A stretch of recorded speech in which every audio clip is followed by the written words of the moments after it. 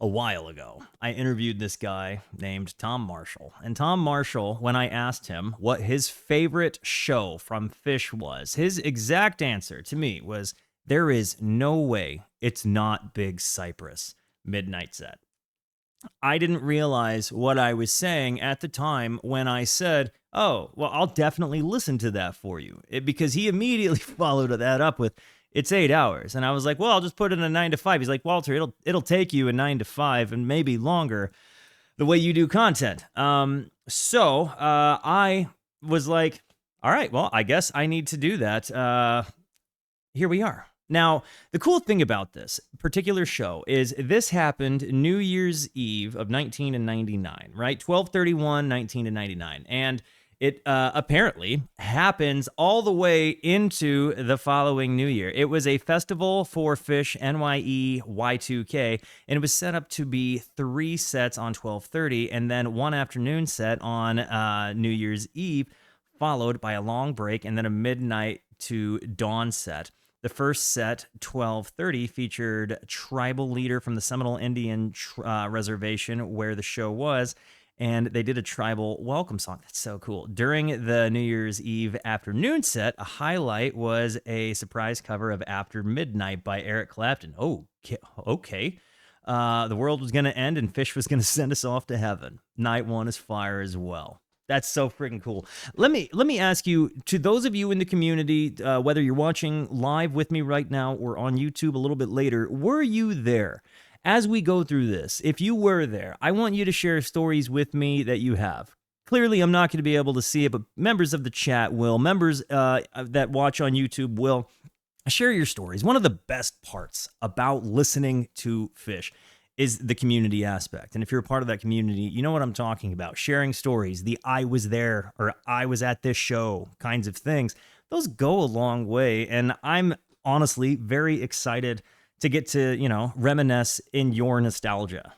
This has been one of the coolest things, and to see what it means with people or what it means to people is, honestly, a very, very, very moving thing. And again, the stories that you guys have to tell is fascinating. And I want to address a lot of people saying maybe I'm listening to this too early. I also want to say that, I don't know that there was ever a right way to listen to Phish for me. I started at the studio albums. I went through the studio album path, and now that I'm getting into the live stuff, I have so much more Phish to choose from than so many people do. So there are less obvious decisions to me than there might be for you. Everything for me has kind of come in an organic way I wanted it to happen, or just, piqued my interest. Tom Marshall saying that this was his favorite set said enough to me. I wanted to see it. Me and that guy were fast friends, and I'm very, very, very excited to do this. Shout out and W's to Tom Marshall, by the way, for giving me the opportunity to do that interview. And for this suggestion. Honestly, this stream doesn't happen without that dude saying I should do it. So definitely let me throw out just my abundance of gratitude for that guy, for not only writing lyrics that have touched my life, that have literally, moved me to the point of my life changing kind of naturally, but for being a friend, for the suggestion, and, just a huge part of a wonderful community. And when I say huge, I mean genuinely, the dude is a massive individual. He's super tall. He's super tall. I'm normally the tallest in the room, and Tom Marshall is way bigger than me. Anyways, guys, have you heard this album? When were you there? Album. Have you heard this show? I'm going to hit the play button. Before I do, it's very important to me that you know that you are awesome, that you are valuable, that you are important, that you matter, that you are deserving of love, and that I am abundantly grateful for even a moment of your time. If you like what you see, feel free to hit the like and the subscribe button. It goes a long way to help me out. If you really like what you see, leave a comment. I would love to hear from you. Or join us on Twitch or Kick. I stream every Monday, Tuesday, and Wednesday at 8:30 p.m. Arizona time. And today, this Saturday, from 9 until question mark. Whenever this stream is done is when it's done. And again, thank you guys all for being here, for being a part of this thing. We're very likely, by the way, because I'm streaming at a different time of day when the Europe is awake, we're very likely going to have a few new individuals. So if you happen to see somebody come into the stream for the first time, please do me the kindness and welcome them in. You know, do the Rooski thing for me, okay? Guys, let's go. Phish. Oh, and by the way, everybody W's in the chat for Mr. Marmar, who has provided me the footage, who's working on the other footage behind the scenes for me as we go through this. I mean, yeah, he's absolutely come in clutch. Some of my best, like most viewed reaction videos were videos that guy gave me the footage for.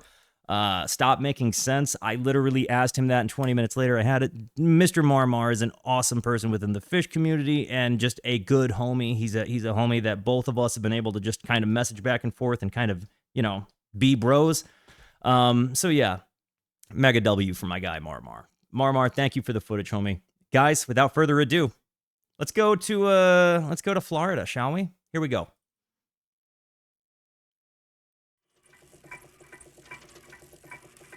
Water bottles out, boys.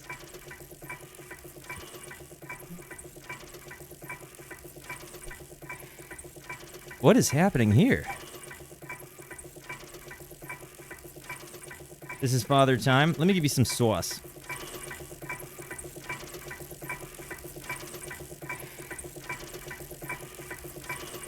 Does anybody know who Father Time was? Like, who's bicycling for Father Time?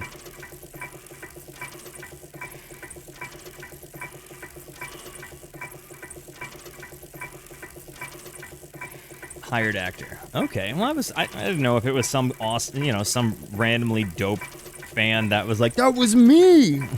You never know. If you were the bicyclist, put it in the comments.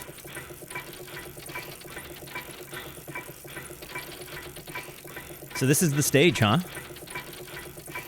You see all those ice-cold fatties flying through the air? That's a lot of ice-cold fatties, dude.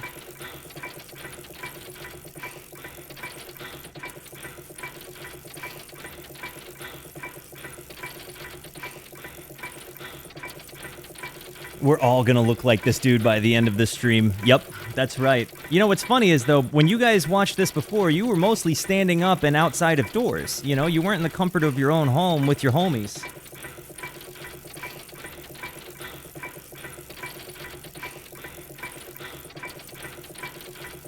I'm starting to get a little tension and release just from the sound of this bicycling, dude.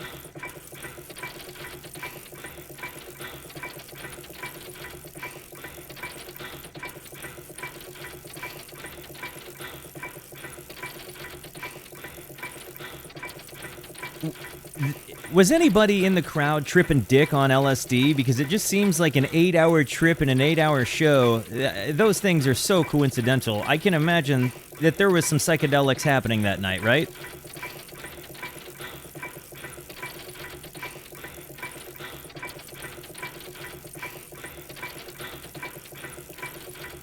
There's absolutely some tension to Mr. Father's Time.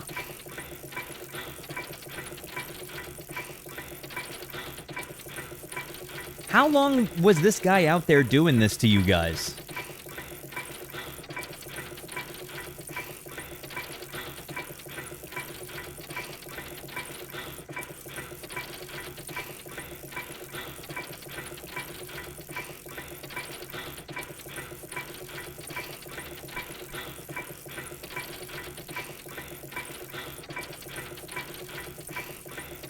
I don't know what it is I'm hearing.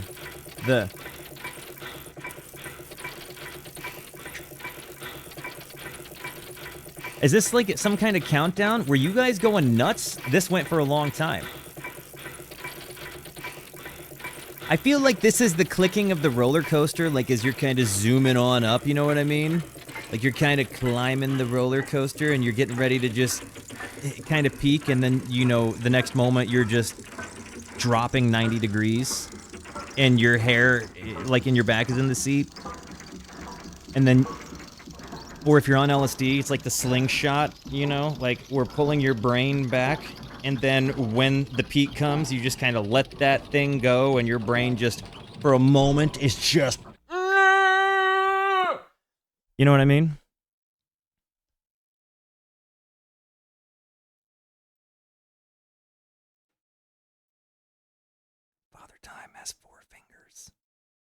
3 fingers in.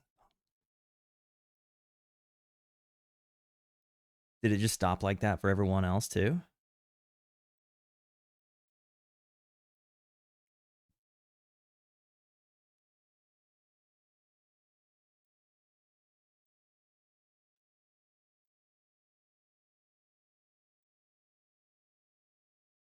How uncomfortable do you think those gloves are?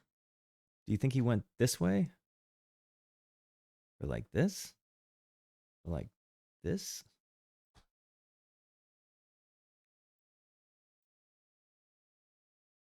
Can someone say Father Time he ran out of time? You know, I feel like this has got to be what will likely be the most interesting and viewed part of my YouTube video. Like when I look at my stats, I'm willing to bet you this is just 100% viewage. Like everybody's going to watch this part. Though I will say I kind of relish the idea of people watching this when they go to bed, just like putting on 12 hours of me listening to Phish and BSing with people that are nice. If you're that person, blessings to you, friend. And if you're a person that is on psychedelics right now, and for whatever reason, it's getting a little dark, I'm just giving you permission to like walk into another room and accept love from me and all of my friends right here. You know what I mean? And do we only have this because of tapers, by the way? Like, I know that we got the recording, like there are CDs of it, right? But do we only have the, like, okay, no, not just because of tapers.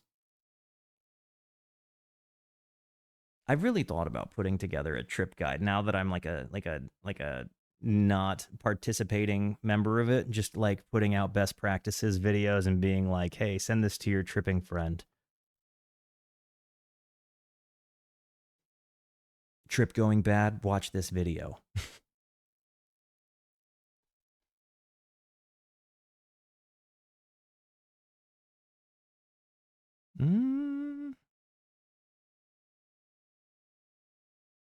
When during Y2K, I was, I believe, 9 years old. No, I was 8 years old because I was born in 91. I was 8.5. And I was, where was I? I guess I would have been in, I was singing karaoke, in fact, at family friend's house. Okay, NYE 2020, Phish, Big Cypress. Is this like a... Are people carrying this? What is this thing?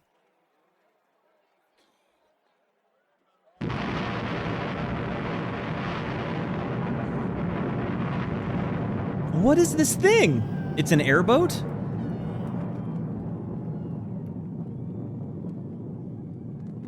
Also, if you need sauce, let me know. Like when the show gets going, because if you do, I will you know, I will sauce it.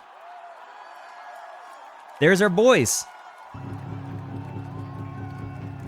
Who had the outfit of the night that night, team?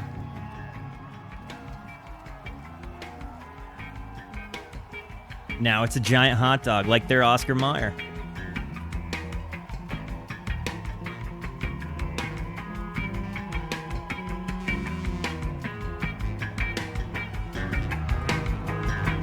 And in 99, they're what, 33, 34? Like, they're my age here, right?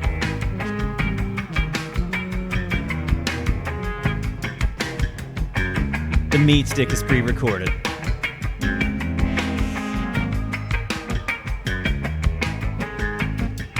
I'm guessing that's what you meant by the song.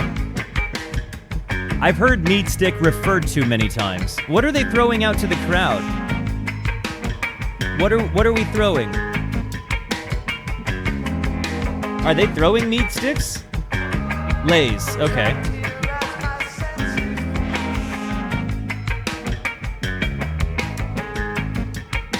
They had a nice little stereo pan on his voice there.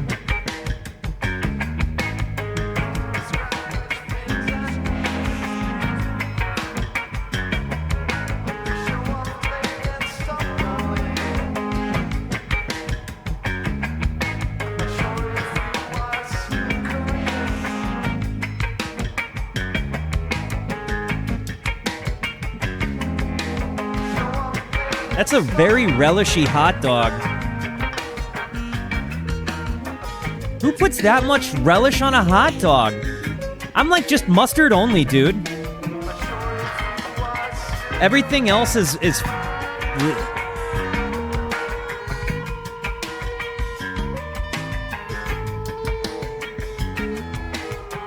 relish is conventionally sweet pickle, not dill pickle, so like I'm kind of out on relish.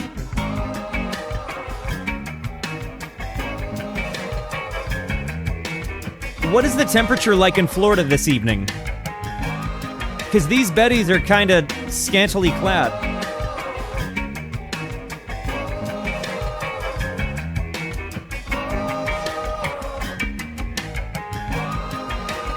I could get some like mustard, onion, and cheese is my burger.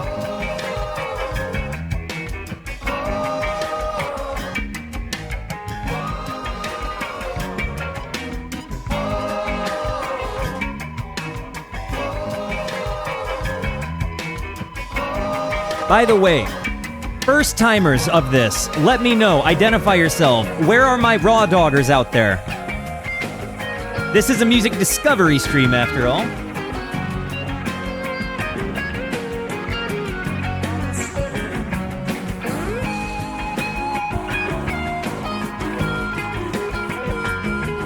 Ooh.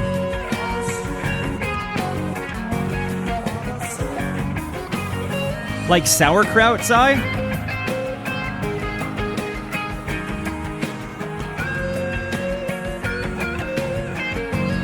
They're force-feeding Father Time hot dogs?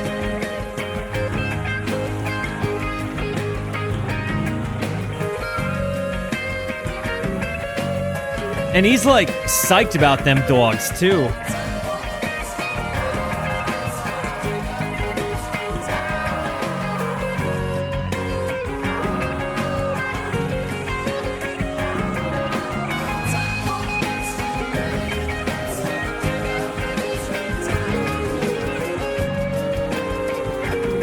It is the best. You know, so we recently commented, by the way, on whether or not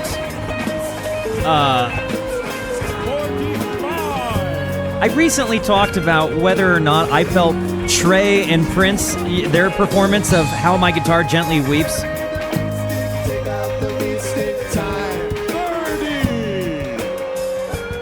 I just noticed that.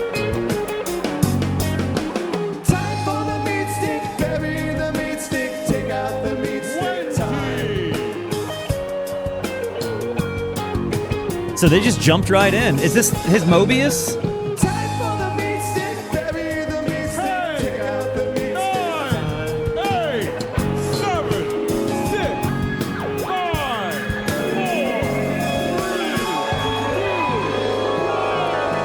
Happy Y2K, everybody! Happy New Year!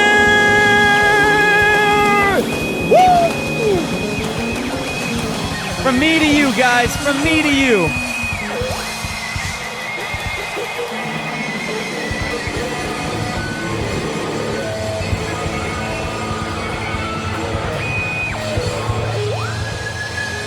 The moment everybody realized we were okay, the power was still on. Ooh. Best version of this song.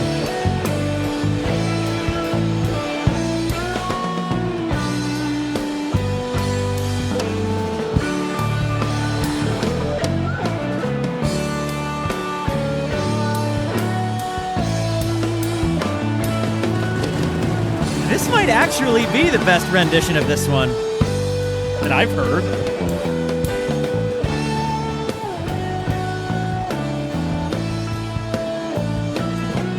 Hey, it takes a coke face to know a coke face, pal.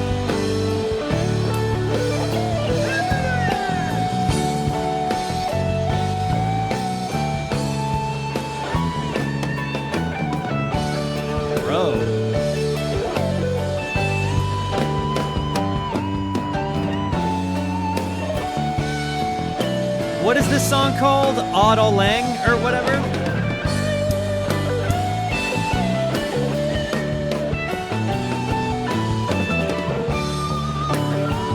blank Syne. Thank you. Who does it better?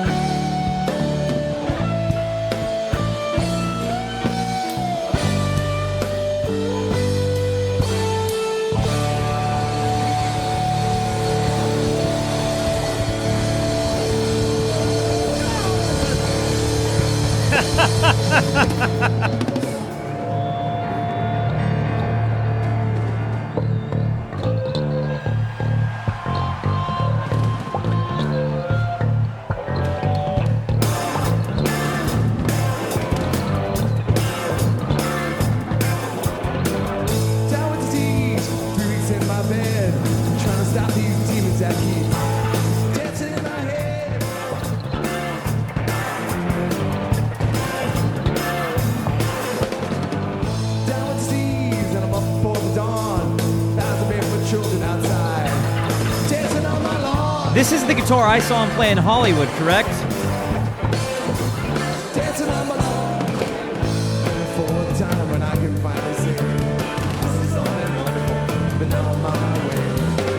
Big Cypress, down with disease. I see you, my friend. Welcome. You are recognized. The OG Koa. Your name makes sense, man! Down with disease and the jungle's in my mind. The climbing up my waterfalls and swinging on my vine.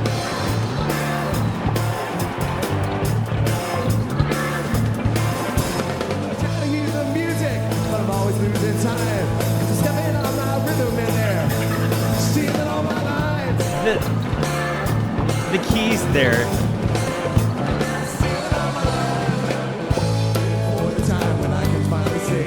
Sounds good. This has all been wonderful. Now I'm on my way. When I think it's leave it all behind. Try to find a way to there's nothing I can say. Maybe stop. Who does the high pitch stops? Is that fireworks?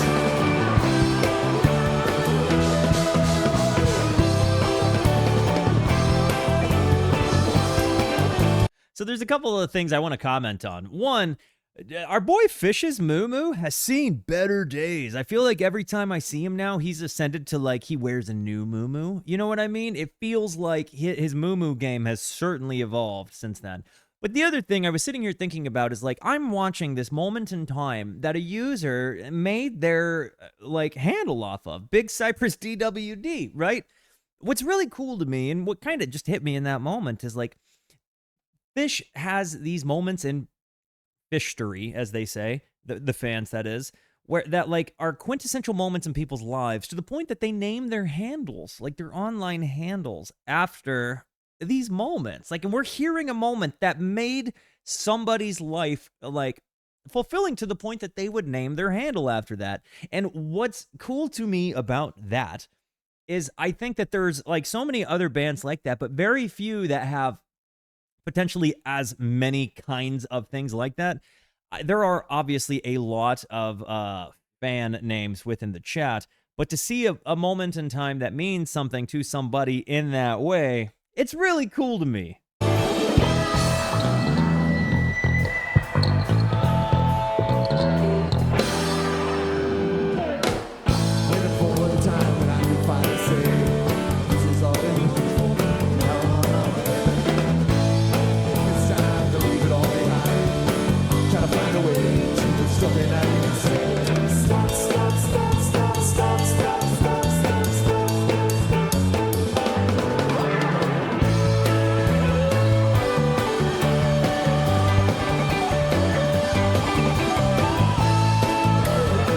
I like how he just batted that balloon out of there. He's like, nah.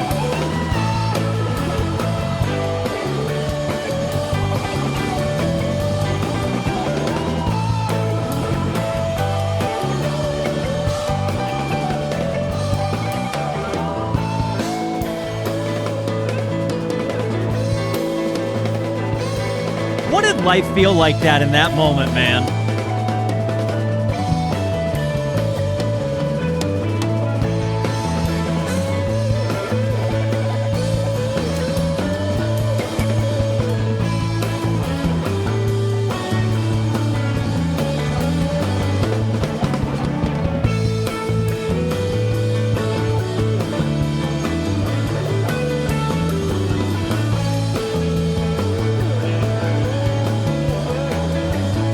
I love the balloon bat.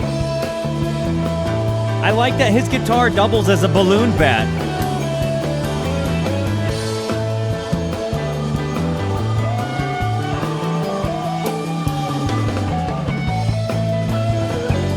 Oh, man.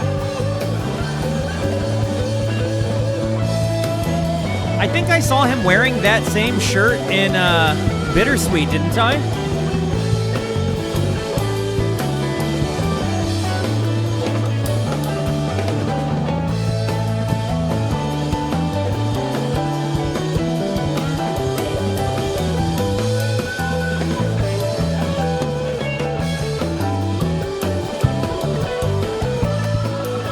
I really do love his faces, man.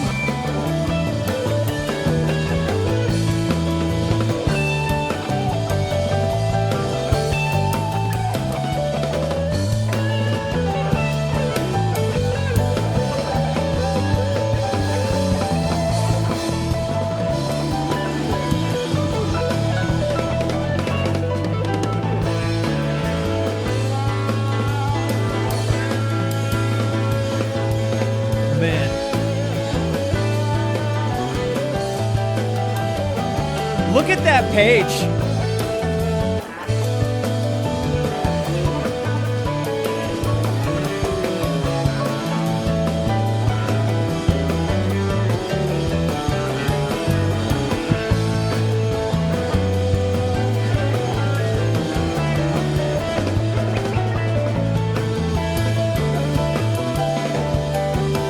Lots of energy and still 7 hours to go. What do they look like at the end of that 7 hours, dude? Like, do they pee? Like, do they take a dump in that time? Like, or are they just fueled on Coke farts and caffeine?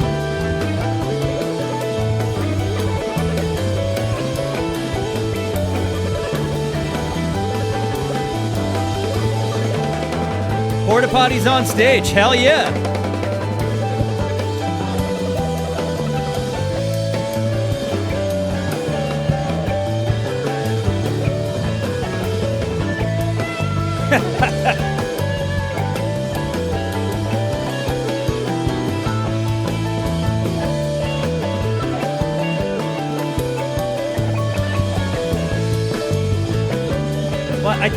I thought it was like common knowledge that Phish actually, like, Fishman just had like a toilet seat like that like was inside of his throne. You know what I mean? Like his drum throne. Like I always thought it was just common knowledge that like it was hooked to septic below there, and that's why he wore the muumuu. Like I really thought that was just basic stuff. Is that not the case?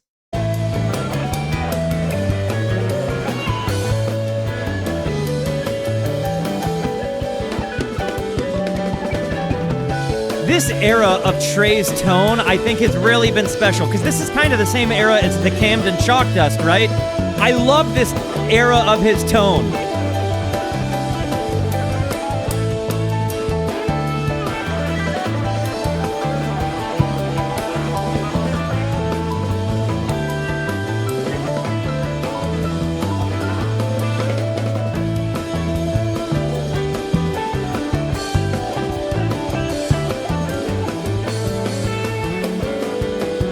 How long did he travel this rig?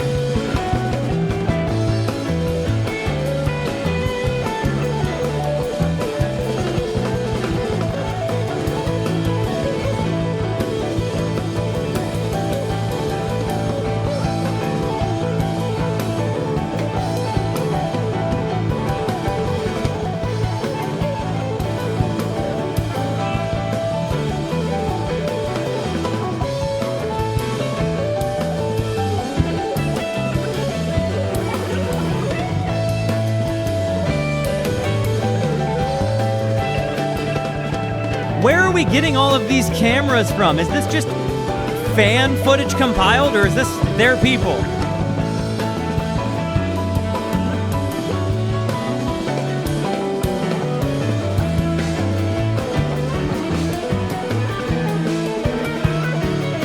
ABC?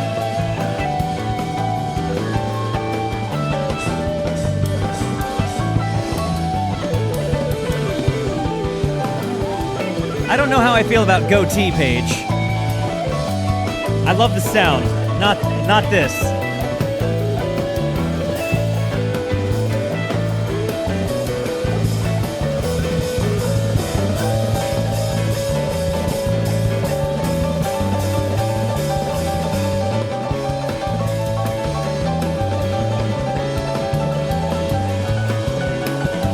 Chaotical board! Go back to bed! I love you, man! I'll see you in a while!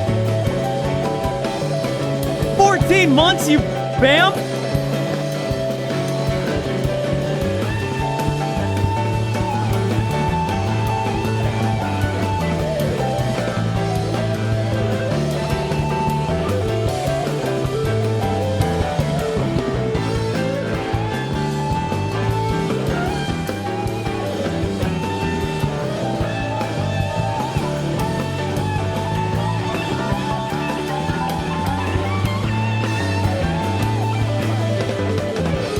Oh, man.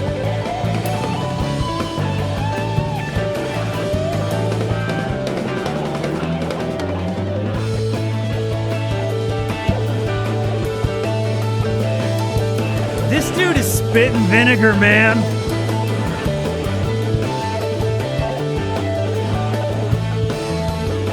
Oh, my gosh.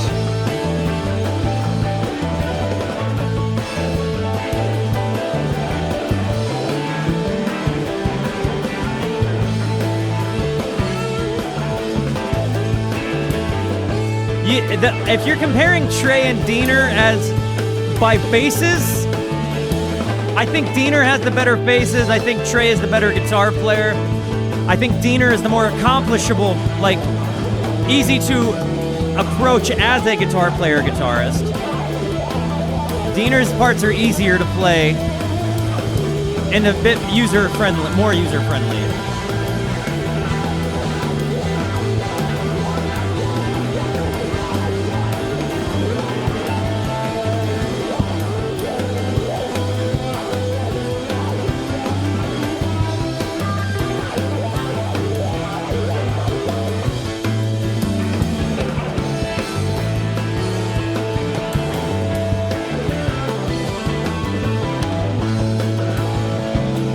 Also, let us just quickly address this thing that there in no way, shape, or form are Diener and Trey even comparable players. As I've dug into both catalogs now pretty extensively, they're not even remotely, like the bands are not even, they just have a fanhood overlap of people that say they like one or the other better, but they're not even remotely similar. They make goofy faces when they play and they both rip, but they rip in different ways. And I think if it were, you know, if you were to have a showdown, Trey does win.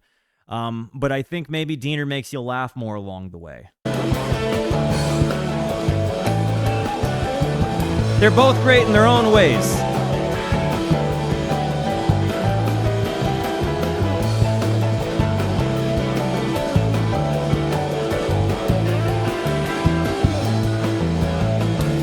And yeah, and all of the drugs like both of the bands.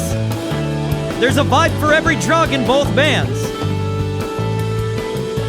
What's up, Judo?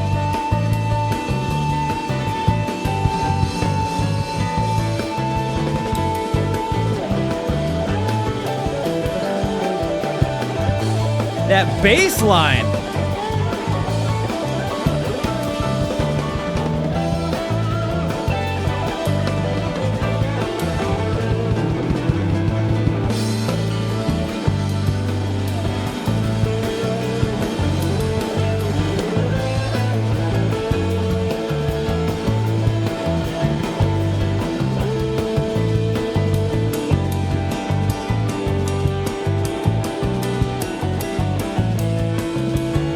sustain there, but not squealy sustain. Just going for days.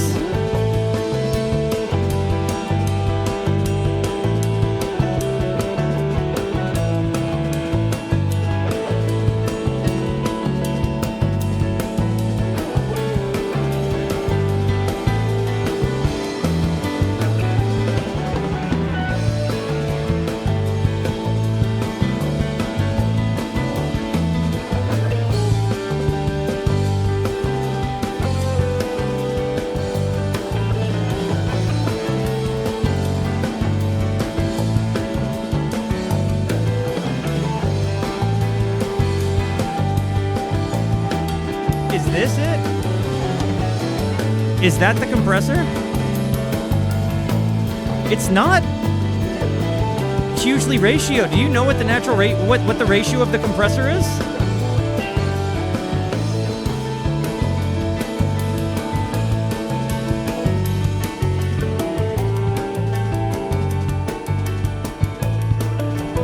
Love you, Uni. See you in a bit, homie. By the way, W's for Uni. We've missed that guy. He's from the Europe, so we seldom get to see him. So W's.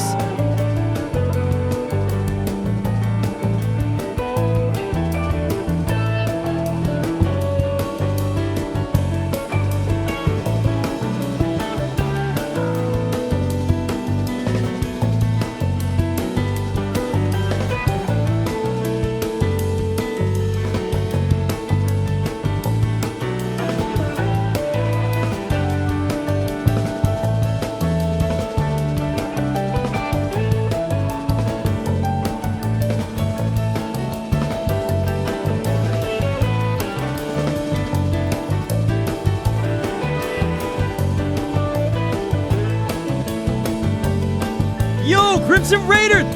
Dude, 23, almost 2 years?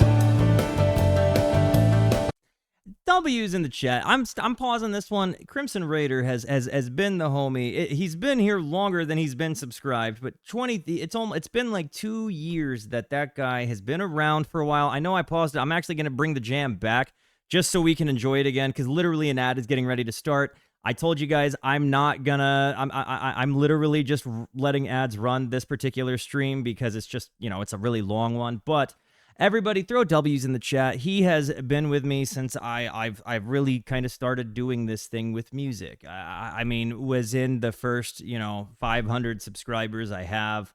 And is really been one of the loudest voices of you can do it, Walter. He's a dude that sees me behind the scenes when I'm sad, or happy or upset. He's kind of my closest friend. I don't really have many of those, and so W's for him. Almost 2 years. It's kind of crazy, man. Thank you again.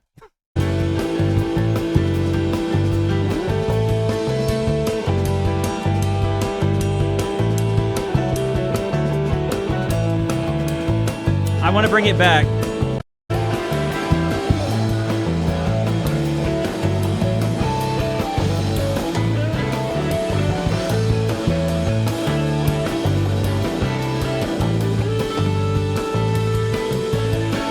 I think this Mobius tone is also one of my favorite mic tones.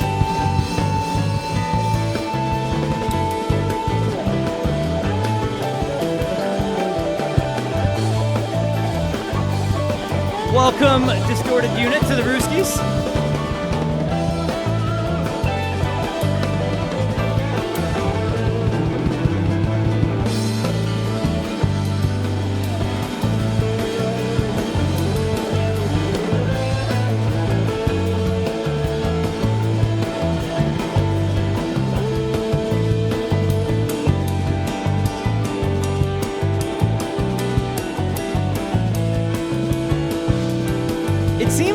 These are less mustard jams in that there's a lot more syncopated stuff happening. I know that we're gonna get mustard, it's Phish, but their jams have been so uplifting and kind of soaring. Same kind of thing from that Chalk Dust in Camden, right? Same sort of vibe.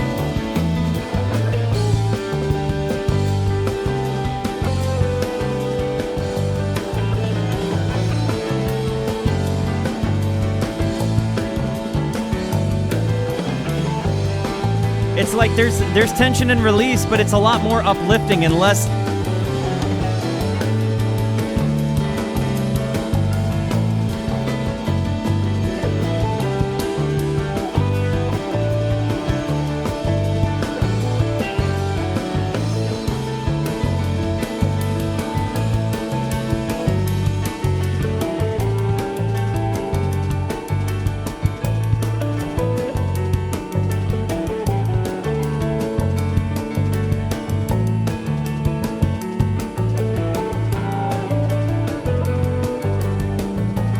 Do you prefer mustard jams, or do you like the uplifting resolves?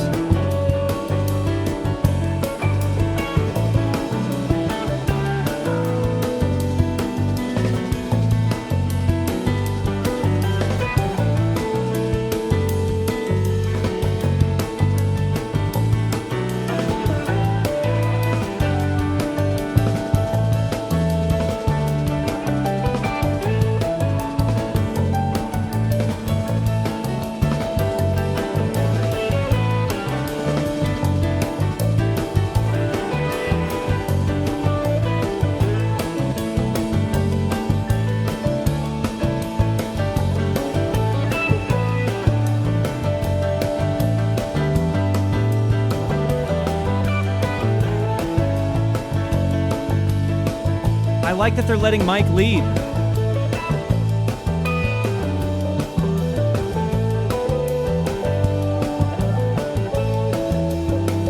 The pull. This moment, this jam, I'm pausing it right here before we go into another moment, but it's really special in the way that you kind of hear them all pulling against each other, right? In a very special way. But it's like they're all trying to kind of pulling equal tensions to try to find like a center, right? They're trying to have an equal balance there. And the way that this conversation works is like each person is kind of contributing something that's like, hey, I'm here.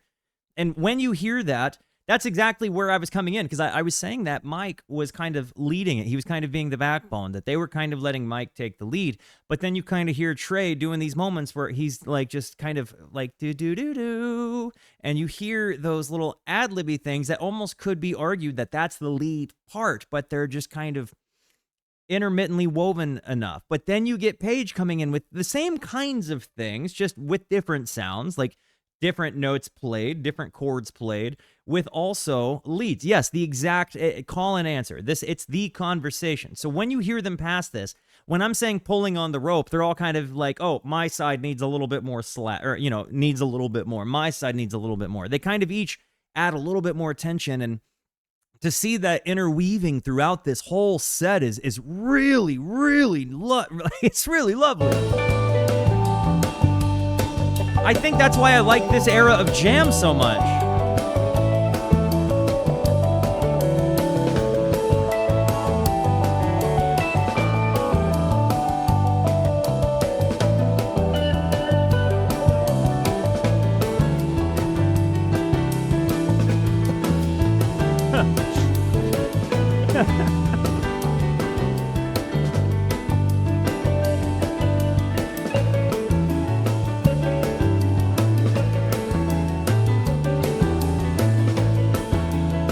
Smelling their guitar picks.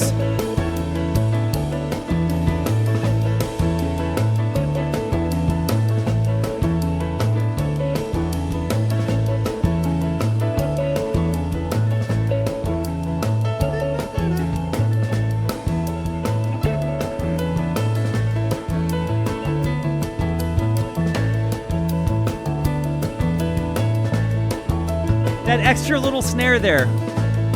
We didn't do it. He's talking to them now. He's taking it over.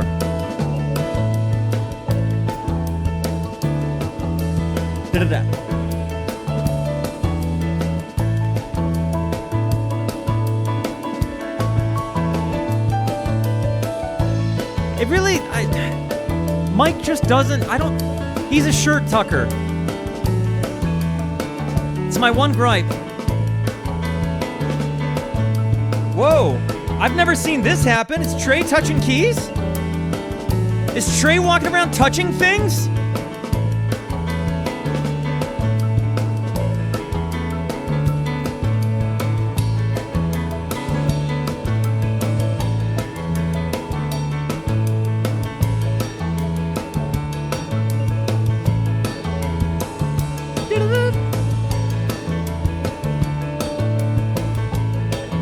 Did he make a loop with the synth to make the...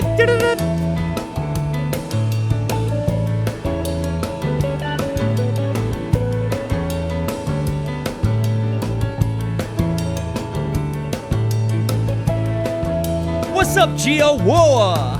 Welcome to the Rooskies, homie.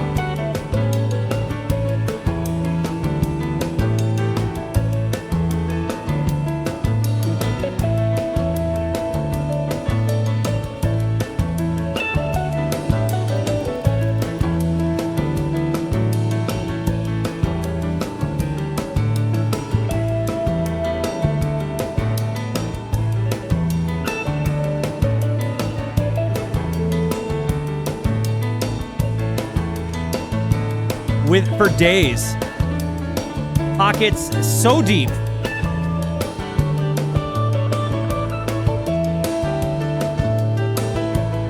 Sustain there.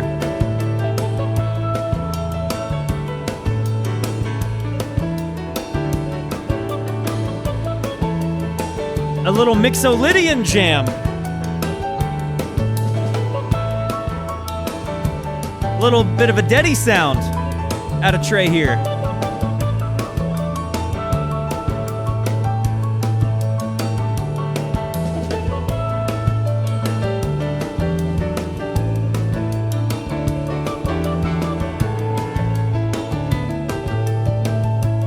Does he have like an envelope filter or something?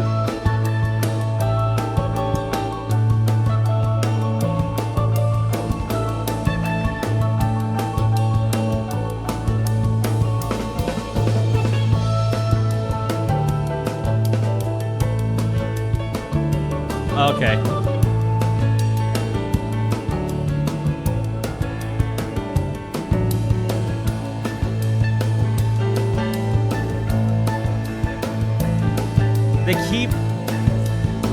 They do these repetitious things, and then I think that they're going to do it again, and they do something different, and it makes it so exciting.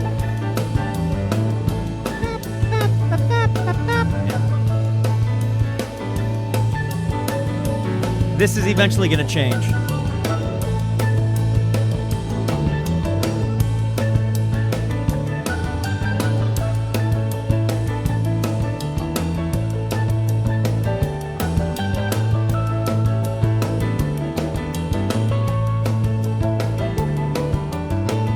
Is this in the key of E? Is he playing E Mixolydian right now?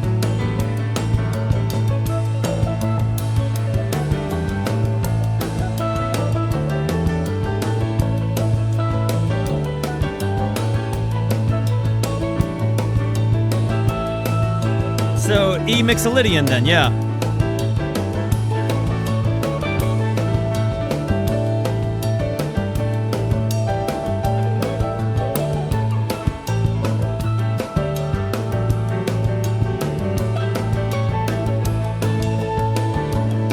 Yes, E Mixolydian. If it's in the key of A, it's E Mixolydian. Right? Maybe my brain is small.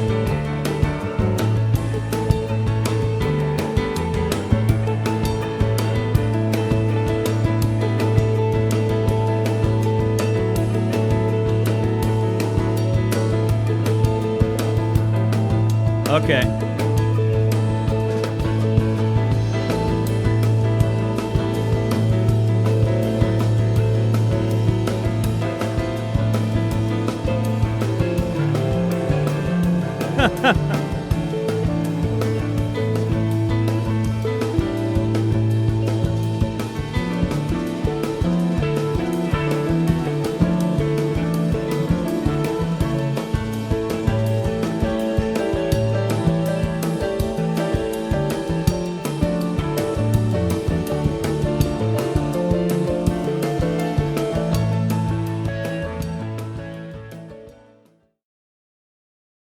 Huh?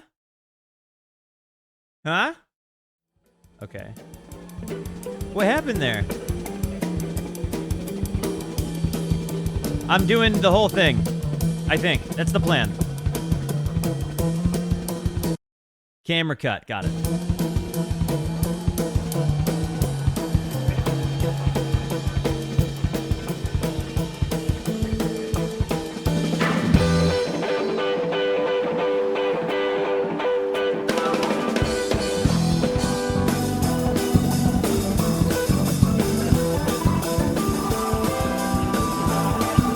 Was music cut? I didn't affect this.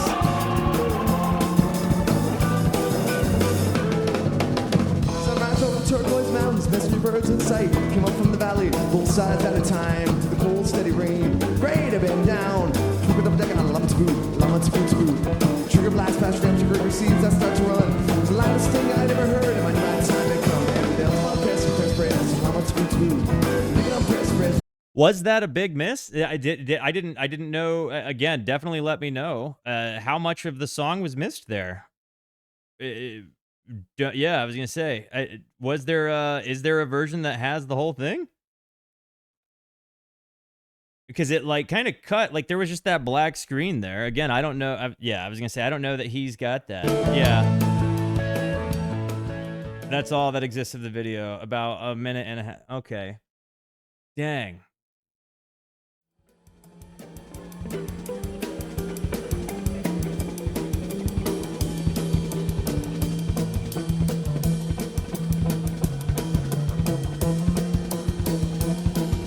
Well, hang on. Let's see if there's a possible way that we listen to that whole thing. Give me a moment. Let's just see if Down with Disease, Big Cypress, if I can find that. Let's see. DWD Down with Disease, Big Cypress. No, not there. Not on streaming, bro. Okay, this is what it is. Guys, sorry.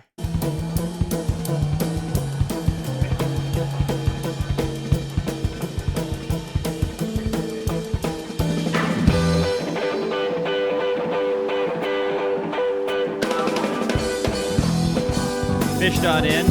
You can find the audio there.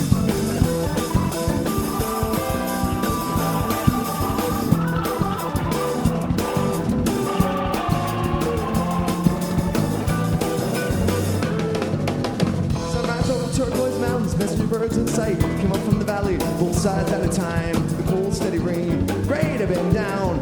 Keep it up deck on llama to boot, llama to boot to boot. How he sings that fast always blows me away while playing. The loudest thing I'd ever heard, and my night time had come. And they'll all press, llama to boot to boot. Make it on press, llama to boot to boot. Make it on press, llama to boot to boot. Make it on press, llama to boot to boot. Make it on press, llama to boot to boot. Recognize I apologize for whatever we miss. We're just going the way we can.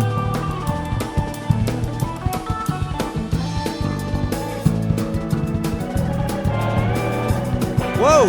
Whoa! What is this?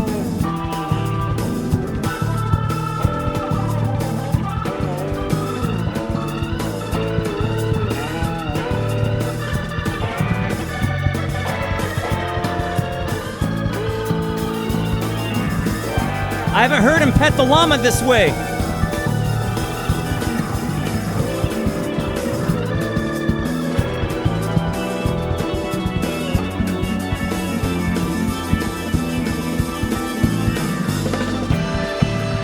Those hands could hold little toy ponies in commercials.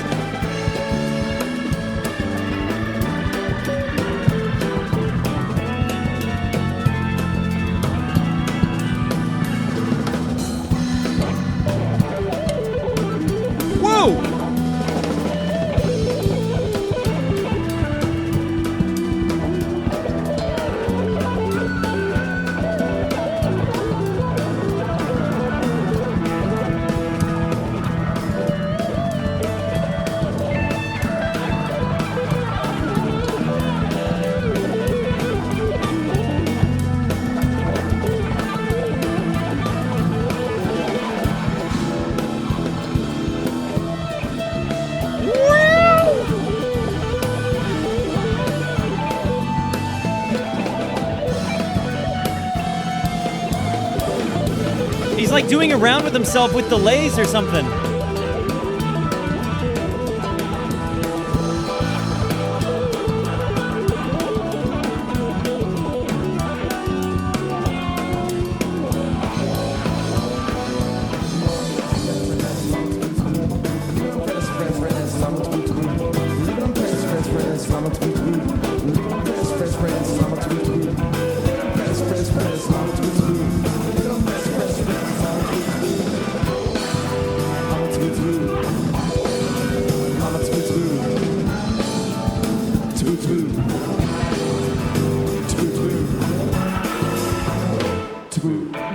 Taboo.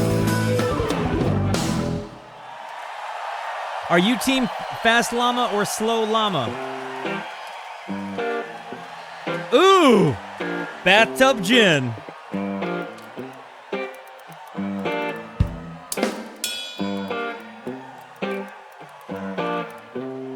There's a poll up. Fast llama, slow llama.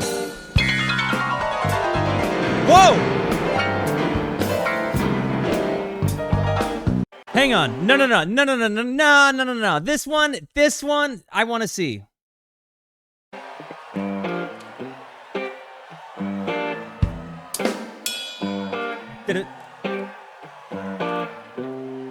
The page thing.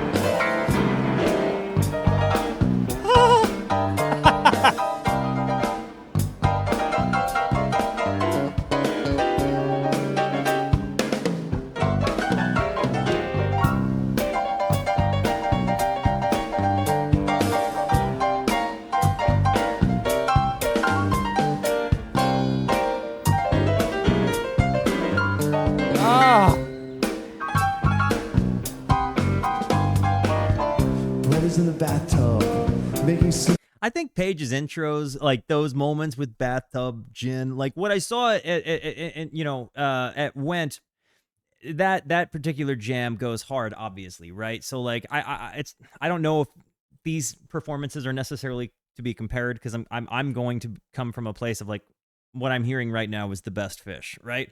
But that particular piano run, the way he kind of gets you to rub raw, but also gets you, it's like getting a kick in the tuchus, like a good one, like you're excited.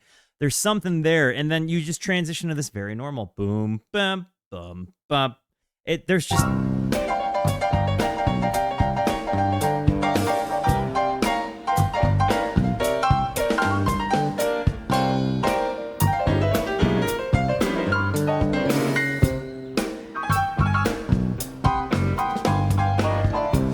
In the bathtub, love that, making soup for the ambassadors, and I am in the hallway singing to the troubadours, and the kings are all lined up outside. Where are you during this moment of the concert? Bell is ringing, but they'll just have to wait.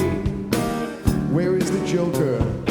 Have you seen him around with his 3-cone cap that he wears like a crown? Have you seen his striped stockings and heard his sad tale about the kids under the carpet and the purple humpback whale?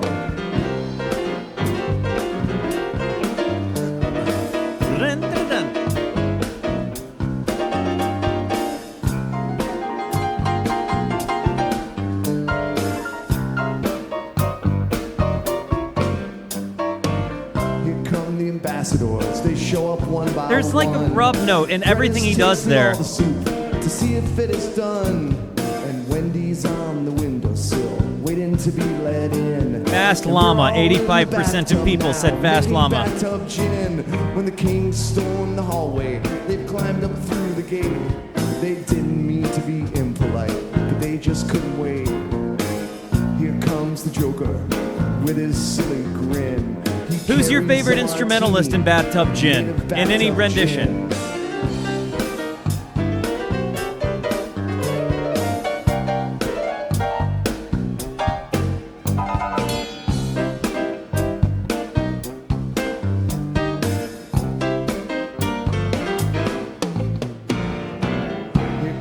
Joker, we all must laugh, cause we're all in this together, and we love to take a bath.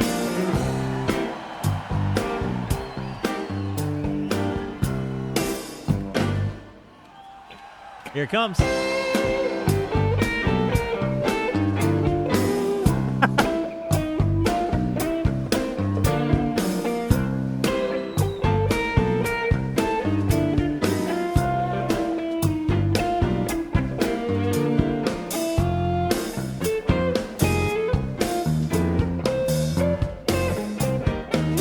I'm doing that thing everybody hates reactors do, and I'm just bobbing my head.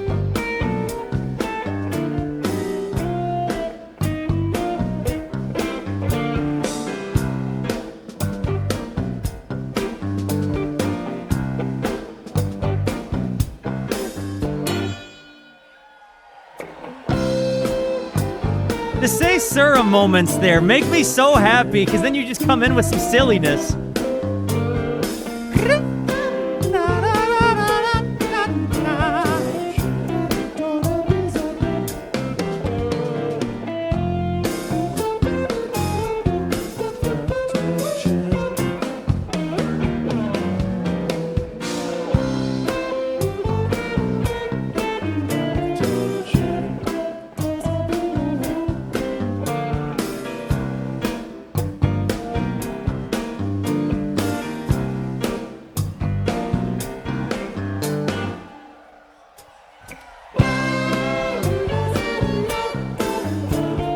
There's something about the chipmunky thing.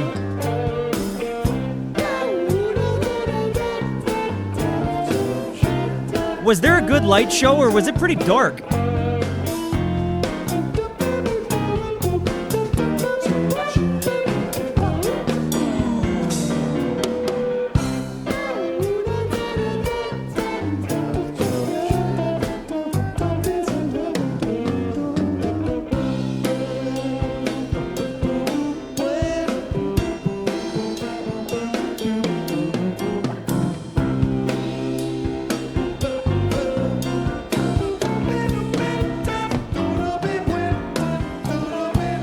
Oh, wow.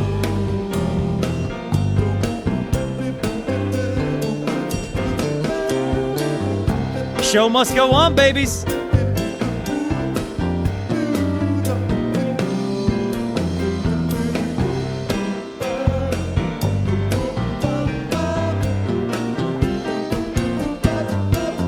Do you guys scat when you hear this in your car?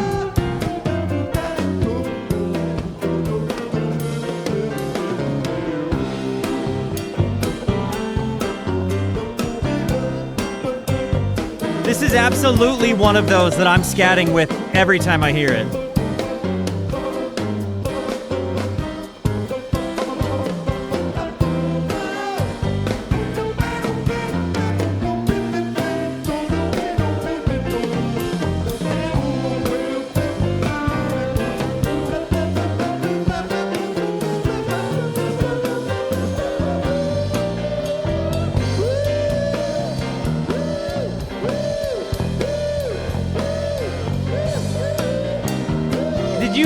Phish, yeah, no, I'm glad.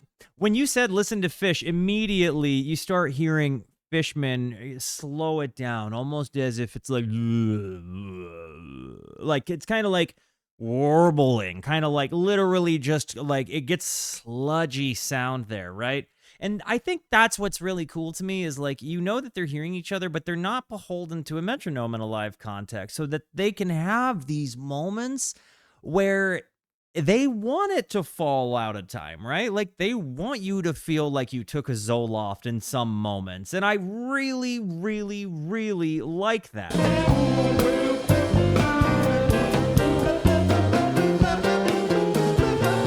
Why did my computer freeze?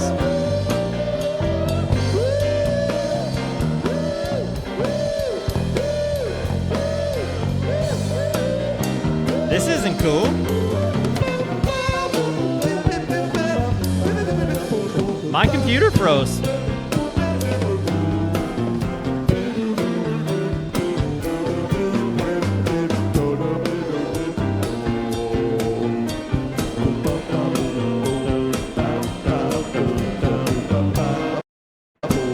we go. It's back. That was really weird. Did it freeze for you guys? Was that, because that was kind of weird to me. It's like the whole thing just stopped. Anyways, yes, the moment of the drums, to get back to that. Yeah, they stream took a nap. Okay. Everybody, let's see. Did the whole stream die? Is it dead? Is it dead? Try refreshing. Why did it die? Well, why did it die? This is stupid. Huh. I didn't get stuck.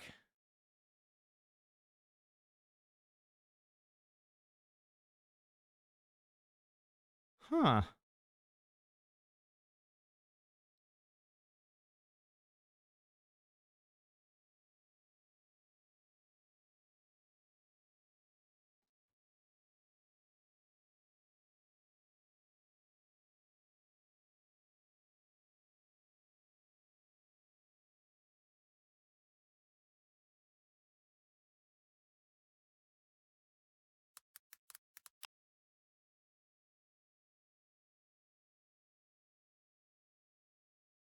We should be back. We're back.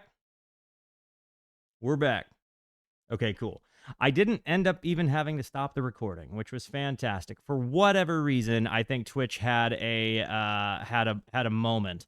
So yeah, I'm bringing this back a bit. So do forgive. Here we go. So everybody just type in chat refresh so that everybody else knows that we are refreshing and that we are back. Here we go.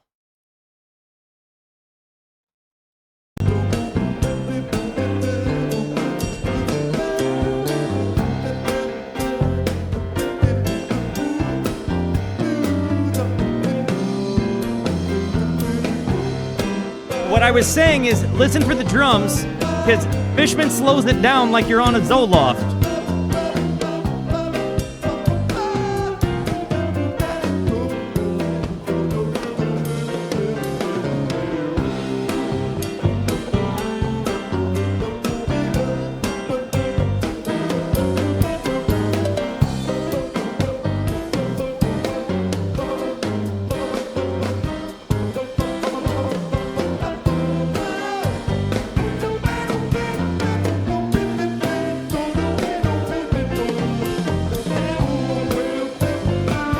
Scatting stuff.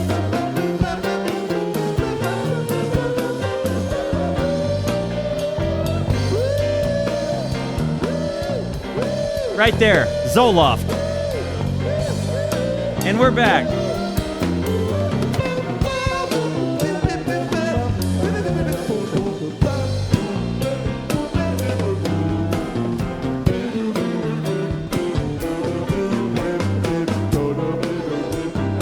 And we're back to the jam of Bathtub Gin. Or the melody, anyway.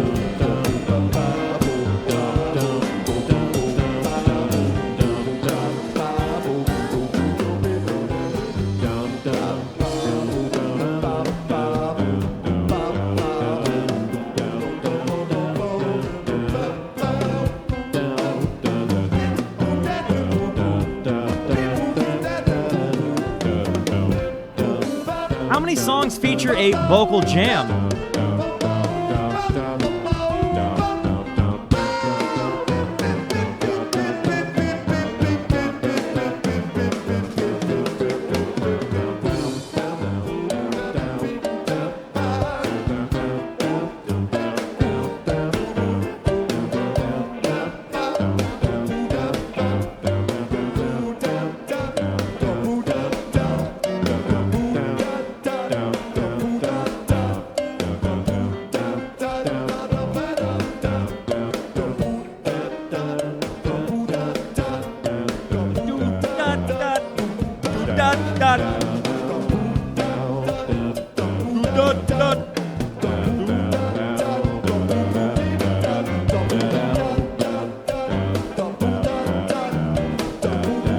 It's hard to not want to scat with them, dude.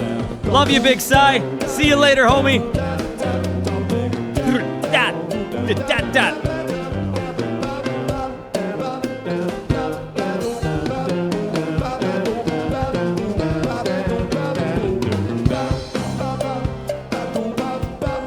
You hear the cowbell?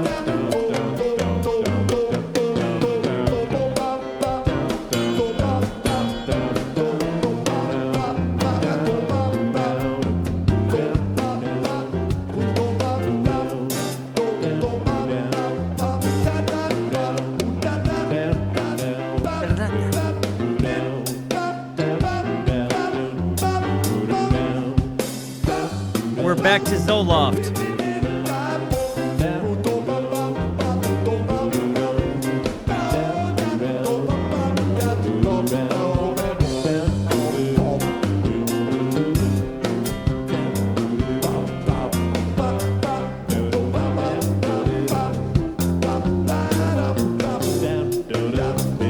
How many people were there at the concert, by the way? They're at the show.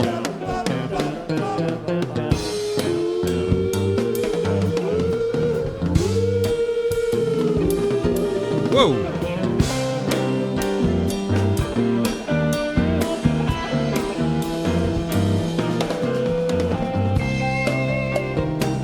Was it any of your first shows? Certainly somebody had a first show experience on this evening.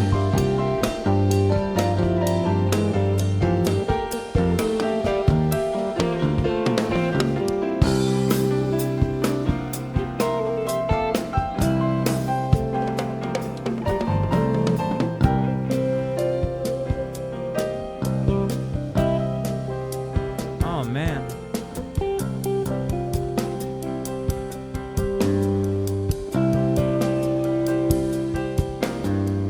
What's up, Travin?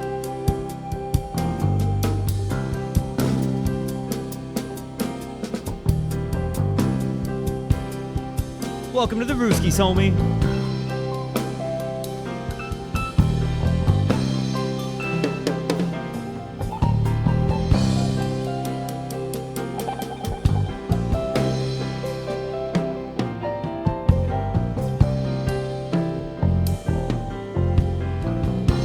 Going down, Jam. You get a much slower vibe here.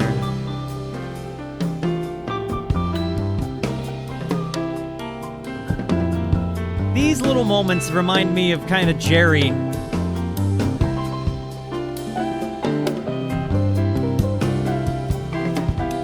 Just sometimes, but the like little Jerry Garcia jams with his little poppin' sound. That no longer does.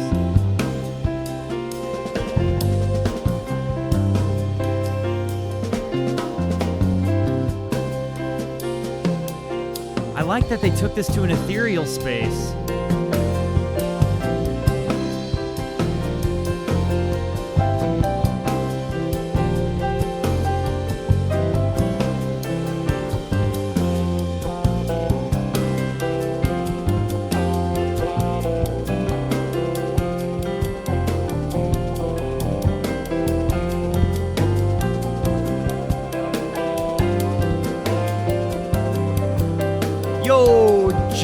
Welcome back to the Rooskies, homie.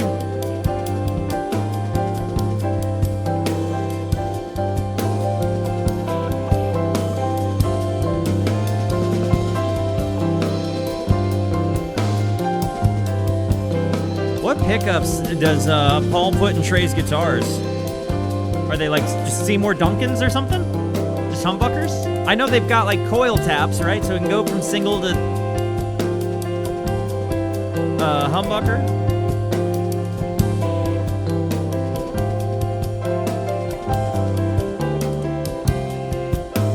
So similar to like the 57 Classic that you would see in old ES335s.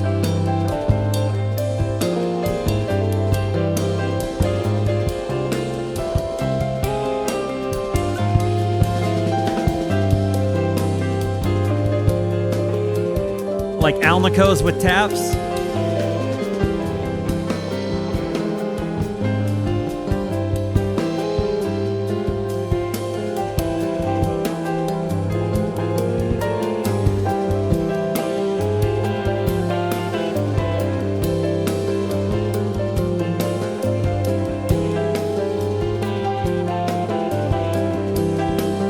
Like a sixth thing on the bass?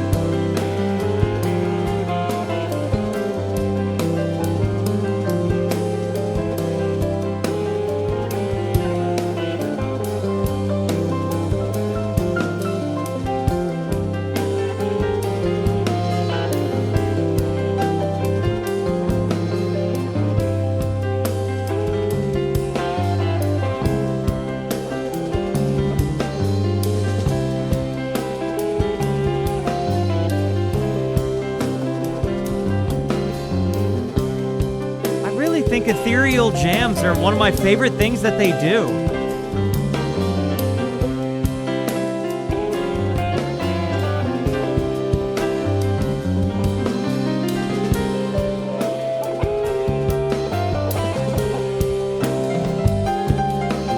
Thanks, Marmar.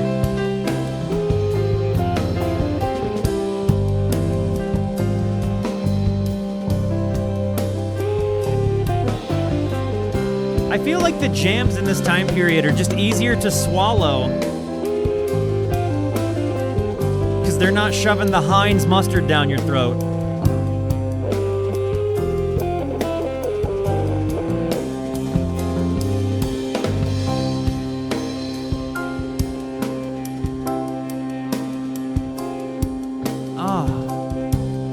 Decay of his in sustain of his guitar while Page just has these. And they ended back. We're still listening to Bathtub Gin. Oh. And we're back.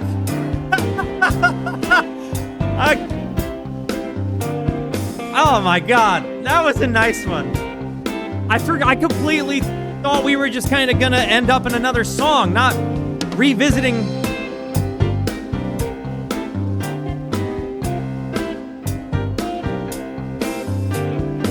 It really is. Oh yeah, we're listening to Bathtub Gin right now.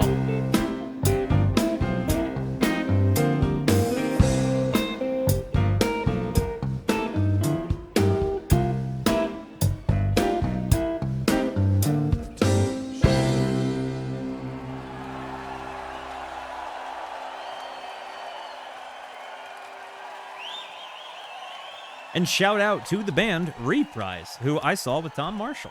I just saw the word reprise in there, made me think. Dude, so far, absolute banger. Tell me, if you were there, which songs did you go to the bathroom for? Love that kind of swelly thing.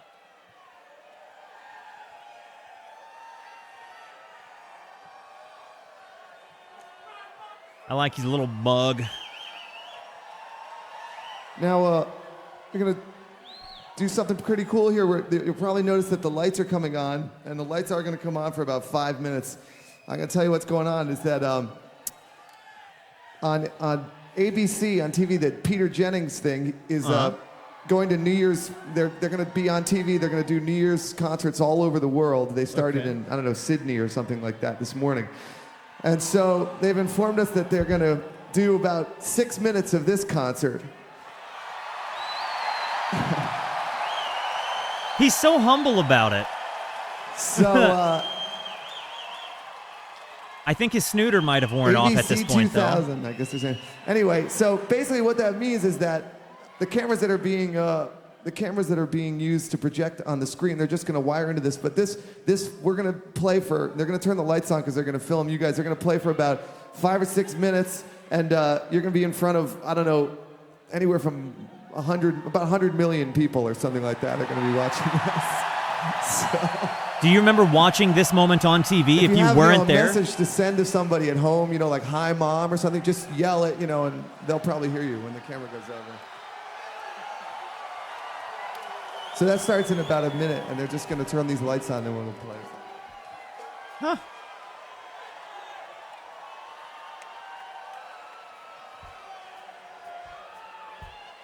I wonder what they're saying to each other. Okay, Mike and I were just talking. We have 2 minutes till this thing starts. That actually it would be kind of funny if, like, we'll play a song, right? Okay. We'll play a short song so that there's time for you guys to react at the end. But it's something that we wanted to do on our live album that we never got around to. We're thinking it'd be weird if instead of clapping and cheering, everybody did some odd thing like scream Cheesecake or something. Everybody, instead of clapping at the end of the song, just say Cheesecake once or something like that. That's what we'll do. We'll stop it, and then everybody just go, Cheesecake! I love it. That's why you guys say that to me. That's and then why just you... be silent after that, like no extraneous clapping or anything. So it didn't actually happen, like it didn't... And you don't have to smile either, just like the follow-through wasn't dead there. Straight face, just Cheesecake! The intention was Cheesecake! The intention was there, the follow-through was not. So we'll play a song with a, okay, we have 1 minute. We'll play a song with a tight end. As soon as we end, What's up, Uni? Welcome back. Say it like you're pissed. That explains it. Oh my gosh.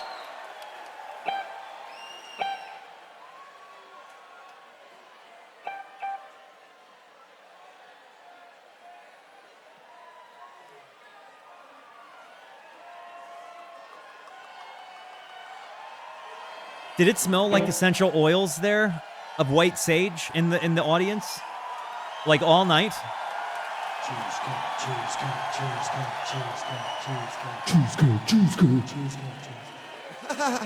That sounds pretty good too, actually. The chant, Patchouli. the cheesecake chant. Don't just do it once, do the chant, do the chant. We only have about 10 seconds, but that sounds better than the one cheesecake.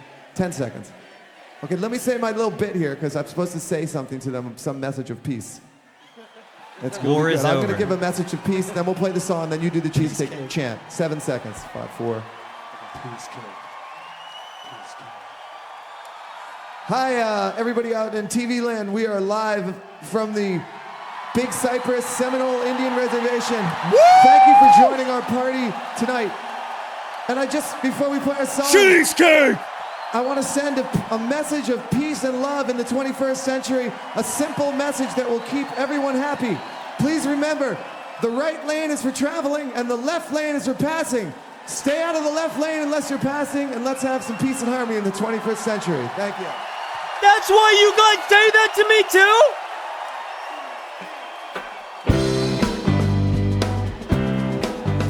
too? And cheesecake never happened? Things are falling down on me. Heavy things I could not see. When I finally came around, something small would pin me down. When I tried to step aside, I moved to where they'd hoped I'd be. Vanessa calls me on the phone, reminding me I'm not alone. I fuss and quake and cavitate, I try to speak and turn to stone, till he reaches through my vest to do the thing that she does best. She probes and tears my ventricles, steals my one remaining breath. Things are falling down on me, heavy things I could not see. Was this even released on an album yet? Finally came around, something small would pin me down. When I tried to step aside, I moved to where That's what I was saying. So this was on Farmhouse. Okay. I was sitting here thinking to myself, like, if this came out in 99, like, they'd hoped I'd be. yeah. Stumbling as I fall from grace, she needs my vision to replace. It seemed like this is one of those ones that, Her okay. insight throughout the night, leaving 2 holes in my face. Mary was a friend, I'd say, until one summer day she borrowed everything I owned and then quickly ran away. Things are falling down on me, heavy things I could not see. When I finally came around, something small would pin me down. When I tried to step aside. A little interesting point here, recovering Lushington.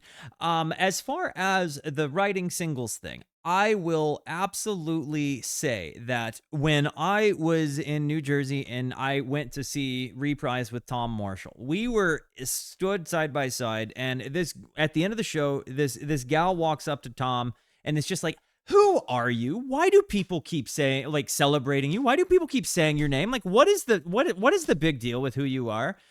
And Tom goes he kind of stands there, and I kind of interject, and I'm like, that's the guy that wrote the lyrics for a lot of Phish songs, and the band we just heard was a Phish cover band. And she stops for a moment, she looks at him, and she goes, you wrote Bouncing Around the Room? And it occurred to me in that moment that normies actually did really like that song and celebrate it on the radio. And it gave Phish a little bit of credibility. And I would say that perhaps Heavy Things hit a little less soft than Bouncin', But I will say it's not nearly as bad as you think. It does kind of make them a little bit easier as far as like normie digestion. That also said, it's not my favorite of their songs, but it's still a good song. Something small would bring me down. I relate to the lyrics, you know? When I tried to step aside, I moved to where they'd For sure, Uni.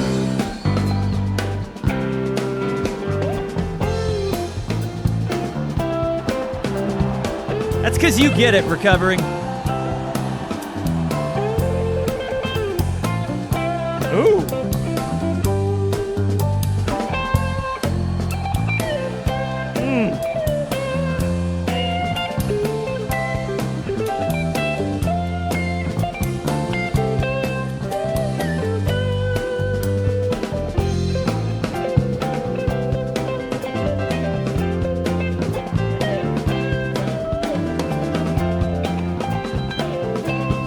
His Happy New Year, Sue. Huh.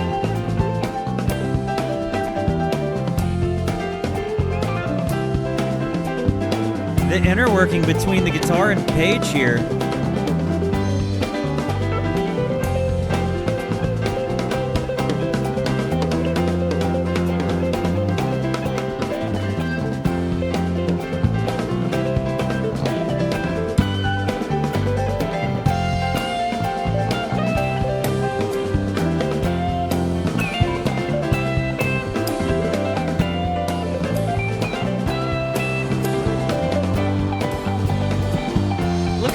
Crowd, man.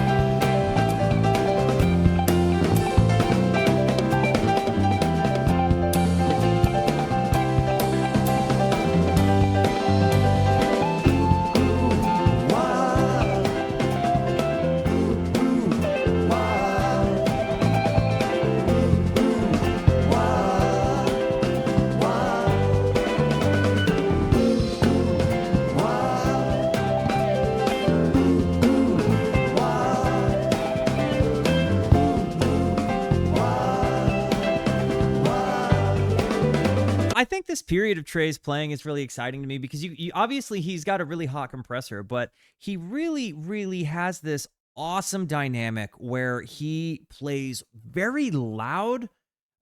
Like his sound is very loud. He's turned up really loud, but he plays very soft. So it doesn't fill it. But then when he wants to kind of step it up, he really does. Like he'll step on a tube screamer or play a little bit harder.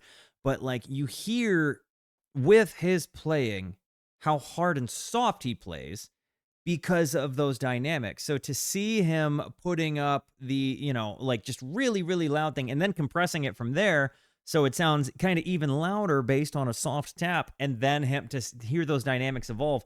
I really appreciate the way he goes about it because it's not just like, it's a much more active and involved, like thoughtful way to play. A lot of guys, once you get good with scales, you can kind of just mindlessly fly around the fretboard. And I'm not one of those people, but I know because I've talked to plenty of people, a lot of times guys aren't even conscientiously soloing.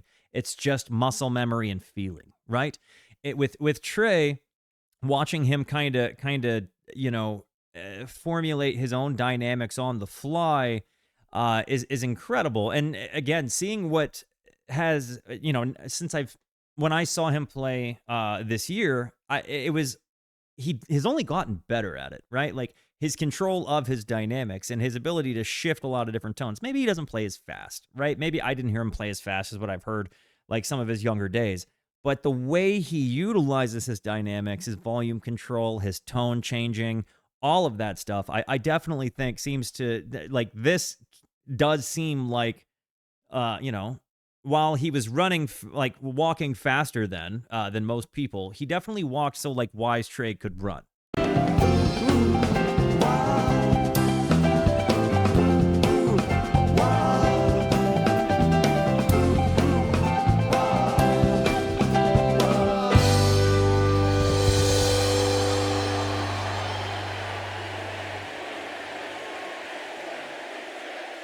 I think I hear Cheesecake.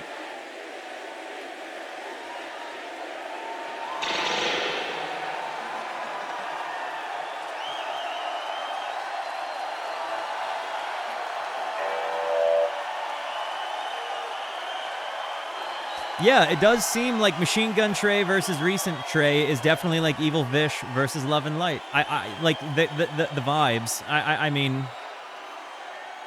and again, I'm not gonna comment on either side of the fence. I think all of it's good. I think some people just certainly, absolutely are like diehard one or the other. I've never heard somebody listen to their favorite band and comment that they suck so much as Phish fans, though. Okay, I will it's say just that. us again. 100 million people are gone. 100 million people They're are back gone. in their living rooms. Back to normal. What's up, Gold? Good to see you, homie. Actually, it's 4 minutes until New Year's Eve Central Time, so we could do it again. You know, we'll go back out.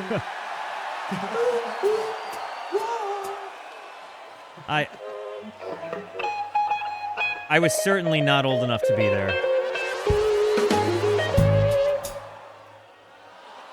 Cheesecake.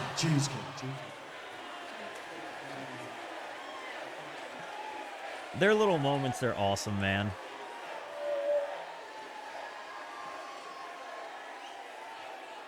My little 8-year-old brain would not have understood what's going on.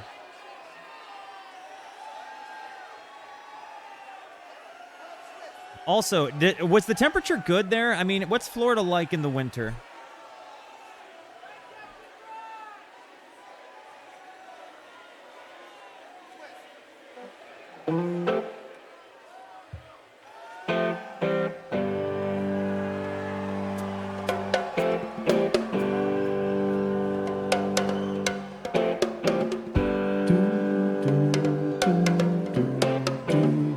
Twist.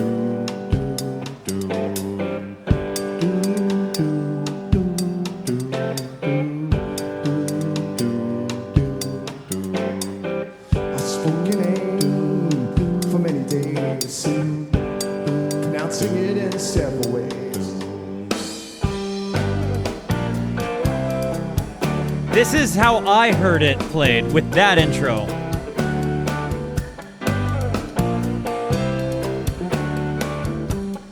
Word on the street is you only say woo during this song at a Phish show. I spoke your name for many Garrett! days, pronouncing it in several ways, and moving letters all around. And when you heard the end result, I told you it was not my fault. If you were here more of the day, it wouldn't twist around that way. Doesn't seem like it. I didn't hear it. Twist around, wouldn't twist around, twist around, twist around, wouldn't twist around, twist around, twist around, wouldn't twist around,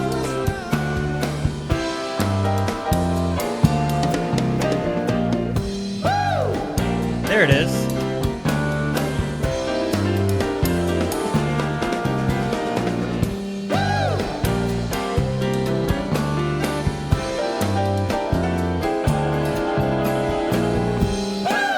twist around, that way, wouldn't twist around, twist around, twist around, wouldn't twist around, twist around, twist around, wouldn't twist around, twist around, that way, wouldn't twist around, twist around, twist away, wouldn't twist around, twist around, twist around, wouldn't twist around, twist around, twist around, wouldn't twist around. I don't know. I feel like Stash is sort of Santana-y.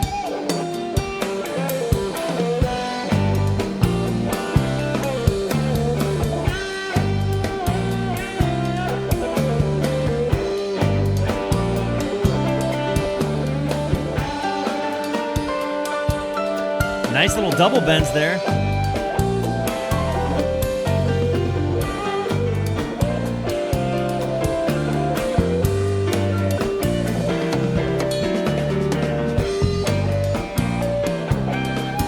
Very much a Santana take here too, though. I'm not going to deny it.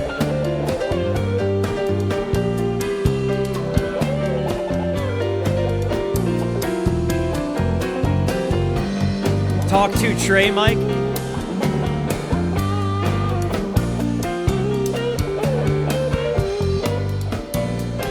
Yeah, shout out to Marmar.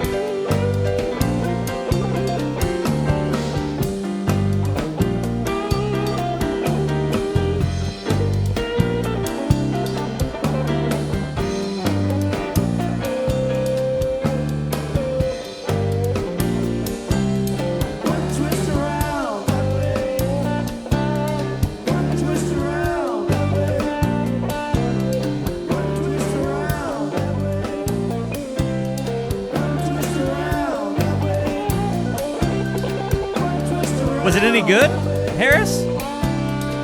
Shout him out if so.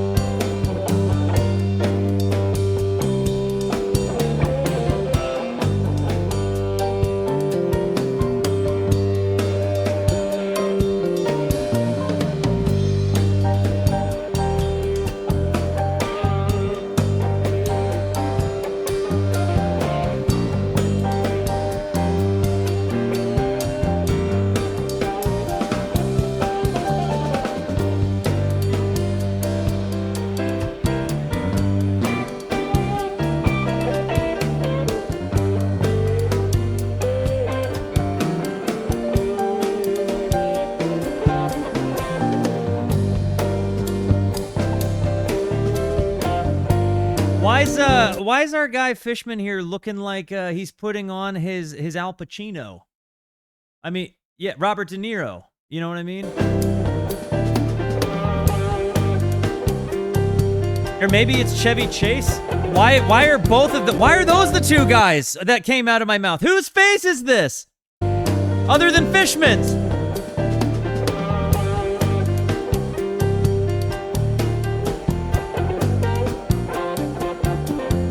Nice little tone shift.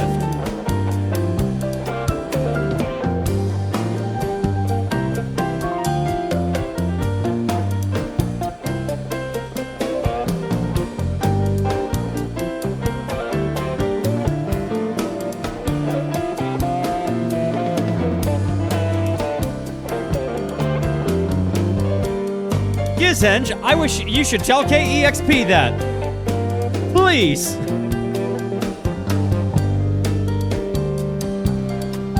Got their lawyer sending me a cease and desist letter?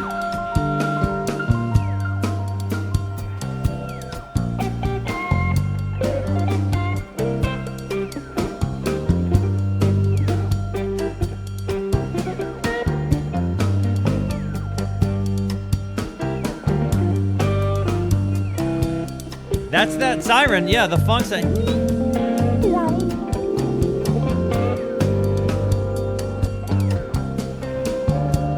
It's way more subtle in this show.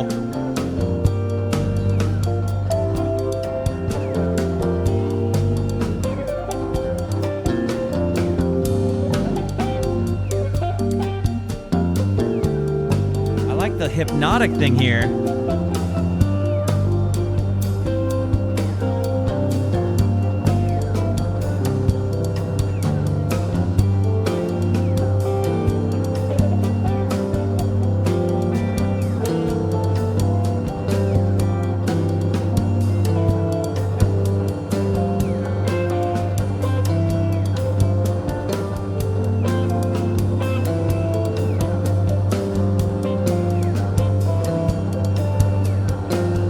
This is where the acid slingshot gets let go and your brain just flies.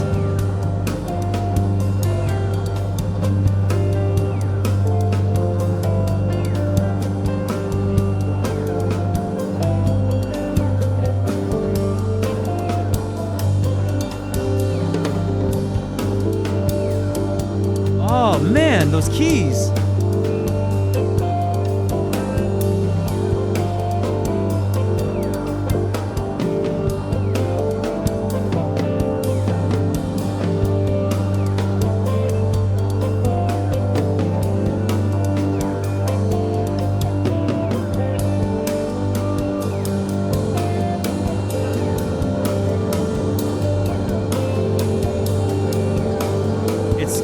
building up.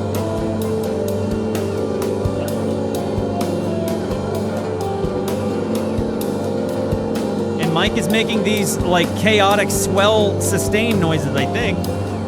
You hear them all like cascading over each other in the descent and the decay. What's up, Belle?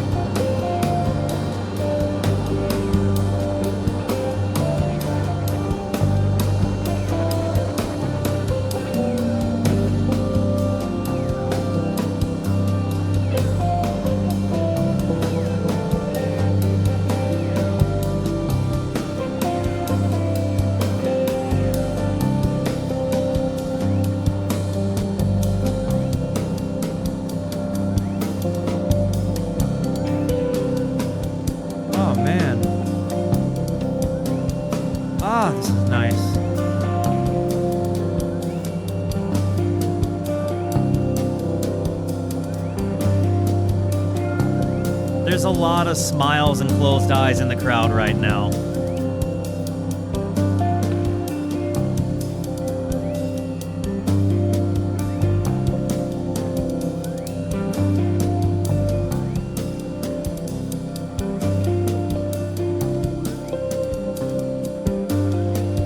What Fishman is doing with this ride is nice. Just decorating it with some 16ths.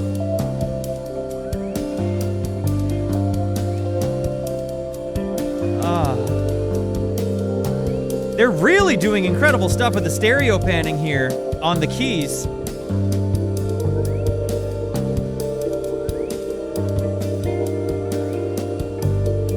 Oh, man.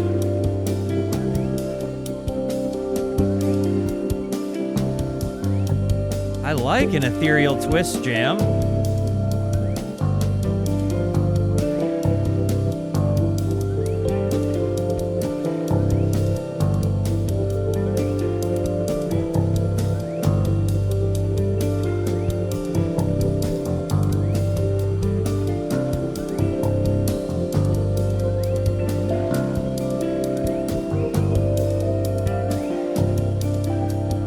Getting lost in this sound. Their soundscape moments are just nice, and Fishman on this ride just kind of telling everybody what to do.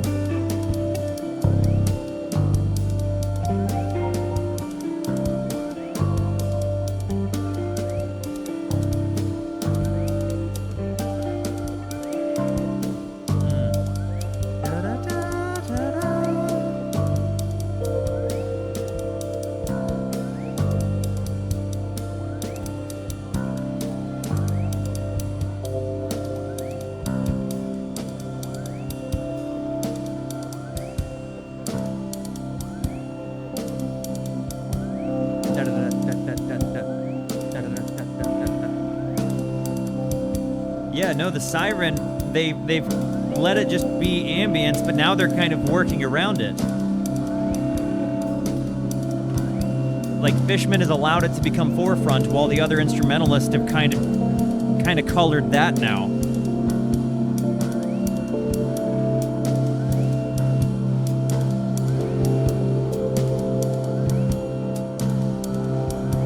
You hear that volume swell? He's turning his volume up and down. This is one of these really cool things. You see Stratocaster guys do this a lot. You would not see me do this on my ES335 because the volume knobs are really far away. And kind of the same thing with my Telecaster, right? I'm primarily, when I do volume swells, I'm using a foot pedal. With Trey, he's got like, it's like the way that they built the Languedocs, based on my analysis and what I've heard people say, is that they're kind of modeled after a Fender Starcaster. So it's like the ES335 that Fender wanted to make, but it didn't really do well, and it's got volume knobs very close to the pickup. So you have that same kind of thing where you can tone and volume adjust as you're live with the guitar without the need of a foot pedal.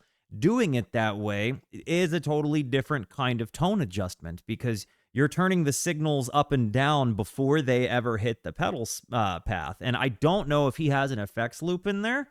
So, again, the way he operates by actually being able to have a fully hollow guitar and have such easy access to those tone like, and his volume adjustment, it's really huge. And again, one of those little pieces of decoration to his sound that like I don't know gets enough attention. But his ability to kind of operate, but he doesn't have like an onboard effects loop, right? Like he's not working with an O bell in any of his guitars, not that I've noticed.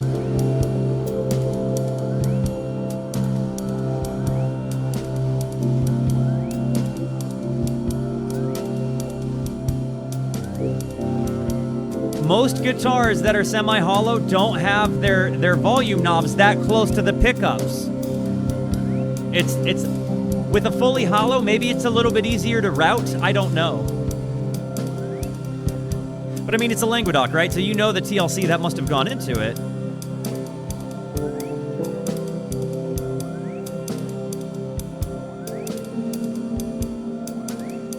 But it definitely takes like Stratocaster concepts into a 335 or like a fully hollow, like what is it? The 330, I think is the fully hollow 335.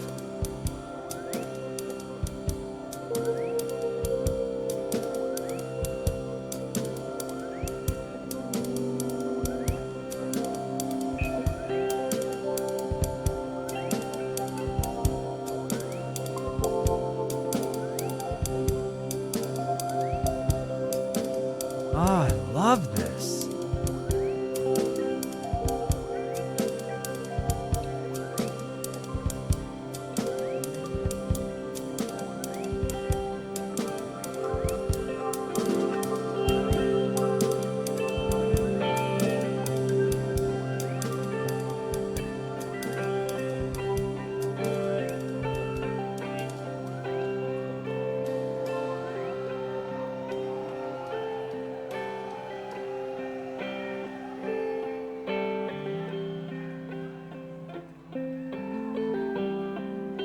Oh my gosh.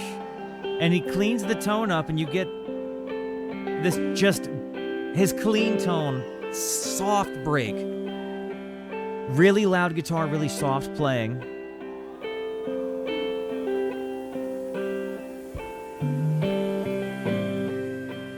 We got mallets.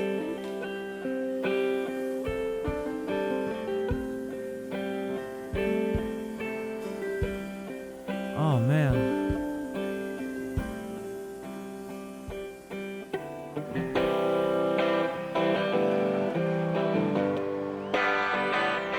Hits the bridge pickup.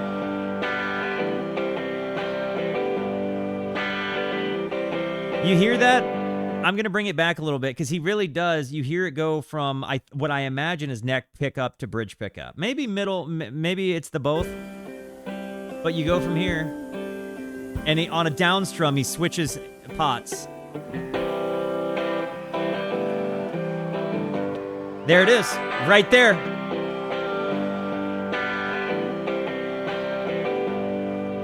Goes from this pickup to that pickup. Oh, to be Prince Caspian, afloat on the waves. This song rips so hard. What a closer for an album, by the way. This is maybe my favorite album closer. I don't know. Getting into the car accident, and then having the Hebrew song, that's pretty awesome. So I don't know. Yeah, I think.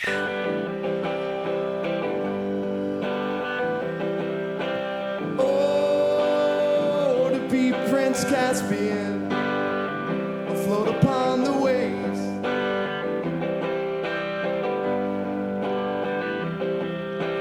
Oh, to be Prince Caspian. And if you're a like a C.S. Lewis fan, this is particularly special. Oh, to be Prince Caspian, with nothing to return to but the demons in their caves.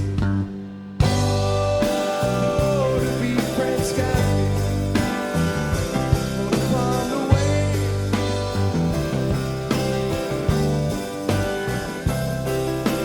Oh,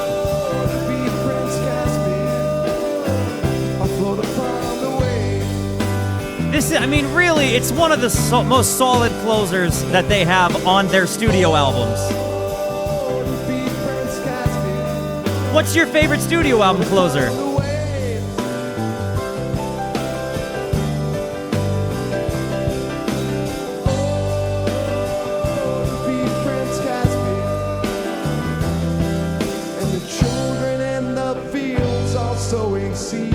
Chaffing wheat, or to be Prince Caspian with stumps instead of big Narnia fan. Well, big C.S. Lewis fan.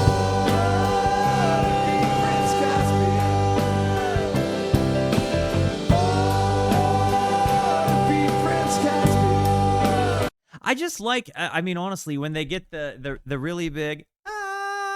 Like I love the big vocals that they have there and their harmonies. But again, I might be the only person in the world whose two favorite authors are C.S. Lewis and Jack Kerouac. I mean, I might be the one person in the world who thinks that those are the two coolest guys that ever existed for totally different reasons. But when you hear this part, I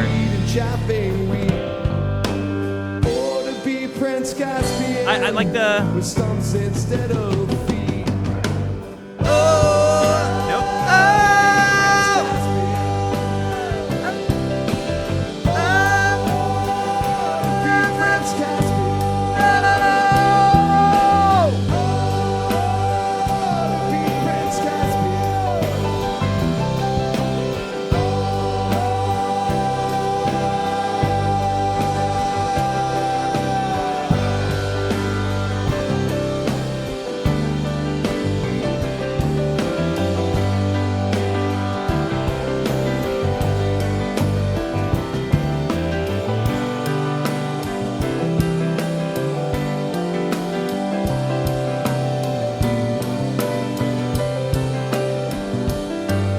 The uplifting page moments here.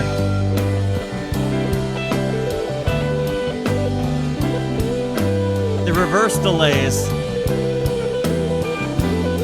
Oh.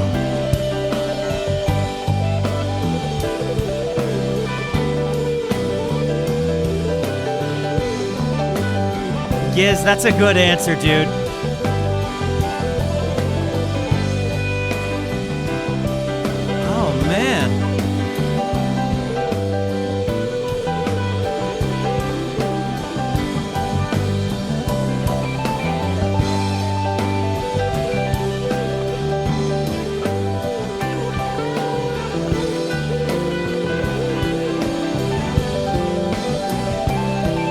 What pedals were doing reverse delays then?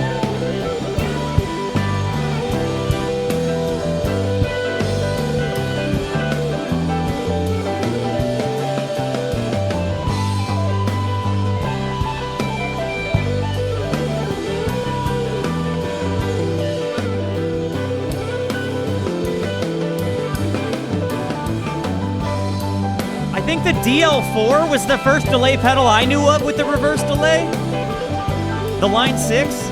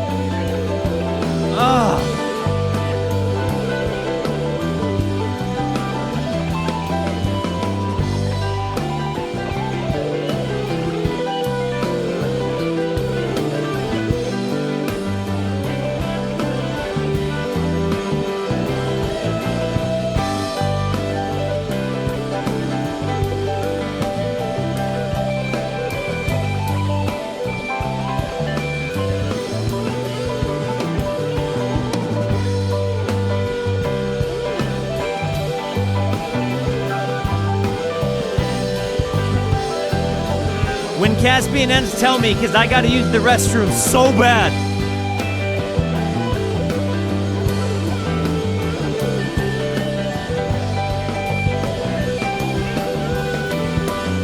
Thank you, Marmar.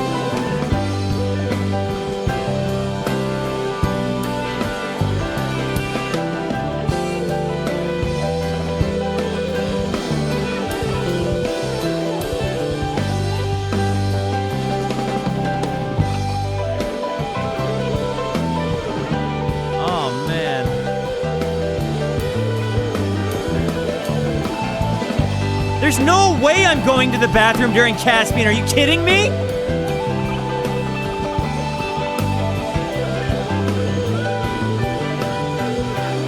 This might be my favorite moment so far.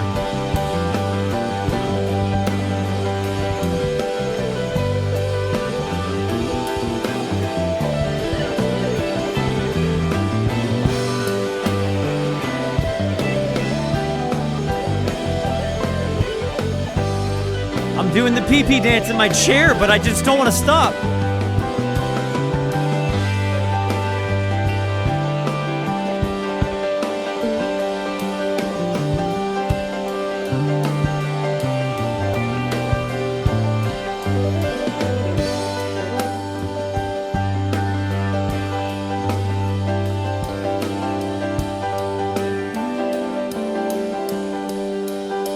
AC/DC bag is after this? Yeah, I'm trying not to pinch my wiener because I have to go real bad. I don't want you guys to, you know? Oh, thanks, Marmar.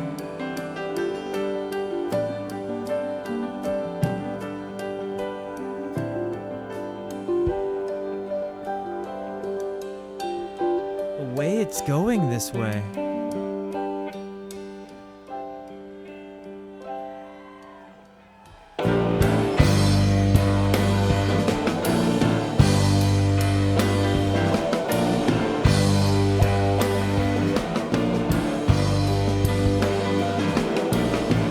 It's just crazy how casual they all look as they go about this.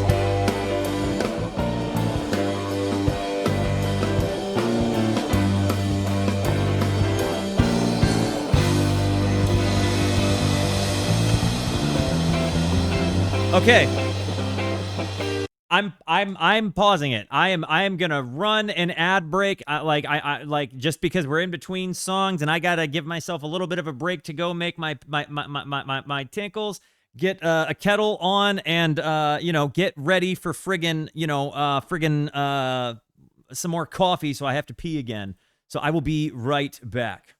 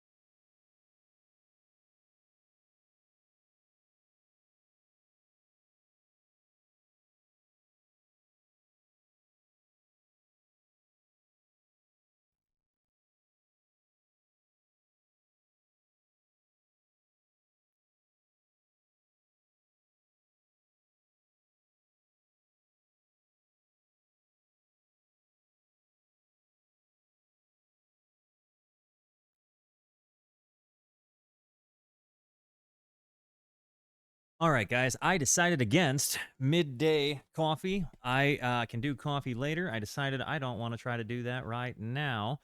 So, yeah, I have now emptied the urine out of my bowels, and it's time to go. So, hey, my wife is here. Good lunch is coming soon. Yay! Hey, guys, shout out to the Lady Rooski, by the way. Out there being an awesome aunt when I'm not being an awesome uncle. Going to see, soccer games later today. She's actually right now coming back from personal training. So, I have the best wife. I really do. My friggin' wife is the best. W's for W wives, because I got one. Anyways, yeah, guys, let's get back into this and tell me what song we are going into. Here we go.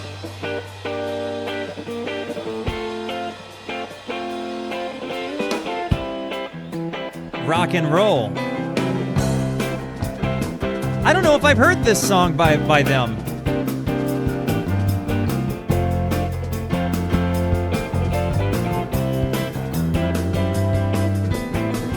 Jenny said when she was just 5 years old, there was nothing happening at all. It's a pager, huh? Every time she turned on the radio, there was nothing going down at all. The one fine morning she hears a New York station, she doesn't believe what she hears at all. She started dancing to that fine, fine music. You know her life was saved by rock and roll.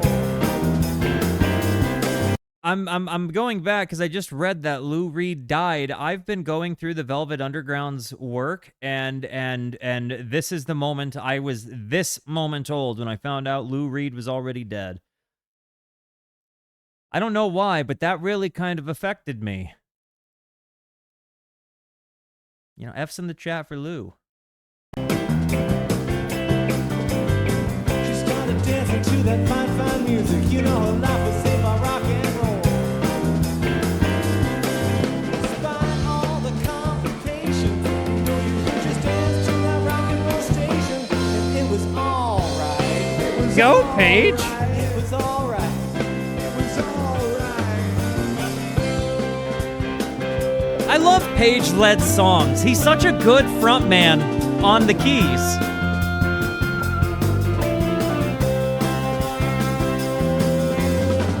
Jenny said when she was just 5 years old, you know my parents were going to be the death of us all. 2 TV sets and 2 Cadillac cars, you know it ain't gonna help me at all. Then one fine morning she hears a New York station, she doesn't believe what she hears at all. She started dancing to that fine, fine music. You know her life was saved by rock and roll. So this is interesting, and I do want to make a comment on this, Psych-Fi. Now, you're going to hear a lot of different opinions on this, and I'm going to give you my opinion as like kind of a noob. I'm stopping this so I can comment on this before we see Paige rip this up. I think that there are often bands that are kind of like the de facto creative vehicle of one particular person. Typically that person ends up being the front man, and then there are other bands who are, no matter what, they are a band. It doesn't work without each of them. Phish is the latter, in my opinion. Now, while Trey does have a lot of leader responsibilities, I don't think it works without each and every one of them. They each have an improvisational thing that they bring that is 100% necessary. If any one of those guys were to pass away unexpectedly, there could never be Phish again. They would do something different. They would not replace them, I don't believe. I think 100% every single person in the band is as necessary as every other person in the band. And yes, each of them write songs, each of them contribute. They also have, songwriters. Like I got to interview, the reason I'm listening to this whole long set is because I interviewed one of the lyricists of Phish, Tom Marshall. And he said that this was his favorite live set. So there is, a lot of different ways that songs kind of get put together. But and while they do compose things, I can't go with. I think it's so important to note that the reason Phish works is because while somebody brings a shell to the band of a song, right, it's kind of just a blank canvas. And what makes Phish the band work is how they all paint the canvas of the song together, right? There is not necessarily a leader, and I think if there is one, we assign them a leader for our brains, not necessarily they chose Trey. I do not think that this is the de facto creative outlet vehicle for Trey Anastasio. I think that this is a band of guys that love each other. So that's my perspective on this thing. Despite all the amputations, you know you could just dance to that rock and roll station. It was alright. It was alright. It was alright. It was alright. Here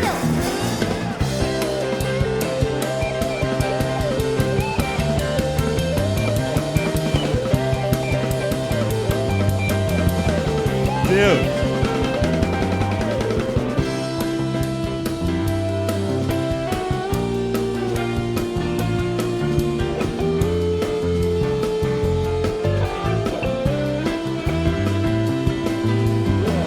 She said when she was just 5 years old, you know there's nothing. This song also, brings up an interesting point in Trey's guitar playing that I want to talk about, because when you hear Trey do stuff like that, you hear Machine Gun Trey where he's just rapid fire Gatling gunning stuff off of his fretboard.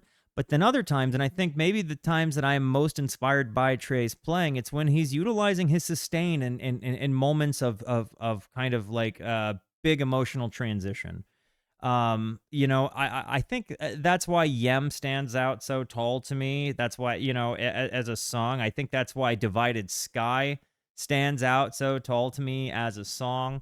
There's a lot of really, really, really cool things that they do, but I think that it is his ability to do both, but he kind of controls his slow hand technique. I think is maybe more interesting than any other person's I've ever heard. That's again, just when you get to see both on display in this show, it's super cool. Happening at all. 2 TV sets and 2 Cadillac cars. You know it ain't gonna help me at all. Then one fine morning she hears a New York station. She doesn't believe what she hears. Technically in order. I did Rift first. After that. She started dancing to that fine, fine music. You know life is sleep of rock and roll. The falsetto dude. All the complications. You know you could just dance to that rock and roll station.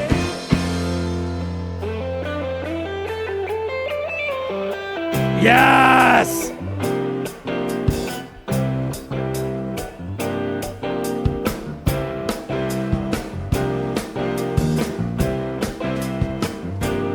It was alright. It was alright. And it was alright. I think his Jesus Just Left Chicago might be my favorite page front, though, from Slipstitch.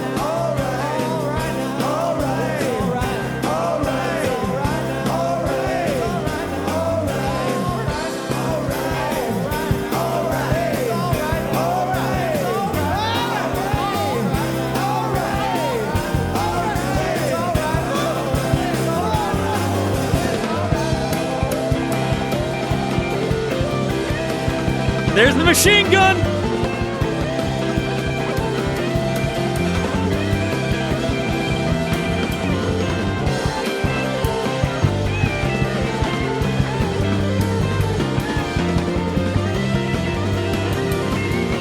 The bends as fast as he's going. And then just going back into that. And he's like soloing off these triad things. So he has room for error if he misses.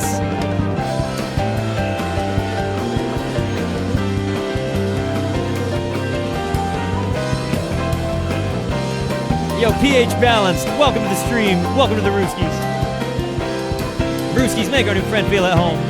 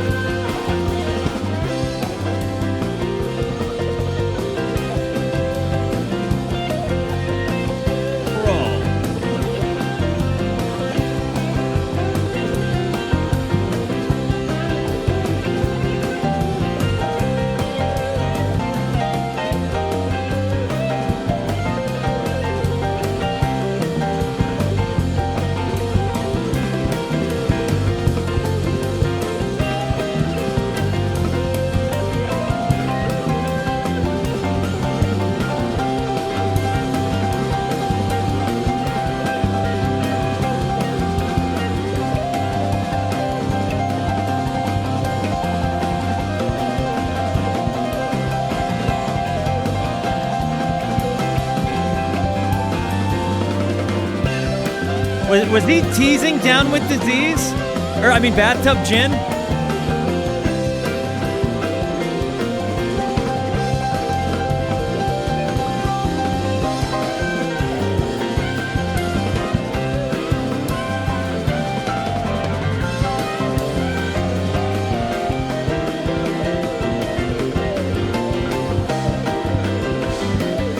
Going from the double bends to the hammer-on pull-off thing here.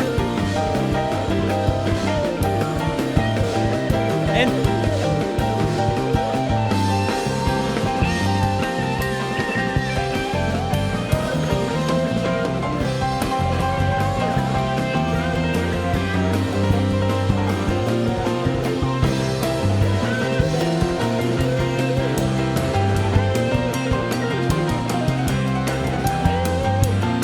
a machine gun for sure. Like, this is the Gatling gun.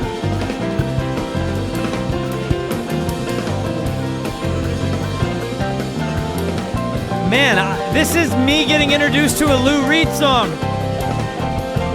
I feel really bad for Lou.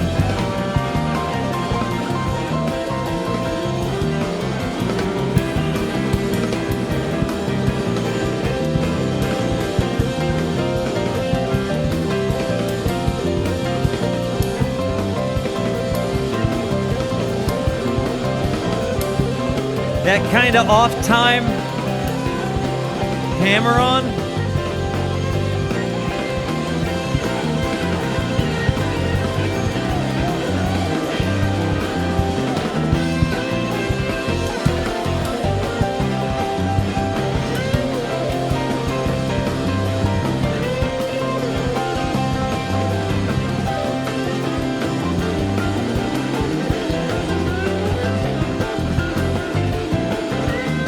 Tell me what your experience is if you were there at the show in this moment.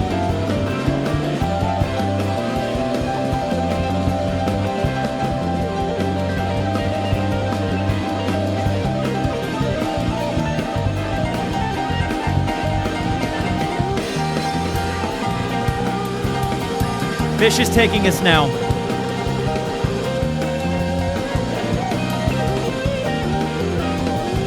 Phish is interjecting with Trey right now.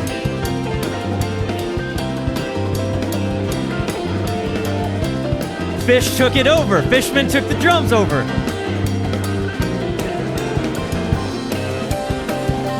It's his turn.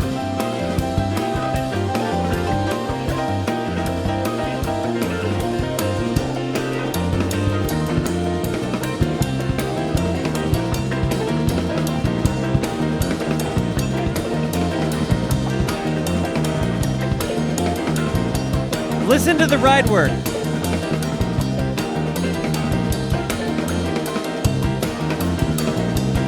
I'm just warning you guys, this video stops at 50 seconds. Llama to boot to boot.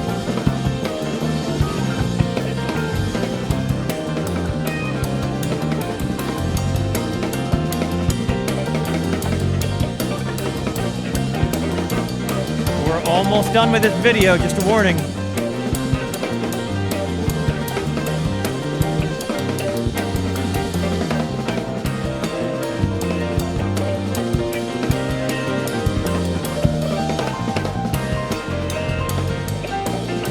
Well, maybe just the next video has it.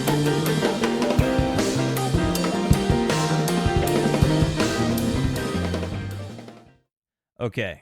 Next video, here we go.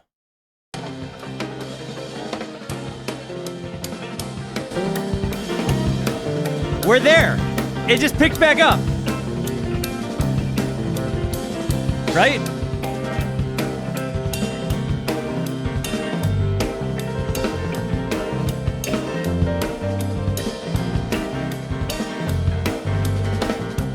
I would like everybody to throw W's in the chat for Marmar.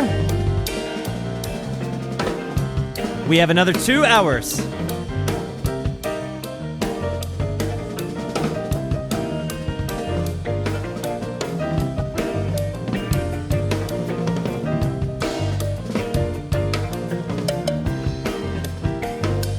We can only help what we can help. We can only affect what we can affect. If we run into some video issues, we run into some video issues. But all fish is good fish, and we're here together. We here together, honey.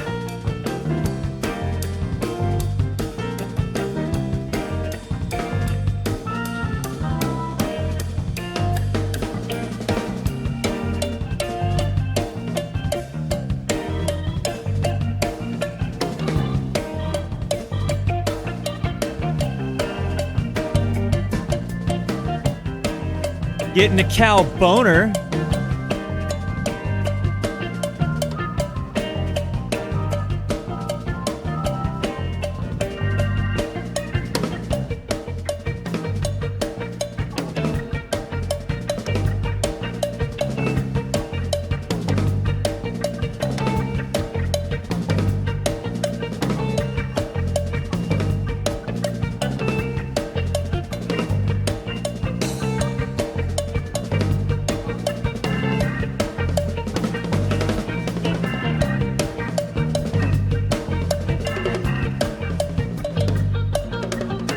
Is that why you guys call it cow funk?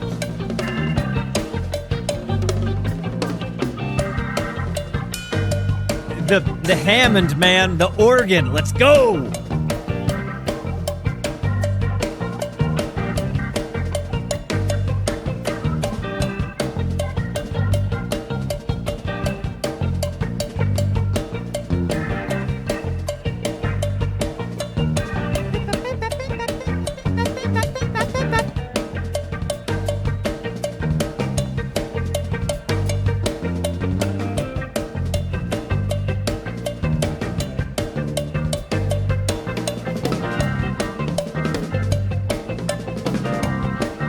Thank you for the context.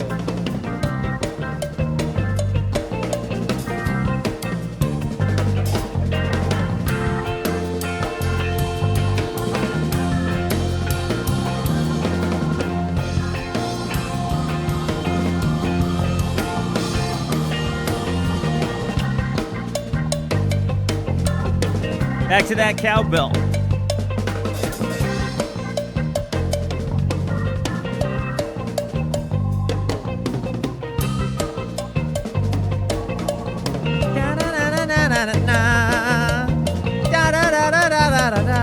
What is that?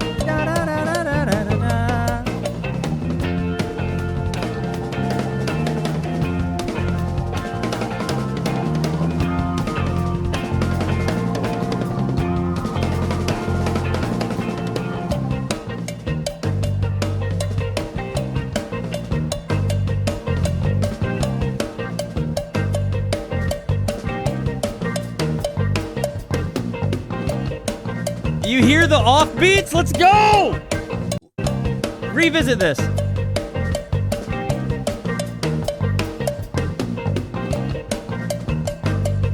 Yes!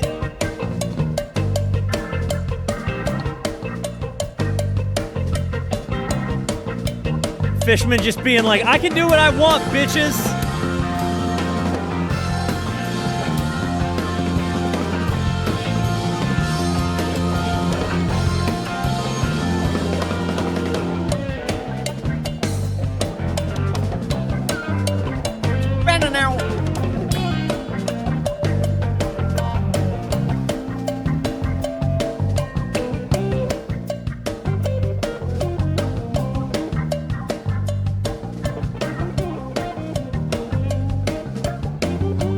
But like occasionally just then, like he does like he's Father Time but on Valium. So it's like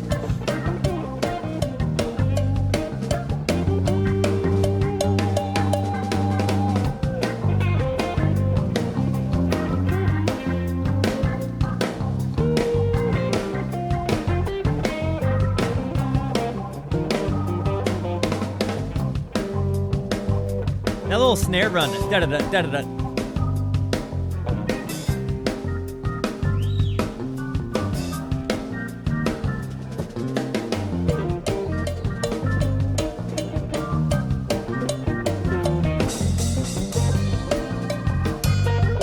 I don't know if I like Page's clav work, Hammond work, or grand work the best.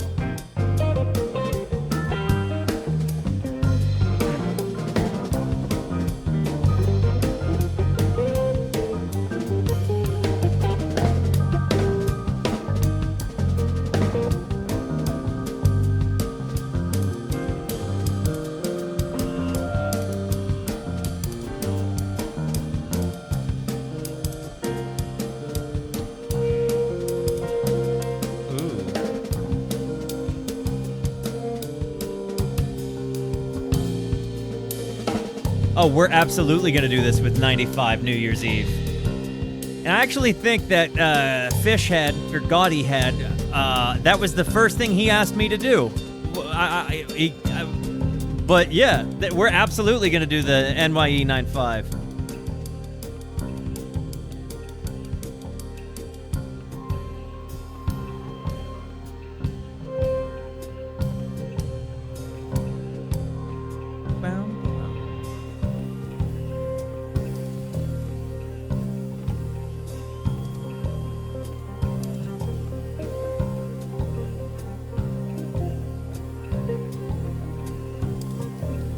Punch You in the Eye, that opener, is one of my favorite Phish things ever because it was like the first live thing I ever heard from them.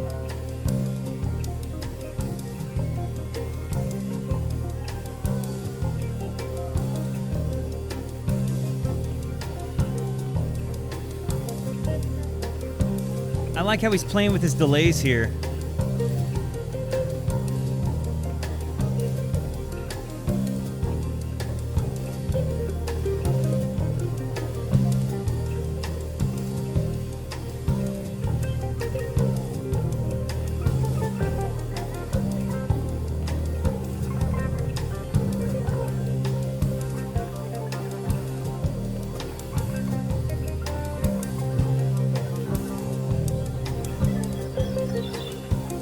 You hear these things? Pagey getting a little spacey.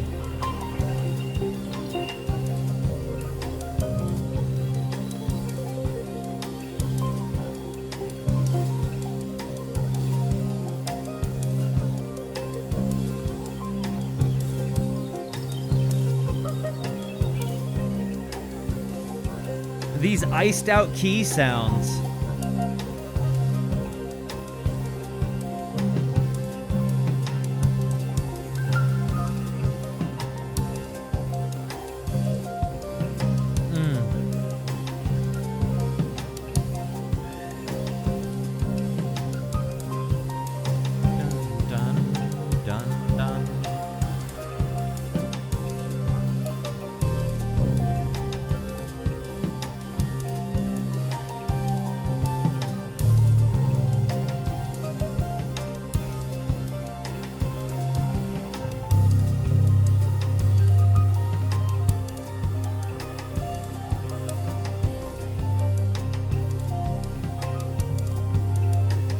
Oh, digging this a lot. I keep hearing Fishman's Ride, and it's just so nice. It decorates everything so well.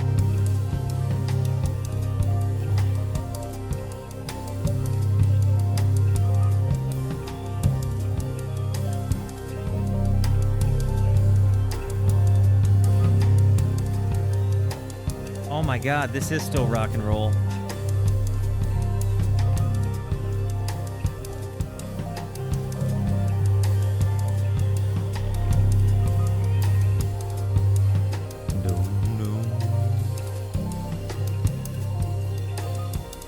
The keys kind of elevating behind.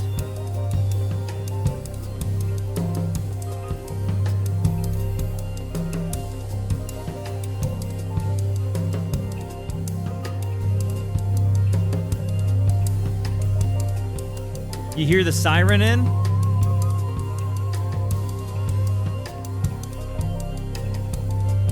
Man, they really decorated this well.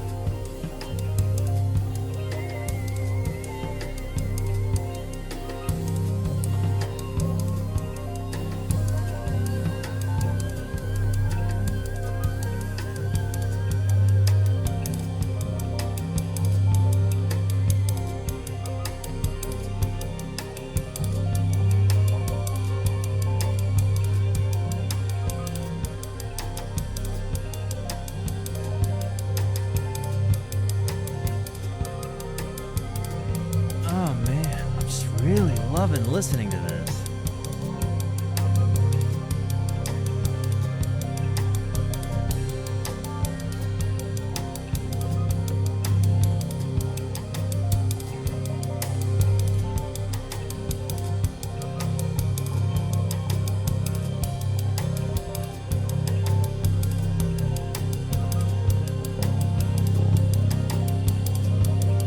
just how busy they're allowing these cascading things to be. Like the way the noises all kind of fall over themselves, present a dissonance there. What is it that I'm seeing? Are they zooming in on candles? Are these candles?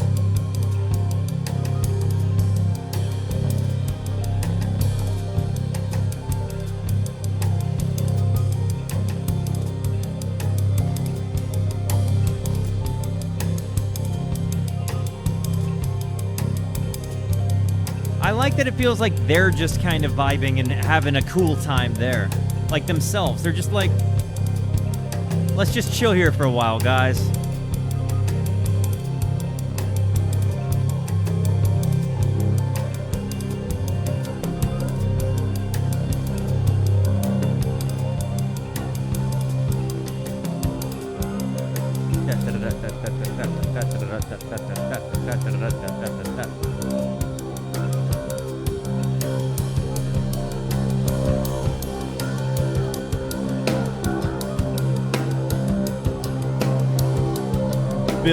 Fishman was the reason we're starting to build out of that.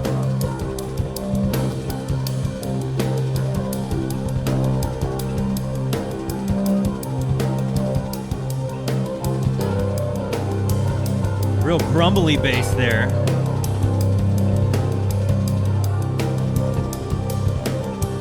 Hello! Shout out to my love, the Lady Rooski, who has come bearing foods like In-N-Out Burger. Thank you, love. I got a pink lemonade, guys. Thank you. Yeah, I could eat. This song is still rock and roll. This is still the Lou Reed cover.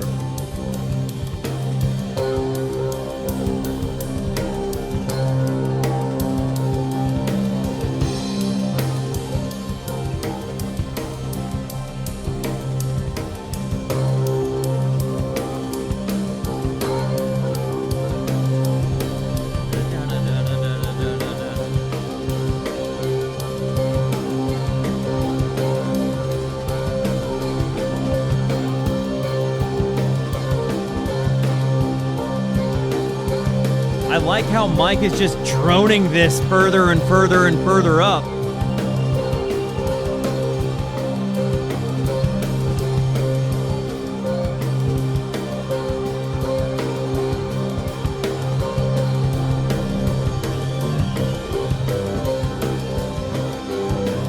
Thanks, Scotty. I appreciate it, Fish.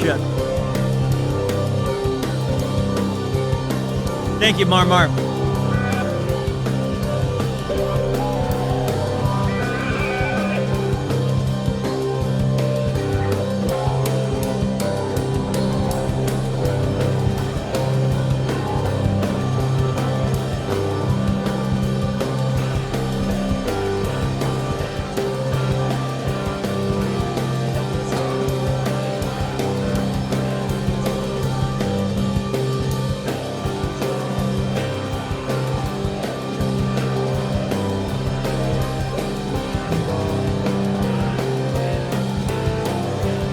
Like he knew.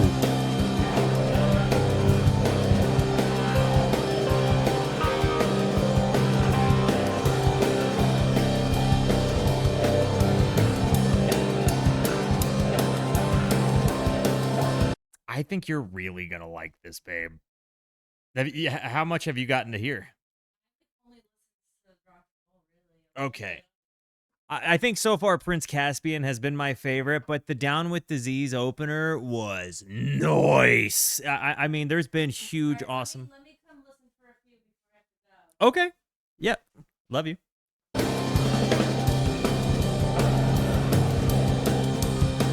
Thanks for the burger, babe. Yeah, we'll run the whole thing back for you, babe.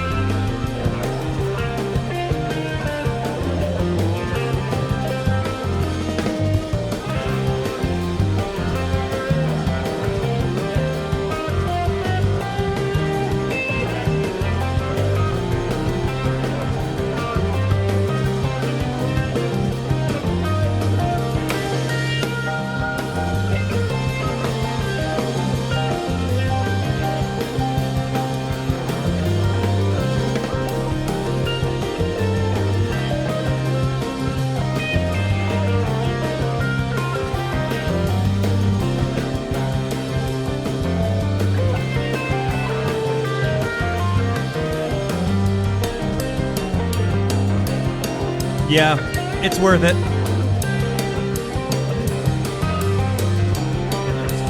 Thank you.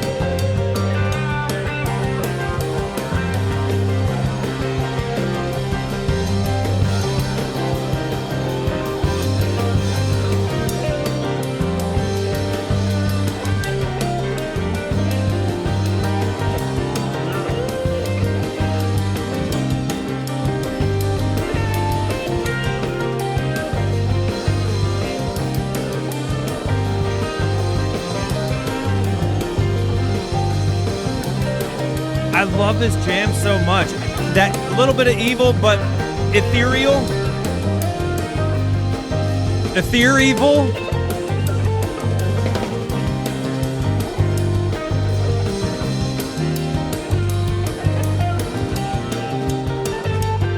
I don't know if Tom will be here today.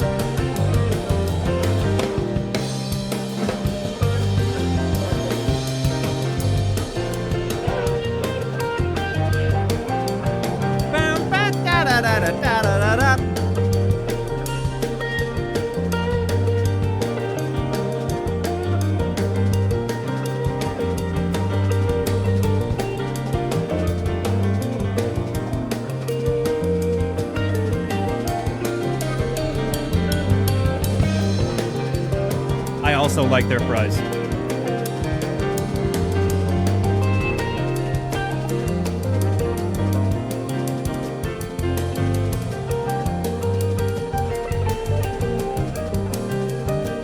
Animal style fries are amazing. But you gotta eat them fresh, otherwise they're butt. I think, does Walter sound echoey? Hang on, I can't hear you, but they can. In my headset, Walter sounds really echoey. Say it again. You sound echoey. I do? Yeah. Mm-hmm. Oh, I think it's just because of how loud I turned your mic up. Oh. We shouldn't have echo anymore.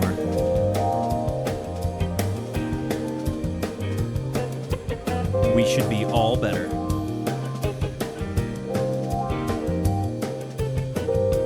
But I do need to put the... Let me bring this back a little bit. This echo.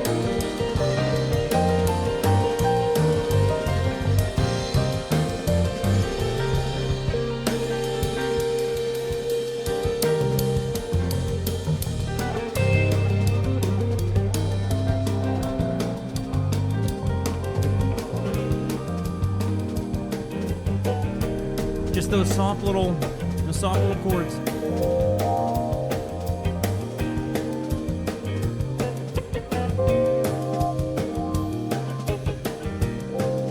Phish covers Iron Lung. I'm joking.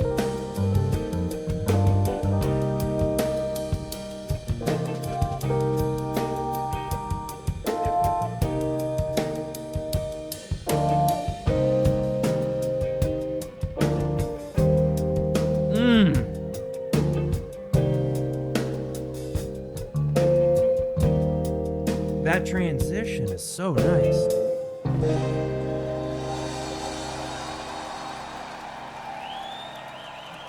And that was rock and roll. That's where rock and roll ended. That is nuts. No board fade, no need. They got time. They can jam it out. That was what, like a 30-minute rock and roll? That was nuts. The grand opening in Tucson. Yeah, since I'm from Jersey, I was like, what's the big deal? And all my California friends were like, oh my gosh, In-N-Out's coming. I think it was like 07 it came to Tucson. We sat in line for like 3 hours to get it. No, I've had a lot of burgers, but none of them were worth a 3-hour wait. No, I agree. That was college times. I don't know.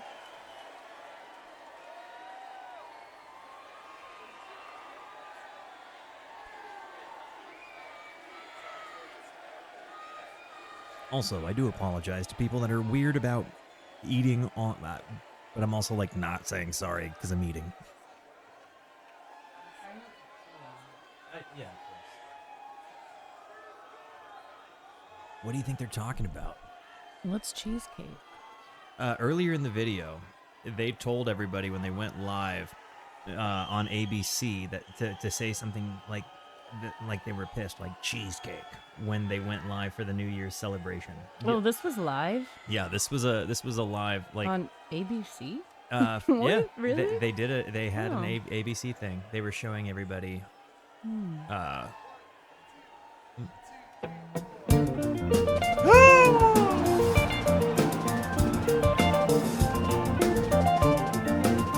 Yes.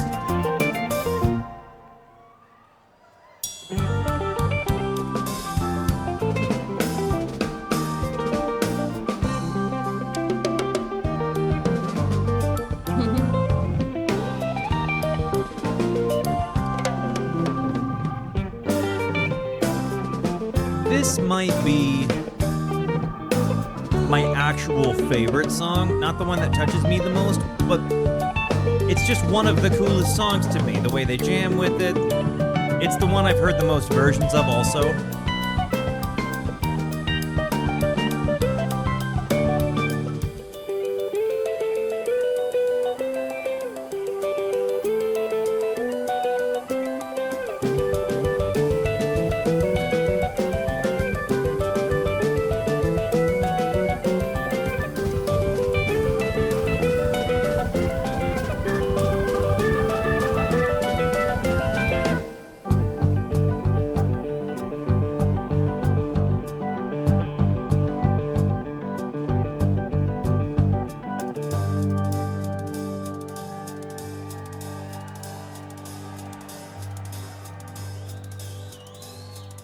I just feel like YEM is so quintessential to Phish, but it represents so many things that they do. Yeah, I used to call it YEM in my early days as a noob. But it just has so many elements of things that they do. They have the long ambience, they have the huge jams, you have Trey's moment of sustained ambience, you have kind of like the silliness to it, right? Just wash you feezy, drive me to frenzy. You have the serious moments of musicianship, but then you have like the interaction of the jam. You have them having fun. It seems like when it always feels like they're having fun playing it. And they're serious about it. But even with his volume swells here, just building up something that's kind of ethereal while Fishman's just holding this pockety, big old pocket drums. Like, you know what I'm trying to say.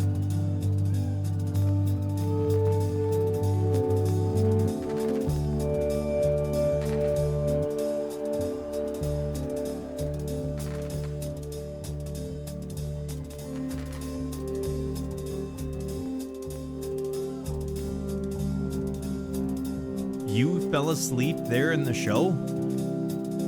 How? Surrounded by 80,000 people? Joking.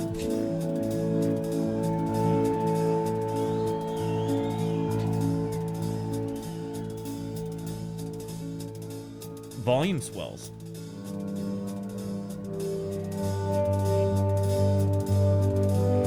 He's got the full size volume pedal.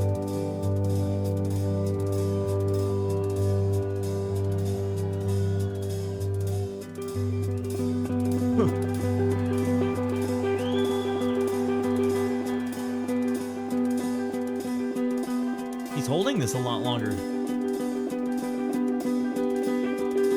He's building it up. He's not going toot toot toot toot. There it is.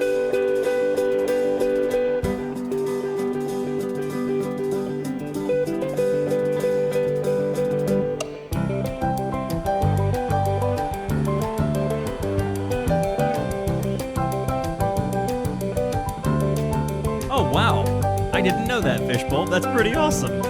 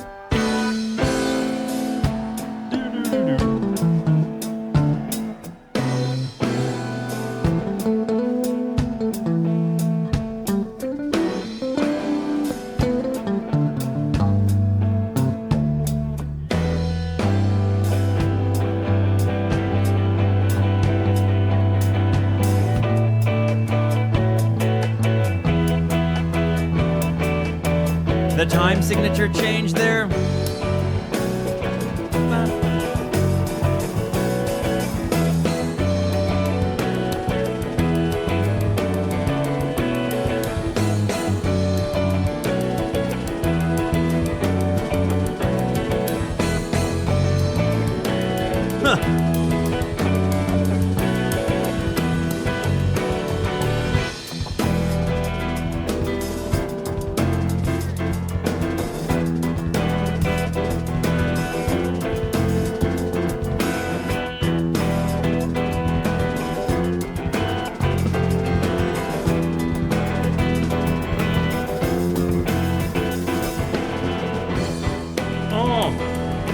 I got spiked out!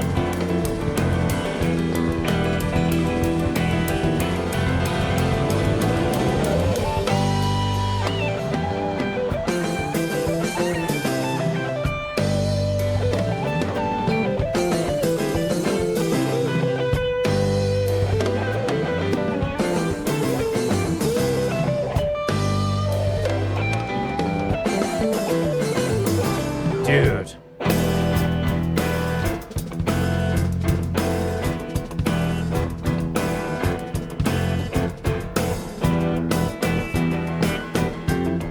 Thank you for the in and out. You're welcome.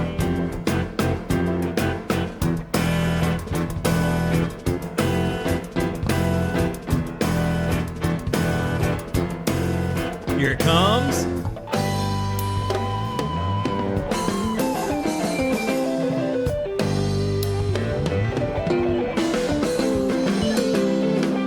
He just flies.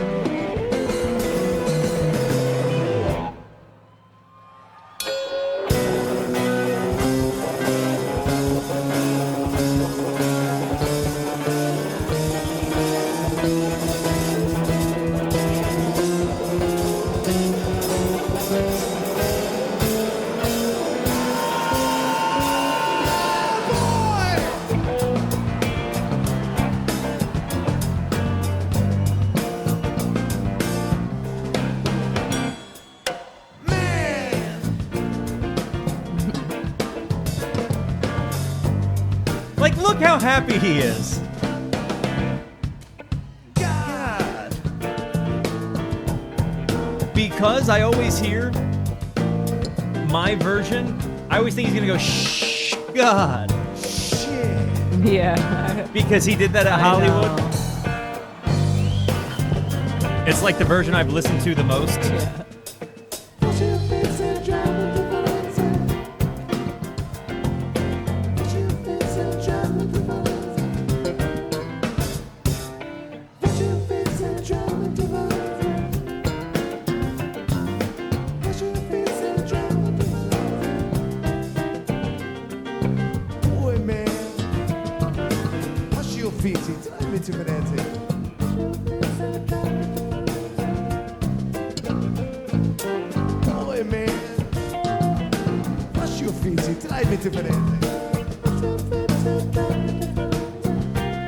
I feel like he's got a little bit of a higher pitch, kind of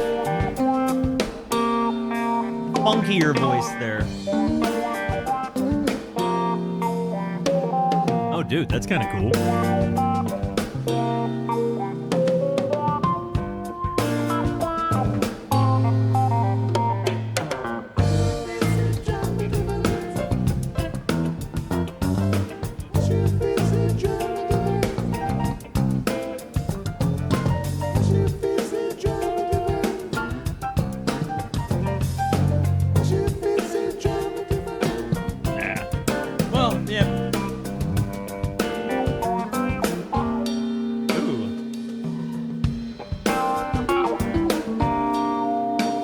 What's up, Paul?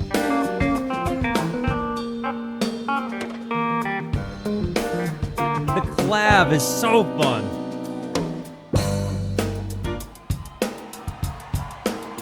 The trampolines!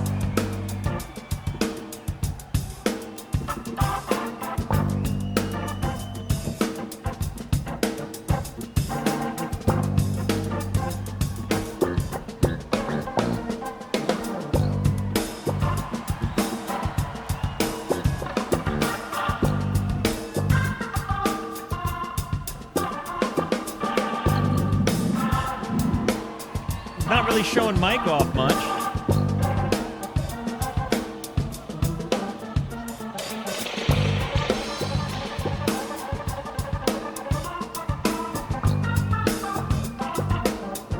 I know his feet. I saw the pants. There we go.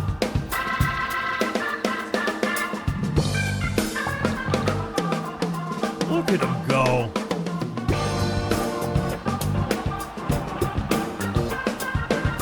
This seems like such a weird lineup for them to be standing in.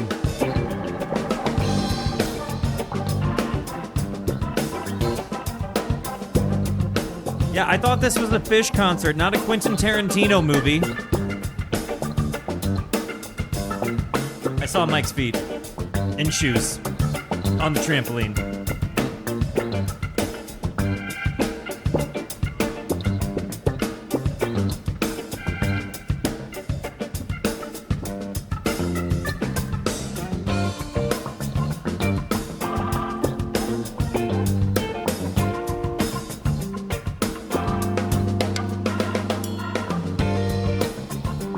Little hammer-on chord stuff he's doing is so nice.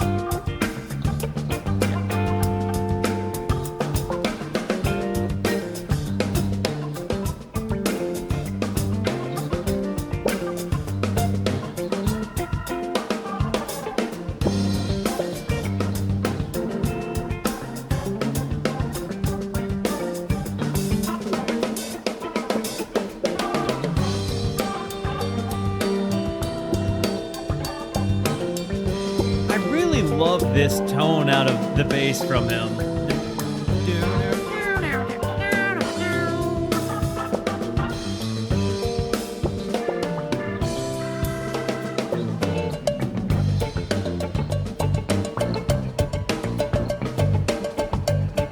We're back to the cowbell.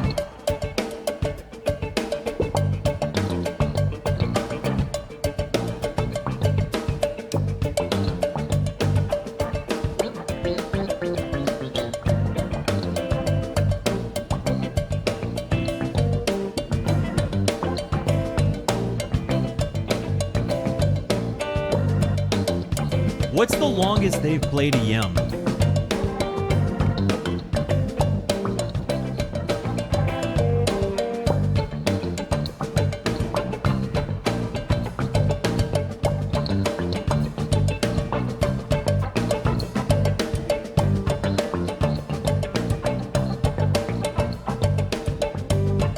Okay.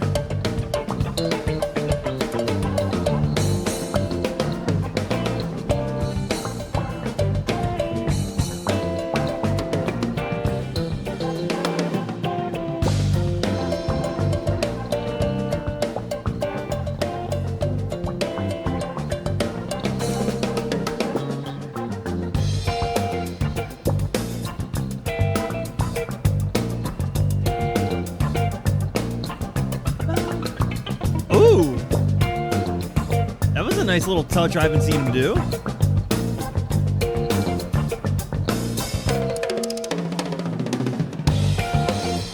Yes!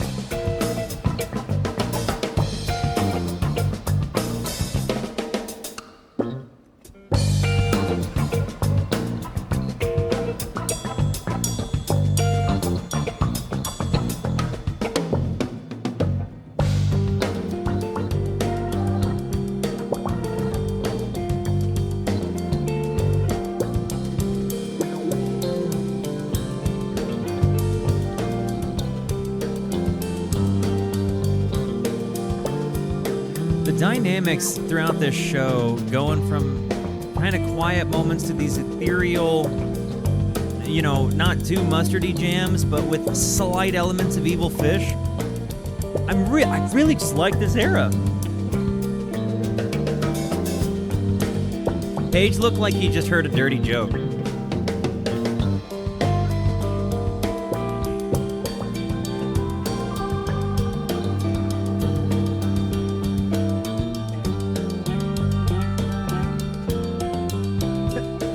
Nantucket. Wow, you hear the dripping sound? Listen to that.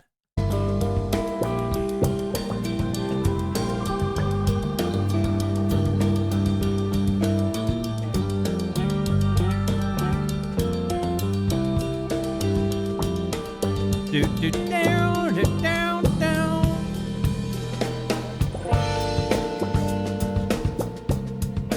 Wow, wow, wow, wow.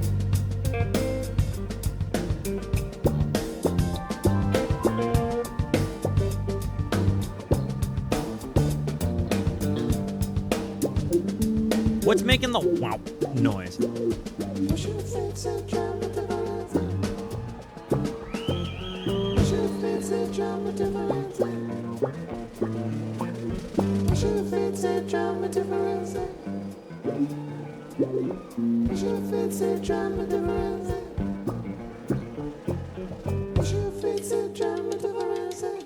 You hear the bass run? What's he teasing? Da da da da da da da da da.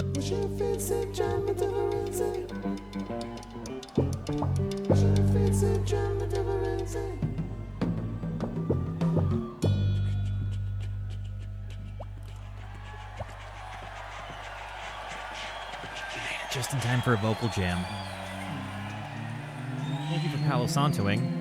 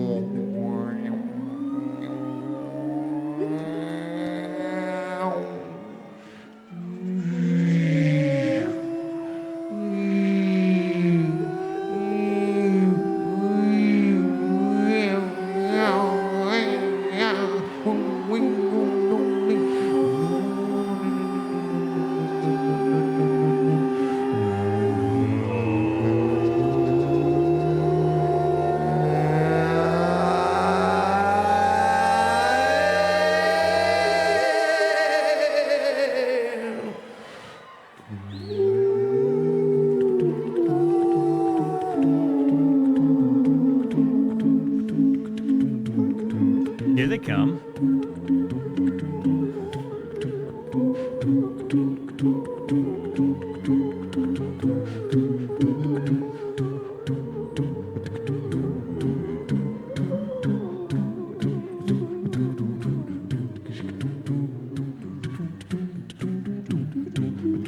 I mean, if they were in control of the cameras, one would think that they knew what they were getting into. They probably hired fans, PH, to operate the crew, right?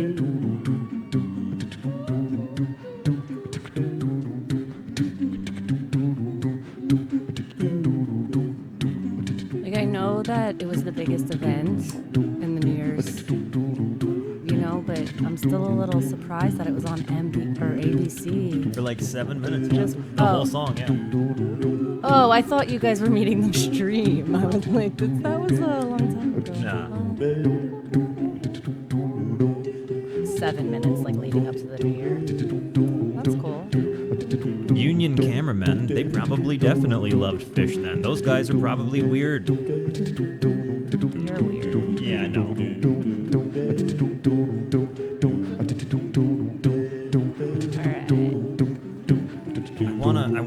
I wanna join them, but I don't want everybody to judge me.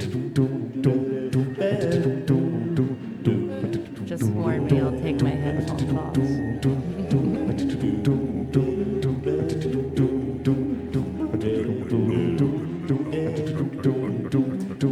Cheesecake? Oh, I just heard it! Oh my gosh, guys, I don't think I would have caught that without this info. Thank you. Chocolate cheesecake. Strawberry cheesecake,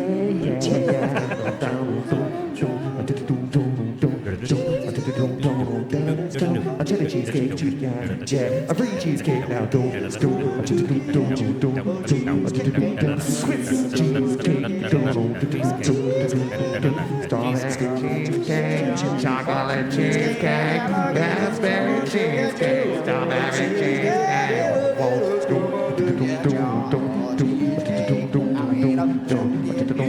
Chocolate cheesecake, cheesecake, on your head. I like that they really brought that in to make it a part of the show. I put it up north, put it down south. Cheesecake, cheesecake.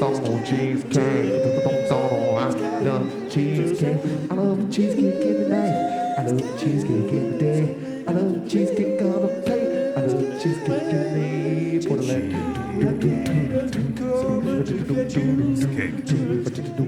Chocolate and cheesecake.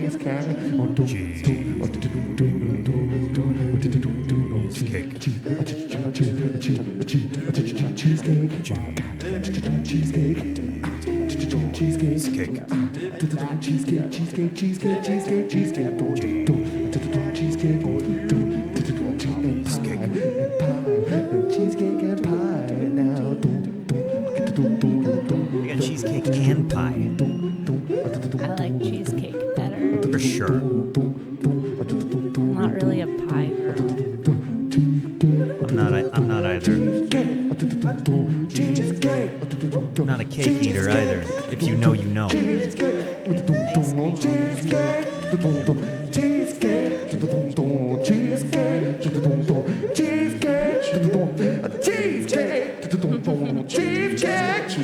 Don't tempt him, Marmar. That would be fun though. I don't think I've seen those. You know I like a challenge. We gotta hear Soul Planet.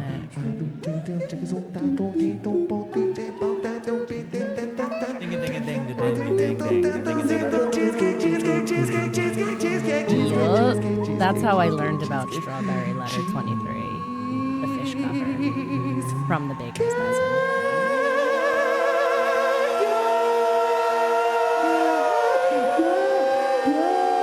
They definitely got something there.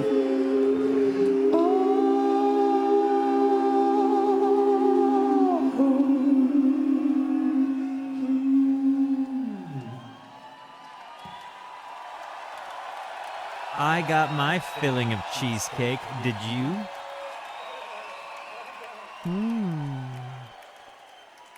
Otis. I'm sorry?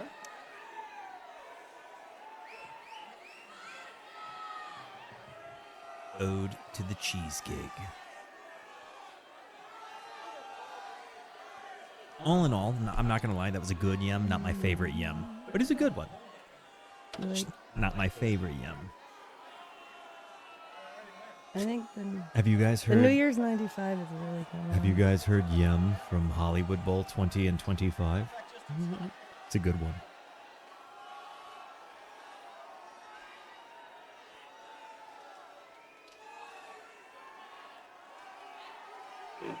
Okay.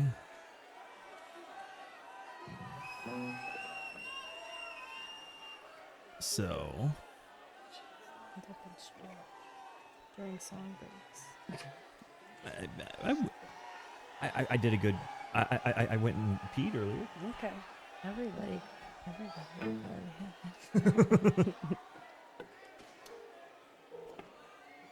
Okay. What are we walking into? This gets weird. Oh, I love it.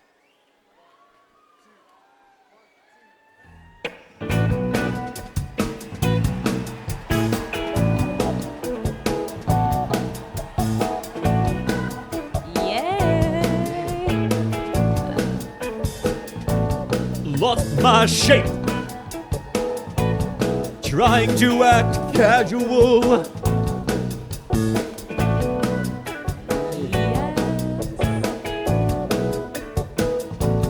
Lost my shine,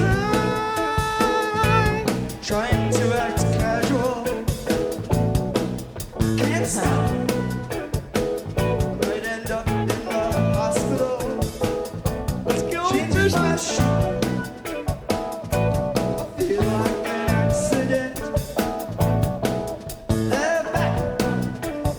I think this is also my favorite cover that I've heard they do. Looks too obscure to me, wasting away. That was their prophecy to leave.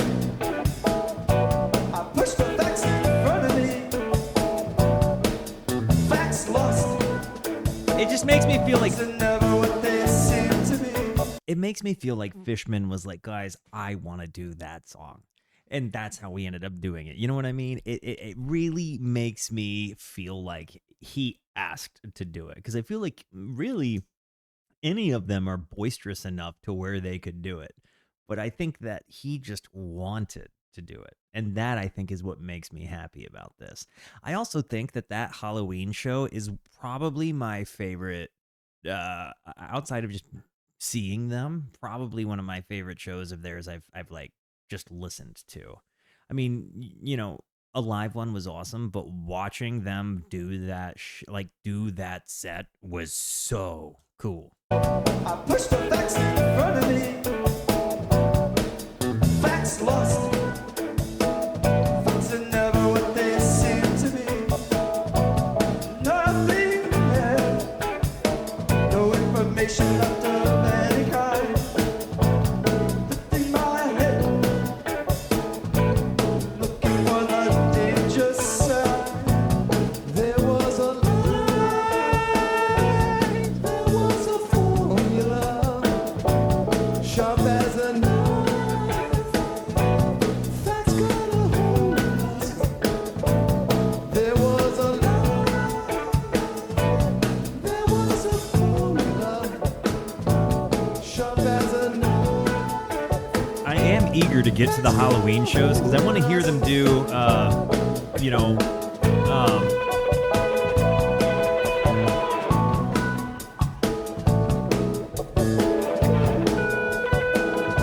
I want to hear him do A Day in the Life really bad. My first Phish show or second had that Really? encore.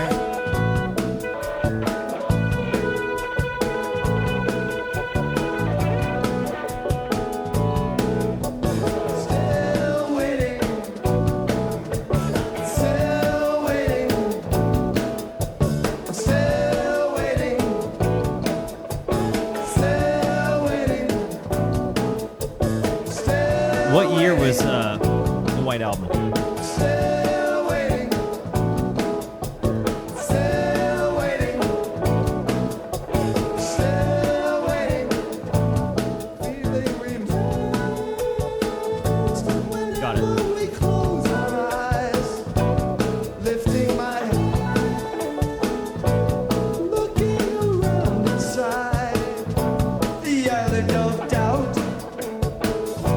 It's like the taste of medicine. Working by hindsight. Get the message from the oxygen.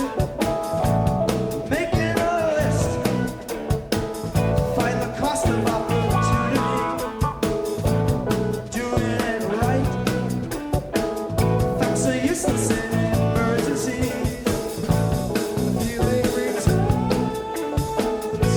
whenever we close our eyes, lifting my head, looking around inside. Facts are simple and facts are straight. Facts are lazy and facts are late. Facts are I love that he does the rap bit Facts don't do too. what I want them to. Facts just twist the truth around. Facts are living turned inside out. Facts are getting the best of them. Facts are looking at the base of things. Still waiting, still waiting, still waiting, still waiting, still waiting, still waiting, still waiting,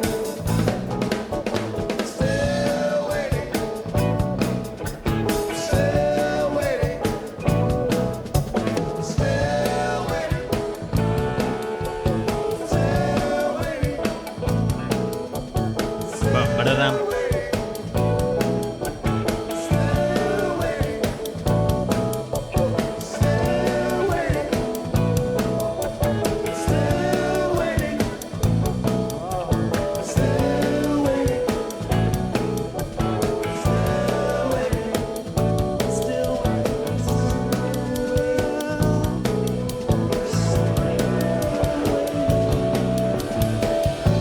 His swells are so cool.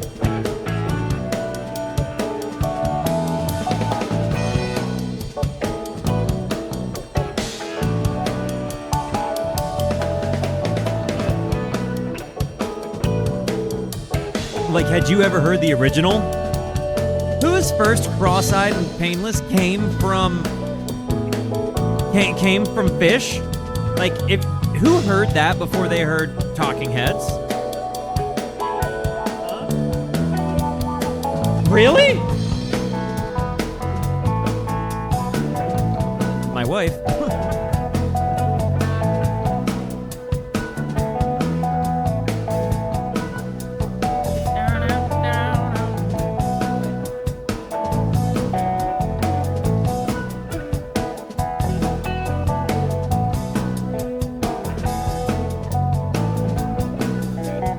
All of the stuff that you have going on with the jams here.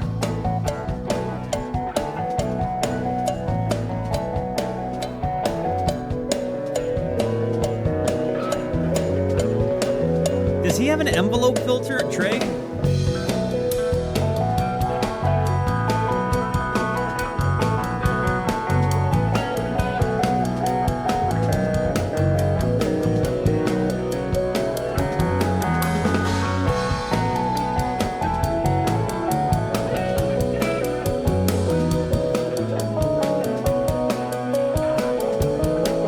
Got it.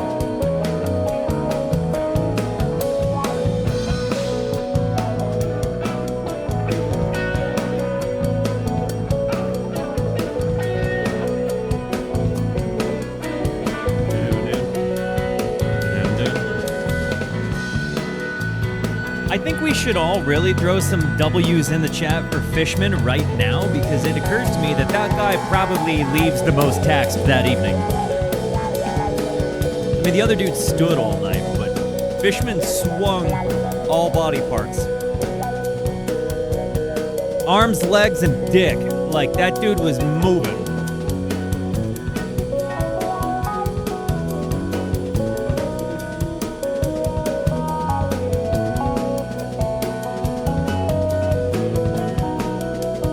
Got it.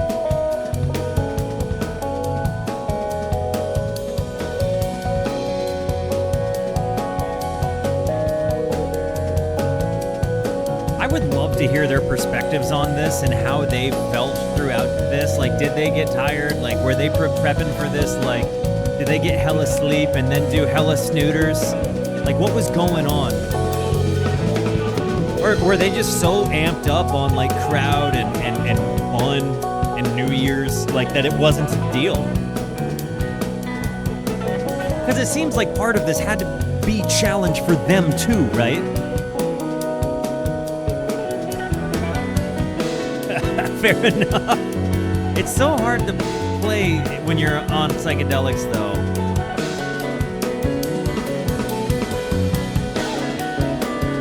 And in that context, you would kind of feel trapped, I think, because you wouldn't have the freedom to just leave whenever you wanted. And I feel like that's a very important thing on psychedelics.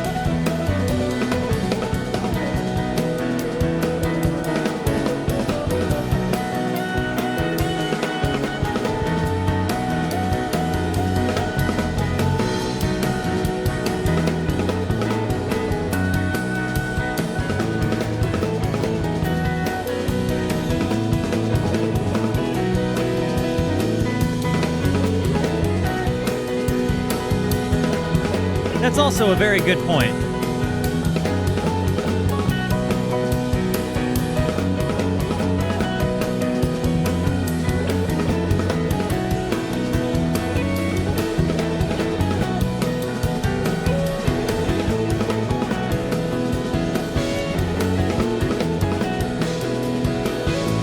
I really love the bass line here, kind of commanding things, but then you have Trey kind of doing his own little pulling back.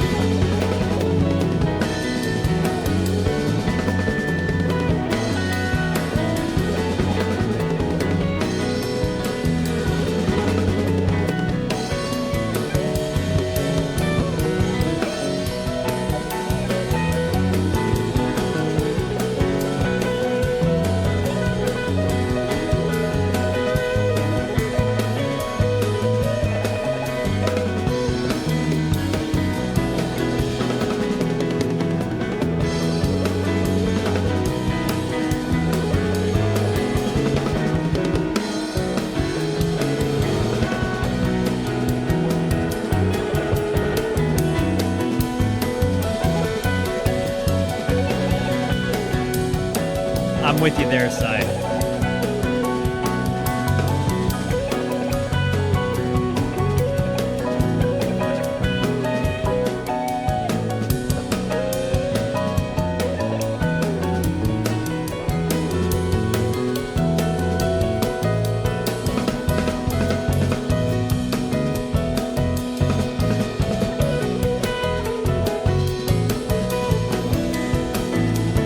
Oh, to boot. That actually, it sounds like a wonderful listen.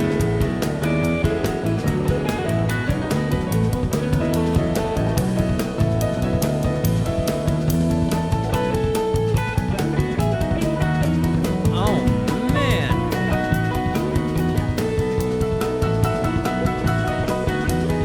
You know, so in a lot of ways, what you're describing, it kind of feels like they did their own version of the acid tests. You know what I mean? Like, it kind of feels like, you know, like when with the Dead, they talked about like they would take the acid and, you know, they would do it, but they weren't beholden, like they didn't have to play if they didn't want to play, and that's what made it okay. And then they just got really comfortable playing and jamming in like a, you know, altered state of consciousness.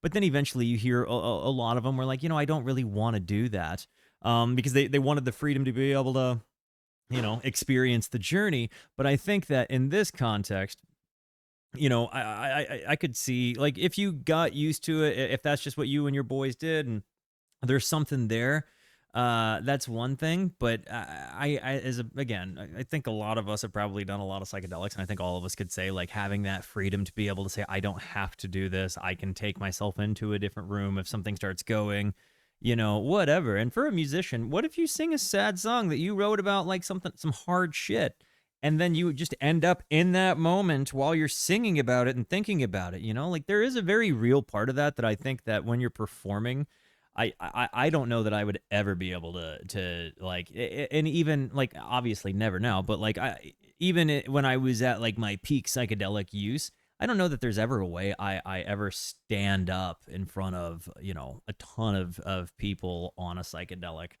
and jam. So, but teach their own experience. That'd be tough on me. Yeah, I don't know. I'm not a musician, so. Either way. Hooping's fun. Huh? Hooping's fun. It is. I love it.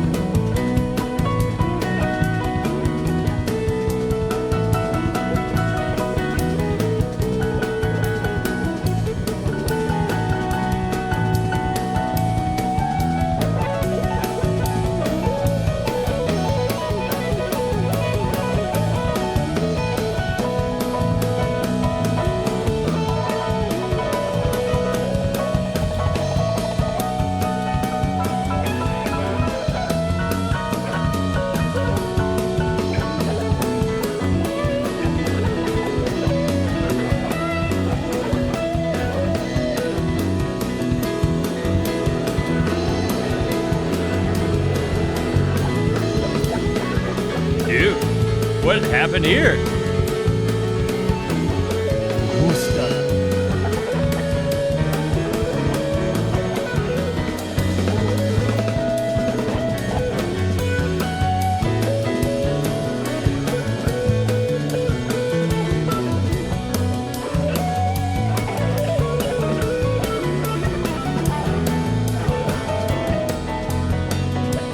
Yeah, I mean, when you think about it, so this recording is like 3 hours and 21 minutes in. This recording is like 3 hours and 21 minutes in. And as we get into this, they haven't gotten any worse. Like, they've literally, like, maintained a huge jam for a while. This is Crosseyed and Painless still. Yeah. Right? I have to leave in 8 minutes, so. Oh. Yeah. I'll be back with pizza later. Pepperoni? When you take a break, text me if you want anything else or something. Okay. Or message me. I'll Discord you. Yeah. Because my phone is my camera. Yeah, do it. This is my cell phone right here. All right, well, look.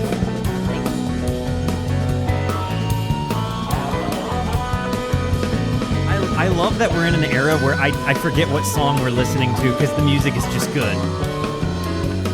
I missed most of this stuff. Oh, I know you did.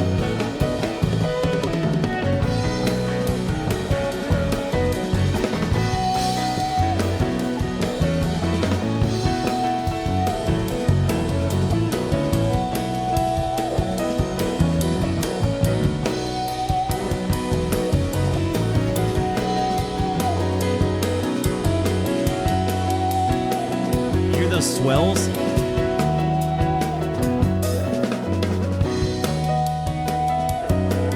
I love it.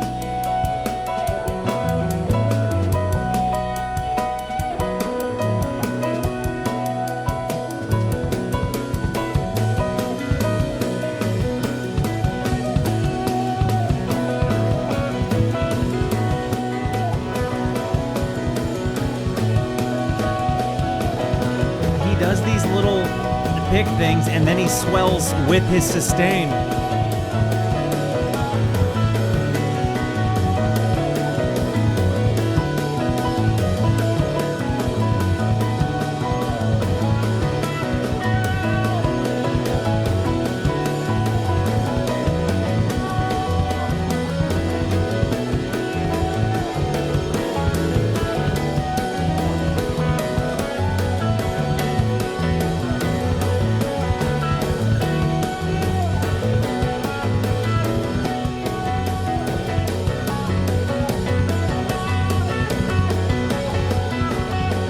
Best Buy will be the Nokia.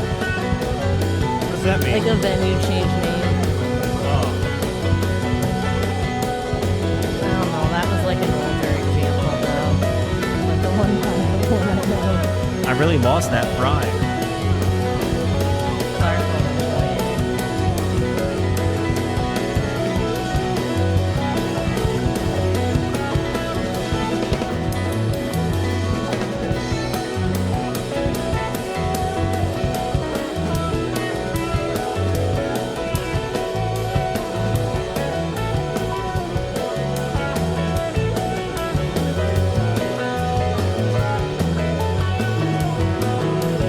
I wish I could pay money to watch his hands do that. Just the whole camera, the whole show, just his hands.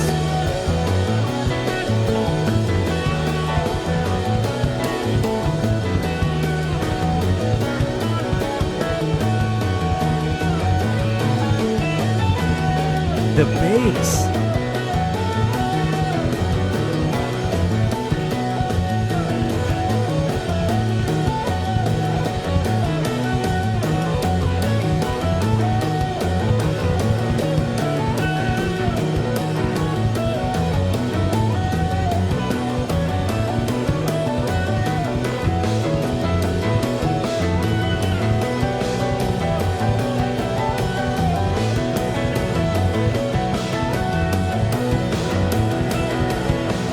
It's eventually all gonna syncopate, and we're gonna get a big old payoff.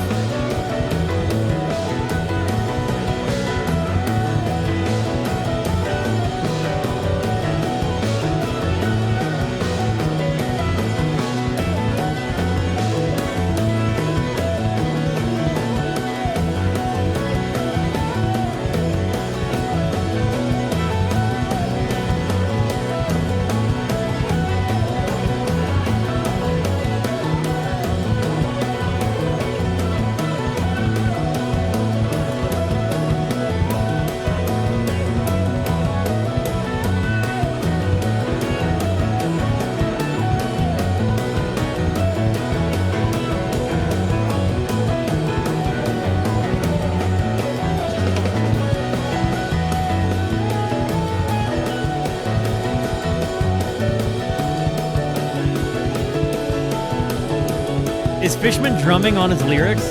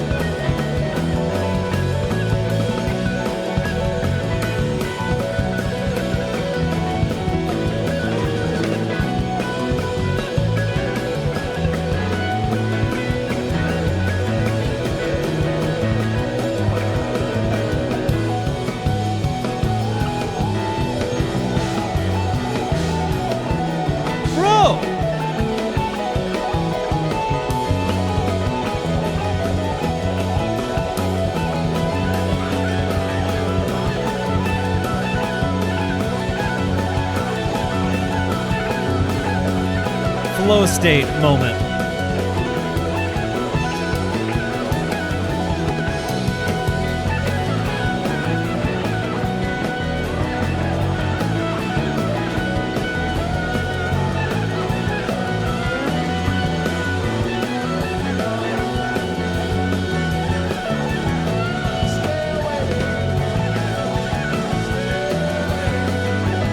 Still waiting. Oh my gosh.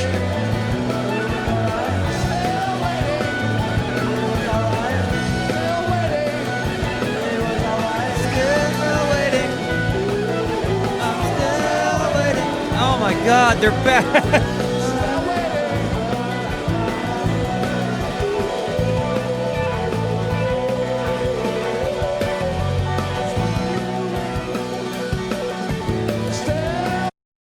And he's singing that. Oh no, did we lose some of Cross-Eyed and Painless? This might just be a thing. How many? Okay, we just lost a little bit. Not too much.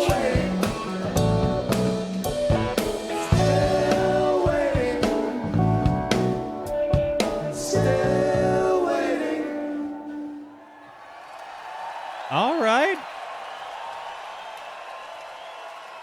I gotta say, that lost my shape.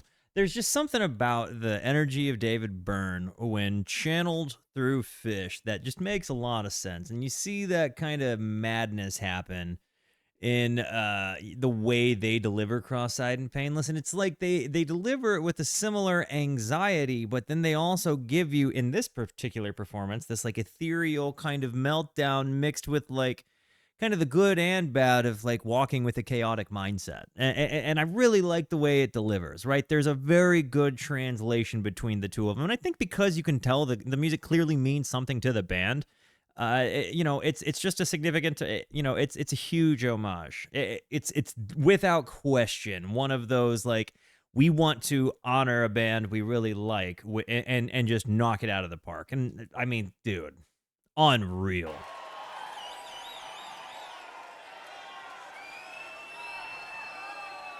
Right, I still think Prince Caspian is my favorite. This was number 2 for sure. Probably Bathtub Gin is third. Oh, we got an acoustic guitar.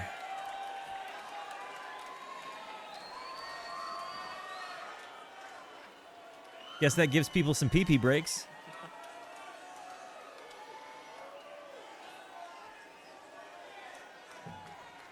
Go take care of your peas and poops.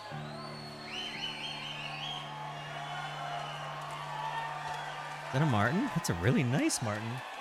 I love you. You have a great time. Tell T-Bone I love him. And get videos so I can see. All right. Everybody throw W's in the chat for my nephew who's about to win his soccer game. I'm going back a few. I would be an uncle celebrating my nephew at a soccer game, but everybody throw W's in the chat for the boy T-Bone who's about to win. He's gonna love it. Love you, babe.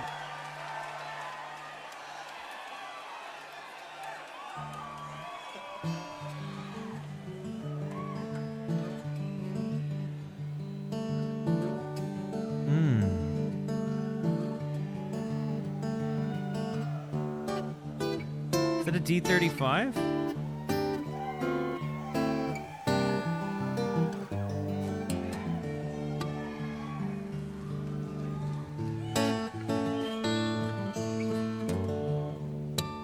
Ooh. A herringbone?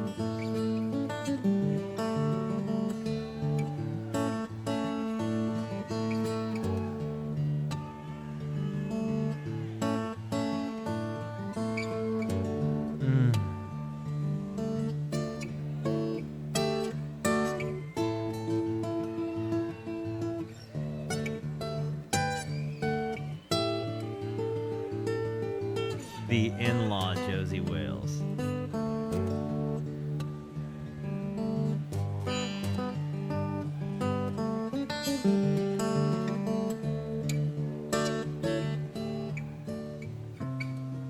This is where my particular background is. So watching this is so nice.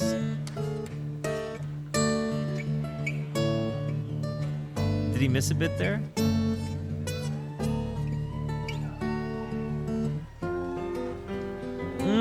And they're coming in. They're all joining him.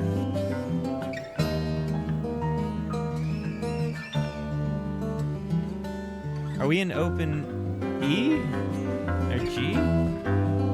No, we're not.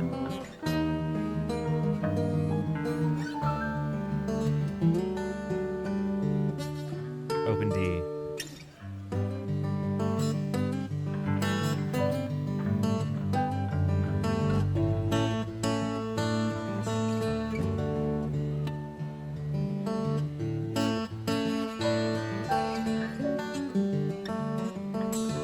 Oh man.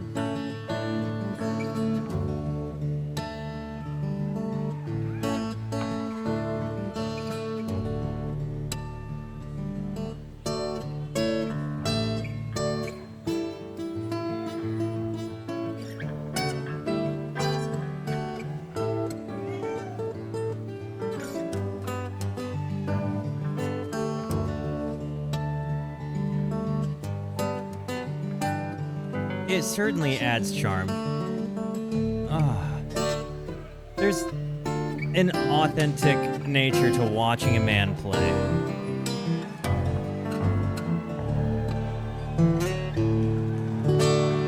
Oh, bro.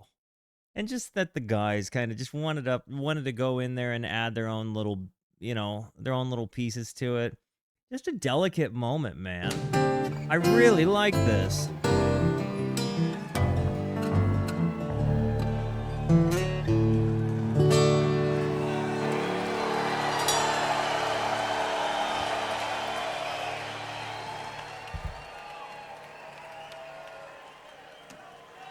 Also, what a tremendous sound to his guitar. Like, when I actually authentically mic up and treat the sound on my D28, it sounds good, but, it doesn't sound like Trey Anastasio plays it.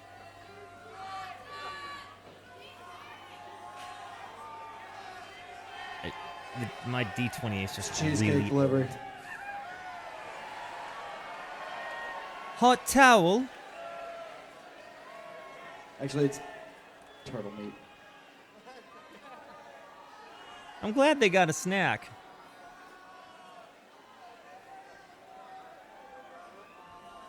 Trey, that was dosed with so much LSD. You're in for such a big ride, dude. Okay.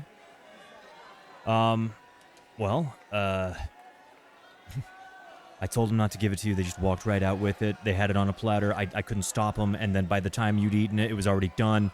Buckle up, dude.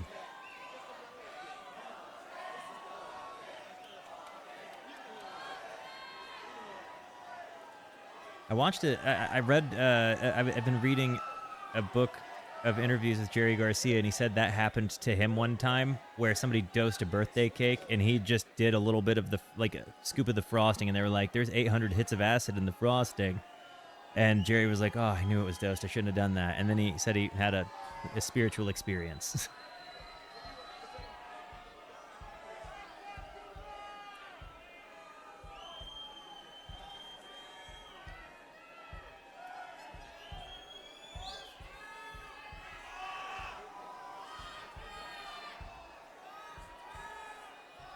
Are they just shouting songs for them to play?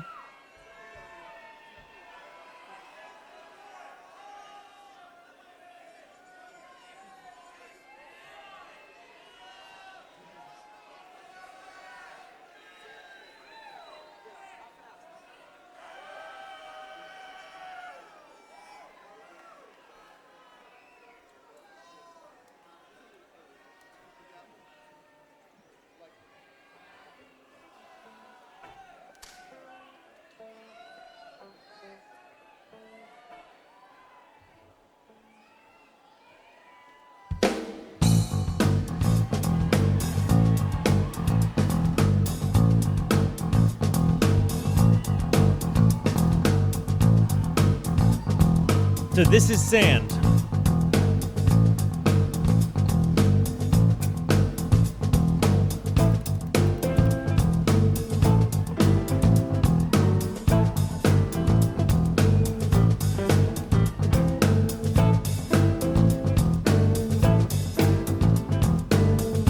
So this also hasn't been released yet on a studio album at this point then.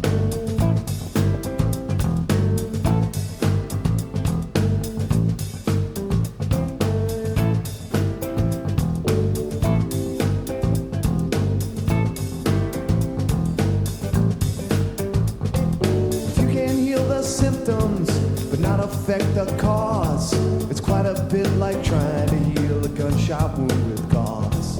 If you instead attempt to wrest the pistol from the hand, then I would not be able to equate my life with sand.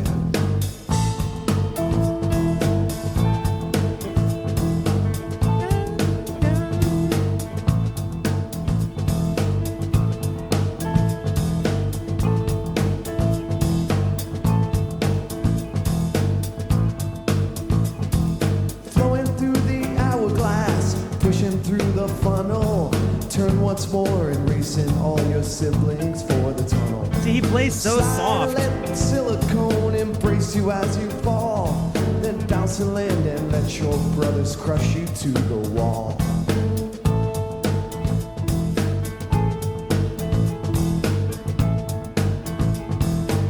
Dun, dun, dun, dun, dun.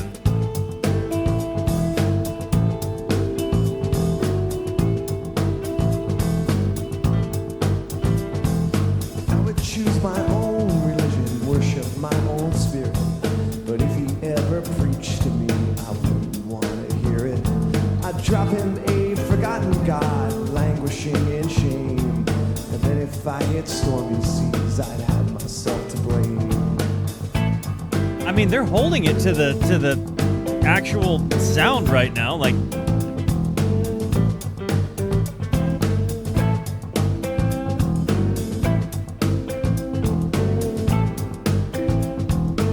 dun, dun, dun, dun, dun, dun. You can heal the symptoms, but not affect the cause.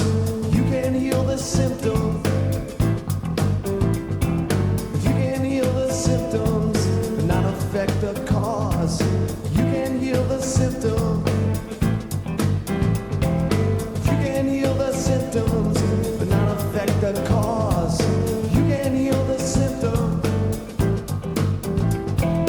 You can heal the symptoms, but not affect the cause. You can heal the symptoms.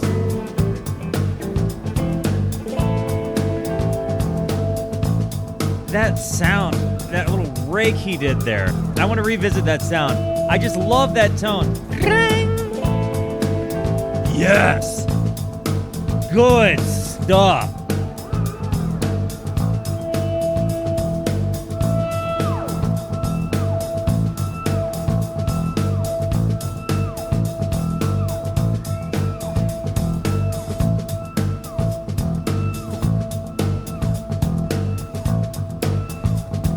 You know, it's crazy when you hear Fishman syncopate with that siren, because it takes a little bit for it to dial in, but once he does, everybody else kind of builds around that.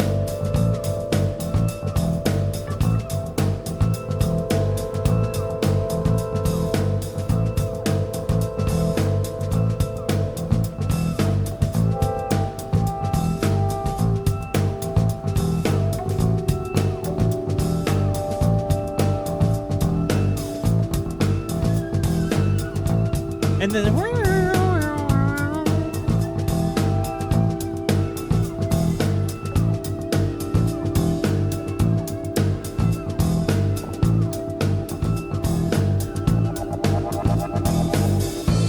the flutteries. Ugh, that's good stuff.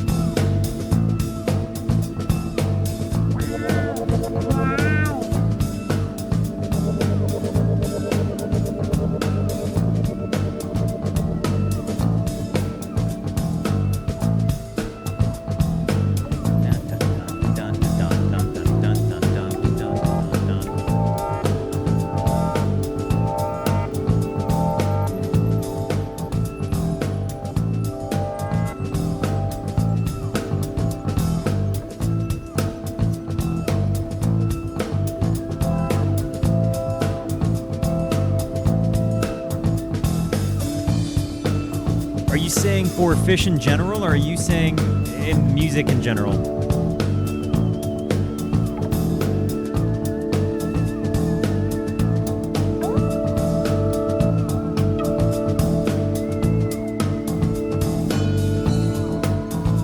Maybe they all just listened to Ray of Light.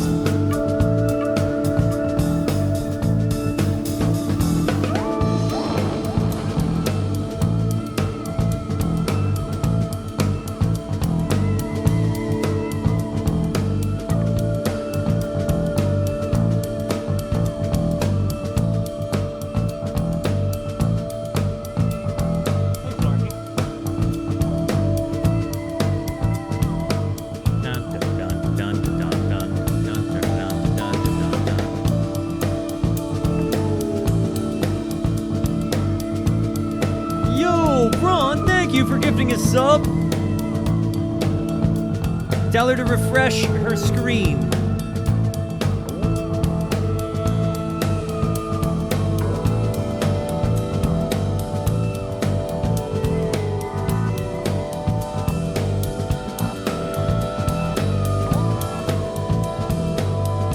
Maybe they all listened to the Ray of Light by Madonna album.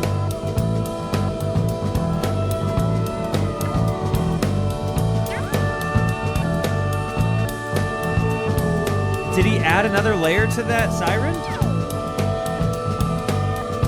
Or reverse it?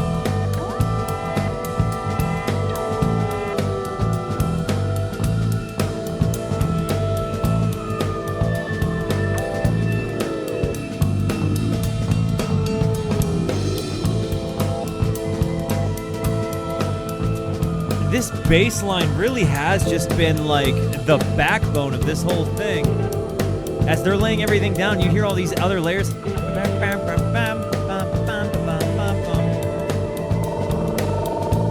The oscillation happening.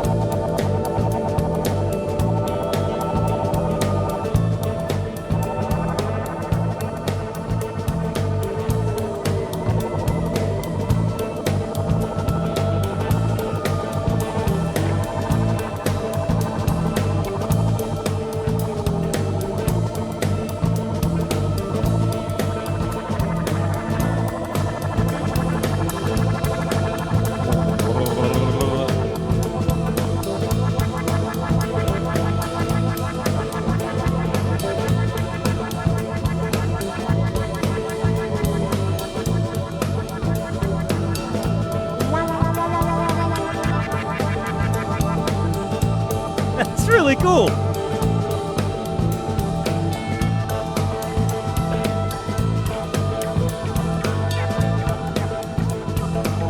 Are we getting ready to do the Macarena?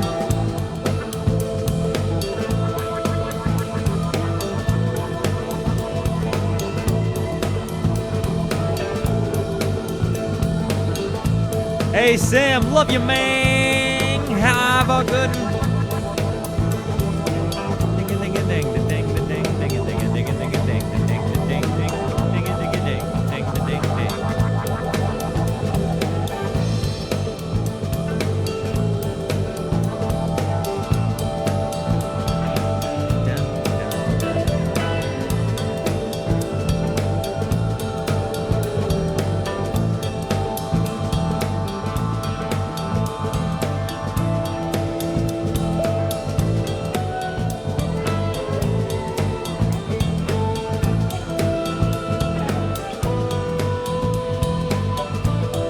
This is an interesting tone.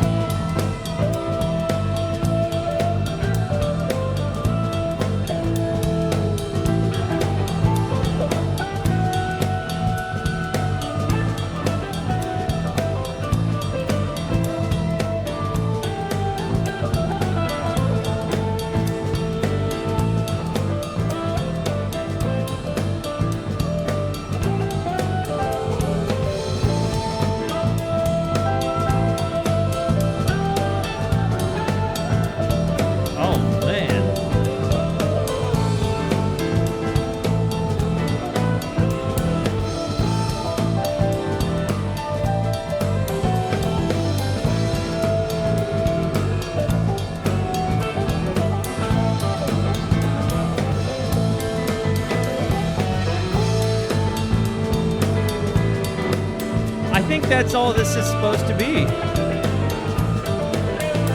But it does make it to where he doesn't get to improvise.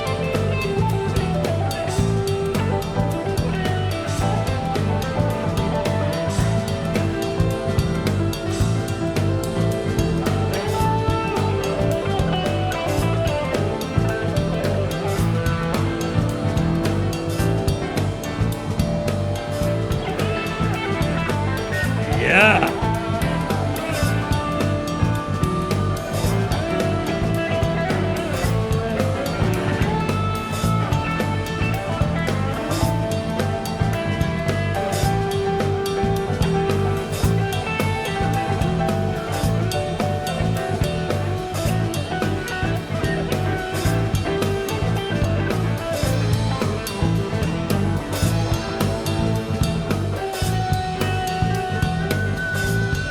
This jam is just killing it.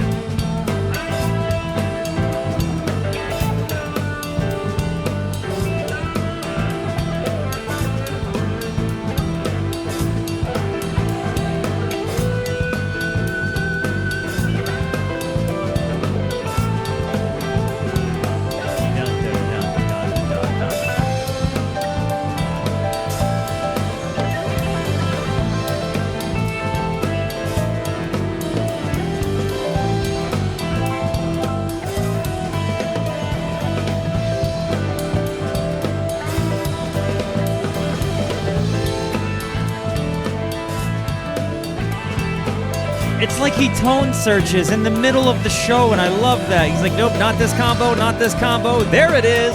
Let's go.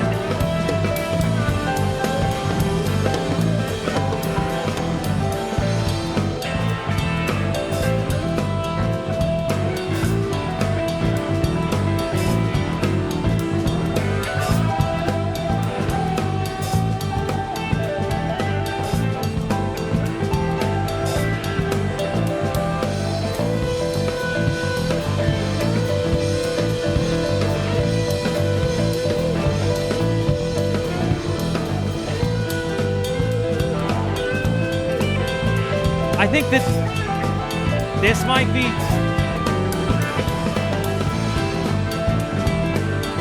This might be the song of it for me right now.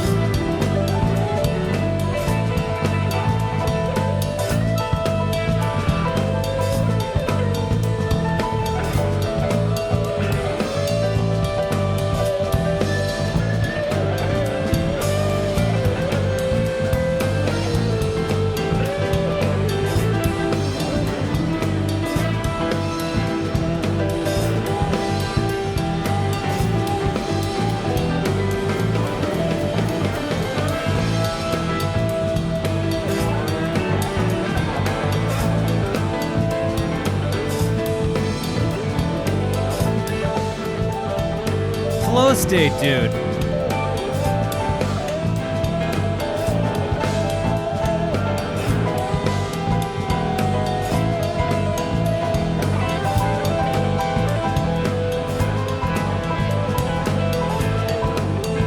Dang, the stream froze again. Crap. Is it gonna come back? Let me see. Why did it do that?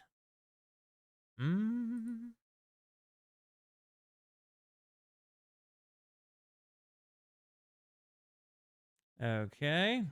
Recording and starting stream.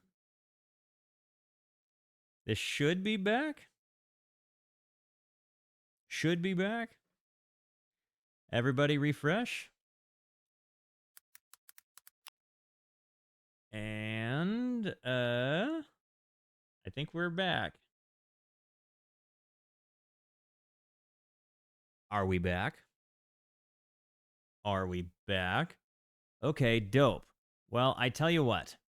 Because Twitch is going to end up immediately coming back and making us do an ad break, because that's how stupid the system works whenever it goes down, I'm just going to run an ad right now, and then we're going to come back and we're going to run the whole song friggin' back.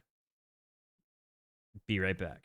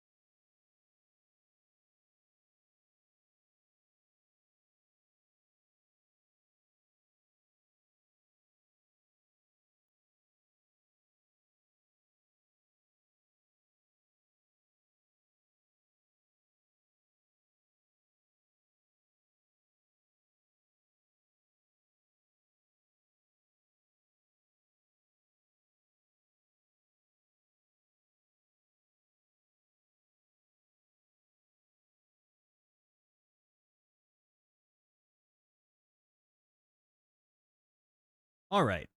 Is everybody back? Can I get confirmation that everybody in the chat is back after some more Twitch BS? I don't know what their nonsense is about today. That's the second time in this almost 4 hours I have been going that they've booted me. Same recording this whole time, right? Like it's the same recording. I'm almost at 4 hours total, but yeah, either which way, we're back. So, guys, I'm going to bring it back just so I feel like we get, a good feeling of this. Yeah, Twitch being twitchy. Here we go.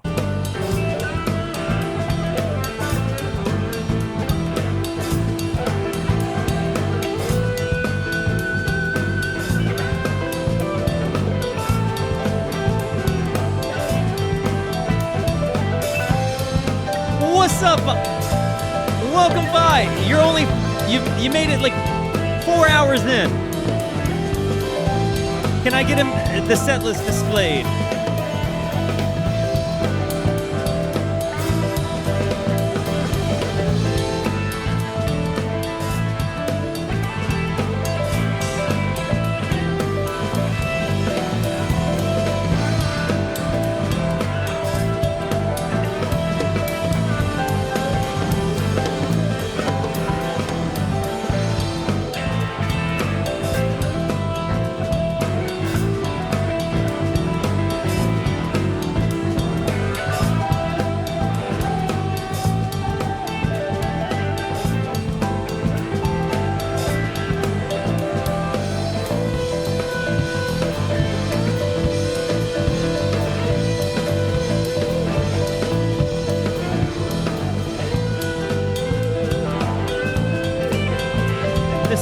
Dude.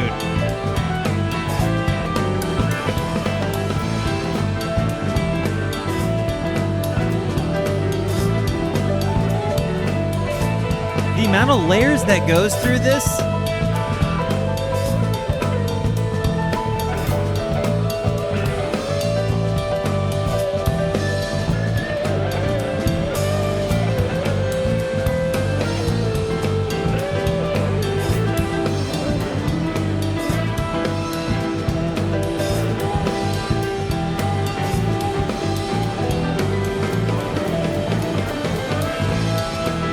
I've talked about this before, but watching musicians in a flow state is amazing to me. It's one of my favorite things. It's so inspiring.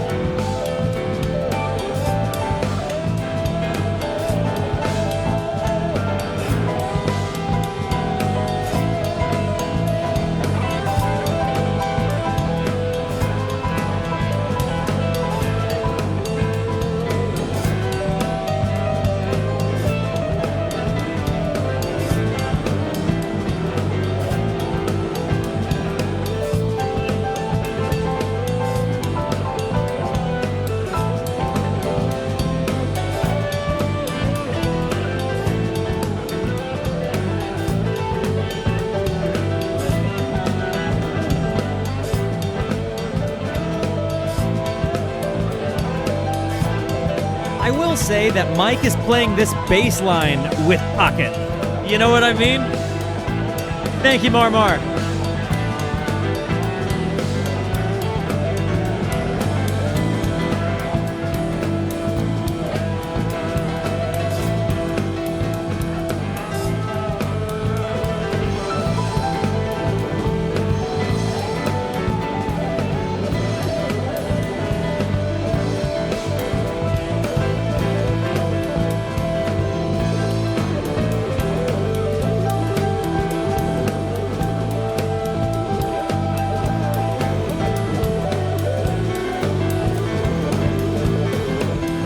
I don't know if I'm more moved by the chaos of Trey's guitar or the madness of the drums. No, one long video.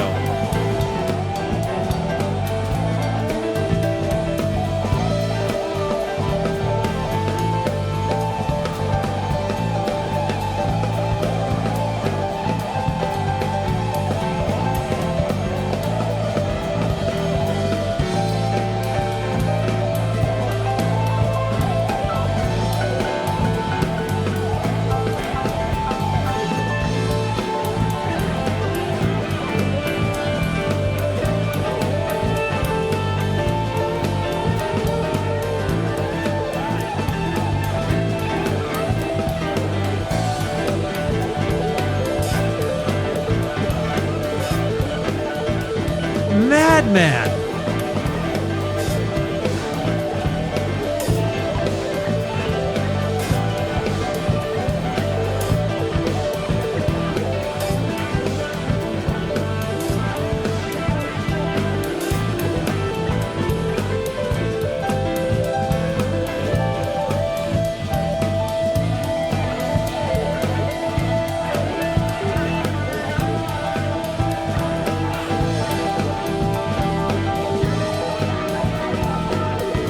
He shifts it totally. And totally with an N.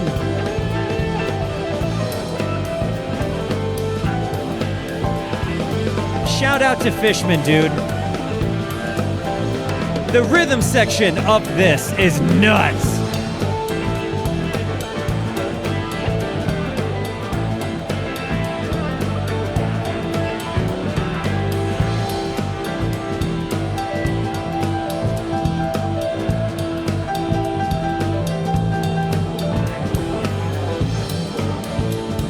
Mike is in just cyclic zen right now.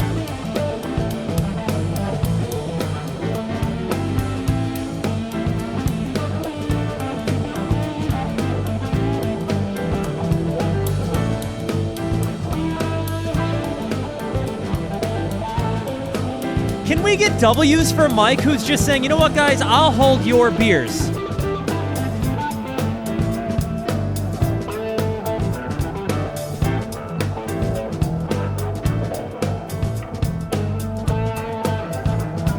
That's absolutely what he has done this whole song. Mike held everybody's beers.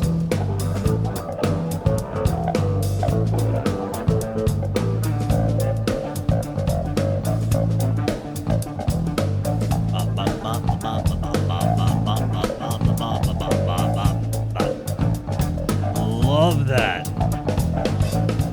Getting funky with it now, guys.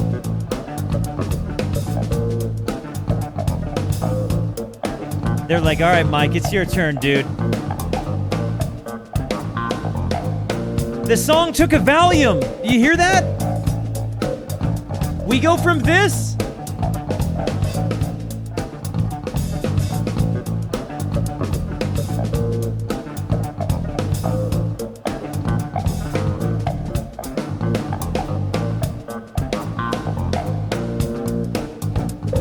We're back. I love that they do that and just pick it back up. This is Sand.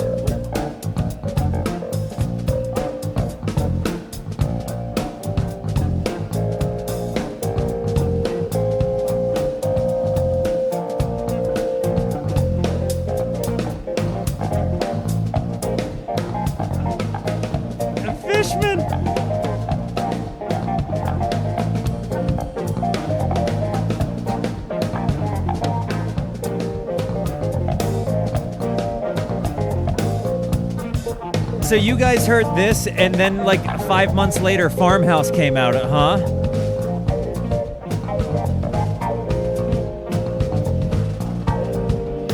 And here I wondered why everybody dunked on me for listening to the studio albums.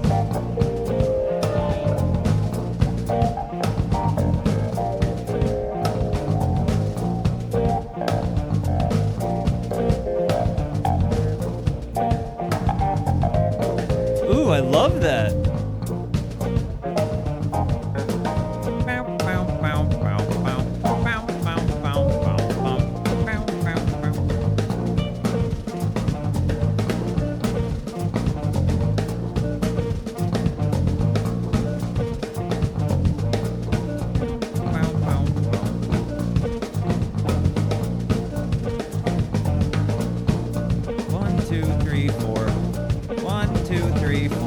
The timing.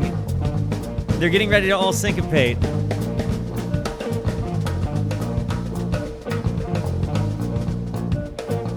What are the three different guys playing in? What are the four different time signatures here?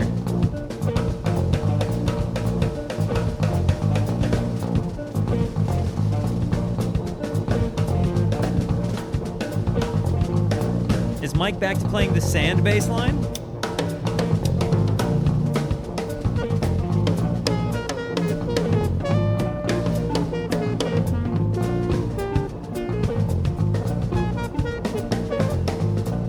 Is that I Just Want to Celebrate? Was that a teaser? Listen. Is that a Sly and the Family Stone teaser?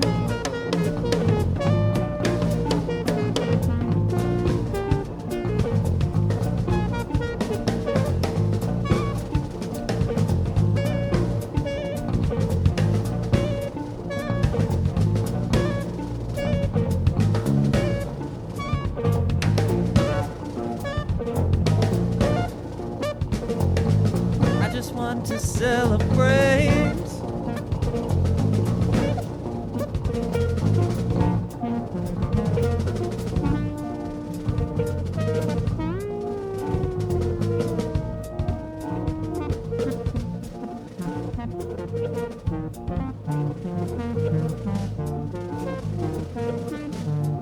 Dun, dun, dun, dun, dun, dun, dun. 2, 3, 4, 5. 2, 3, 4, 5.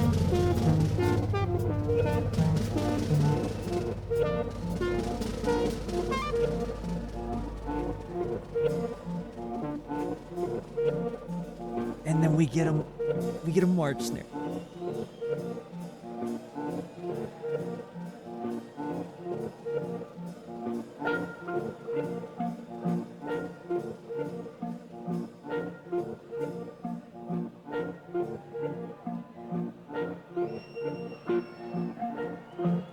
Hey, I'm pausing this moment because I want everybody to throw W's in the chat. You'll notice my wife just typed in there, but it's actually my nephew who's about to kick friggin' butts in his soccer game.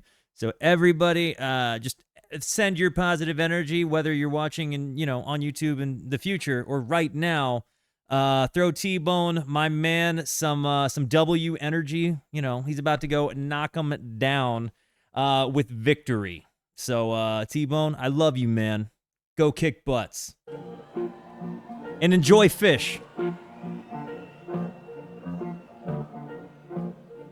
Dude is the actual homie, too, man. Like, really cool.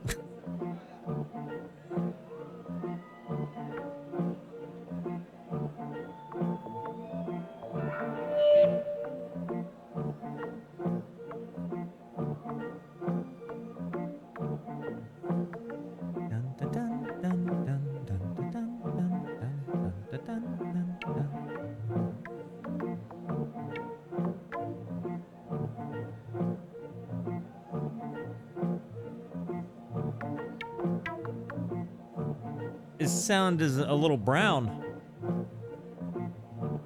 So many people in the neighborhood.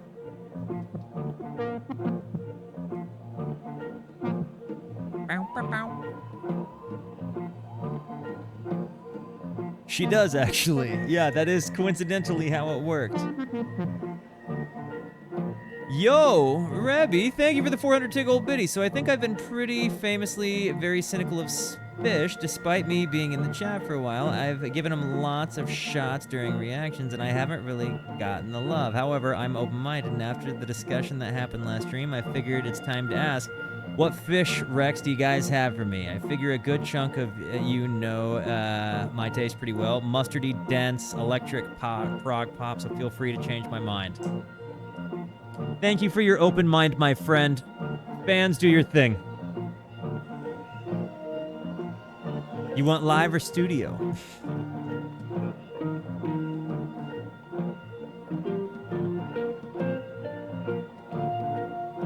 Oh.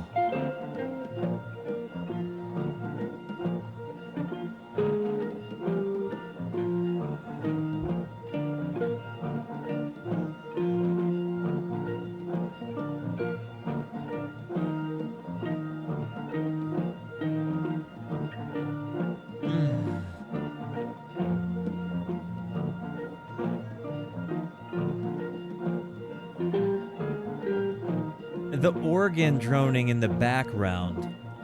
Tasty.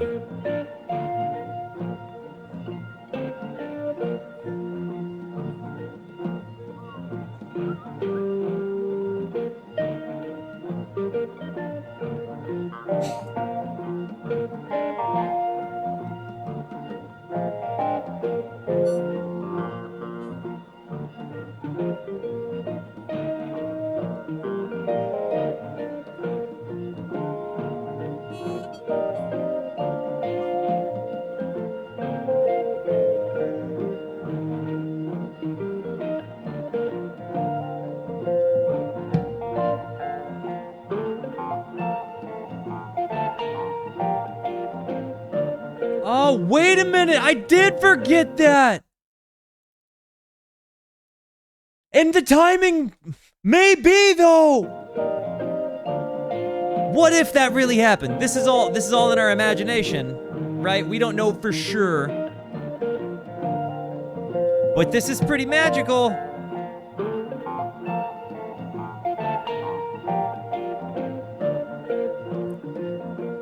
I think this is unironically kind of one of my favorite jams of this whole thing so far.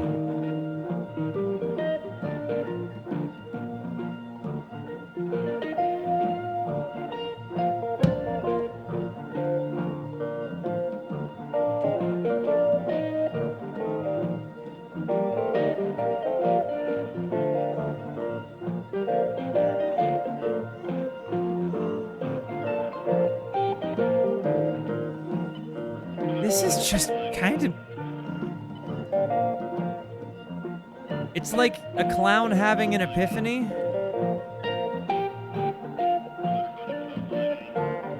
What is he doing? What is that?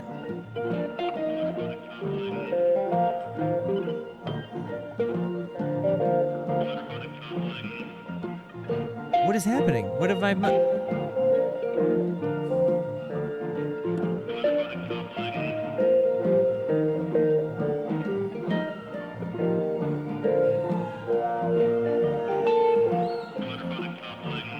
Quadrophonic toppling. I hear it now.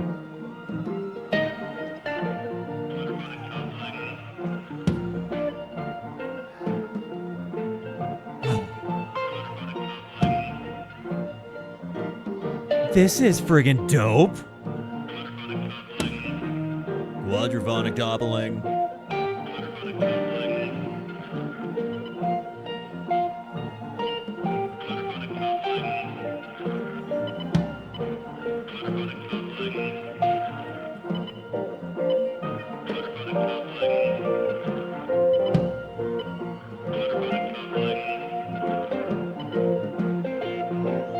This feels a little bit like a Jerry Garcia kind of soft lead,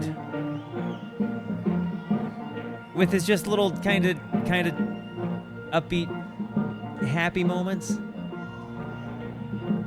But the whole band has like, it just seems like they're having fun. And again, in theory, this is like 4 a.m. to them at this point, right? They've been going for 4 hours.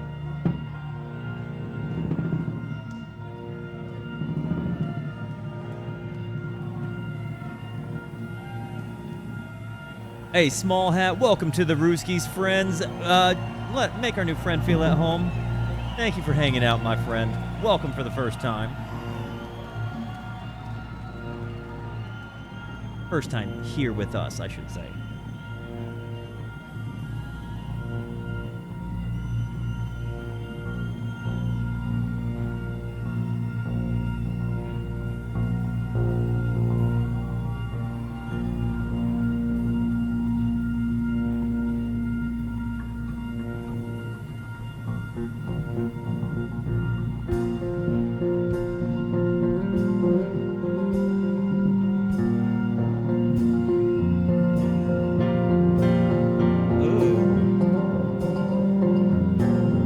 I like the delay work on the bass.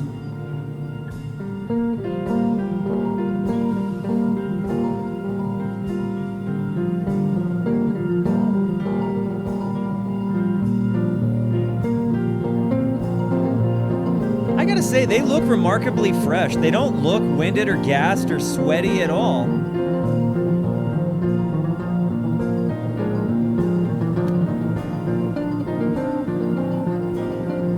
It's time for porta potty, snooters. Coke fart time.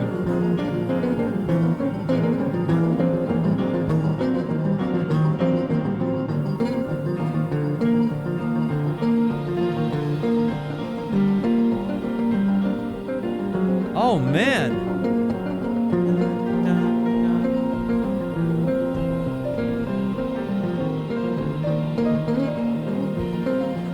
Revisit this. I want to revisit that whole thing. That was such a that whole walk was so nice. and you just hear that like ascent and descent moment, and then kind of do.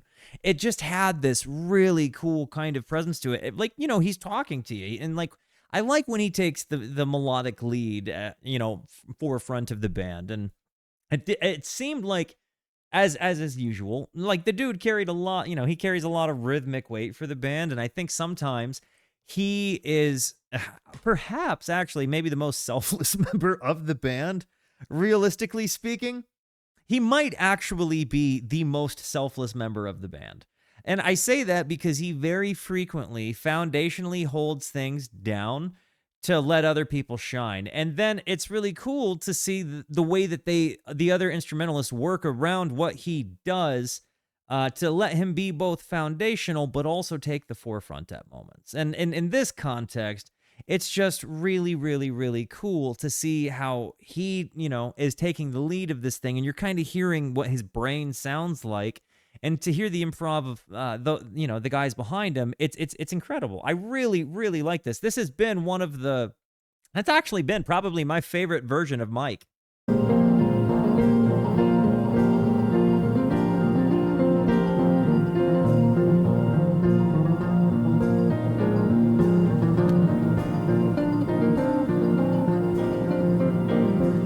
You Brought Bad Reviews is a really good Mike.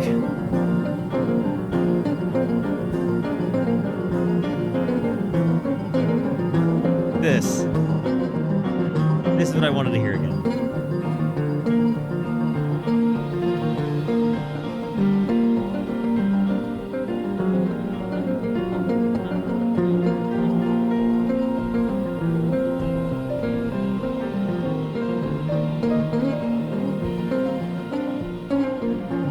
It's almost like he's playing his own dotted eighths, like...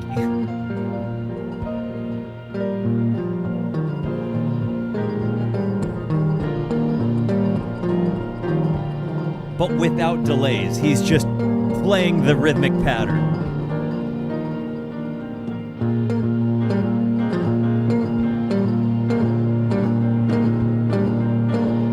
I don't think that this is the PC. I genuinely think that this is Twitch.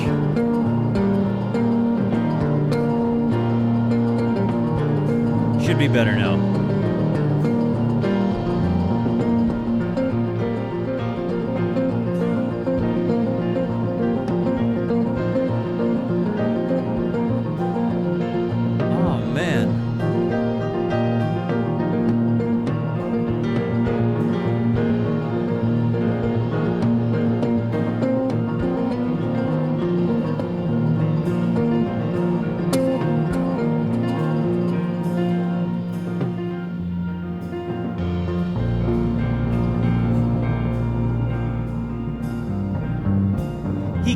What's up?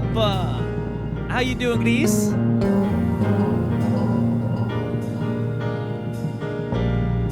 Buenos tardes, mi amigo.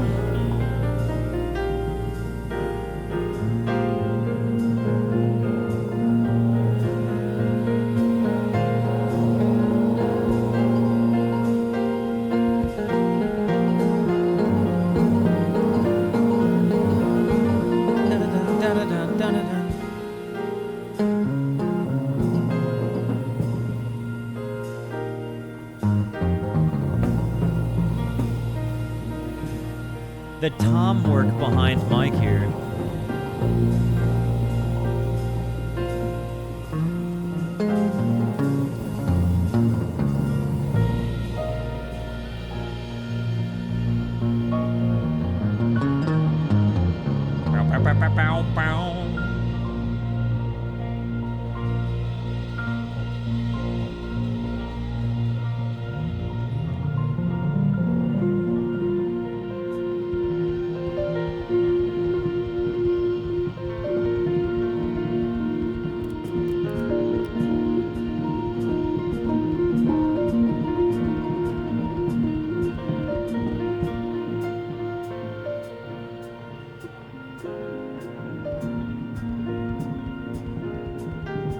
Droning keys behind him, but then you have the grand.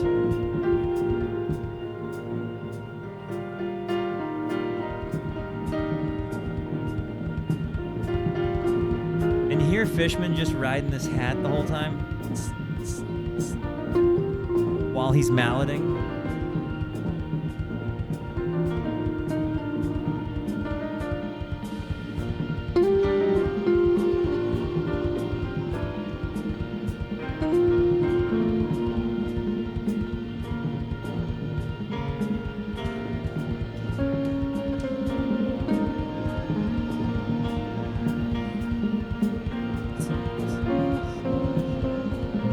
So this is, I feel like you can kind of tell the moments where the guys are giving themselves a break. You know what I mean? Where they're like, hey, let's go pee, let's go poop, do whatever we got to do. And you know what? Since we're in one of those moments right now, I'm actually going to pause it before it transitions into a new song really quick. And I'm going to run this friggin' ad, which it seems like Twitch is going to make me run again. They keep shutting me off and turning me back on. It's really friggin' frustrating. But it's like when it's for whatever reason, whenever it kicks me off of Twitch and brings me back, it makes everybody watch an ad again. So I figure since we're kind of in between a song going into another song, it seems like Trey might be relieving his bowels. Maybe I'll go do that too. Guys, smoke them if you got them. Get out your peas and poops. We've been doing this since like 9:15 this morning for my time, and it is now 1:56. So, stretch the legs, do what you gotta do. Not necessarily a set break, but, go drain the pipes. Be right back.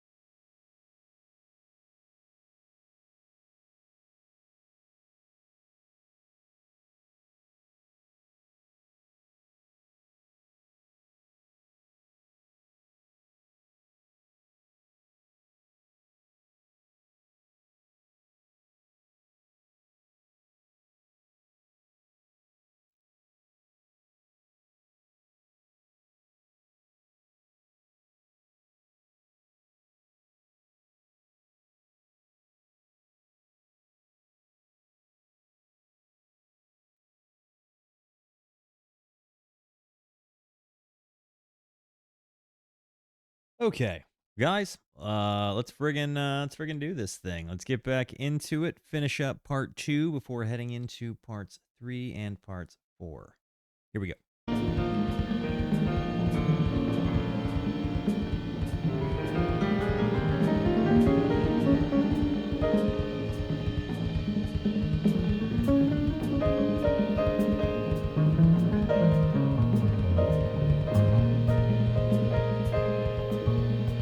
Hey, Sai, if you gotta sleep, you gotta sleep. I get it.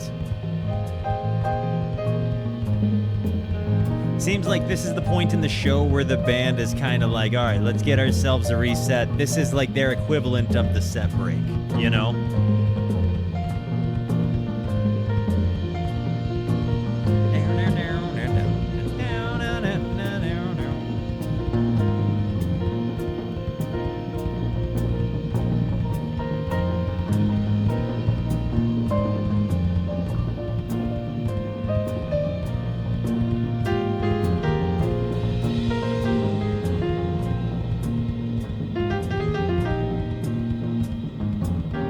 I love this little walk he's doing.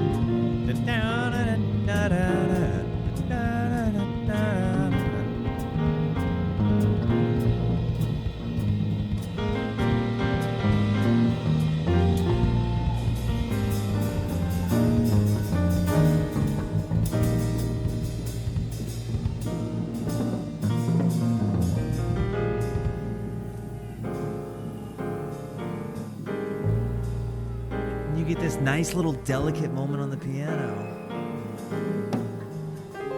Kind of a lounge sort of sound here.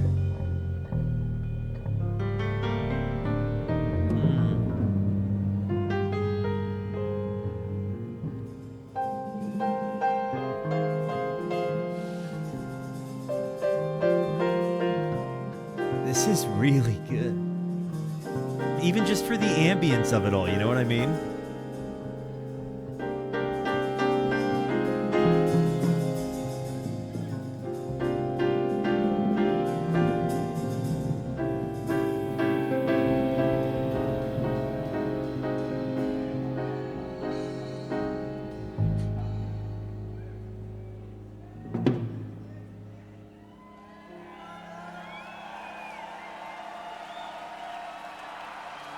That was wonderful.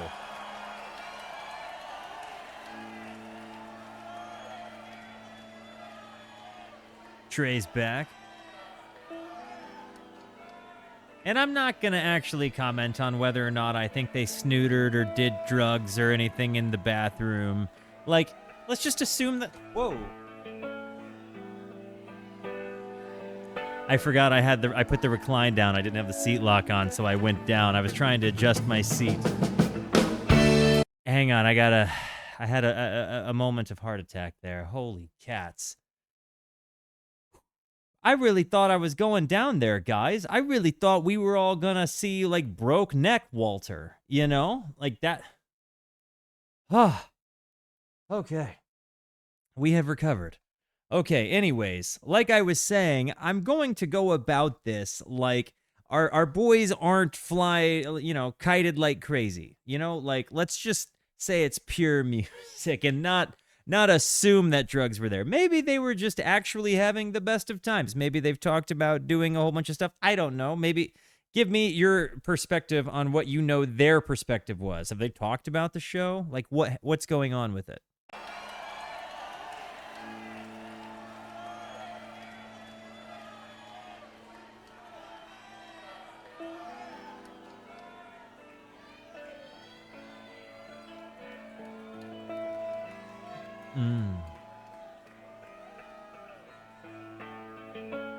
Slave.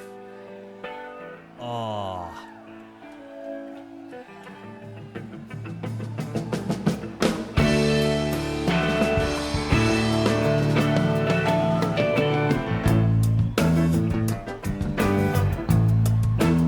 I can see his underwear. Okay. Fans, what is sexier? Prince's waist chain or Fishman's see-through moo-moo undies? let me know. Which would you rather see, I should say?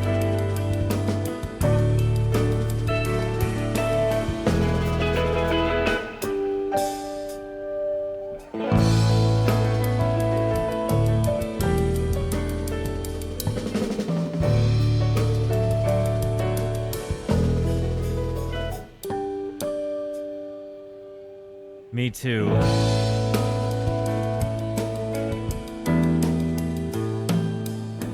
It's your fault that I saw him naked too.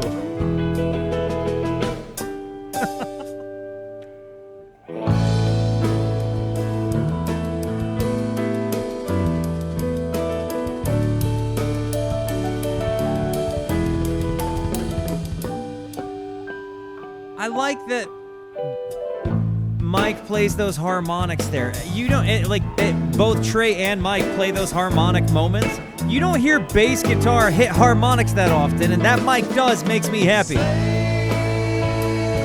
the traffic light.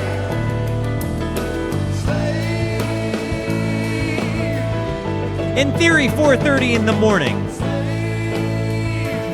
To the traffic light.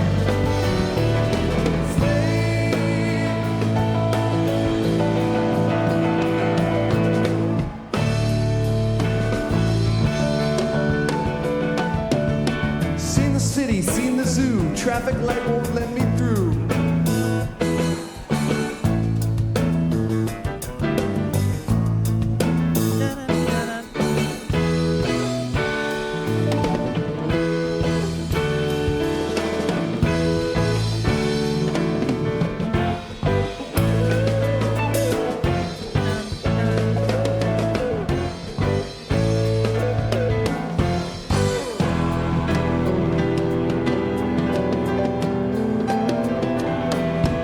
Some mustard on it.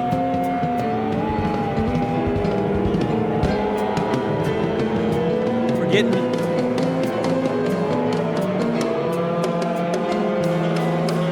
He's like, you know what I'm gonna do?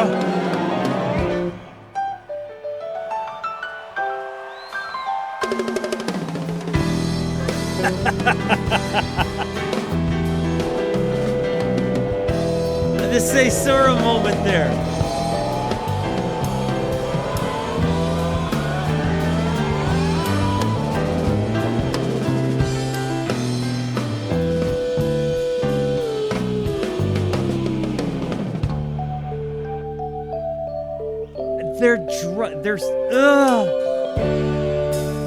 This is up there, man. This is already I just like this song, right? But like hearing how they'd make it like kind of evil and then just beautiful.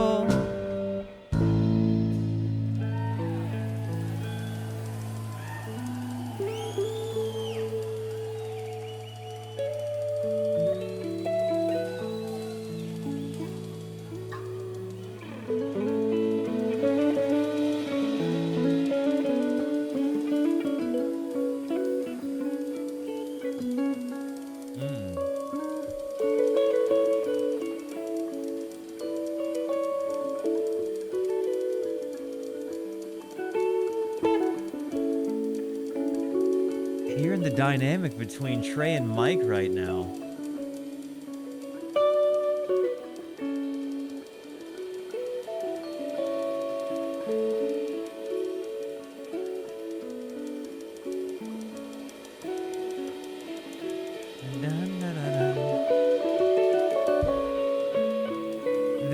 Seeing him take it in this direction, though.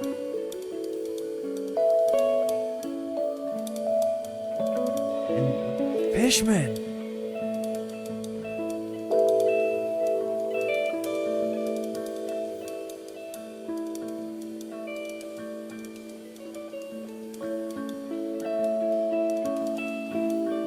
What he's doing on the ride, man. My favorite thing that Fishman hits is his ride. For sure. For sure.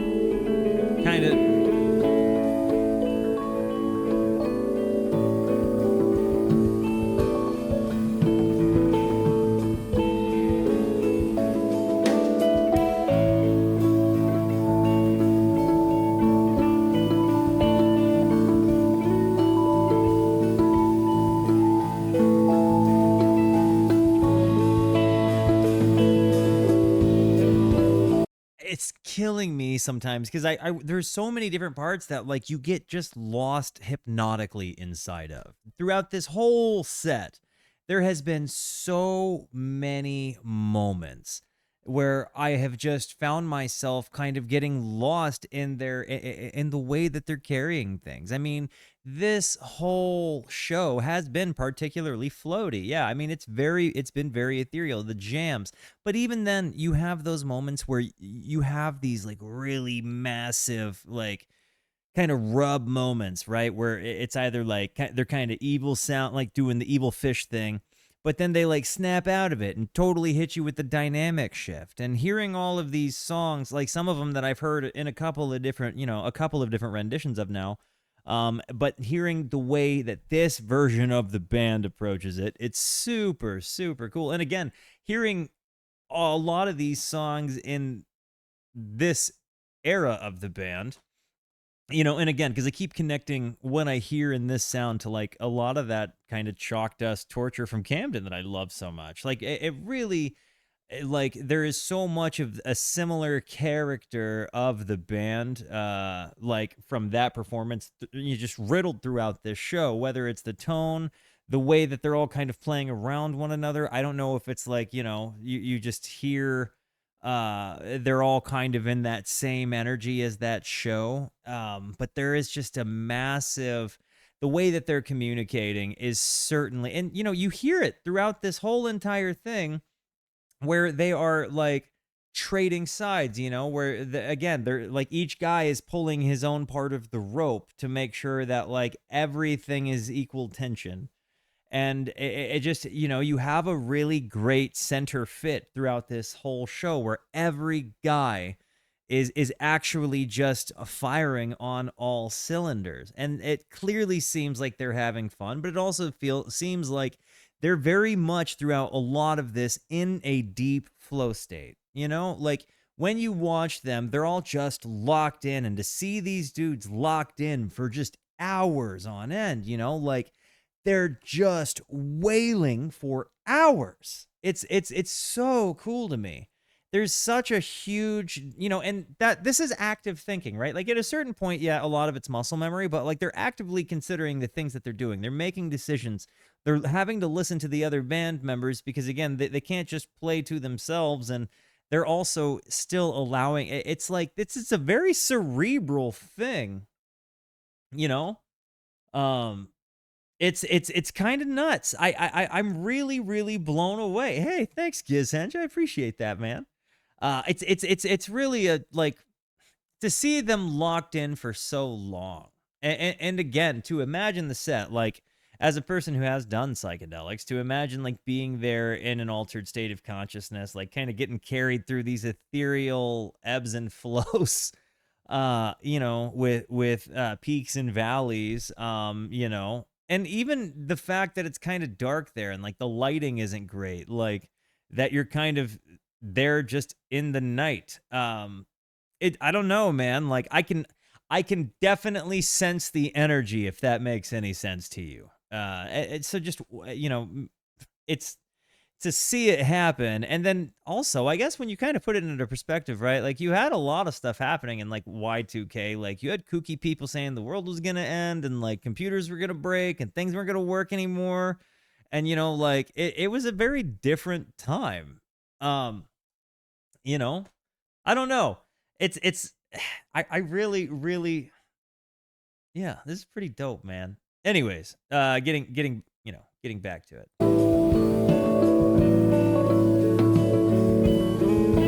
Yeah, no, that like fingers are walking away raw, even with calluses.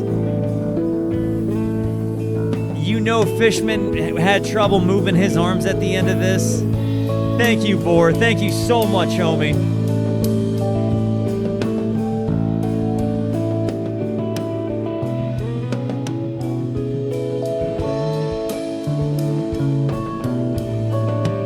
And like I've been around the fans, like at a Phish show and at like a Reprise show, like, and the community thing, right? Like I've experienced the community of these people who are loving and kind and wonderful, and just they're experiencing the moment of eyes closed together. So to think about what that context meant in terms of all of this, what it meant to them as a group of guys that were celebrating with everybody, it's kind of a cool thing to think about. Like, when I put myself in the shoes of somebody in this show, it's kind of cool. It's a really fun way to spend my imagination.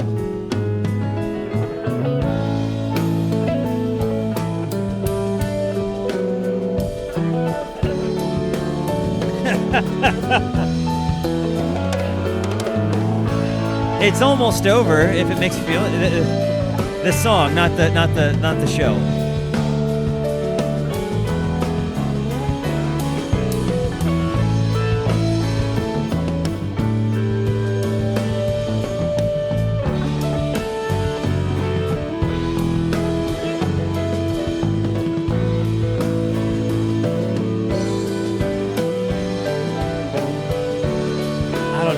This is a really good slave.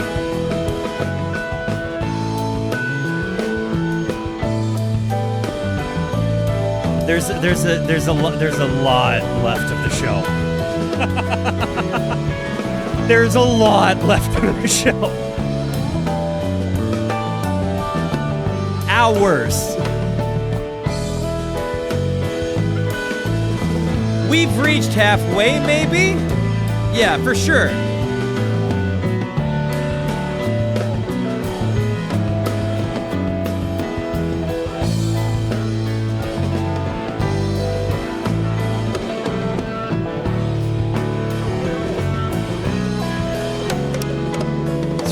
Phish songs left. Well, I don't know if there's covers in there, so I'll say 20 songs that Phish plays left.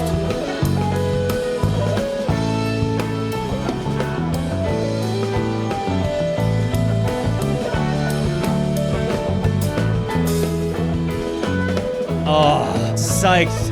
Welcome by. This is a great time to be here. What an intro!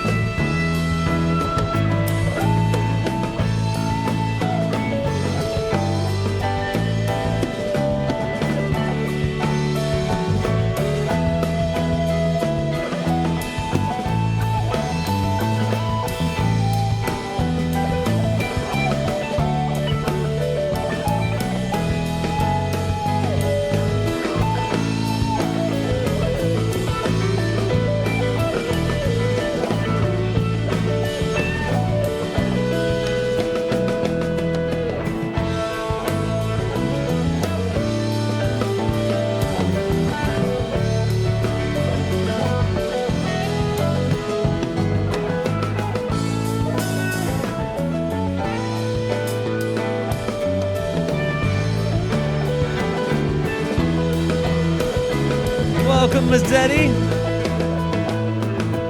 Gosh.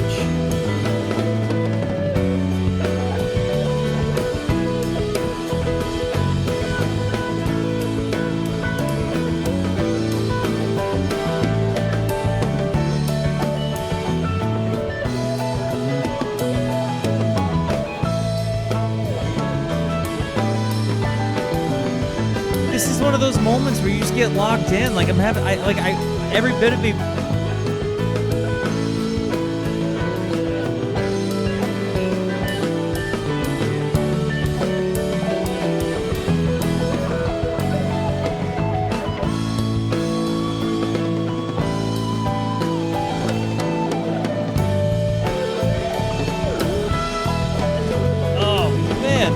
It reaches different plateaus, you know, and then it just ascends.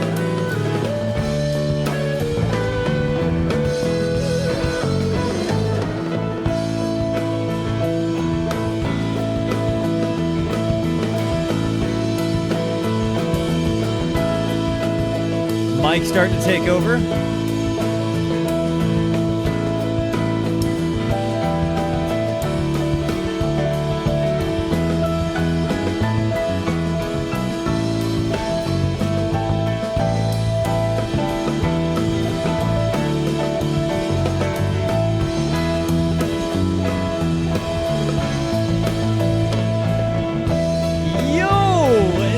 Anaconda, thank you for the 6 months in advance subscription, dude.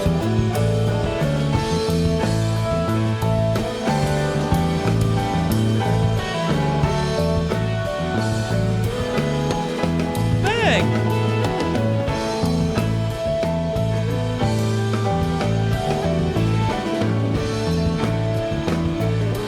This bass is hitting so hard.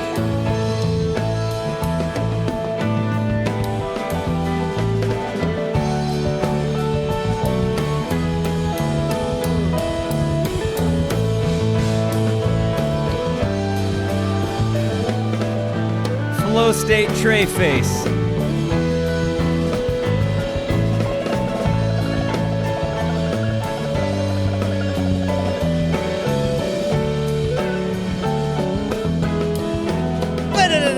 Hang on. We're getting really close to the end of the part 2 video, and then we go into the part 3 video. I'm going back 10 seconds, but there was this moment in Trey's run there, and it really stood out to me among everything else, because you hear him just kind of ripping on, and he's rolling the same kind of scale, and then he changes scale. You know what I mean? Like, so then, like, he changes the mode he's playing in, and it totally changes the feeling of the song in that moment. Yo, Mazzetti, thank you for the prime. Right there. It a punch right in the face.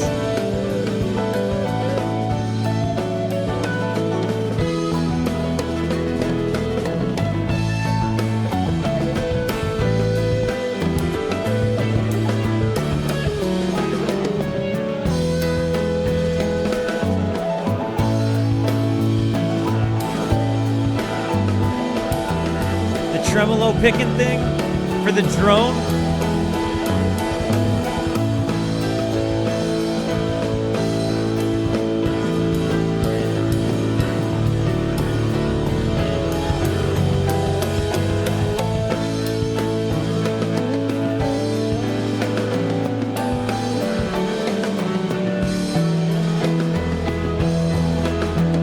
This slave rips so hard, dude.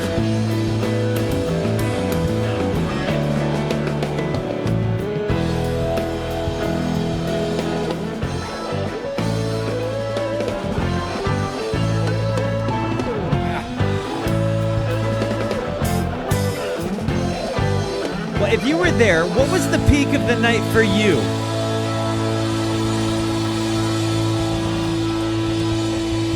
Whether it's very specific to you or not, it doesn't have to be the song. It could be like, I peaked on my trip here. It could be whatever the case may be. That song just finished up part 2, which is kind of nuts, man. We've got part 3, and I downloaded part 4. Already, so we're good there. Dude, I am super psyched. Boogie with Stu 35, welcome to the Rooskies, homie. And let's go into part 3 here. Find somewhere. What did we enter in on? Don't care who I am. What did we walk in on in part 3? Oh,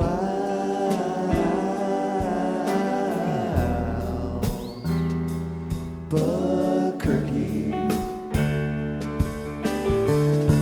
Albuquerque. Oh,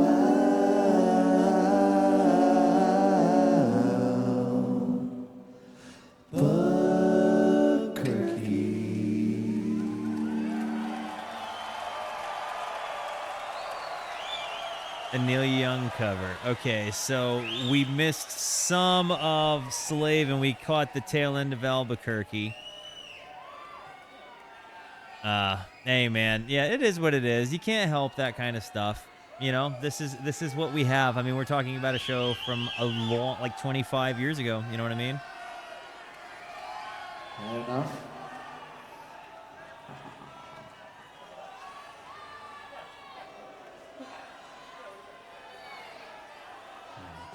How long was Albuquerque? Like, how much was missed?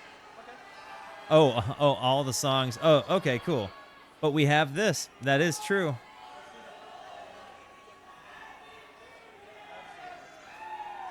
Happy New Year. Well, can anybody get me a link real quick? Cause heck, I'll pause it. Like if I mean, I like Neil Young. Get me a link real quick. We'll listen to it. I mean, we're at the beginning of this video. We did this thing for a moment. We'll catch Albuquerque. That actually does sound interesting to me. Let's do it. Give me a link. Bingo, bango. And by the way, in case you were wondering, right now, Sand has been my favorite. Prince Caspian, Bathtub Gin, I think is kind of where I'm at with it. There's, who maybe, hang on, down, Cross-Eyed and Painless too. That might have been second. And then it might be Prince Caspian and then Bathtub Gin. Here it is.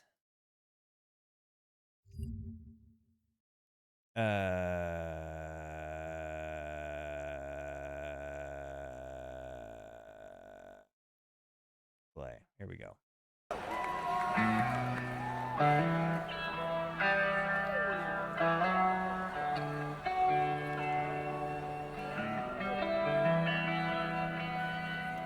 Oh.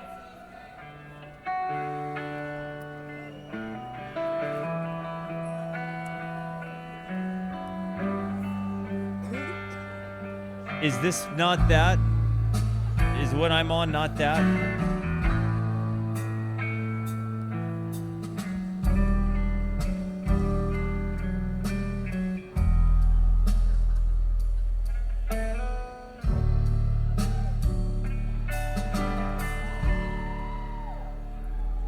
Well, they say. Hang on, I'm gonna go put this video up because I don't want to keep looking. I didn't really glimpse at the songs. I just realized the songs were there and I didn't want to stare at them. I want the surprise.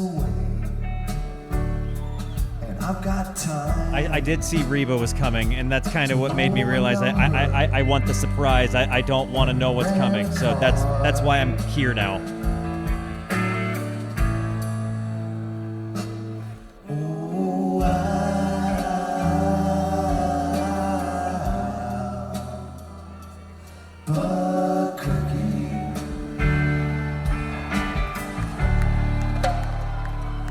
It's a total vibe shift after Slave, dude. Down the road, and I've been starving to be alone. This mix is significantly bass heavier, but I'm enjoying the vibe.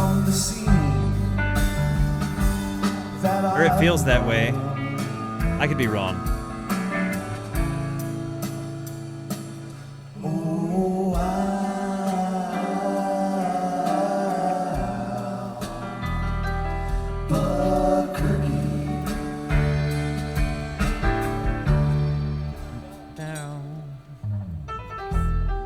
Oh, the bass dive and the key.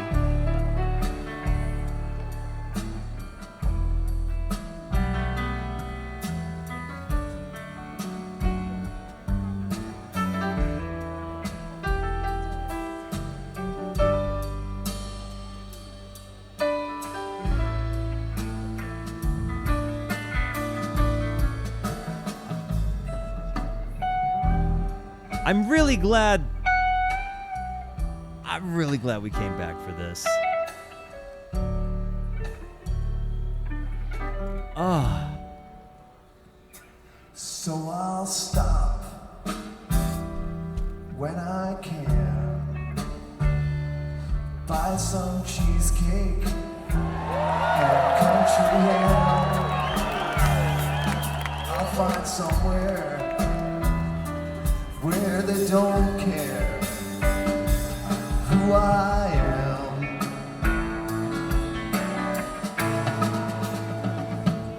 Oh,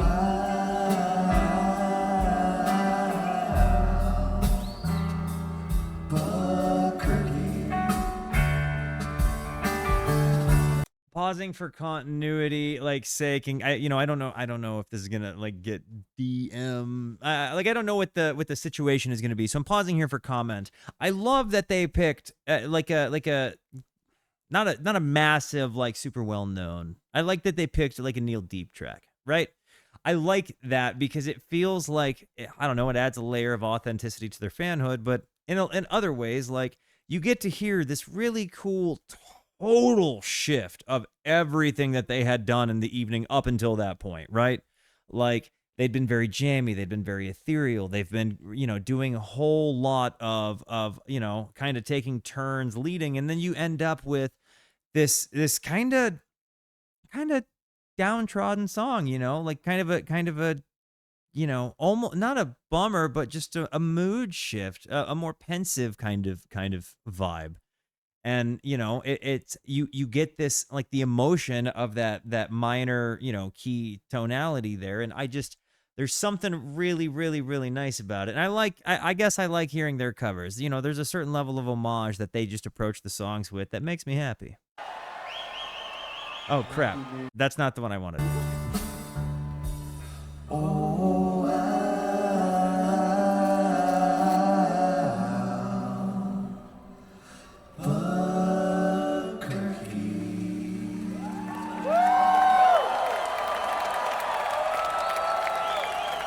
That was tremendous. Okay. Now I'm guessing we are here. Beautiful. And I have this up for later reference if for whatever reason something were to get missed, but hopefully that doesn't happen. But if for whatever reason it does, bingo bango, we've got backup.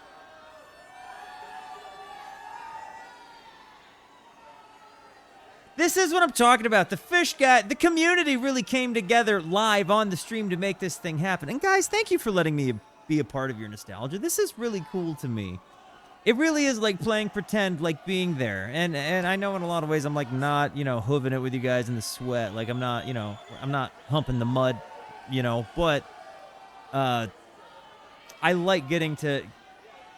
There's something about this, man. And again, it rips hard. Like knowing what it means to everybody. Like there's a lot of cool stuff. And again, tell me if this was your first Phish show or your introduction to Phish. Reba stick a boulder in the water. Reba tie a cable to a tree. Reba stick in a game of lipstick, perfume, fly paper. Reba press a razor to a slide, cross a needle with a prune. It's really late to be going that fast. Reba sang a later from a lip, dip, sip. Reba babble to the nag with a lipstick, perfume, mutter to a farmer in a truck. Reba takes a cheetah on the prowl in a cage, stick a boulder in the water, tie a cable to a tree. Mutter nature to the nag with a lipstick, perfume, Reba flush a flesh farm, left of a thunder in a circle. Down the pipes. Bag it, tag it, sell it to the butcher in the store. Oh, bag it, tag it, sell it to the butcher in the store. Amazing, Scoots. Bag it, I'm having a great day. sell it to the butcher in the store. Oh, bag it, sag it. Sell to the butcher in the store. I sit here for 9 hours a day underwriting loans. You think I can't listen to Phish? Reba put a stopper at the bottom of the tub, picked up the jar and screwed the top and watched it drop into the water. A little scoop of plaster mix, some coffee grounds and mud, and then she stirred it with a ladle that her grandmother had bought her. Threw in a pot of melted wax, a 4 foot and a hoof. Apple core, worms galore, a can of some corrosive. Marmor, how long is part 4? 58. Nice. What are you up to now? She knew that what she made would be the finest in the nation. Bag it, Nice. tag it, sell it to the butcher in the store. Oh, bag it, tag it, sell it to the butcher in the store. Oh, bag it, tag it, sell it to the butcher in the store. Oh, bag it, tag it. They just let it fall apart. I love it. Bag it, tag it, sell it to the butcher in the store. Oh, bag it, tag it, sell it to the butcher in the store. Oh, bag it, tag it. Bag it, tag it, sell it to the butcher in the store. Oh, bag it, tag it, sell it to the butcher in the store. Oh, bag it, tag it, sell it to the butcher in the store. The Tom or the Bag it, tag it.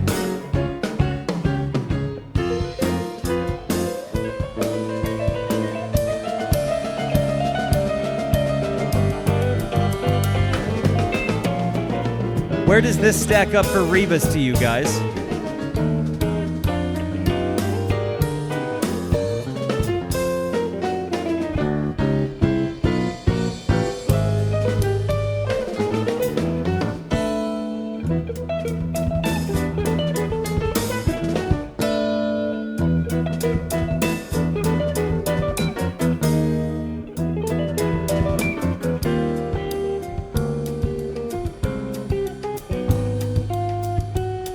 think it is.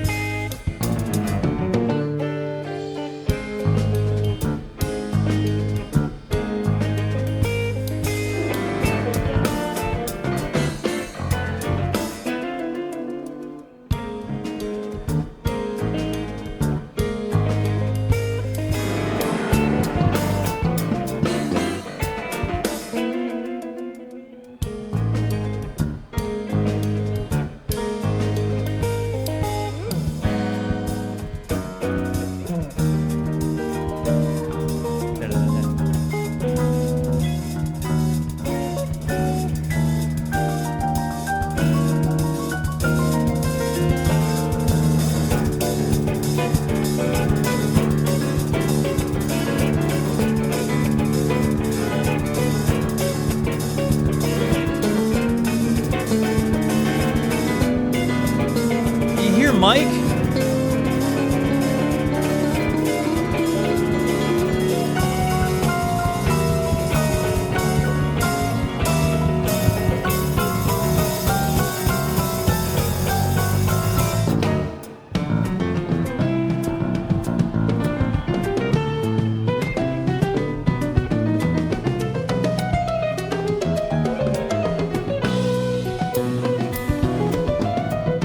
Now, there's a lot of Reba that's composed, but there's a significant amount of Reba that is jam, right?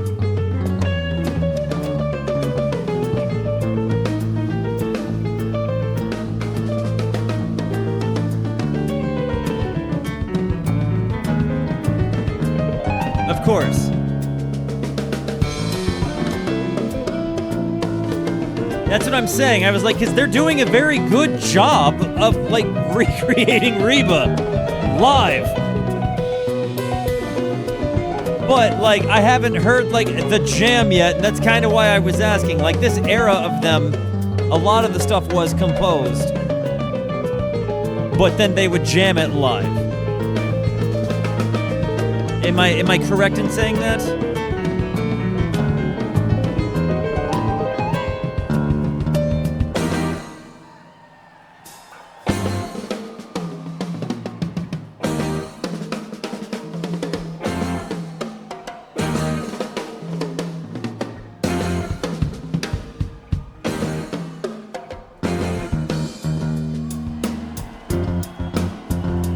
This is nice.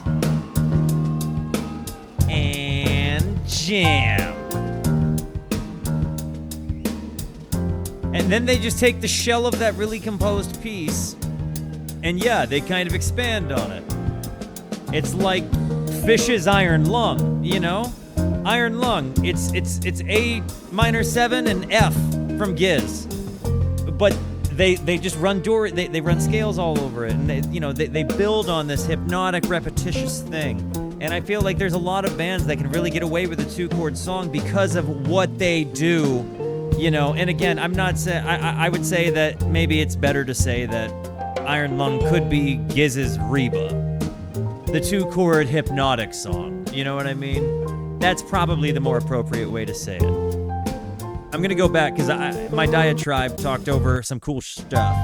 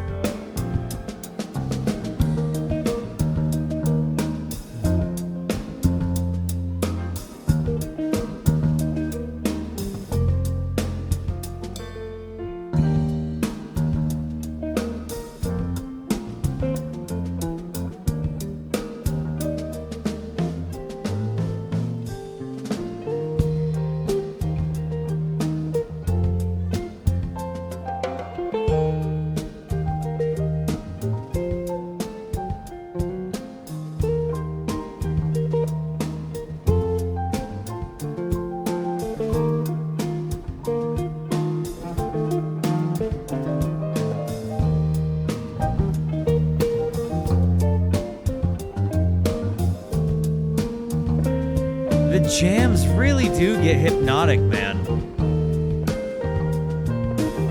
But this is the same kind of reason that I like Iron Lung so much. It's, you know, it was the first Giz jam I ever heard, but it goes on to represent so many things of what I love about it. And this moment right here, very similarly, has so many good moments of this era that...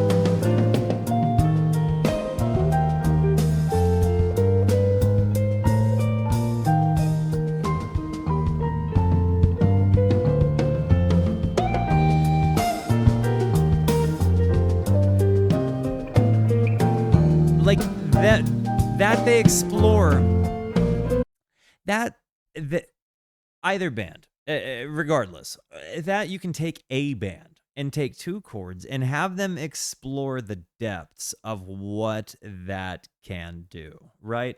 Like, how can we affect this rhythmically? How can we, you know, run different, you know, modes over these two chords and adjust the feelings of what it is we're playing to. Let's make it, you know, let's make some tension. Let's make some uplifting ethereal natures, you know, like you know, we can muddy it up and run some pentatonic and, you know, get bluesy if we want. But like that, they can take all of these different things with just the two chord structure and just rebuild it. It really gives each guy kind of a chance to shine because, you know, it's like, as long as some people are doing foundational things, and, you know, and they can take turns doing the foundational things so that the song has a backbone. But as long as there's enough to have a backbone, they really do get a chance to explore the depths of what it is one can do with the, you know, feelings and emotions within two chords. And again, for them to be just so in sync and dialed in.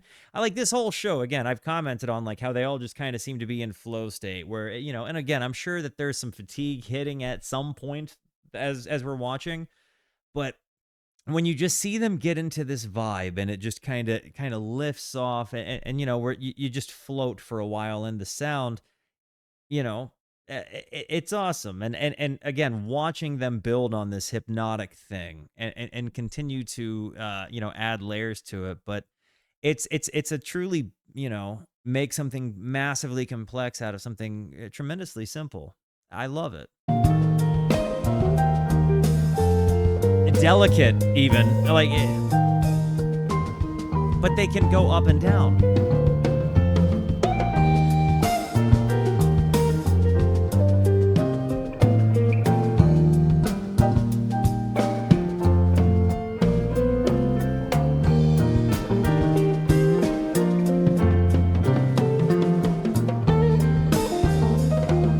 They all have to listen to each other to communicate what they want to do.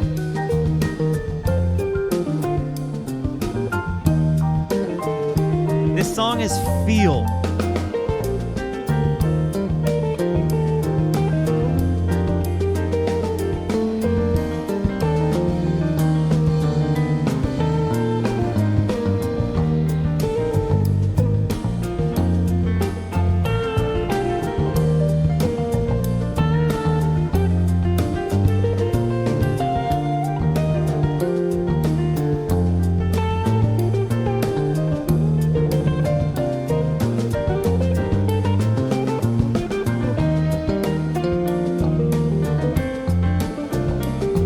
Mike interjecting.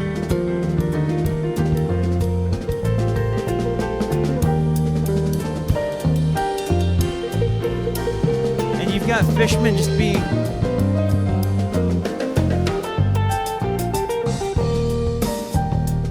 I think the boy Phish is maybe holding it right now hard for me.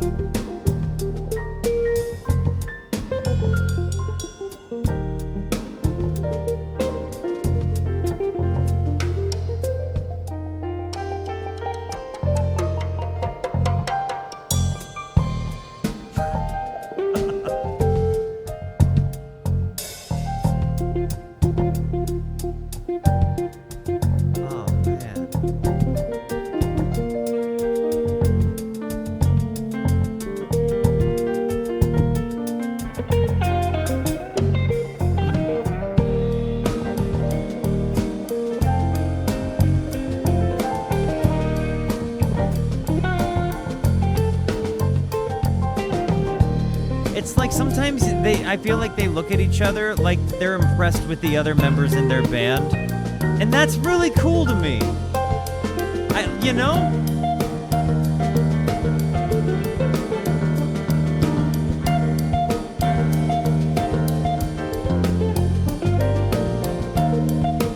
In this moment, he's just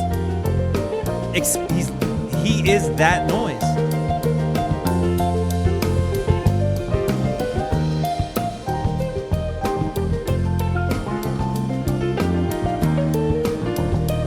His little pops.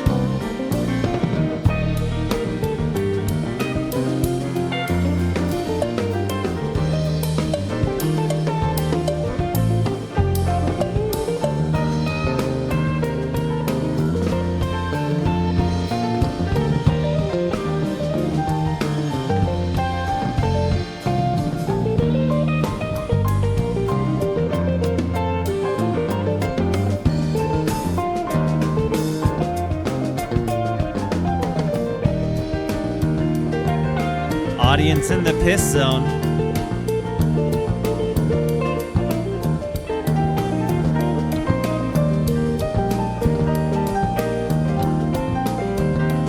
Paige interjecting here.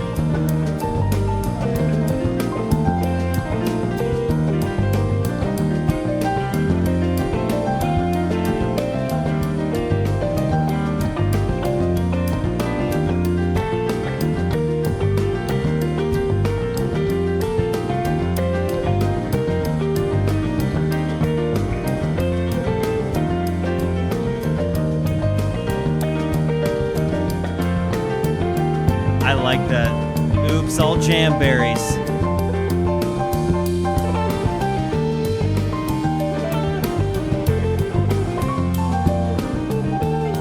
Look at the dancing crowd above them.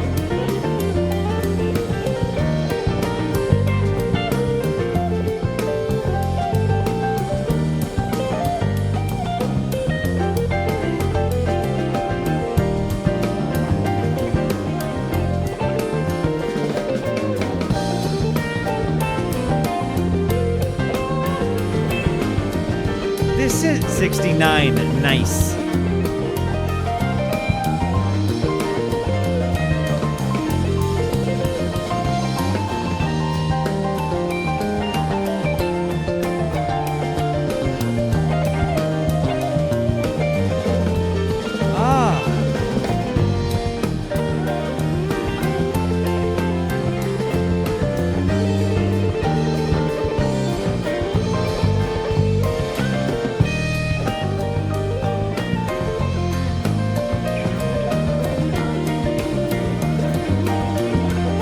Little sweep action there.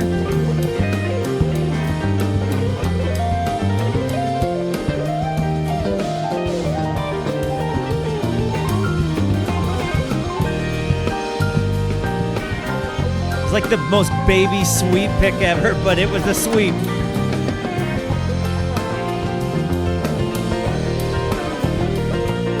But I still agree, Trey doesn't really sweep.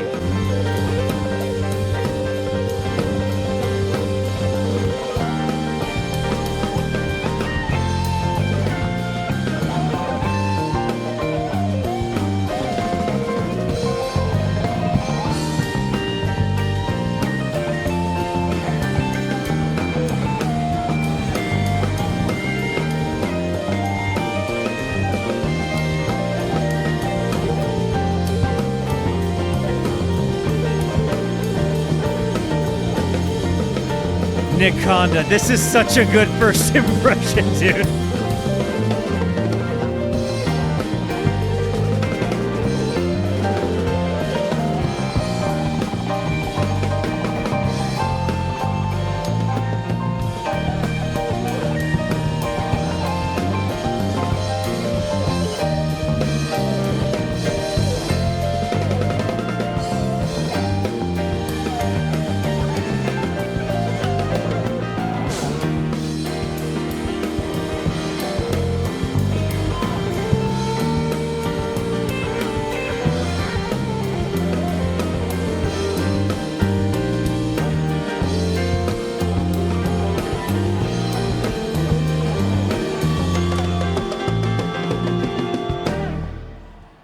Oh my gosh.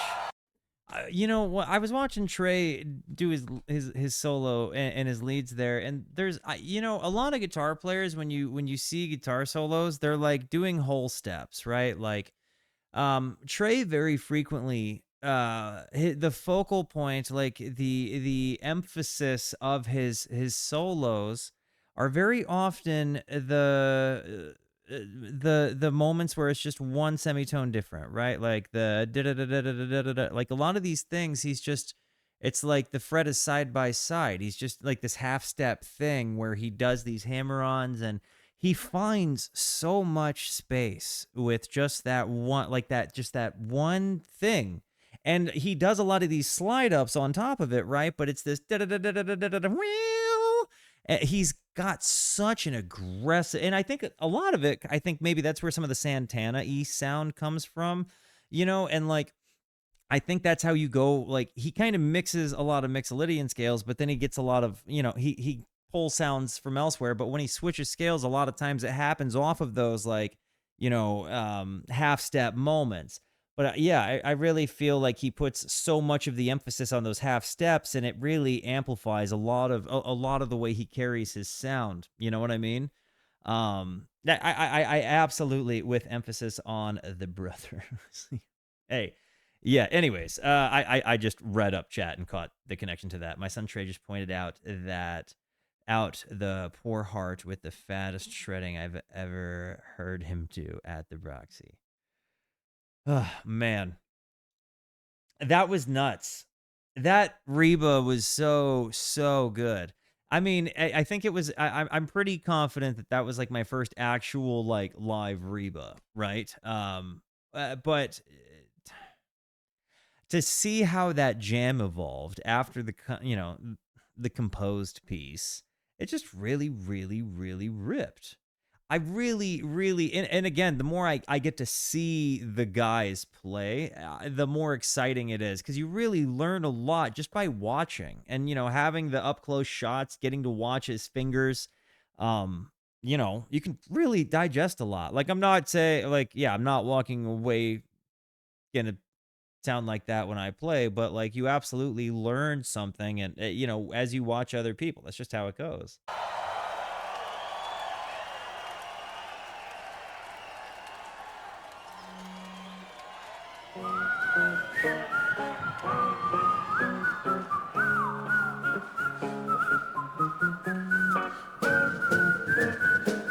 We're back.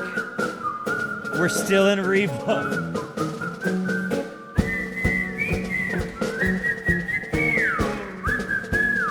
I was over here talking like an ass, thinking it's over.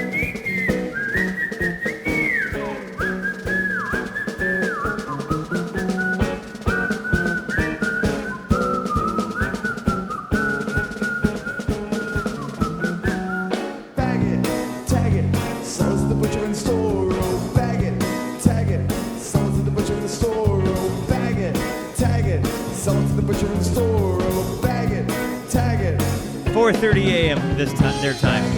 Tag it, sell it to the butcher in the store. Bag it, tag it, sell it to the butcher in the store. Bag it, tag it, sell it to the butcher in the store. Bag it, tag it. Bag it, tag it, sell it to the butcher in the store. Bag it, tag it, sell it to the butcher in the store. Bag it, tag it, sell it to the butcher in the store. Bag it, tag it.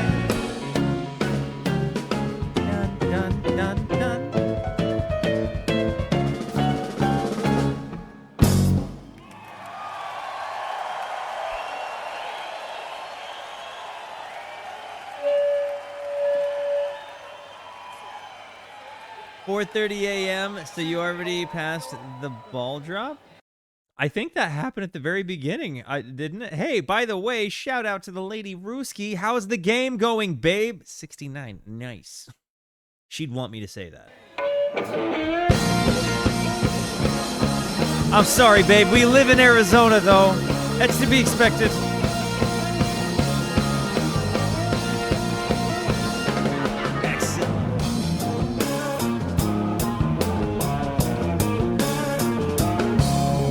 No sweat, love.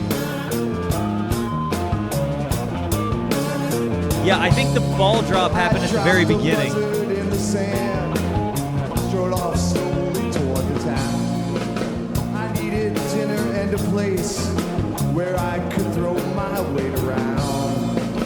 I detected a faint cheesecake smell that put me off my appetite.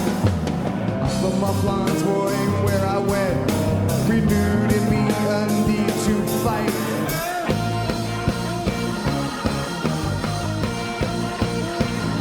I've certainly heard this song, but is it a different song than the one I'm familiar with? Are there two different versions of it?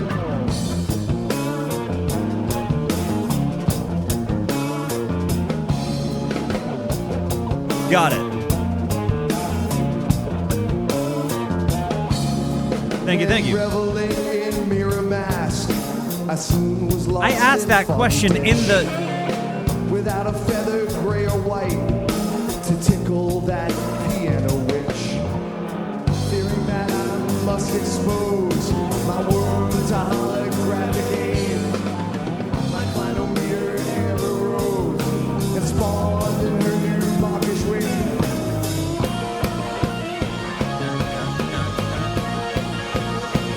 The organ!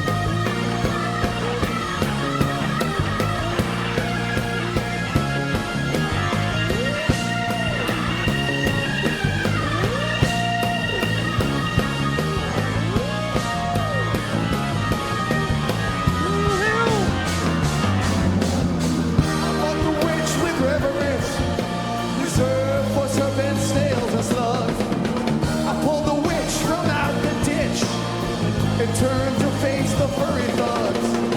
The sheepy smile, the teeth that gleam. The weapons in their hooves revolve. I detected a prostatic green. I gulped and felt my noise dissolve. Axilla, Axilla, Axilla, Axilla, Axilla, Axilla, yeah!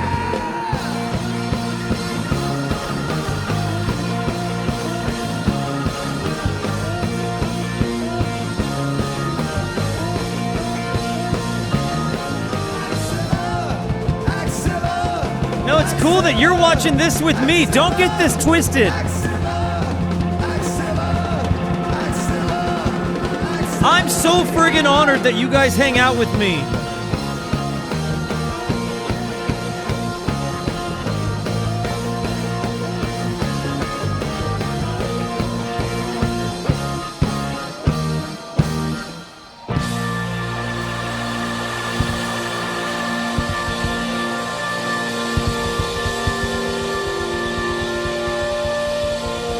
Yeah, no, that energized them for sure. That absolutely energized them. There's no way it didn't. And you know, it really does mean the world to me that you guys hang out with me. You know, I don't say it enough, but like it's so cool to me that like I could on a whim like discover a band that would like change my life listening to some album haphazardly and then continue on the music journey and continue to make other friends that listen to other music and like let those new friends along the way hear the bands I've been listening to along the way as well. Like getting to introduce people to Phish is really cool. Getting to like participate in the Phish community is really cool. Like having a Phish wife is really cool. You know, like I have a ridiculous amount of Phish socks now because I have a Phish wife who likes the Phish socks and dry goods and like that's really cool. But like all of that aside, like you like honestly I think that the fans in a lot of ways made me kind of realize that like I just liked the journey through music, and so many of the fans were like, actually that's a cool idea, I think I'll just listen to random albums with you, dude. And you know, like that would happen, that you guys really I think encouraged me, whether you knew it or not, in a lot of ways, to kind of continue to chase my dream and like realize my dream, you know, in a lot of ways. You guys, you certainly kind of were the most vocal people about saying things like, hey, you know, maybe you have something kind of nice to say. And so I really, you know, I really appreciate the heck out of everything. Because again, I mean, you guys have invested so much positivity into my life, and like the band has given me a soundtrack that has really been a wonderful score to the best time of my life. And to get to kind of see you guys relive this, to see some people experience this for the first time with me, some people hearing Phish for the first time in general. Like it's a really cool kind of full circle moment. And again, knowing that this is like all because I talked you know to the lyricist of Phish that was like, dude, you should that was my favorite, which was enough for me to be like, I want to do that. It's just this is a really fun thing, and again, it doesn't feel like that hard. You got I know you guys are like, hey, yeah, this is commitment or whatever, but as I said earlier, like I underwrite loans from 9 to 6 every day, in this very chair on these very monitors with a different PC that's just on my desk. And I do that, and that's I getting to listen to music with people that are interesting and not upset at me because I'm telling them no, is awesome, and this is fulfilling. I get to hear music that inspires me and uplifts me, and in a lot of ways understands a lot of different parts of who I am, whether it's a serious person, a musician, a person with big feelings, a cerebral person, an abstract person, an artist, whatever the case may be. And then it comes with this big group of people who are just friendly and from all walks of life. And I like that there's just this, come as you are mindset within the fanhood. And I think it's an ethos that I understand, and it's again, thank you guys for being a part of this thing with me. This is a really fun thing to me. And so again, and it actually means the world. Like the first night I ever listened to Phish, it literally was a catalyst that changed the course of my life.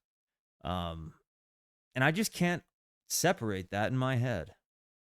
And so if you've made it this far into the video, if you're watching on YouTube a little bit later, know that that's really how I feel about the whole thing. It's this whole thing has been life-changing to me, and in the most beautiful way, has opened me up to music I never thought possible. I mean, I think in a lot of ways it was the fans with the PH that introduced me to like Zappa, like you guys really have like walked me into so much good music, and just been a friendly voice whenever things were kind of going in their own ways. So for all of the encouragement, for all of the positivity, for all of the kindness, like, thanks guys. I really appreciate it, for accepting me as a part of your community. I don't see myself as like a Phish influencer.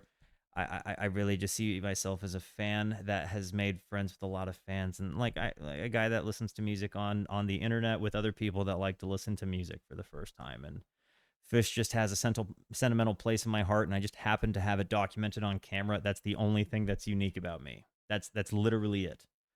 So for whatever that's worth, love you guys. Thank you. Thank you for just being my friend and accepting my fanhood as a part of, thanks for letting me be a part of the thing. I appreciate it.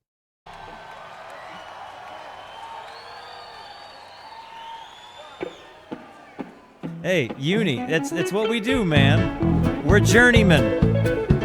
Yes, what is happening right now?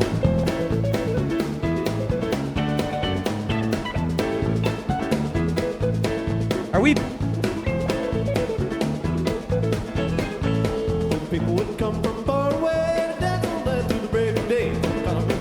Doesn't know, no pimps ready to go. I love them mics. Bouncing down high on the hill and above the town. Play the fiddle, old how it rang. You can hear it talk, you can hear it sing.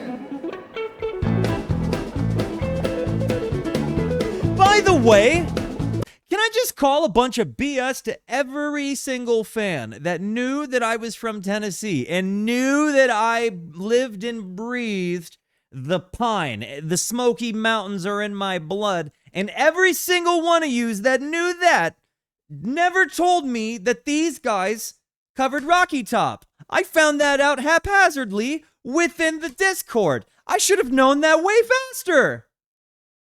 Why? What? So eventually, I need you guys to be like, okay, this is the quintessential Phish Rocky Top because, like, it matters to me. Also, do they play it in Tennessee? Like, I feel like it's apropos that I should probably hear one where they play it, you know, in Rocky Top. Anyways, I'm gonna give Mike his shot again. I've been waiting to hear him have the front the whole night. I love a Mike song.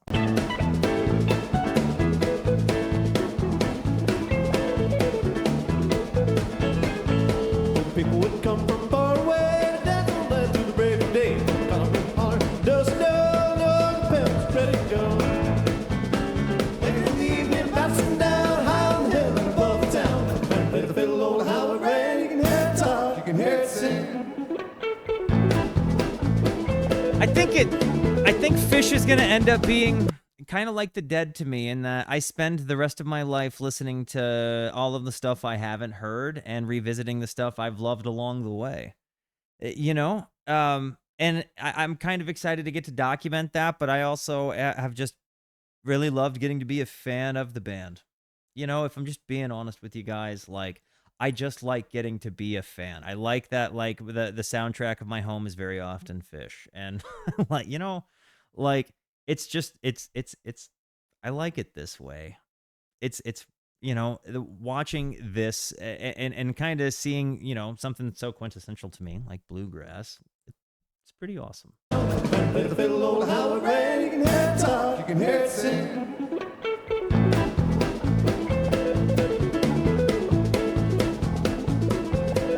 He kind of gets a little bit of a Telecaster-y tone out of that when he plays this song, too. Played an old tune called Soldier's Joy, played one called the Boss Boy. Pretty mom was gentle and me, that's where the fiddle began. Late in the evening, bouncing down high on the hill and above the town. Play the fiddle, old Howard Ray, you can hear it talk, you can hear it sing.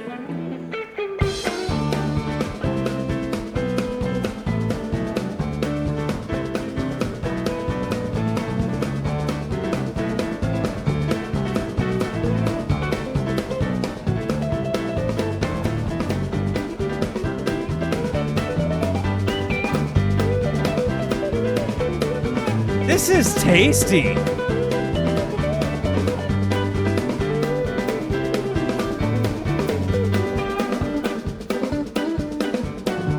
That's really tasty. Get it, Mike.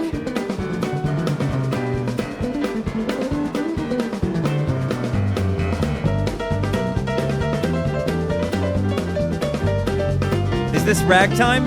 Wait, are we calling this ragtime?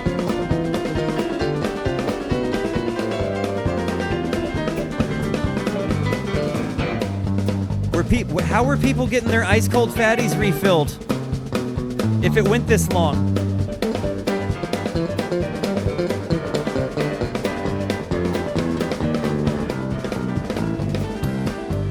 Or are those just Wook breath fatties?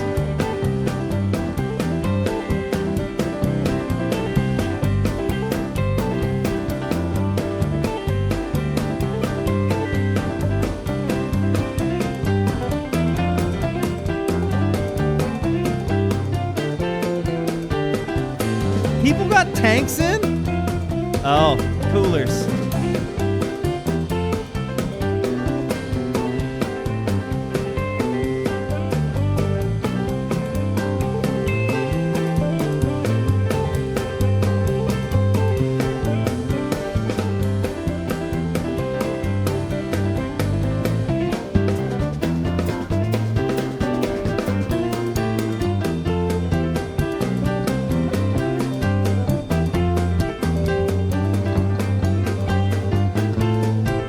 Hey, have a good one, Uni. Love you, buddy. W's for our friends in the Europe, by the way, who never really get to hang out with us. Thanks for hanging out, dude. Seriously. I'll never forget that mournful day when all the pounds called away. On this fiddle, hugging the wood, knew it was time for men to go. Late in the evening, bouncing down high on the hill above the town. Back to the fiddle on how it rang. You can hear it talk, you can hear it sing. I love his little bluegrass leads, man. Fiddle on how it rang. You can hear it talk, you can hear it sing. I can't decide if Trey's cottonmouth right now or not. Or if it's like just shiny.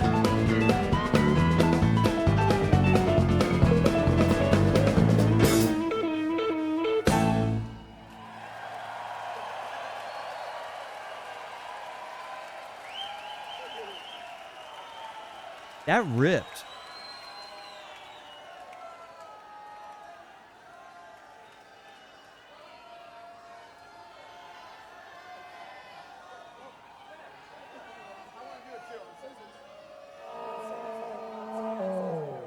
Ooh.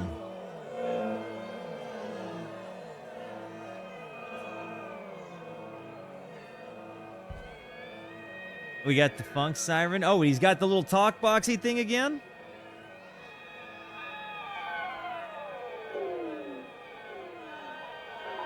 Do they just send decoy tanks in to get, you know, caught so all of the other tanks get to make it through?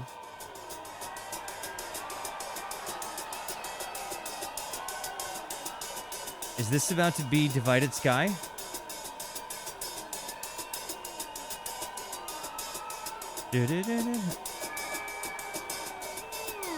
Nope. Oh.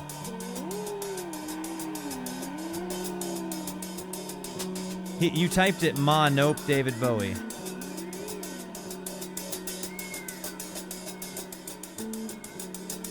Divided Sky is the least. Is this going to be?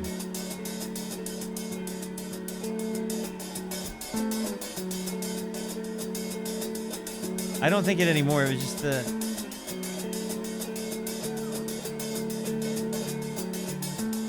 This is interesting.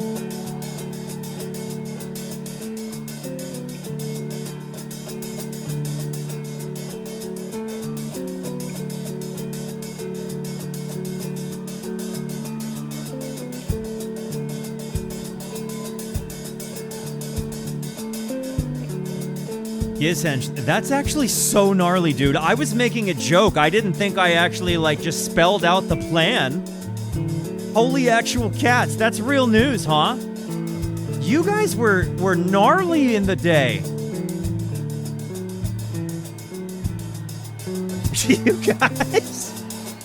You guys were kind of nuts. Remember, Trey doesn't have guitars. He has balloon bats that are built by Paul Languedoc. Wook breath fatty bats, because I guess they're not throwing up the good stuff at him, you know? So I guess when the balloons get to him, it's just he only ever gets he never gets the good ones. He only gets the Wook breath ones.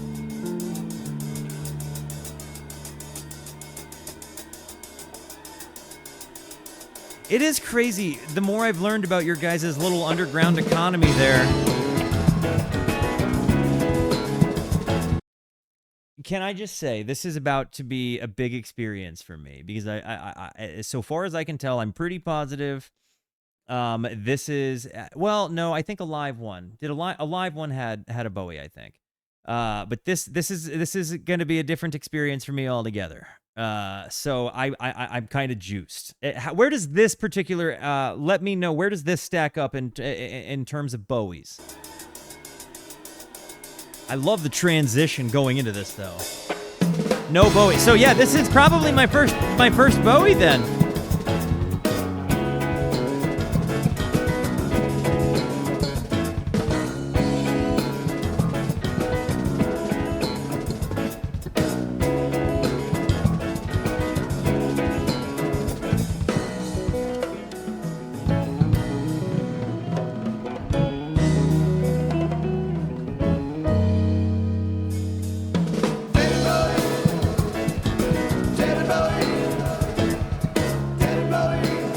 hearing the echo. David Bowie.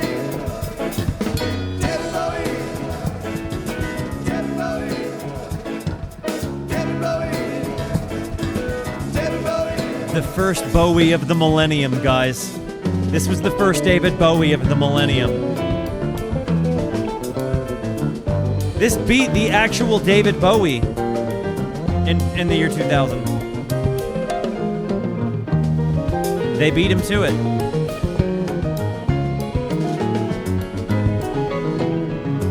So this is 5 a.m.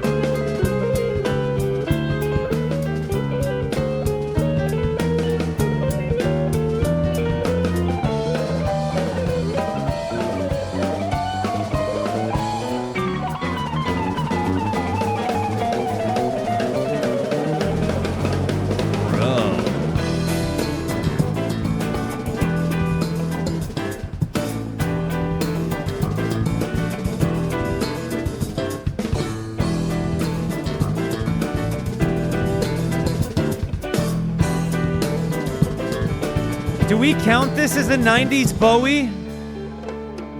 Does I feel like we shouldn't?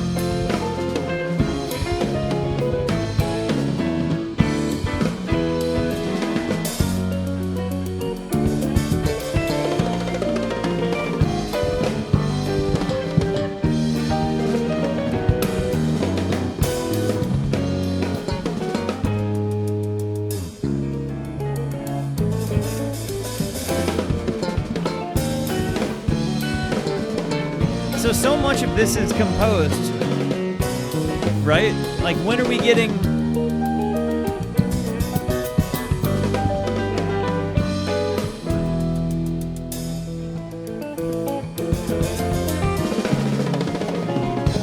Fishman on the drums, gosh!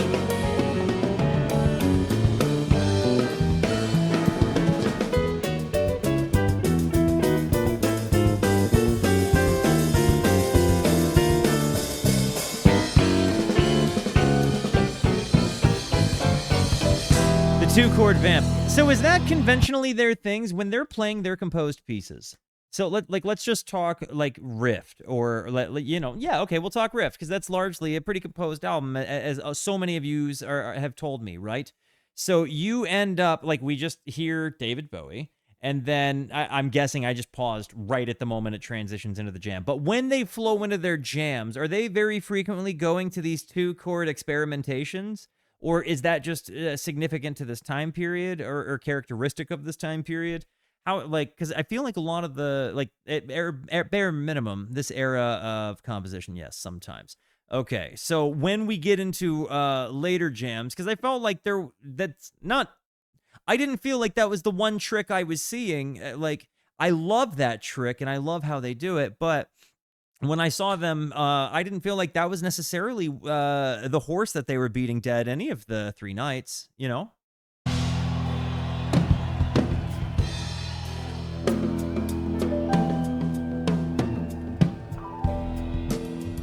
Page on the... Look at him mugging. Listen to me, guys.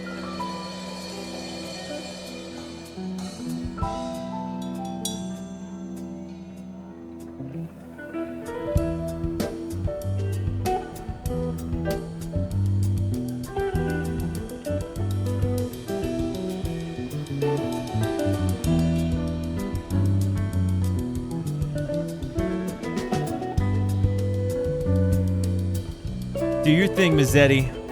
That's way more important. W parent, everybody. W's for a good parent.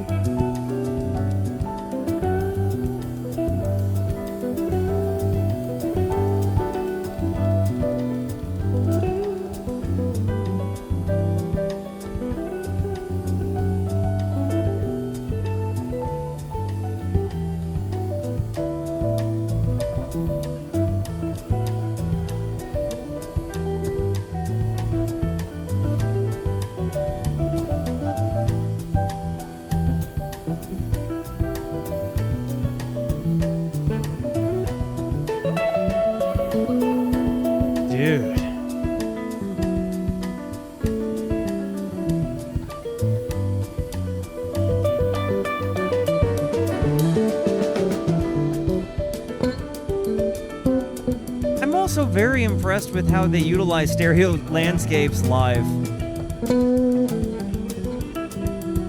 Like, every instrument.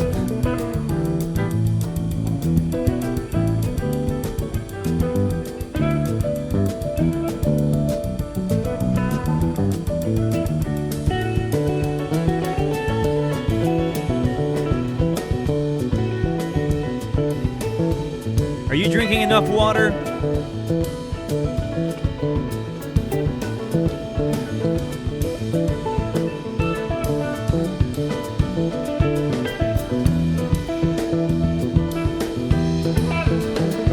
What is the most mustard song Phish has?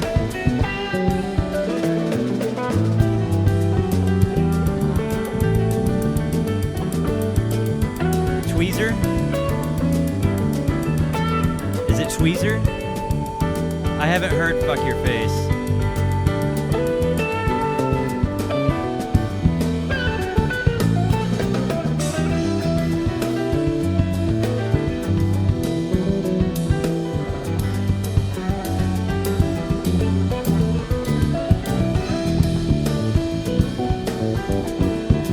Hearing the bow, bow, bow, bow, bow.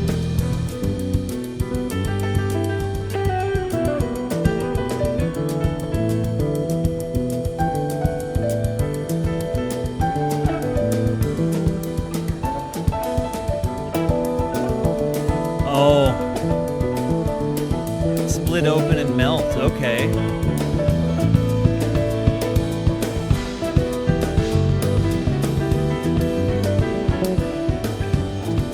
I think oftentimes it can be broken down into like dissonant, polychromatic, or polytonal, or polyrhythmic. There's a rub by intentional design within the mustardy parts. It's the chaotic nature where we're waiting for things to syncopate and release. That's the mustard. The parts where we are the tension part.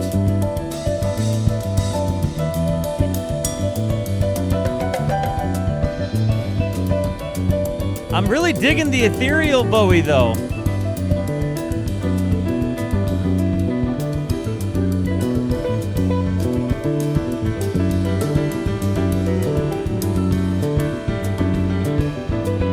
I love Mike's bass run here.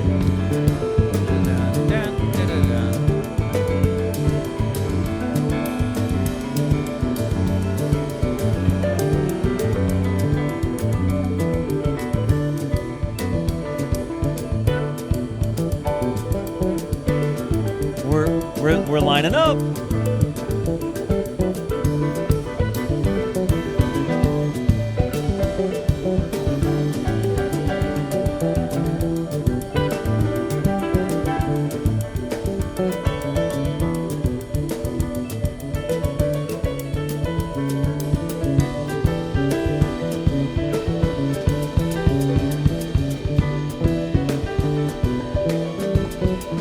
I think 2001 had some kind of gnarly mustardy stuff when I saw it.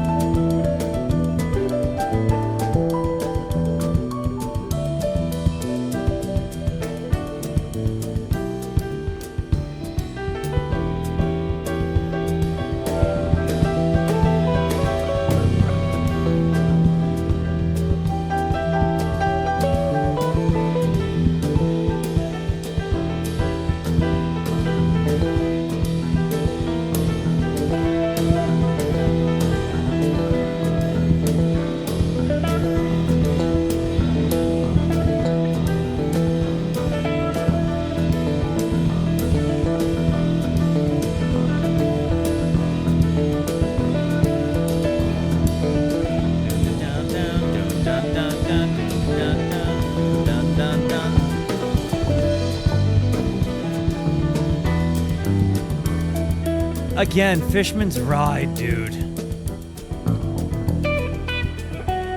Total dynamic shift.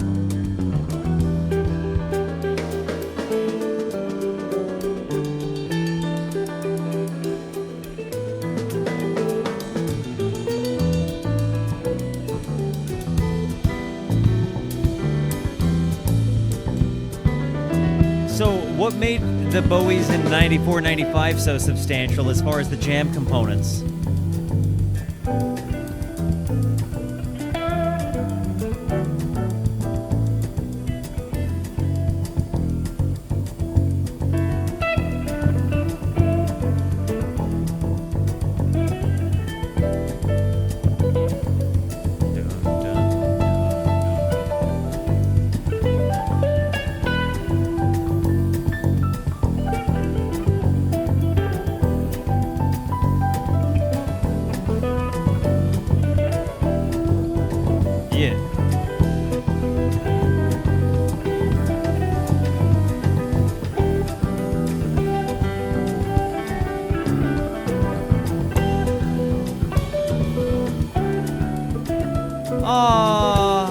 Oh no. F's in the chat for the homie T-Bone. Man. Hey man. You know what though? You know what the best part about losing is that we learn, right? Like, it's all right. I promise you one day, yeah, like maybe even a little bit later today, you're not even gonna care, man. But I know that you probably kicked butts out there. So W's in the chat for T-Bone, F's in the chat for the team loss. Okay? You get him next time, homie. We love you, T-Bone. In case you didn't know, in case you're just showing up, my nephew's soccer game is what we're talking about. So, you know, if you're watching this on YouTube a little bit later, full circle moment, T-Bone lost, but we're lifting him up. You know, we're gonna get him through the loss. We're gonna make sure our guy's okay. We're gonna make sure he's smiling when it's all said and done. And at the end of the day, he knows Uncle Walter and the homies are there for him. Bang, love you, buddy.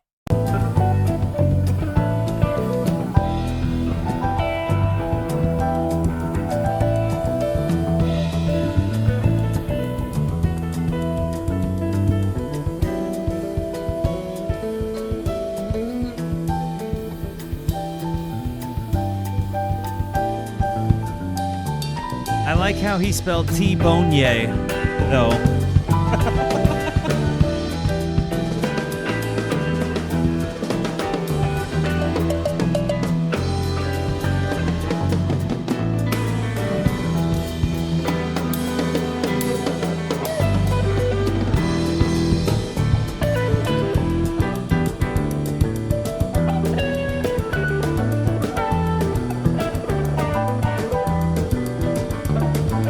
I like that they take it to some jazzy, bluesy places.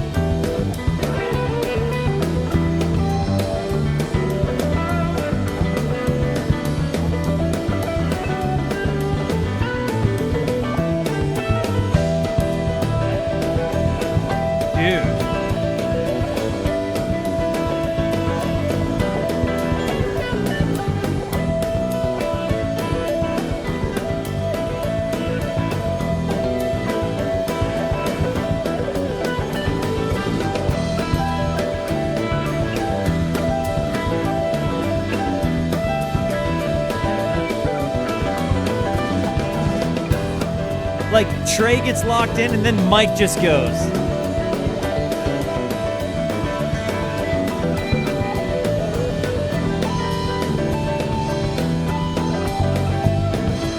Yeah, man, you got more wins in the tank, T.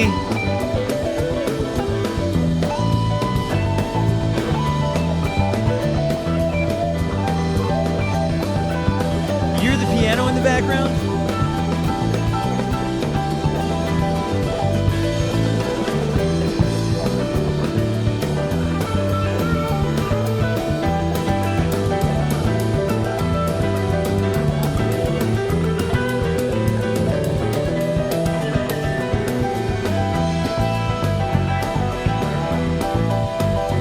I'm I'm so impressed that Fishman has been playing this long. It's nuts to me.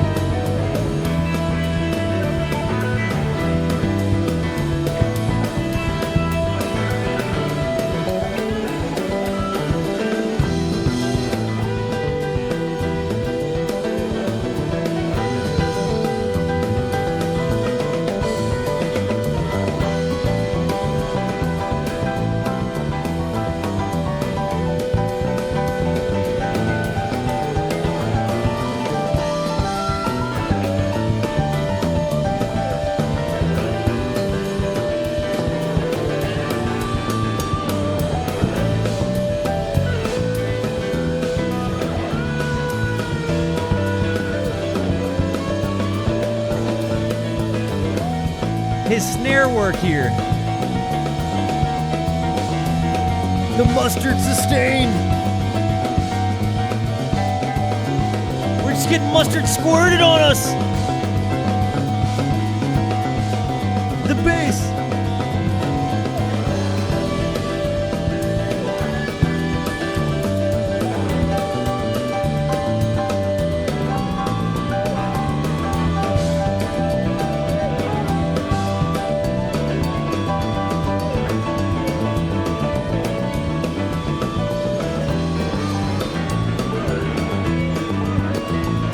All right, this Bowie's ripping, dude.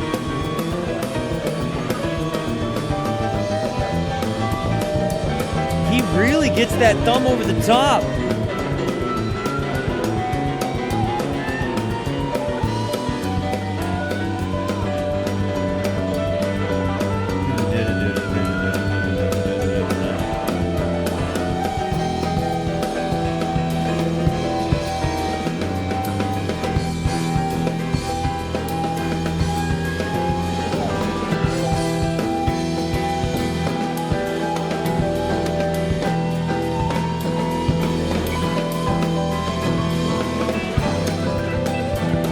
Whoa!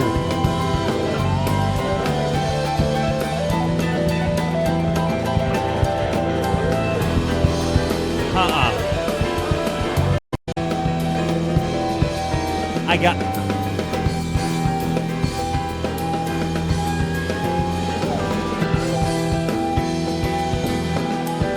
I just...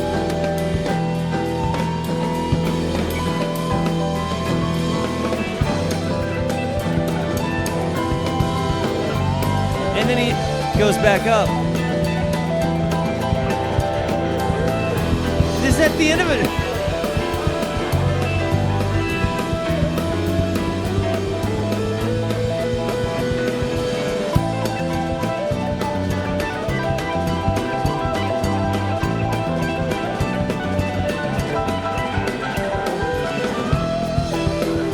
That run, it's such a good sound. And then it takes a Zoloft and then it's back.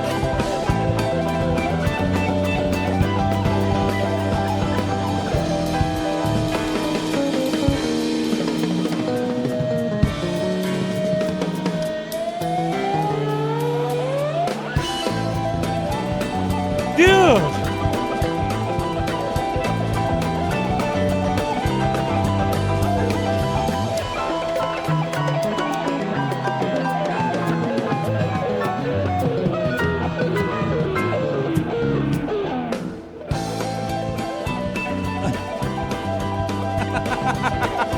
It's nuts!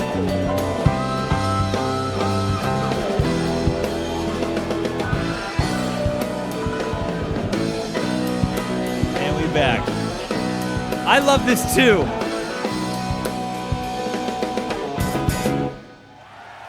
David Bowie. All right, I tell you what, the ad break is literally running right now, so I don't make people miss any more of it. I'm gonna pause it and use the restroom and stretch a little bit, and you should do the same, and be right back.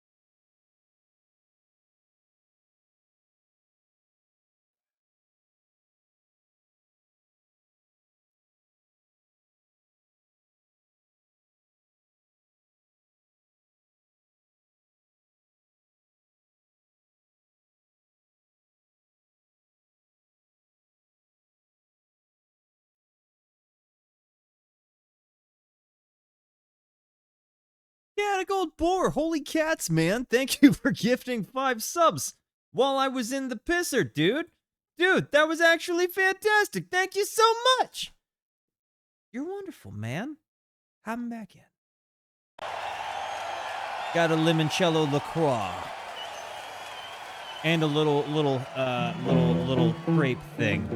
Thank you so much, boar. Ooh.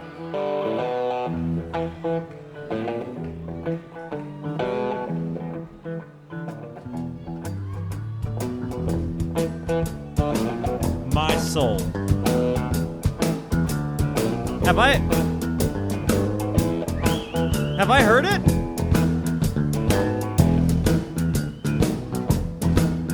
I gathered, babe.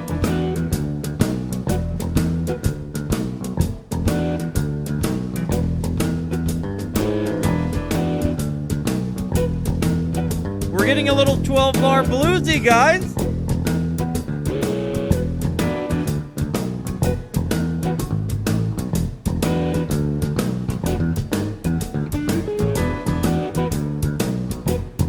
You're right, babe. Why do I sit and cry without a reason? I don't know why. It's my soul. It's my soul. I once said I wanted to hear Trey It's play my the 12 bar. soul, people. It's my soul. If I should jump up and holler without a reason, straight from the collar, it's my soul. It's my soul. It's my soul, people. It's my soul.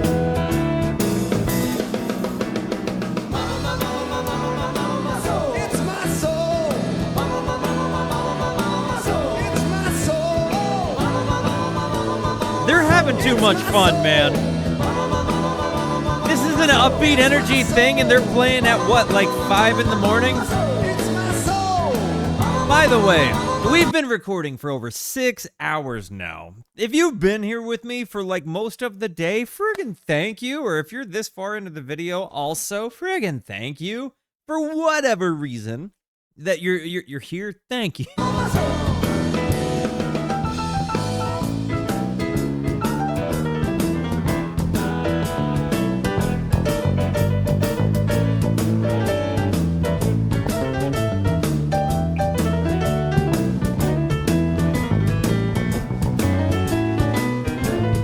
It's just a sound that sings to my soul. It's not for everyone, Braun.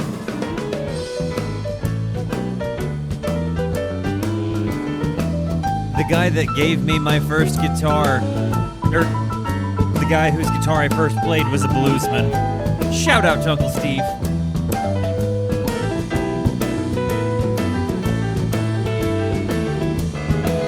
A summer at his house changed my life.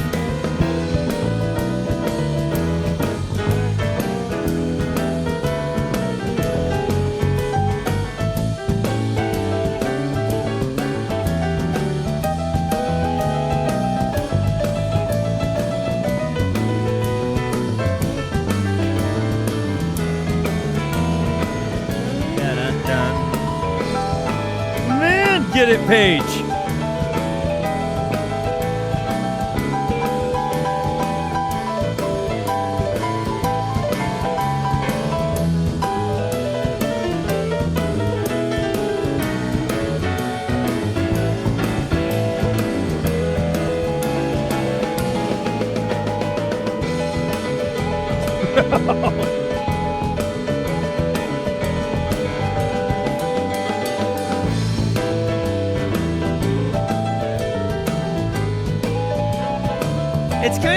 It's kind of fun to see what Phish does with an R&B tune. It's my soul. It's my soul. It's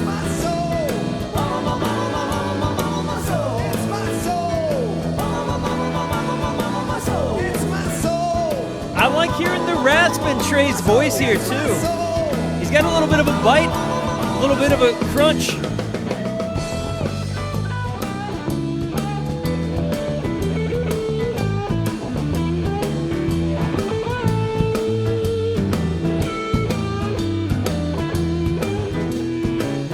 Switch pickups.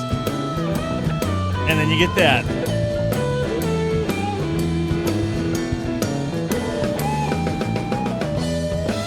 Key of G, E minor pentatonic warrior right now, dude.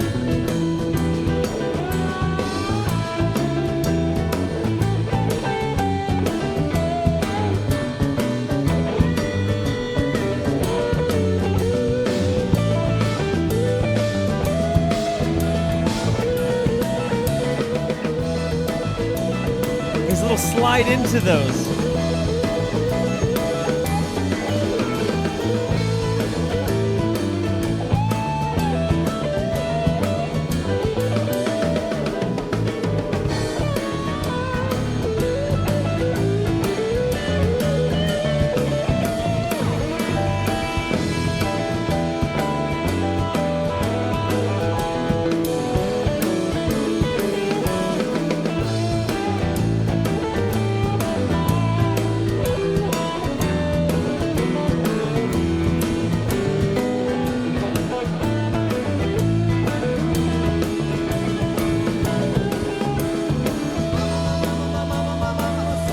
You know, so I haven't seen him do too many kind of 12-bar true blues solos, right? So when you hear him play it, though, he really does have like a true love and appreciation. I mean, you can see that there is a chunk of him that is a bluesman. Like, he's obviously, a journeyman in the realm of music, of course, but like, you can definitely hear his love for blues when you hear him play. There's no doubt about it. I think the same thing at Page, too. I think it's just one of those things that I think that they both, you can tell they have a deep respect for the genre, the way they approach it.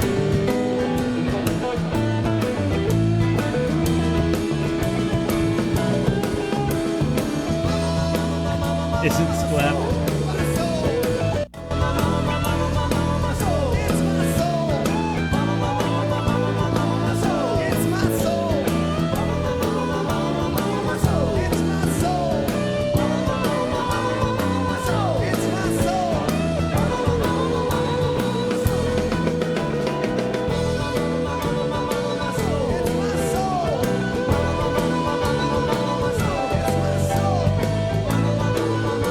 And again, he's singing while he's ripping.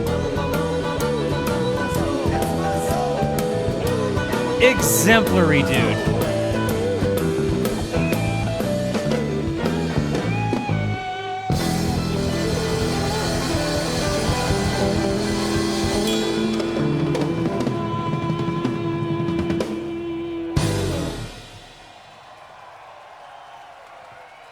Thank you. That was a tired thank you, man.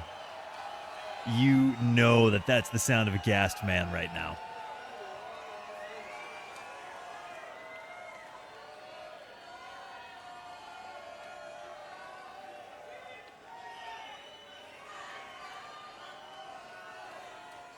I'm impressed that the crowd is going. By the way, so at this point in the show, whenever it is, 5:30, I'm guessing, at this point in the show, what are spirits like, in the crowd? Is everybody upbeat? Are people still like, in their states of uppers? Like, are people tired? Like, has the crowd thinned out? Like, I mean, how many people really went the distance of the, 80,000, 70, 80,000 people that were there? People sleeping just in the crowd.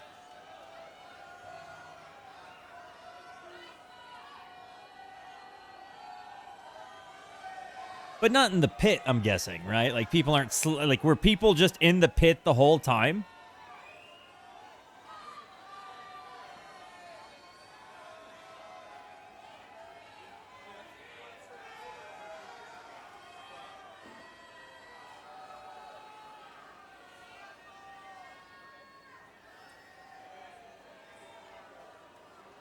I gotta say, Mike has been surprisingly stoic this whole entire time. Like, he's generally a surprisingly, like, a ridiculously stoic dude, from what I can tell. But, like, did you see him, again, he's kind of just, they're all super dialed in. But I feel like Mike has definitely just been the most, like, to the crowd, locked in kind of guy on the stage.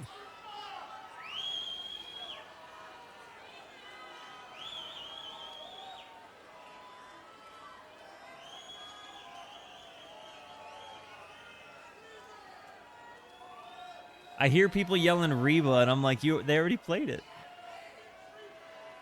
Not right now, I'm not. Thank you, though, ma'am. You're too awesome a wife.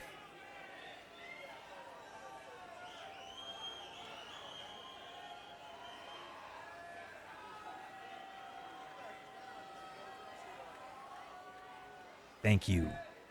The yogis? Is that what you're talking about? You're talking about the yogis? Are you stealing my nephew's snacks right now?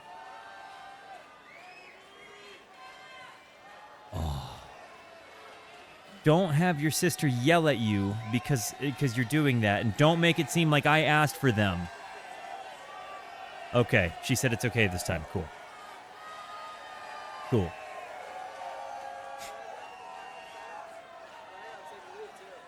You can kind of hear him conversing.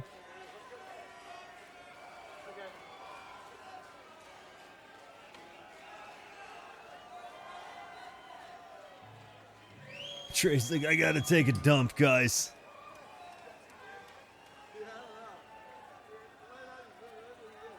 Hey, glad to have you back, comment putter.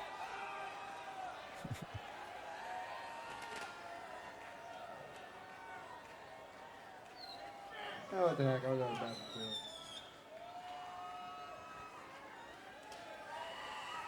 The next one will be a new one for me.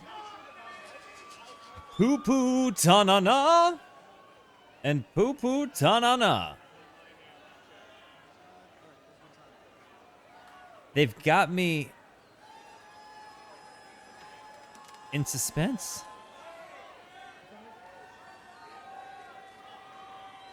Say something? Play something. What was the walk back to the tent like? And how was it walking through all of those people?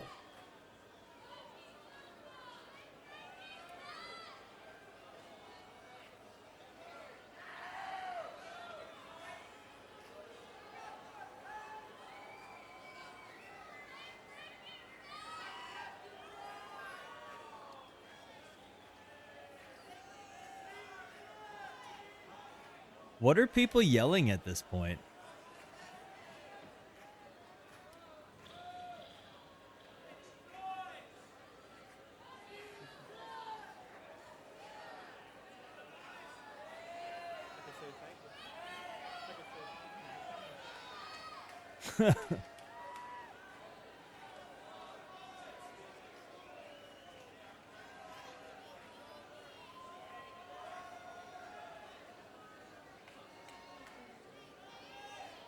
It's quiet.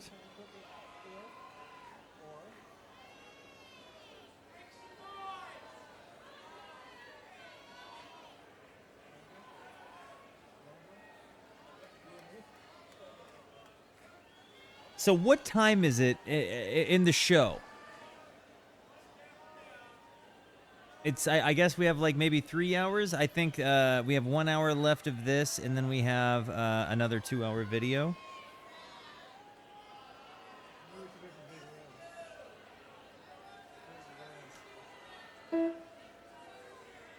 I've tried really hard to let the jams play through as much as possible, because, like, you know, the walk back was, well, I guess that's a good point after hearing that much noise that night.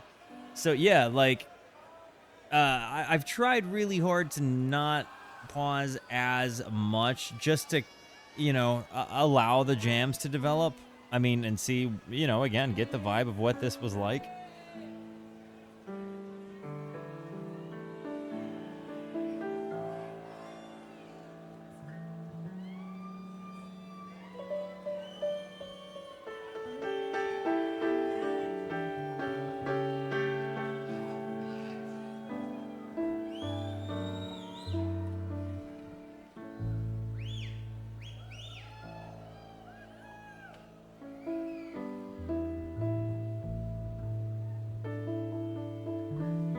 The inner work of the bass and keys right now is so nice.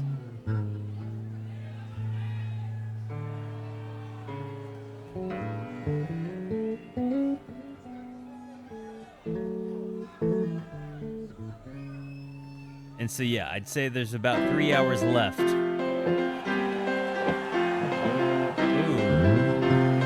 Ooh.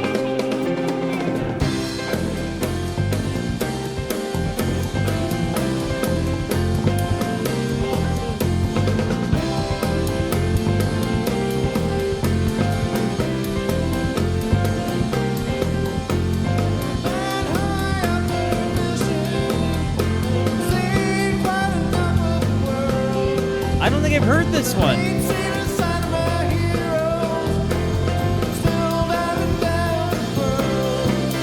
Who sang the original?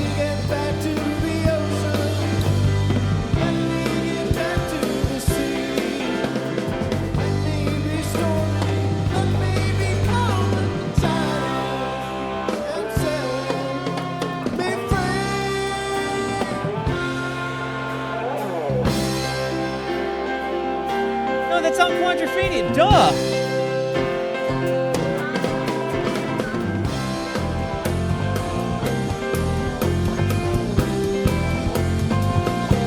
This is absolutely, yeah.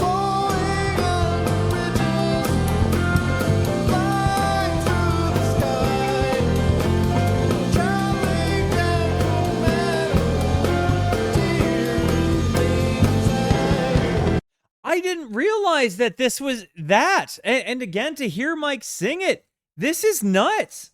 I didn't really. What year is Quadrophenia in the Halloween shows? So, like, and were they playing this song before they did that, or was that just the song that kind of stuck in the catalog for whatever X amount of time, X amount of time? Hearing him do this is nuts. Like, how big his voice gets. Like, it's like he woke up. He's really been carrying a lot of this in the second half of the night.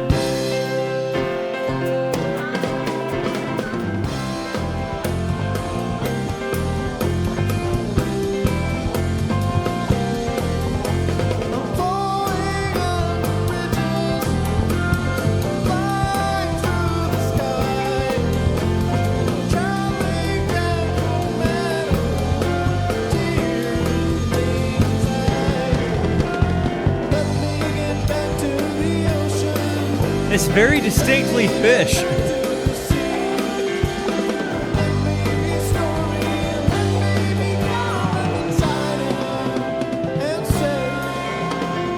But even Trey does kind of get a little bit of a Townsend kind of vibe. I think Townsend at this time was using a Les Paul special with like those mini humbuckers, wasn't he? I think like that's the period where Townsend was playing those. I'm pretty sure that's the case. But to hear that he kind of gets this like...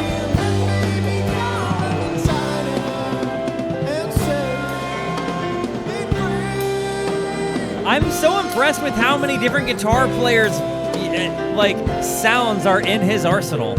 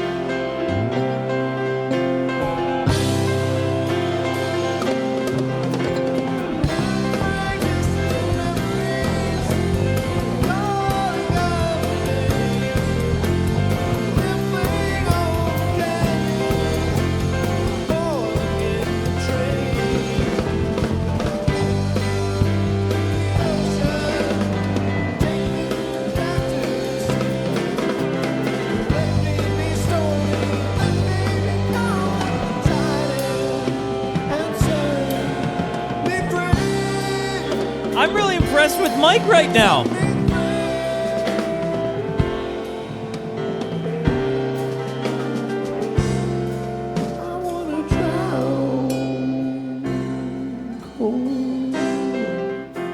He's even got that little shake, and then you get Paige coming in.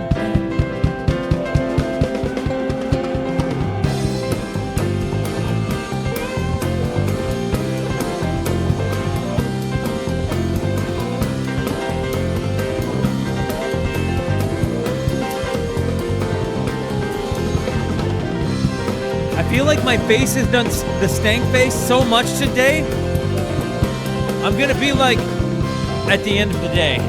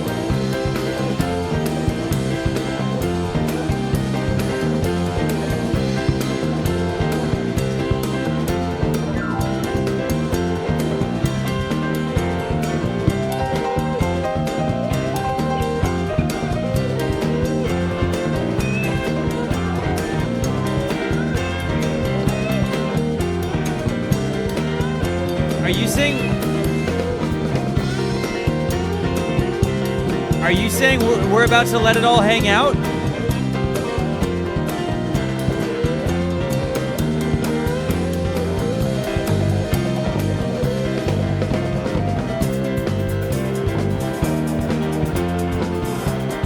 Yeah.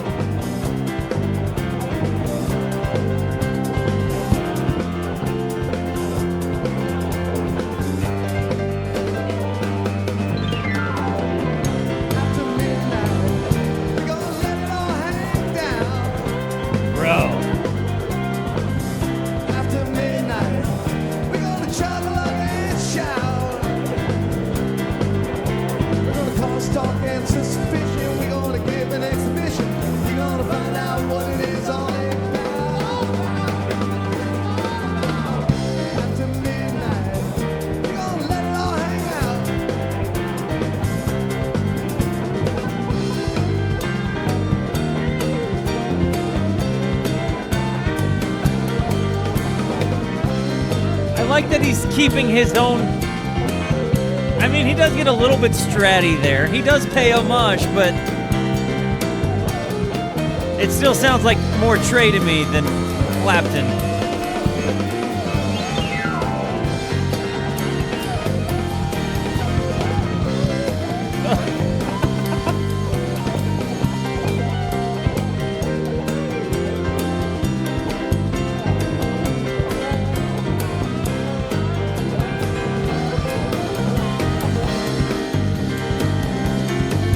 They definitely make them all fishy, but I feel like Trey occasionally reaches for the guitarist tones, you know what I mean? At least for homage.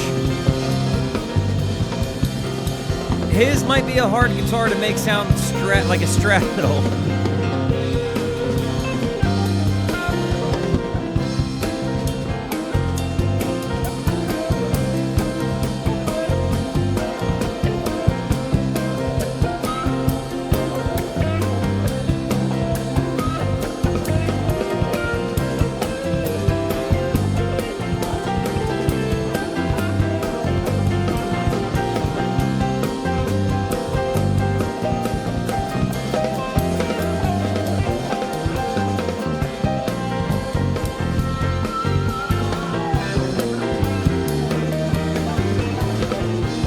And you hear that melody kind of coming in a bit.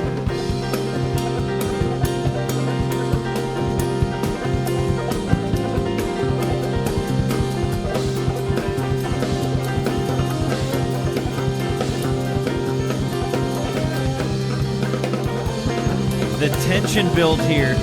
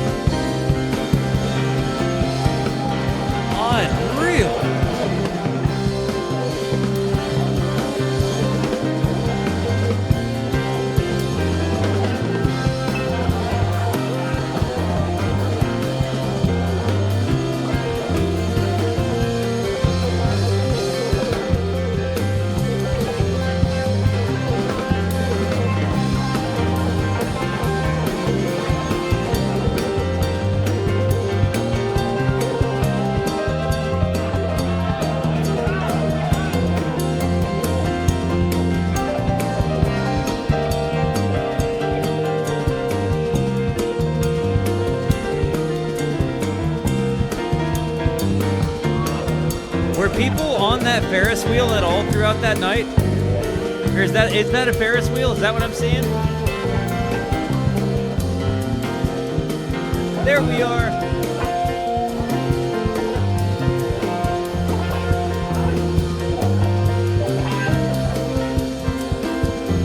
Got it.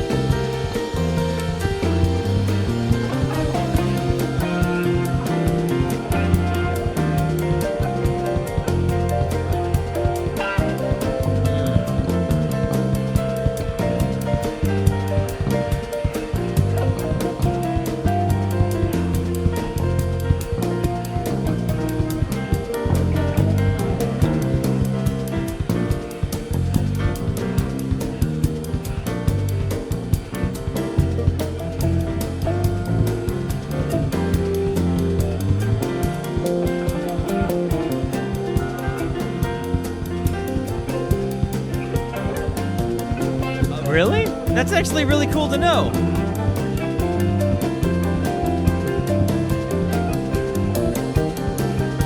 Hearing it go into this jam, you get it's another example where you get into these kind of almost like repetitious. I feel like they had to have had some amount of planning going into this thing where they were like, you know what, guys, like we need to allow it to breathe a lot if we're going to be out there. So like, let's build these hypnotic jams. I feel like they had to have conscientiously kind of gone into this with a playbook thinking like, hey, we have a lot of songs, sure, and we can decide what we want to do on the fly, but we're going to really have to allow this to, ebb and flow for way longer than we might normally. And I feel like as it goes through, you kind of see them each, kind of taking, the forefront the way Phish does. Like they keep the formula very, very, very sharp throughout this thing. But it does feel like they allow these kind of like ethereal hypnotic jams. It's like way easier listening. And I feel like if people were sleeping in the crowd, it's probably a little bit better that they weren't like the heavy, gnarly mustard jams. Then, though granted, people might have been awake more. I don't know. It's really cool to see this happen though, and that they seem to be bringing the same level of energy. Like we're like 6.5 hours in.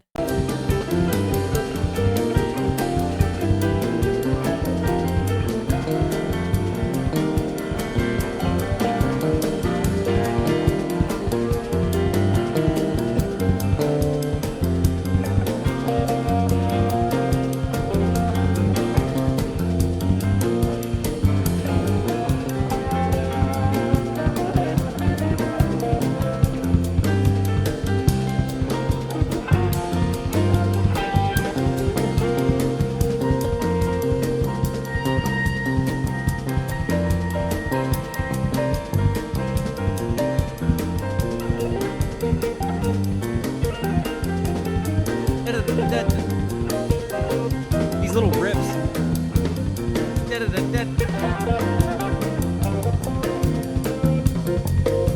And you got Mike running these bass lines.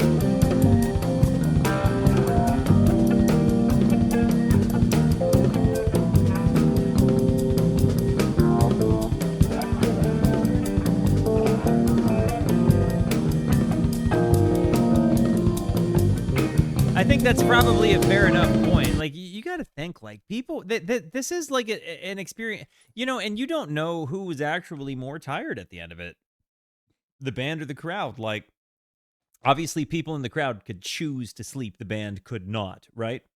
So there's obligatory senses there. But that said, the crowd is also up dancing and kind of being lively in a different way. They're being more body lively and less mental lively, right? So there's probably more mental taxing happening here, depending on what chemicals you have floating around in you at that point as well. But that could also be the same for the guys on the stage. So there's probably, I mean, dude, there's probably an exhaustion, but like a collective spirit of like, man, isn't this awesome? And we're all here together.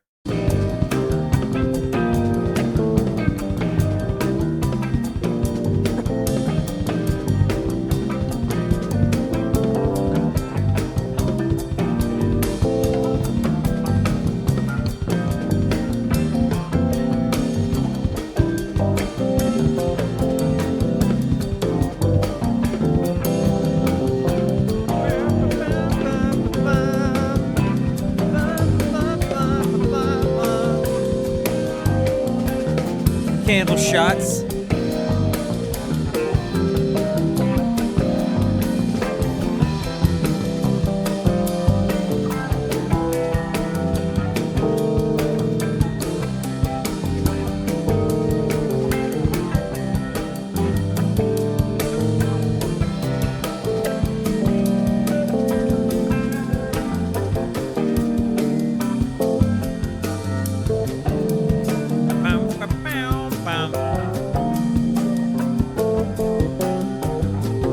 Their fingers, Mike and Trey's fingers have gotta just hurt so bad at this point. Like, I've got calluses, but I can tell you after hours, they hurt.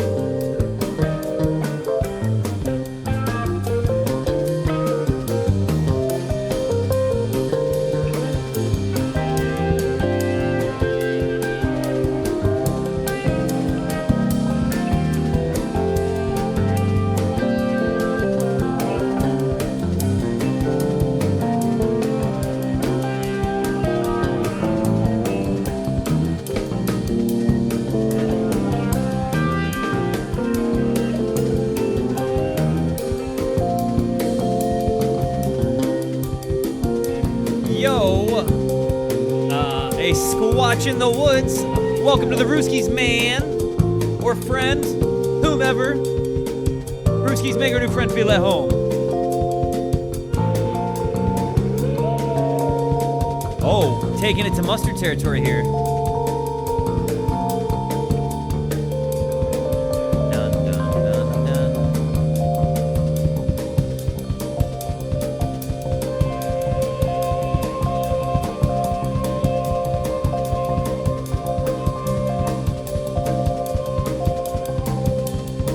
Stereoed here too.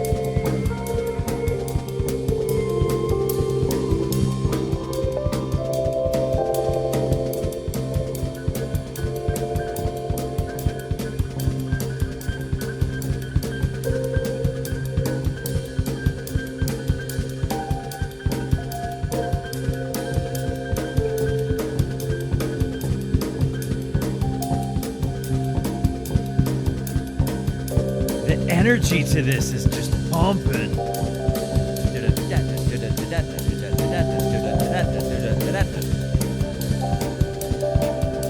And you've got him just putting these fun delays on this Rhodes.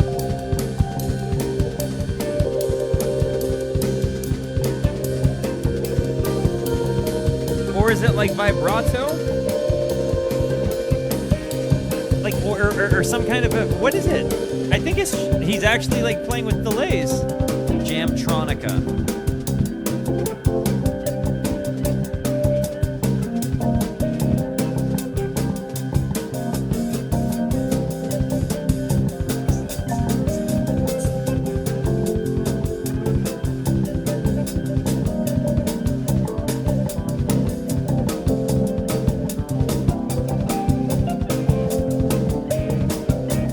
I love hearing him have fun with his delays.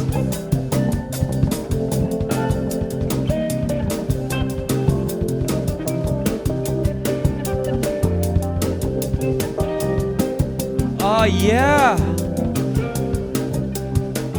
Oh yeah to the song is drowned is what I'm saying. Oh yeah.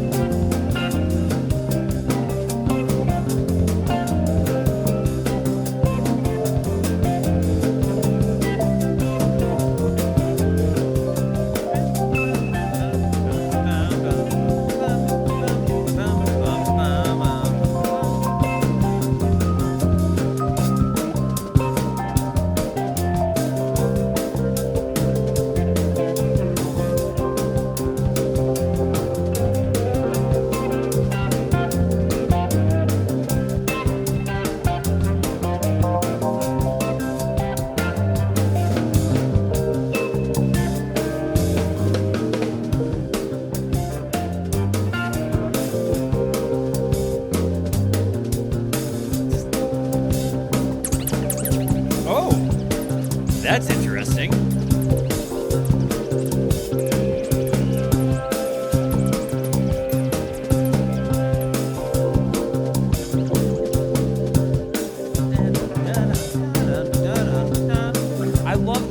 dynamic here.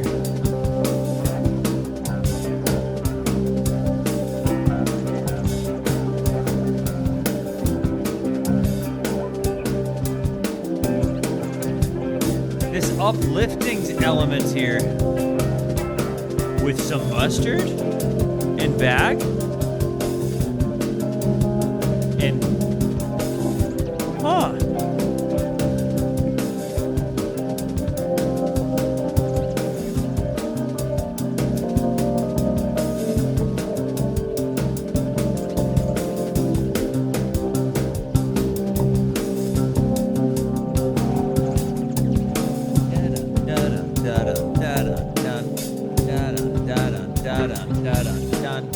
love that.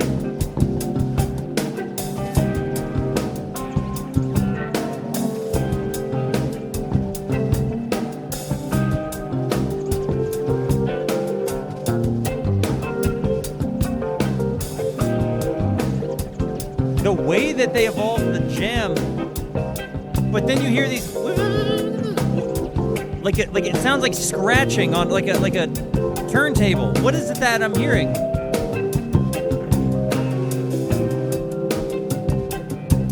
Well, it's gone now.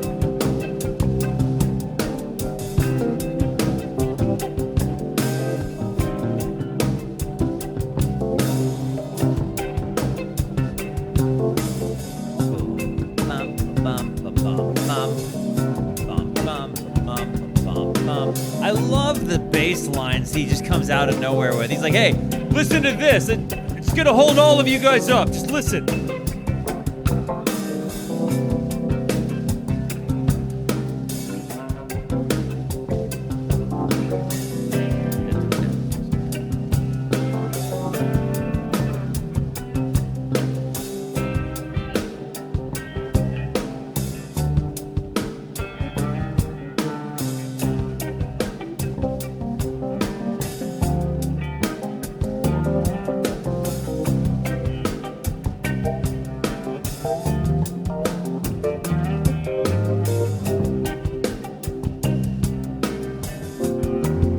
His little upstrokes have this nice little pop to them, like almost like he kind of palm mutes for a moment on upstroke, and it's just kind of nice.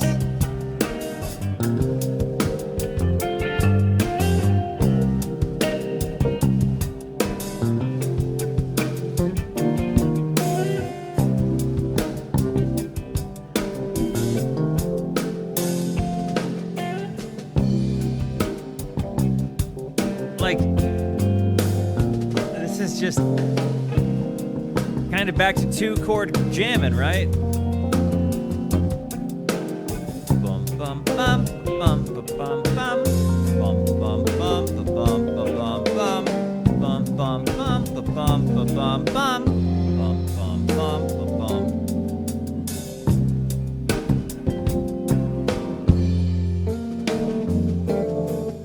And like they're playing different inversions of the chords, but they're staying within that same 2-chord flow, which is kind of nice.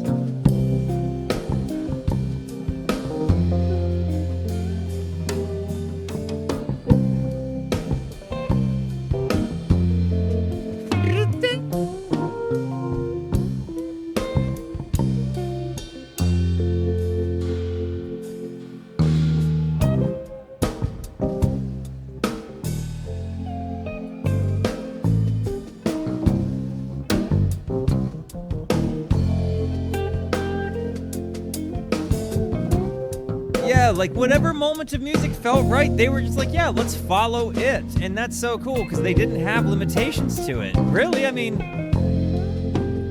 it's more than enough time.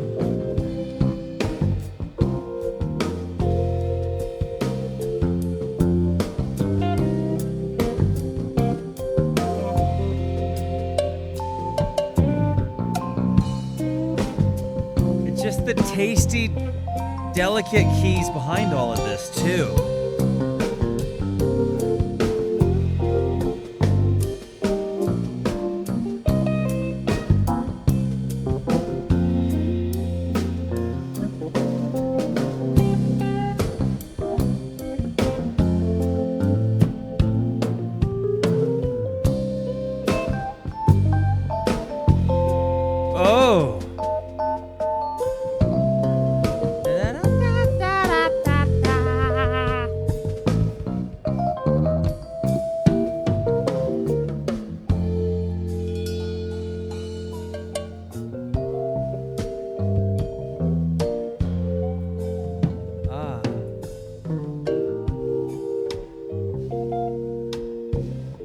like that we took it to some soul R&B moments here.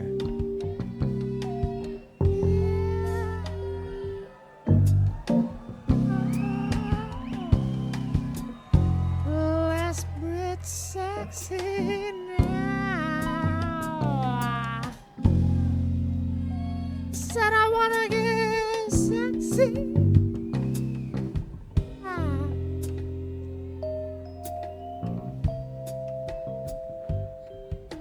What a funky groove.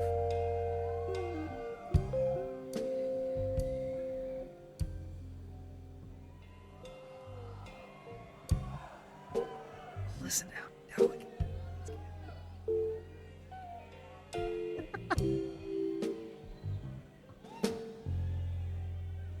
This is maybe one of my favorite moments of the whole show, this late into it, too.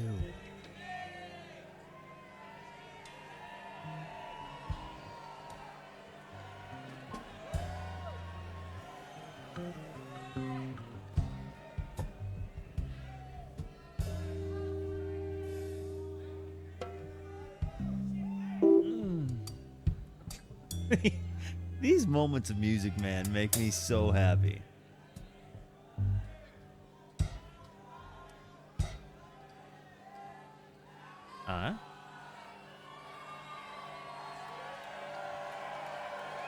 That was super good. You know, I gotta say, the ad breaks keep coming at song pauses. This is kind of convenient enough because, again, I've been pounding fluids because, you know, I've been sitting still.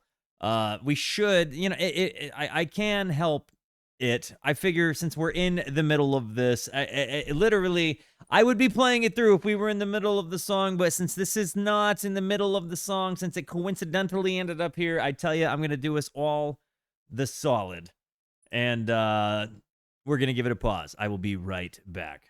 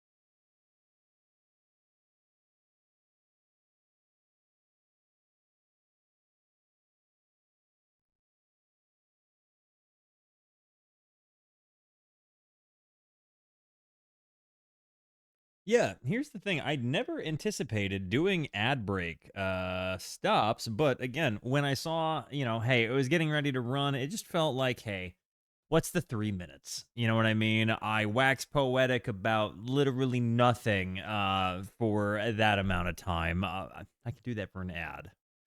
But if it comes up in the middle of a jam and we're like neck deep into it, not gonna pause the jam.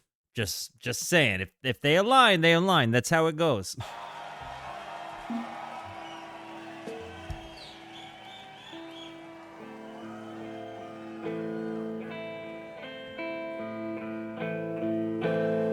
It's time I sling the baskets off this overburdened horse. By the way, starting this over, guys, we have been streaming for like 7 hours, or 7.5. So, thank you for being with me this long. I appreciate the heck out of it. Here we go. 7 hours of a recording so far.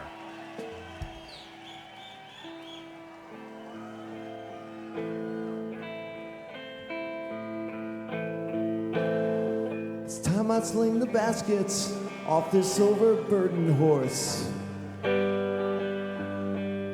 Sing my toes After into midnight the was ground bonkers. and set a different course. 'Cause if I were here and you were there, I'd meet you in between. And not until my dying day confess what I have seen.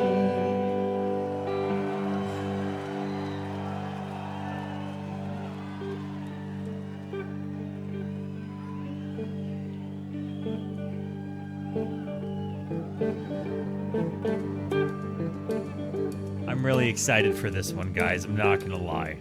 I'm like really excited for this one.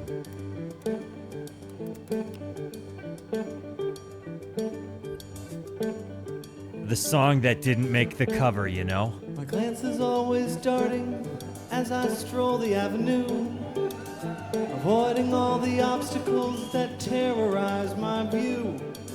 And if you are there with me, I trust you to lead the way. Get it, Paige. But when you're not, I follow you and always go astray.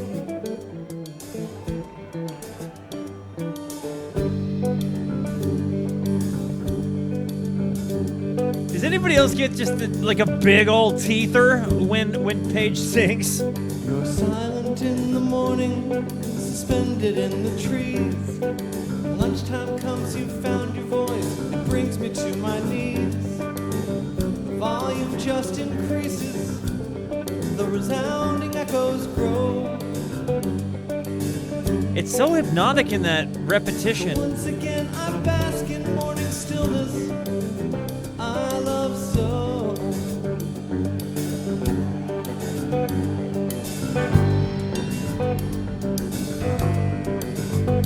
And they were still able to get people in their feelings at friggin' 7 a.m. Is it 7 a.m.? What time is it there? That I shoot for seems to move with every breath. I tighten all my arteries and make I don't even know what one time it is last there. request. Divine creation hears me and squashes me with fear. I think that this exact thing happened to me just last year. Silent in the morning, I found your voice, it brings me to. You're silent in the morning, I found your voice, it brings me to. You're silent in the morning, I found your voice, it brings me to. Silent in the morning, I found your voice, it brings me to my knees. Silent in the morning, found your voice, it brings me to. Silent in the morning, I'm excited to get to the lead part on this. silent in the morning, you found your voice, it brings me to. Silent in the morning, found your voice, it brings me to my knees. Silent in the morning, you found your voice, it brings me to.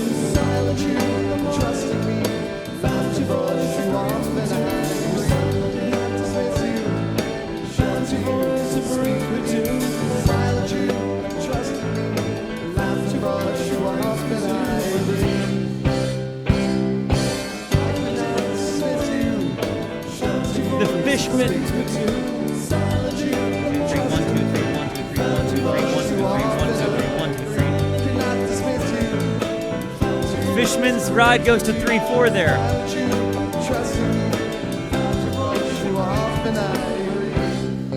So you hear that? So yeah, it goes to triplets, but like it feels like it's only syncopating with the rest of it every like 12 beats, I guess. I could be wrong.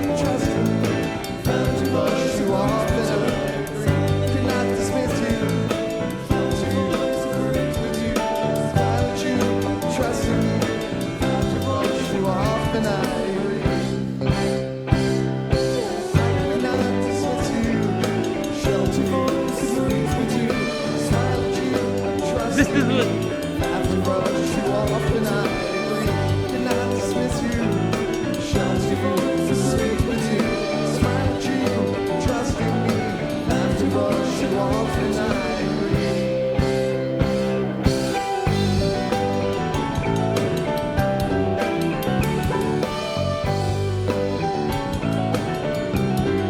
Aww, give my neffs my love.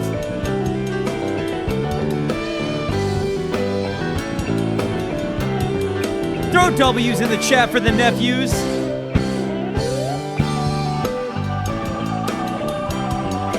The organ.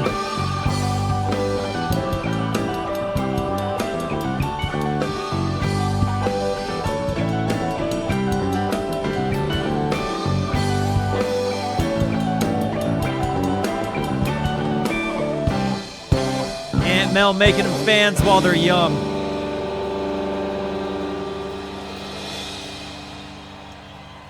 Oh man, I gotta say, as far as... Okay, I gotta say, that Silent in the Morning went really hard. Yeah, so it's like a 3/4 poly. That's what I was thinking. Thank you.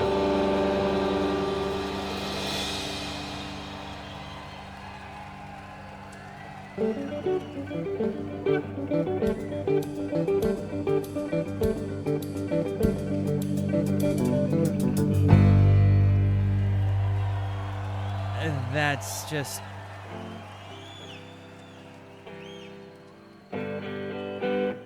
It's morning now? Well, I mean, I guess it would be if we've been... What time would it be there, though? Like, in the show at the moment, do you have an idea? Can somebody give me context? I don't know how far we are in. When the only tool you have is... Let me think. So we watched 4 hours worth plus one. So it should be like 5:35 if we started at midnight there, right? That's based on roughly, maybe a little bit earlier, maybe a little bit later. Everything looks like a nail. Yeah, buddy.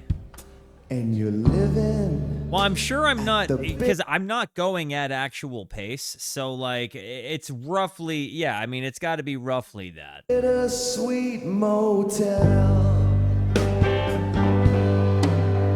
When the only tool you have is a hammer.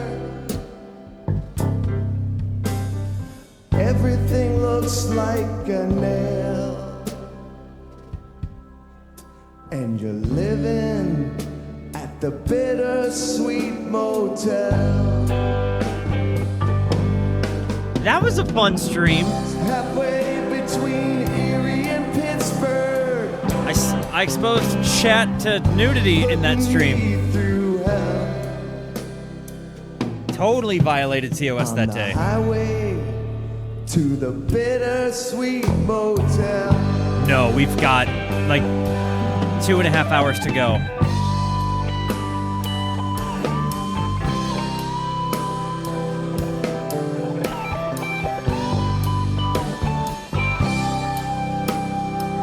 Oh no.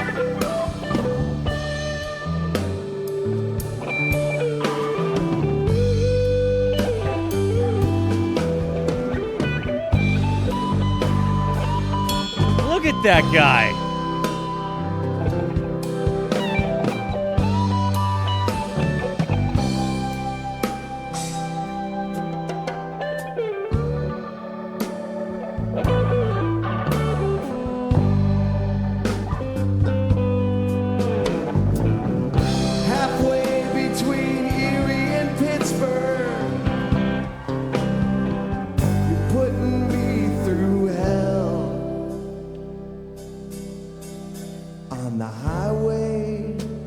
to the Bittersweet Motel.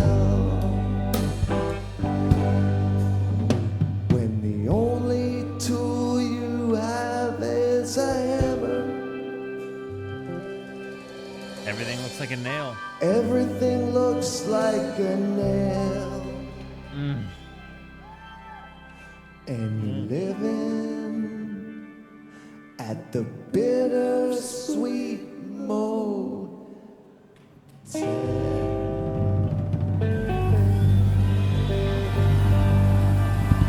He totally oopsied, I think. Oh, they're all Pittsburgh crew exhausted. there. Yeah, there's no way they're not exhausted. They've been playing for like I'd five and like a to half. play one for the Michigan crew. Anybody here from Michigan? They've been playing for a while.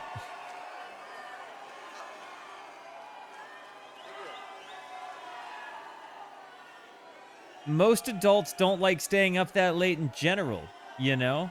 Have they Oregon? ever, Anyone did, from Oregon? did they say that they were high as hell? Is like, do we know that they, cause like, if anything, I feel like Fishman and like maybe, I don't know, maybe he isn't. I don't know. I do we know that they were all kited that day? Like, have they said that? Because again, I'm sitting here saying like I've been assuming that they're just sober Joes through this, and my I've told myself that.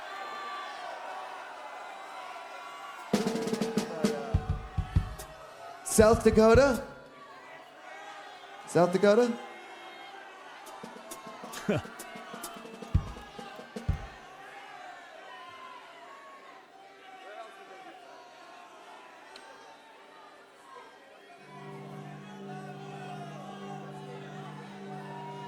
It's funny to see them kind of cutting up. He ate a slice. Arkansas?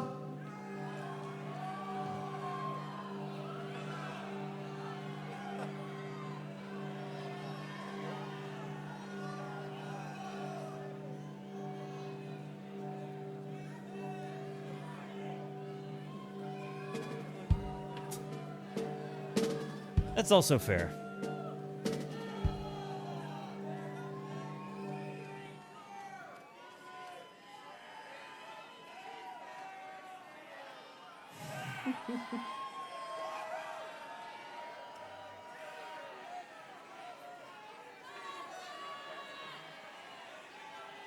Oh. Now, guys, guys, we don't know that that's what happened, okay? Now, guys, guys, we don't know.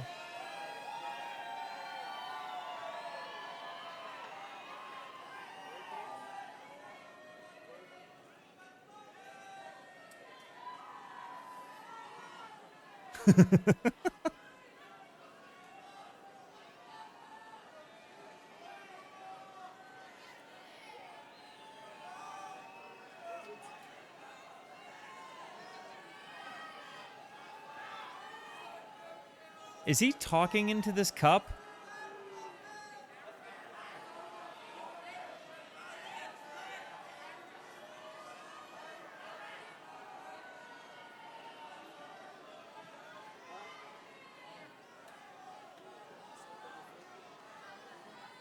That's a cup designed to talk to Paige and not to drink.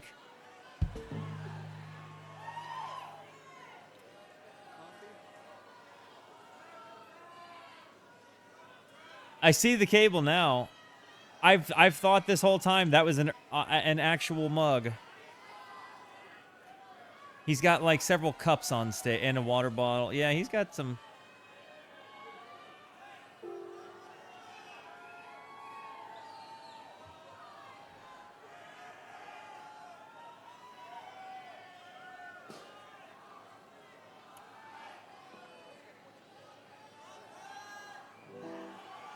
Okay.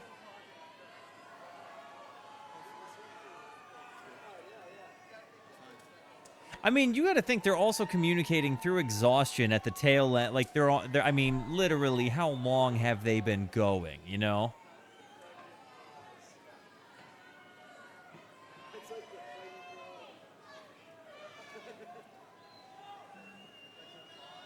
I like how Trey's like, I got to keep Paige involved.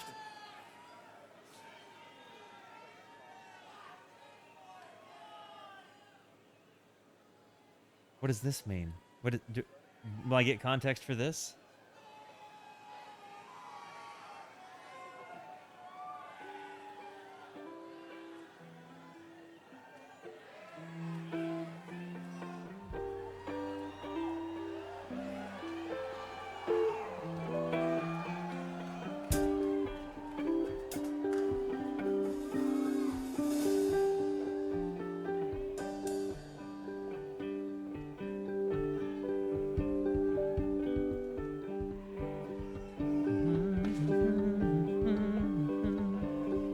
Oh.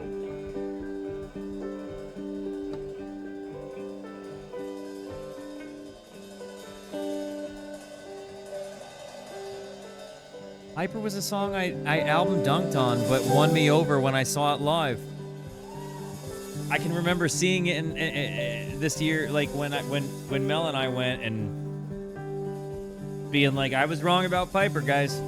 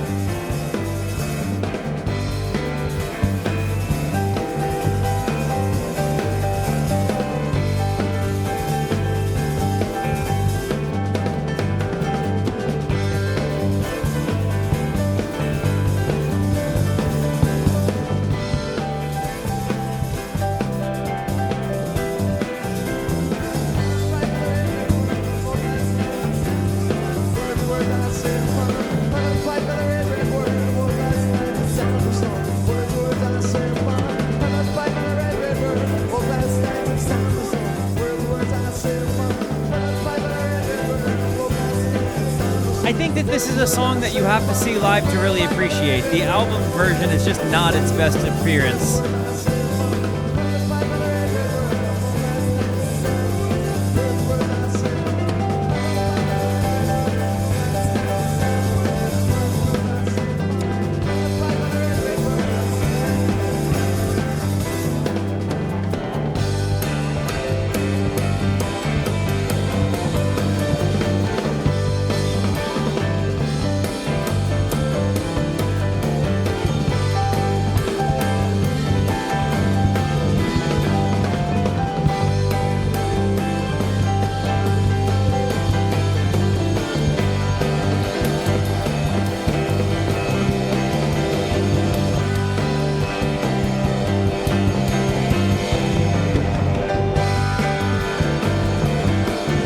Hit me the same way, I don't guess.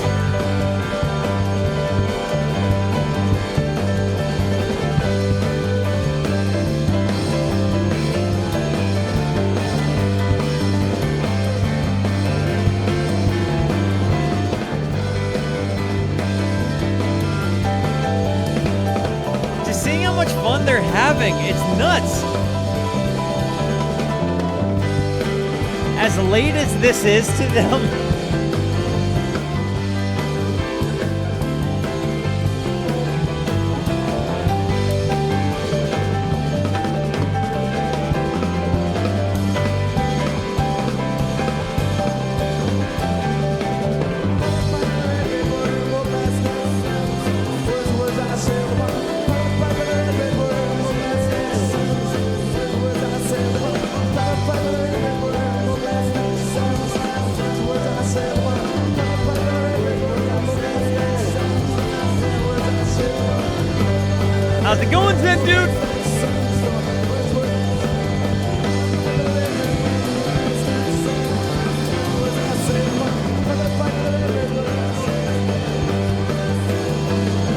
just gets so busy and big.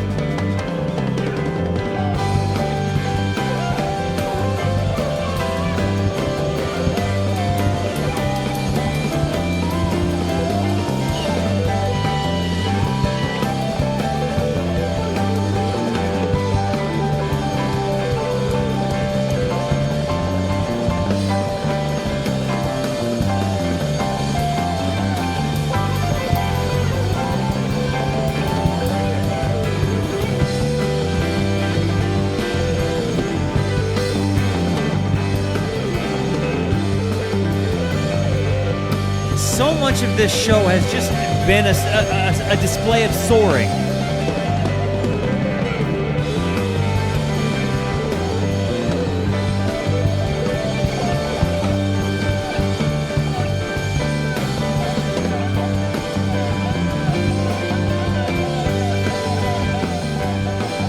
Dude.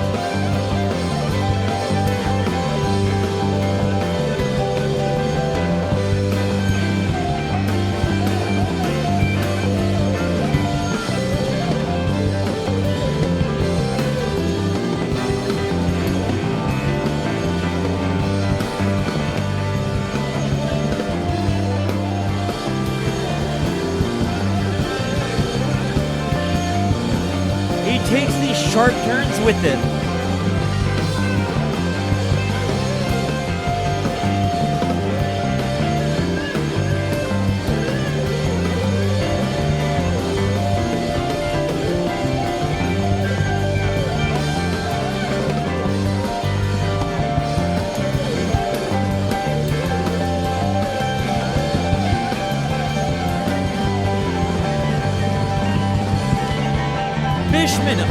The bass, everything happening.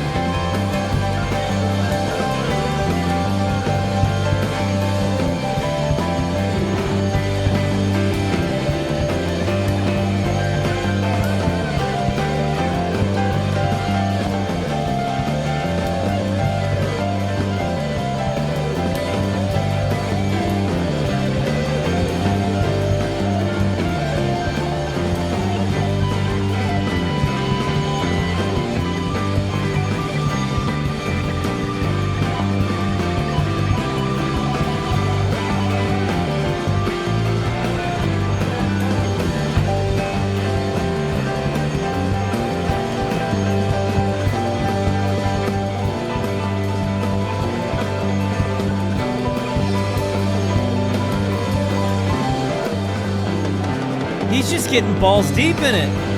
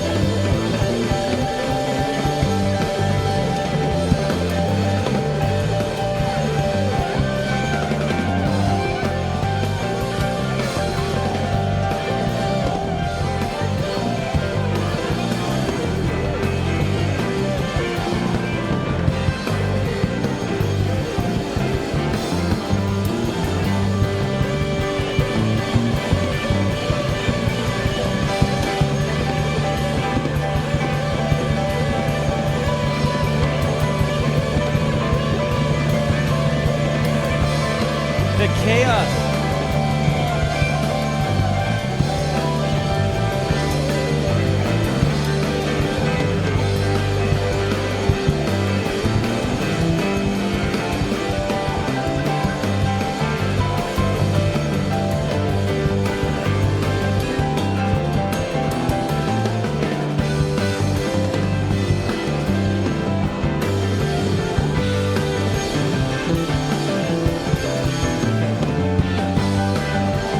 There's just so much that they do. It gets so big. Everybody. It got that big. It gets so massive. They just keep adding. They just keep getting bigger. It keeps hitting harder. And like, I think that's one of those things that, and like how much they all contributed in that moment of like just chaotic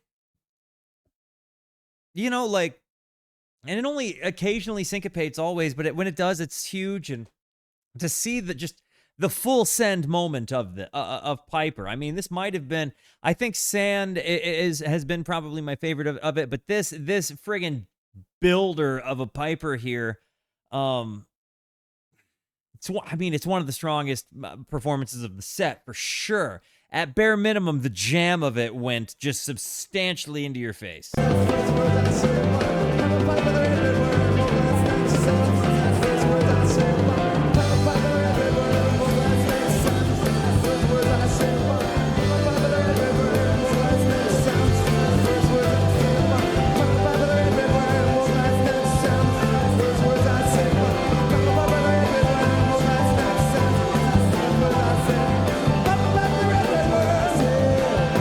What's up, Tube? Welcome to the Rooskies.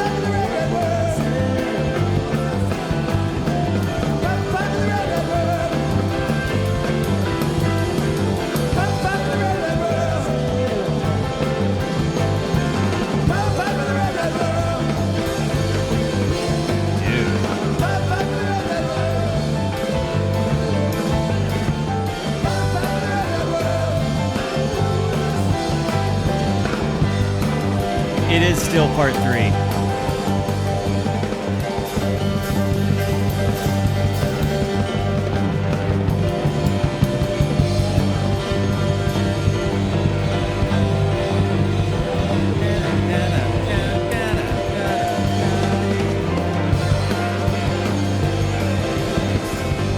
Go, Fishman!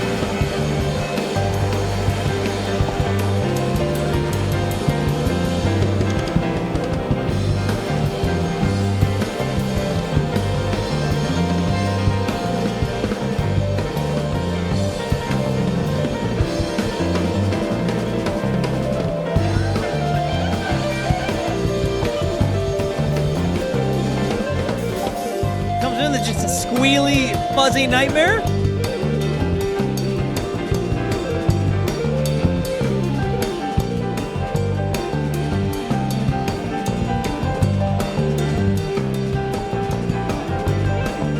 The way he controls his fuzz with the compression and just the sustain is amazing to me.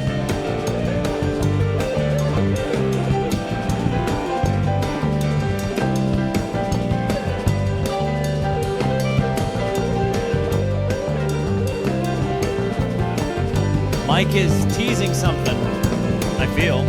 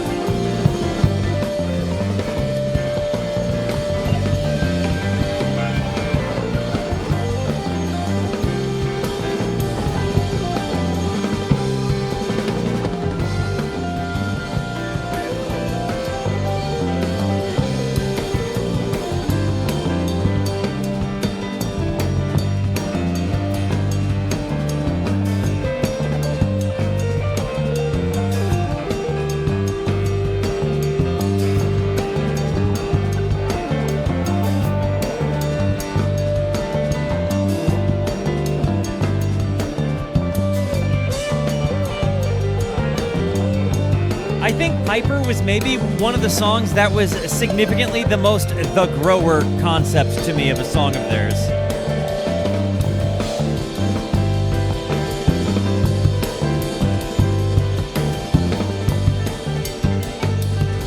Like when I think about it, I definitely think that Piper was like my Grower song. The one that I was like, and then it hit me. And honestly, maybe Bouncing Around the Room too, if I'm just being honest about it. But Sand of this show still has not been topped yet.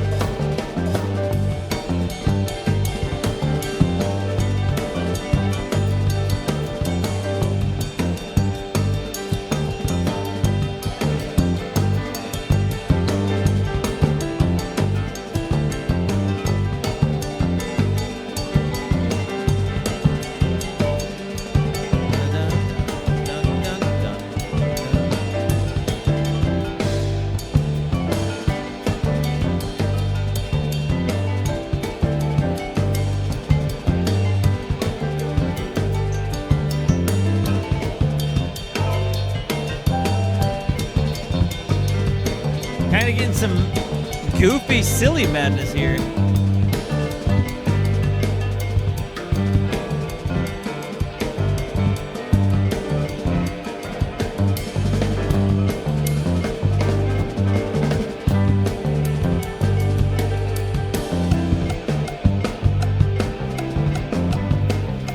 Cowbell. Okay.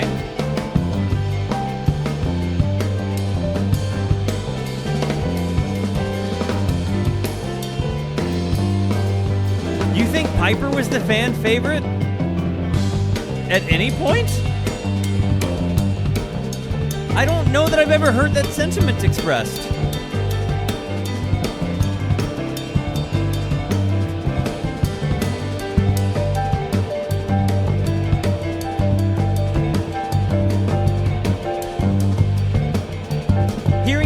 Kind of his little 8-bit computery noises while Page is just being just pure virtuosic pianist.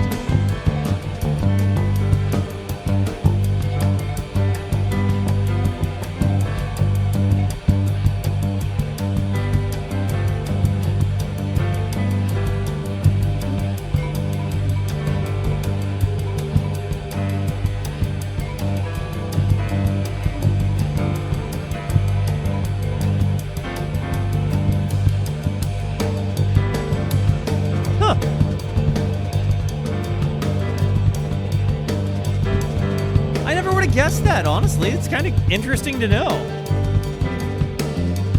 In my brain, it's always like YEMs and Bowies that people like wanted to see, you know what I mean?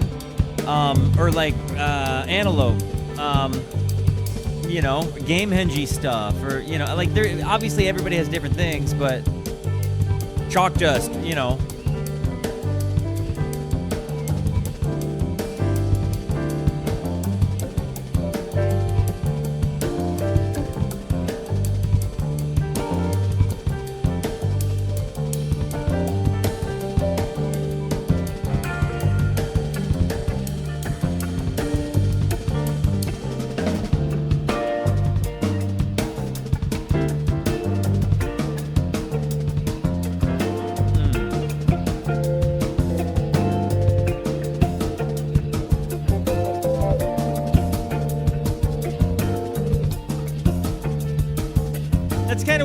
I would say like it's one of like I've just never heard that reverberated. Like everybody agrees YEM is like massive, right? But like, and everybody told me I misjudged Piper. I'm not taking that away. I love the song, especially in the live context, way better than what I found I did on the album.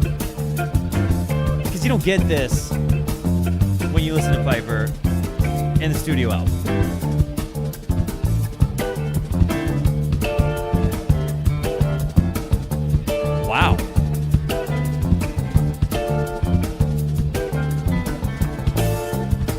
What's the original flavor Piper? I don't understand.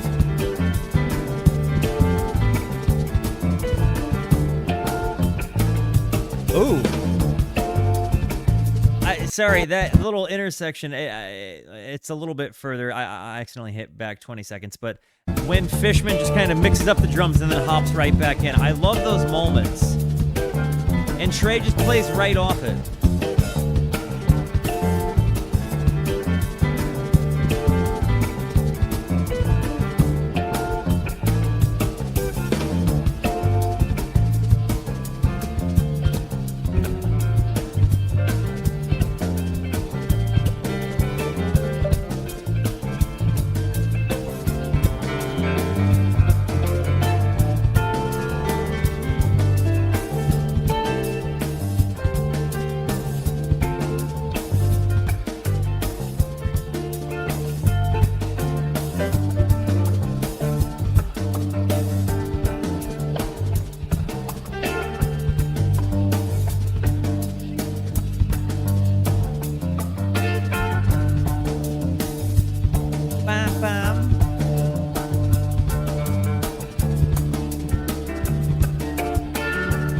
Those little pop moments.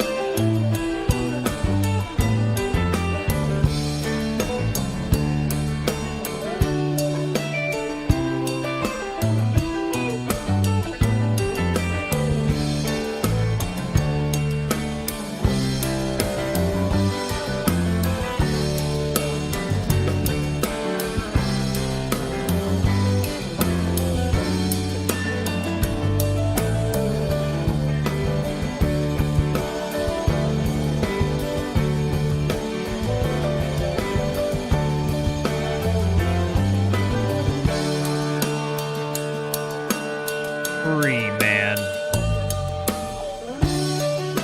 Oh.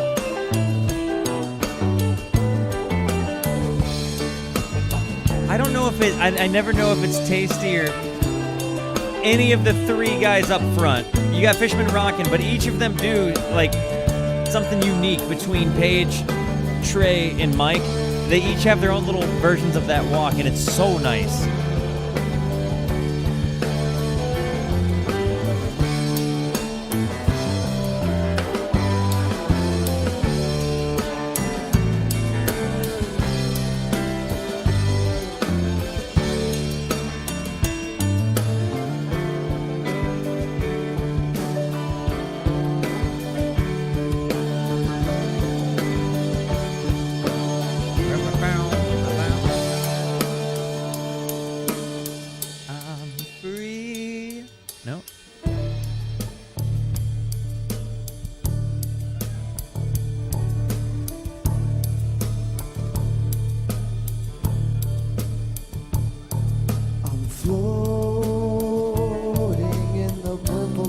I meant to say, but I didn't. I feel the feeling I forgot of swimming weightless in the womb or bouncing gently round the room.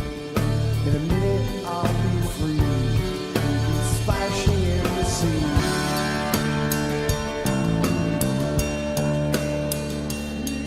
I feel no curiosity. I see the path ahead of me. This is, I think, one of the sharpest lyrical songs. I'll be free and you'll be splashing in the sea. We'll hear a tiny cry as a ship goes sliding by. Free.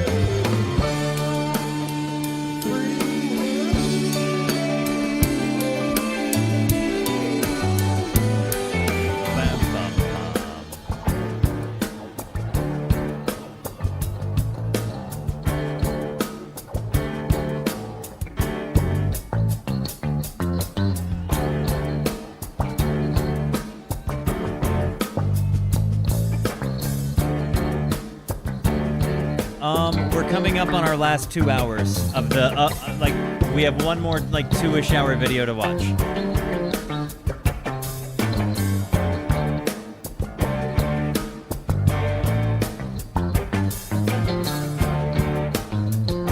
He has such an interesting wet tone on his bass.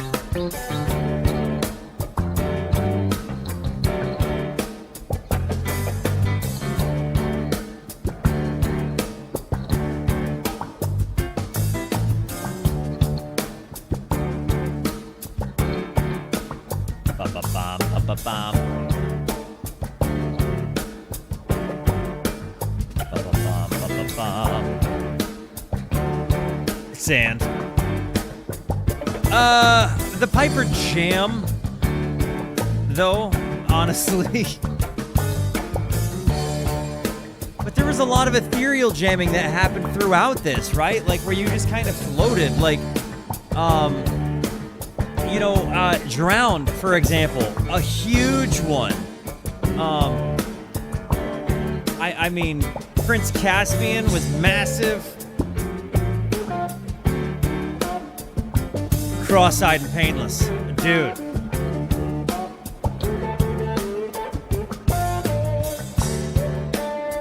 This has had so many, like, just big peak performances. The opener of Down with Disease. I'm sitting here replaying so much of it.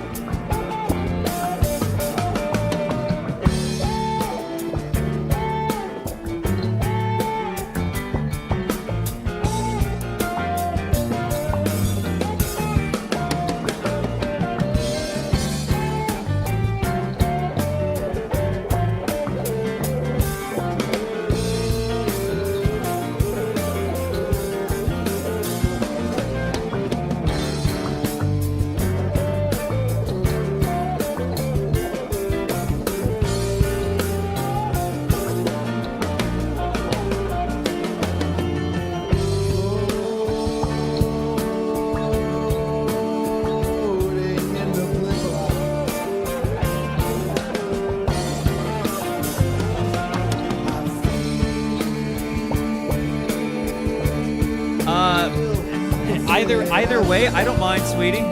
Whatever you're feeling more in the mood for.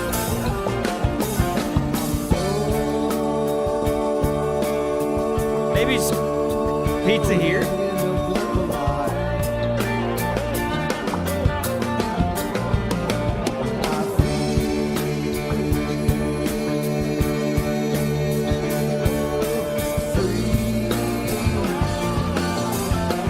This has been one of the strongest of the show.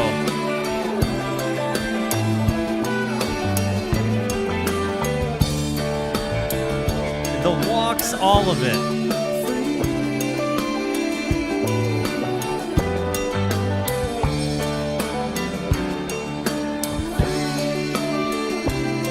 Thank you, love.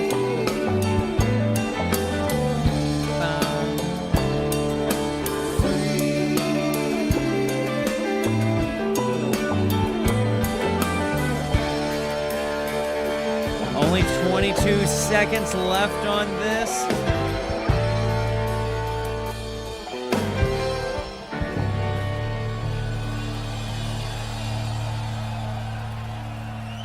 Dude. This has been a wild ride so far, guys. We are now coming up on part 4, which did not seem to download for me. Hang on. Why not? Marmar. Give me one sec. I'm going to try downloading it again. Let me see. Download. Okay. We've got like 4 minutes. And I guess if Twitch is going to make me run an ad break, we'll go for it. Yeah, I did download it. Give me one moment. Yeah, and I know that a lot of you guys are going to leave whenever their actual show starts. I 100% encourage you to do that.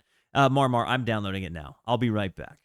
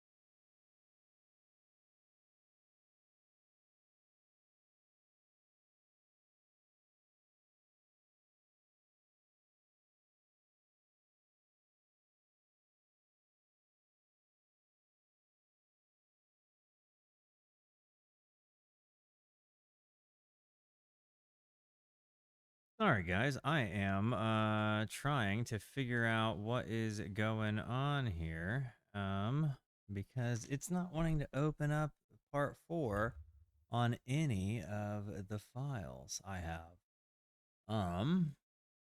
So hang on. I am let me see.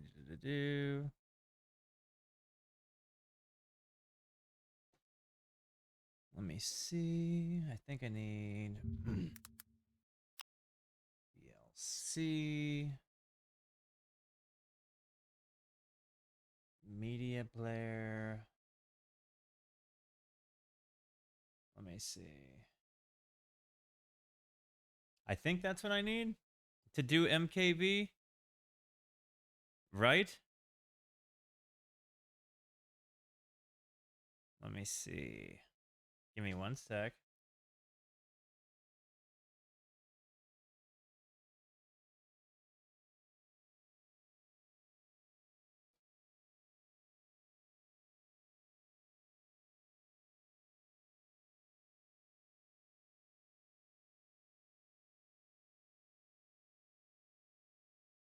Okay. Let's go.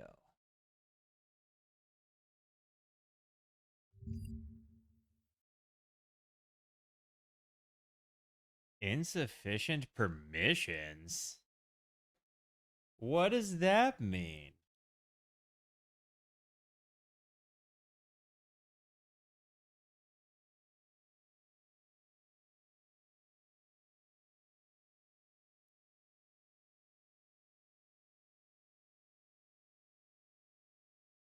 Hang on. Because I totally thought I had VLC already. This is really strange.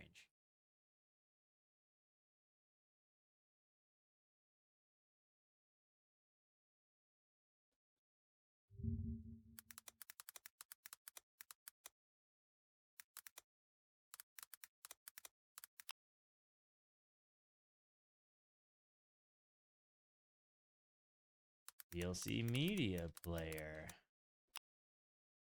What is going on? I swear I had VLC media player.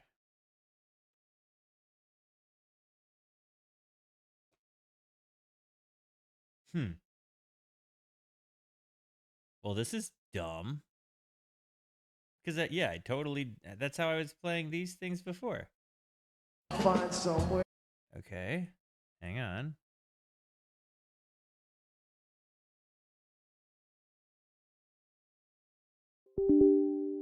Yes.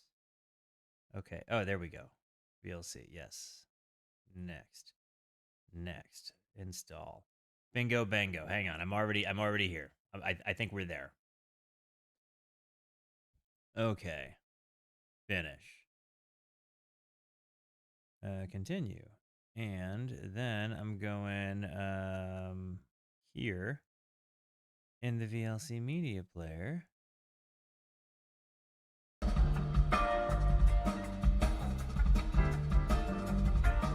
And we back. Okay, hang on. I gotta find a way to get this full screen. How does one get this to full screen? View. There we go.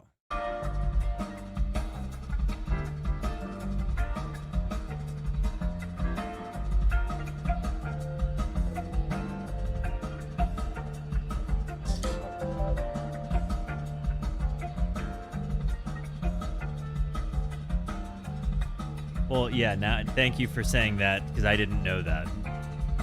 This is my welcome to the VLC media player.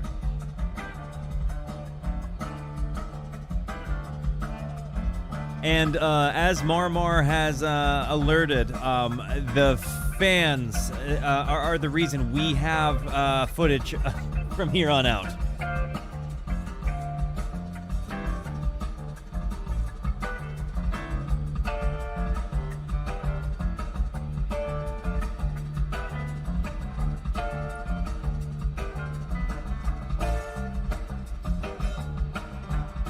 I don't know. Has anybody done that?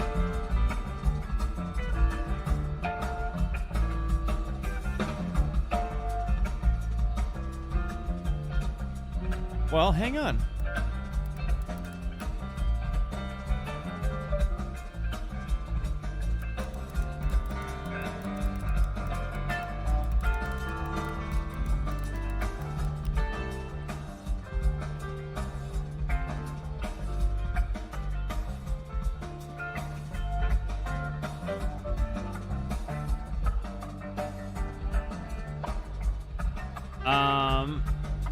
I think Phish are the only ones, guys.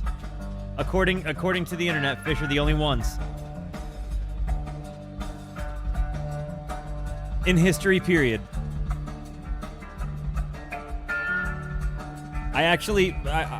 This might be the record for the longest consistent consecutive concert. Can I get a verification?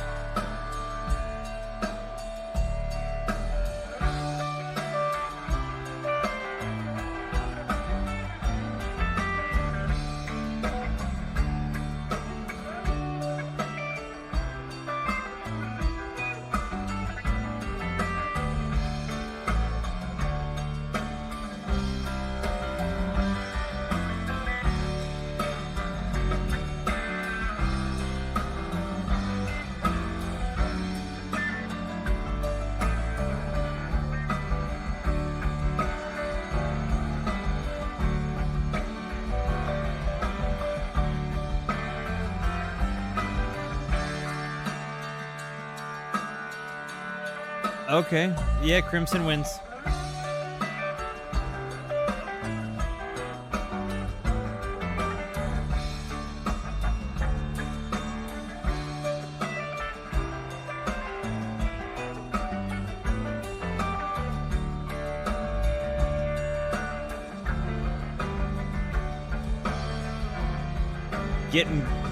Like, how big are the cameras that these guys are carrying and getting in there?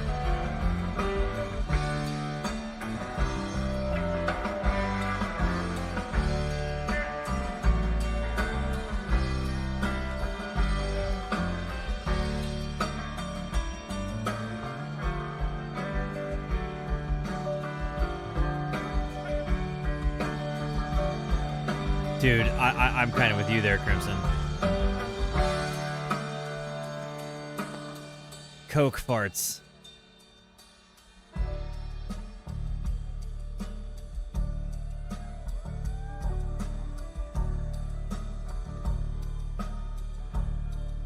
Da-da.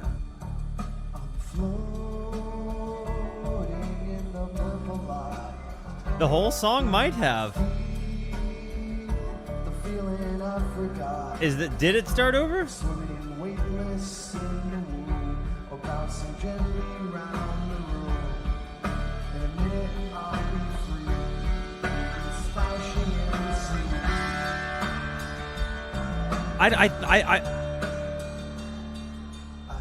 Oh.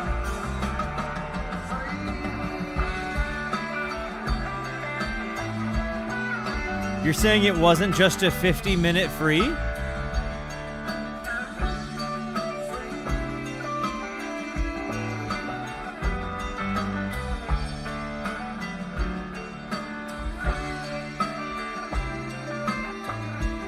How much of the, how long was the song? Like, how far into it did we get?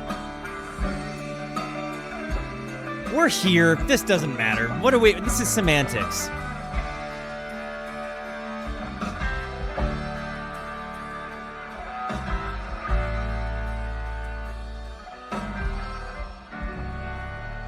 Oh.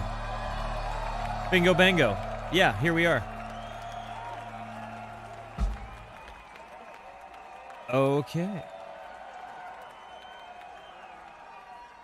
Well, happy to be here, guys. Guys, we are on part 4. It looks like we have about 2 hours to go of just concert. Look at the camcorder. Hang on, let me move my camera so you can see. That is the date. It's 5:49 in the morning, so we have a concept of the time. And shout out to that dude for actually setting his camcorder up to be, you know, in time.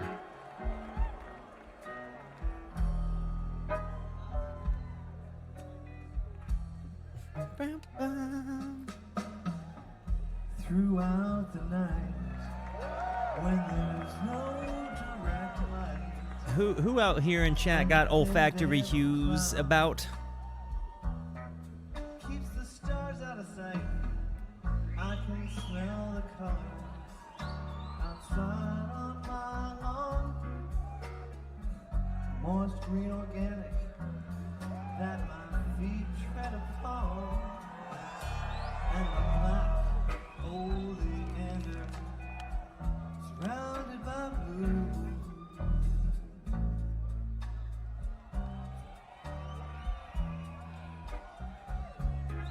I don't think that there's any way any Americans have. I get so overwhelmed Maybe the dead. I don't know, but by olfactory hue. this is just a good song. This is just a good single song.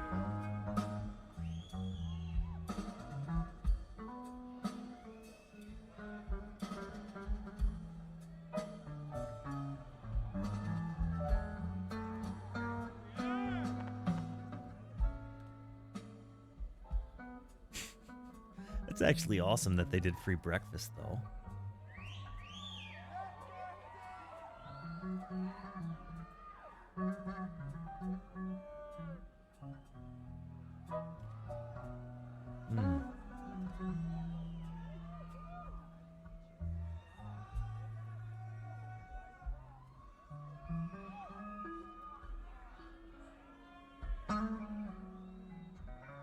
I get so overwhelmed by olfactory hue. I mean, this is a set, guys. Like, this is a single set.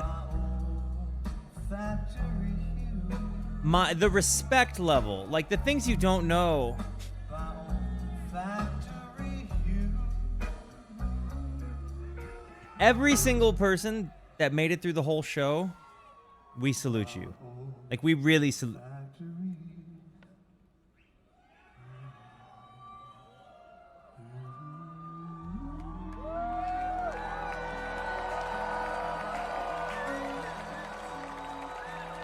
And for the record, guys, we have now passed 8 hours of recording. Great job, everybody. We're having a great time here tonight. Thank you. We really are. We hope you're all enjoying yourselves as much as we are. A Page talking moment. Thank you.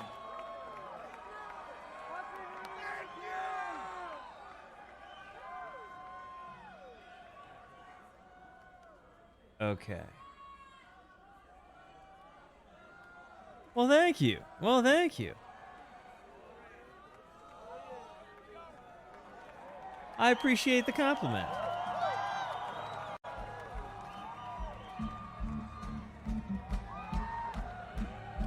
Too many people in the neighborhood. Too many people in the neighborhood. Too many people in the neighborhood. Don't know if they're very good people. I'm kidding. If you know, you know.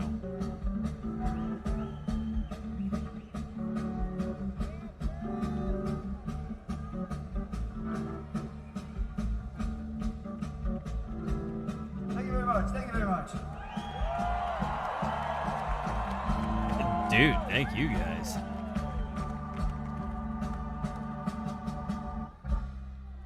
When you think about it, most people don't eat at night anyway, right? So you probably wouldn't get hungry. Most people don't take dumps at night anyway, so they probably don't have to take dumps. You gotta just maybe pee because they're drinking, staying hydrated, right? Most people don't drink while they sleep either, right?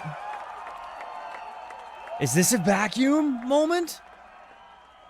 This is my first moment with these guys in the vacuum. I saw Reprise do the vacuum. I didn't see Phish do the vacuum. Shout out to the boys Reprise. They're great. If you have an opportunity to see them, go see them. It's a good time. And you're surrounded by Phish people, so that's great.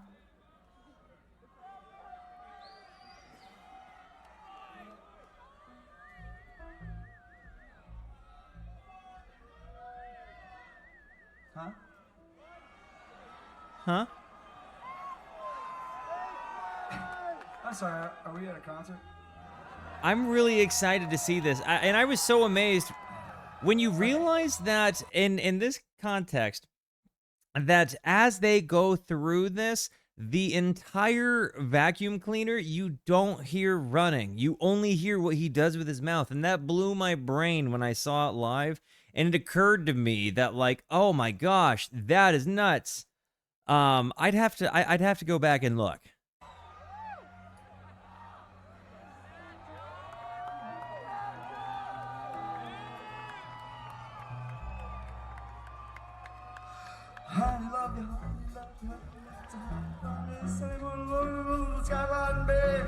This one, I think.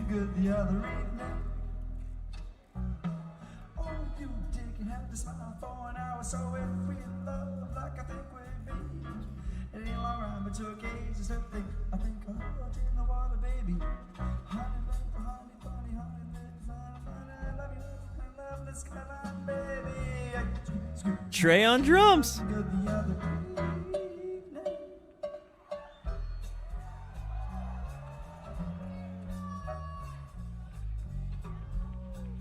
yeah. Hayes McConnell on the piano, ladies and gentlemen.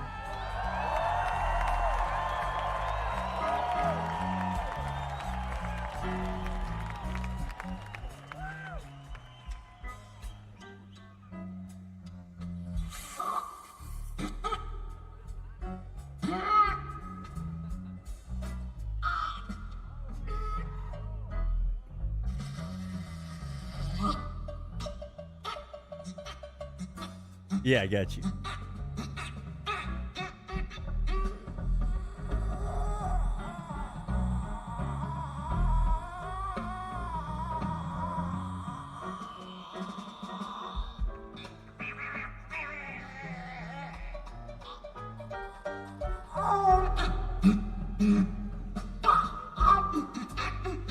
If you get blown away, let me know.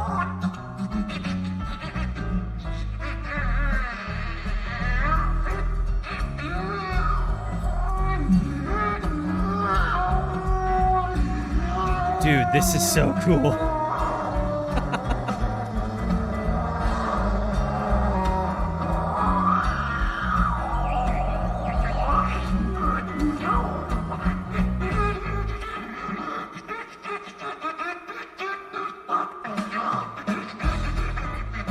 And then he gets, like, kind of pitchy. He carries a tune with it.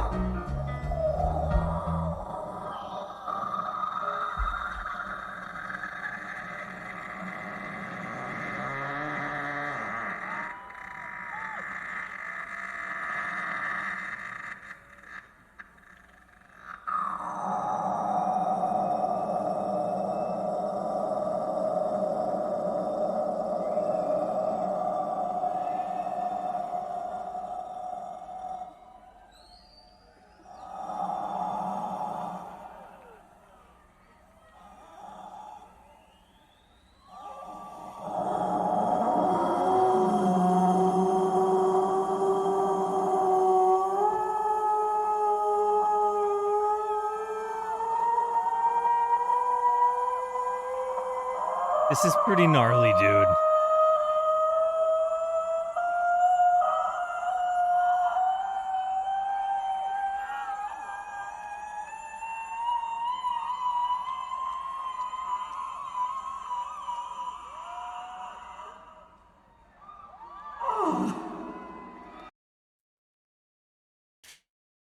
Bro. What? And the thing about it is it's really just like, it feels funny on your face, but like to somehow get some sort of usable pitch out of all of that is just unreal. Yo, Gizhenge, what is up, my brother? I'm so glad to hear you you on the train. Be safe. You know what I mean? And you know, if that I'm not even going to say it. I'm not enjoy that train ride. Dude, I'm actually having like a freaking great time. We're on the finishing stretch here too.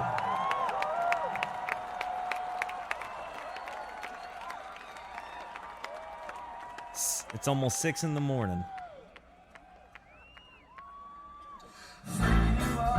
And then we're right back to the jazz. Lounge singer. Thank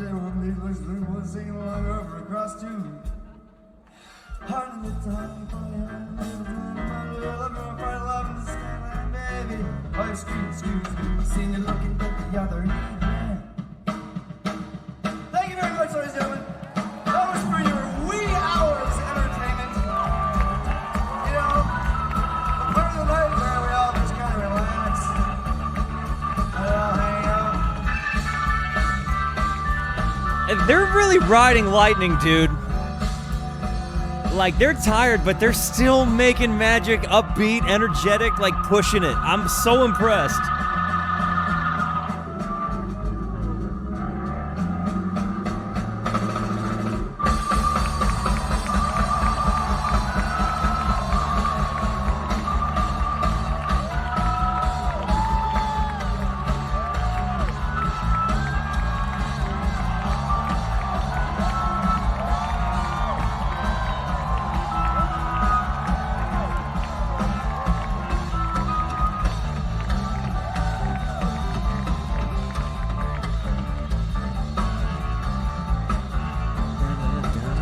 Trey's a good enough drummer to switch timing?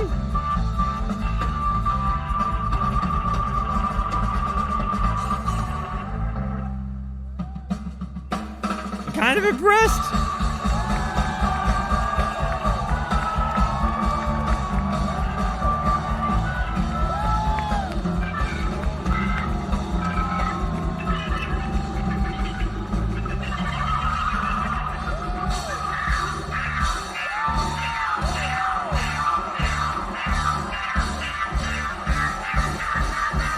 Yo, frontman Phish.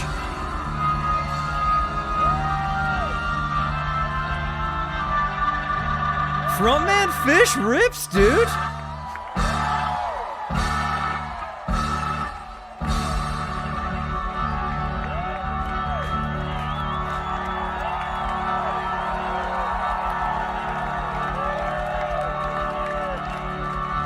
I am impressed.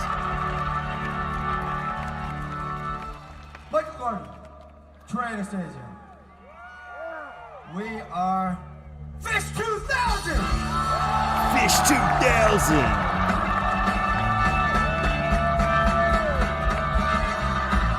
So I guess technically Fishman introduced him first in the new millennium.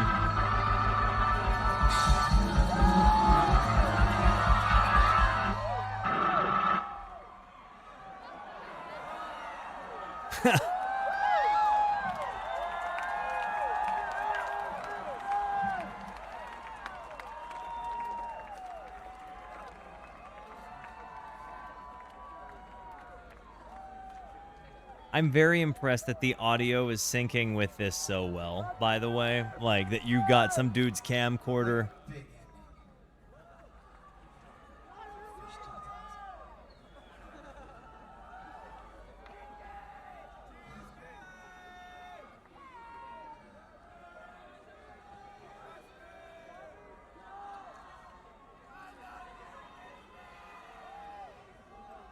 The perspective of you guys all kind of being there in your own little, like, Wook kingdom for a weekend is actually really cool, though. It's not a perspective I'd necessarily considered, and certainly not a part of what I thought this all was. It's actually amazing to know all that went into it.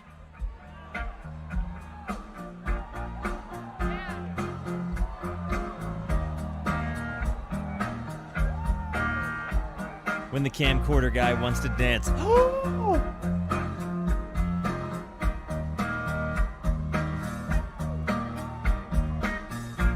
I know!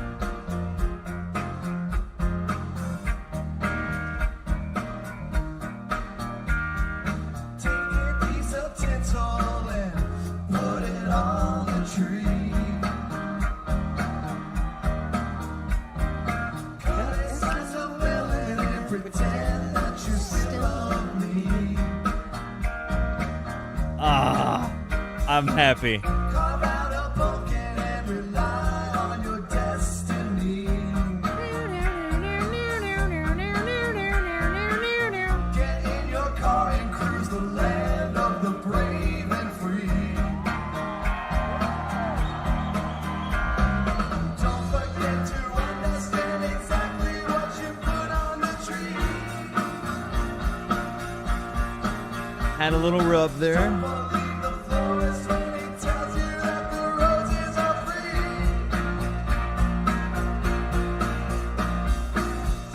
Pick a raisin and do with it what you will.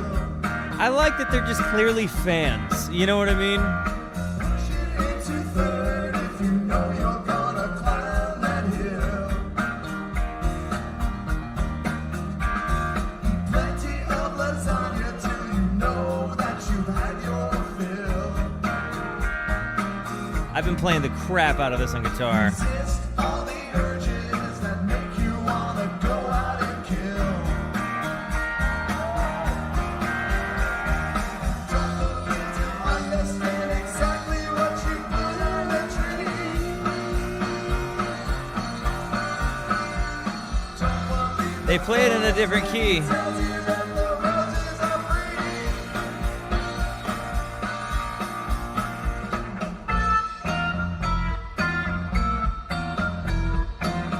They do the circus breakdown.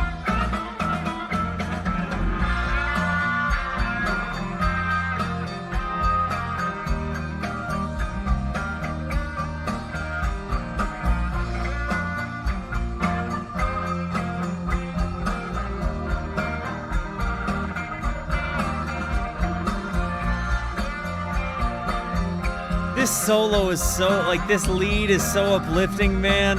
I love this so much. It's one of my...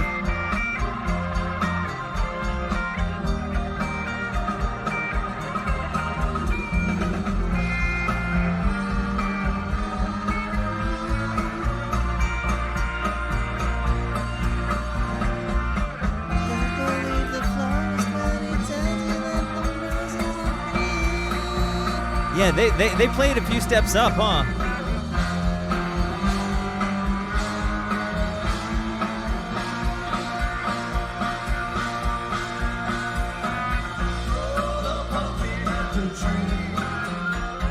Unless you think that pumpkin holds your destiny, cast it up into the sea. Take that pie and eat it with me. Throw the pumpkin at the tree. Unless you think that pumpkin holds your destiny, cast it up into the sea. Take that pie and eat it with me. Hearing a Trey tone to this song is kind of nuts to me.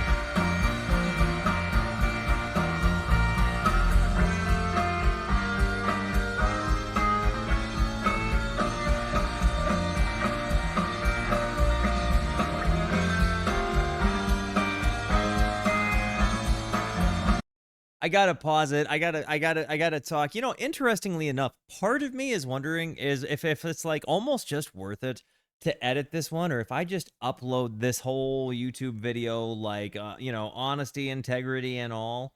You know, like if I don't cut stuff out, if I just like send it. I don't know. Part of me thinks maybe I should cut out like the little bitsy bits so that, you know, but it's like it's a long. This is we've been going for like almost 8.5 hours now, right? We've got hours, an hour and a half to go.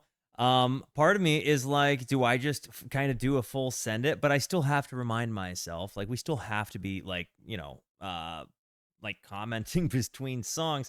It's interesting though. Like when I hear this, you don't have the dynamic of the double guitar, right? So you have like the keys and you have the bass kind of filling in for it. And you have obviously a very different singing voice, but like fans will watch the whole 10 hours. Well, thank you, Small Hat. And heck, I guess they can just skip through the junky parts. You know what I mean? Whatever. But anyways, neither here nor there. This is full send with timestamps. Yeah, that one's gonna be tough. The timestamps is gonna be hard. This in general though, roses are free. I don't know. Do you guys have like a favorite version of Roses Are Free that like, you say like, okay, this is where Phish did Roses Are Free best? I'm kind of interested. I had Marmar send me one and I'd anticipated listening to it before I got to this one. So I'm interested in everybody's perspective, but I do have his link and I'm interested to see what you guys say versus what he has sent.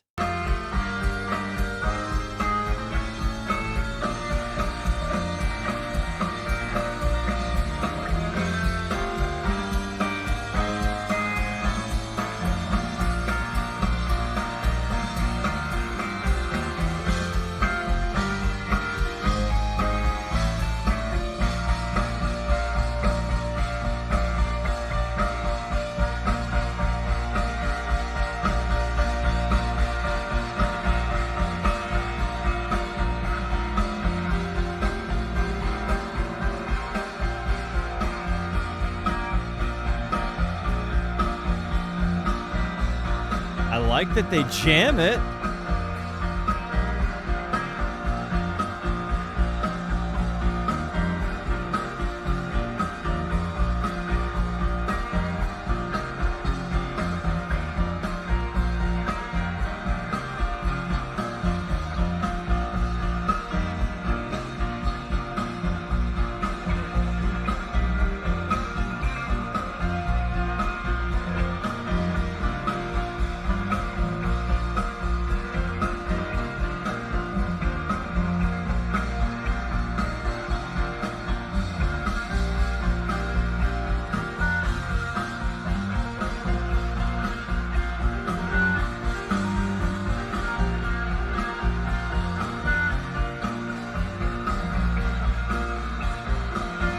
I feel like this dude has got to be zoomed in like so far.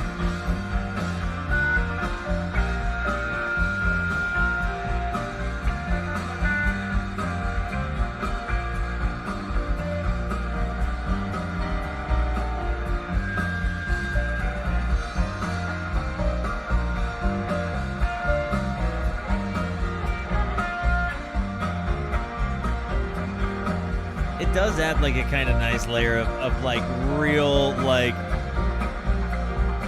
fan culture. You just see the audience, you see people like literally just recording it. Like, this dude's clearly been up for a while. Oh, I love that guitar bit.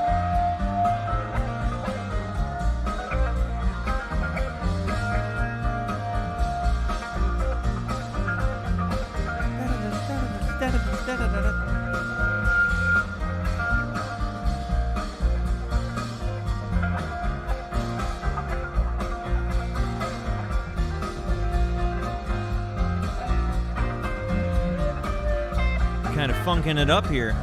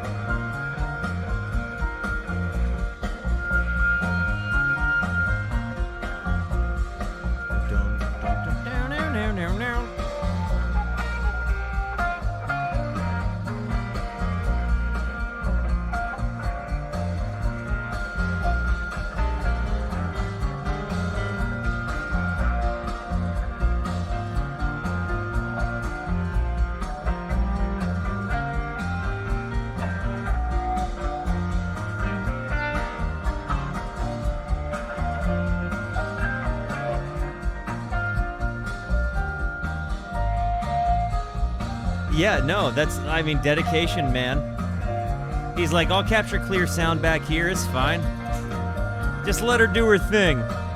Set that tripod up, let that sucker do its thing.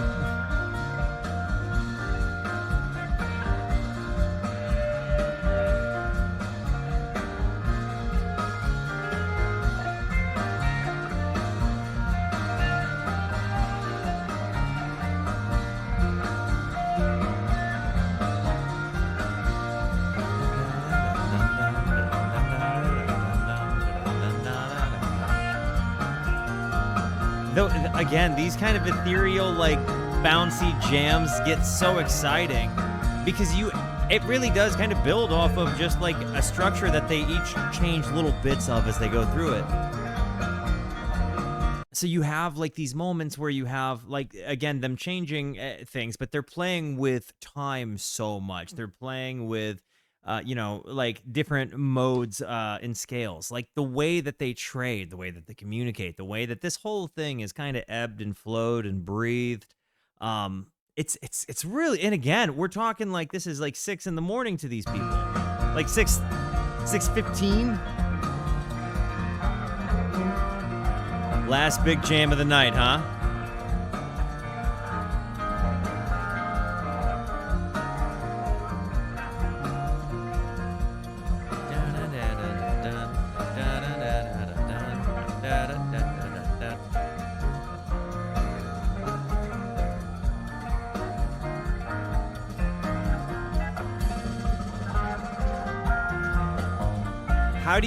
How far do you think this guy, like this tripod, is from the stage?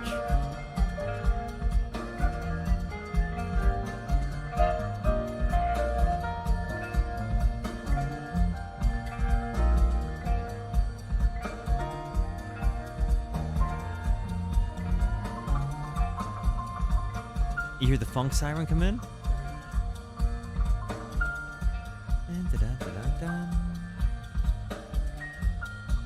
Baseline.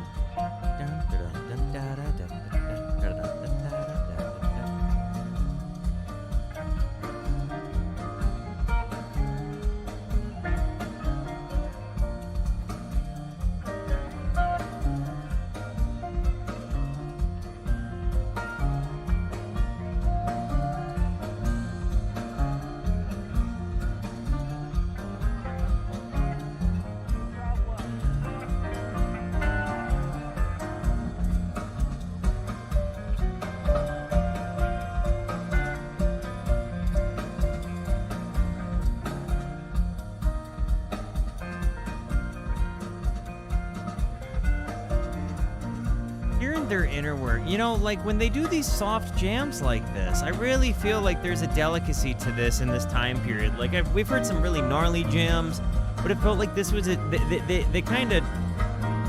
didn't just go into their jams in this era and they're like, is this what you want?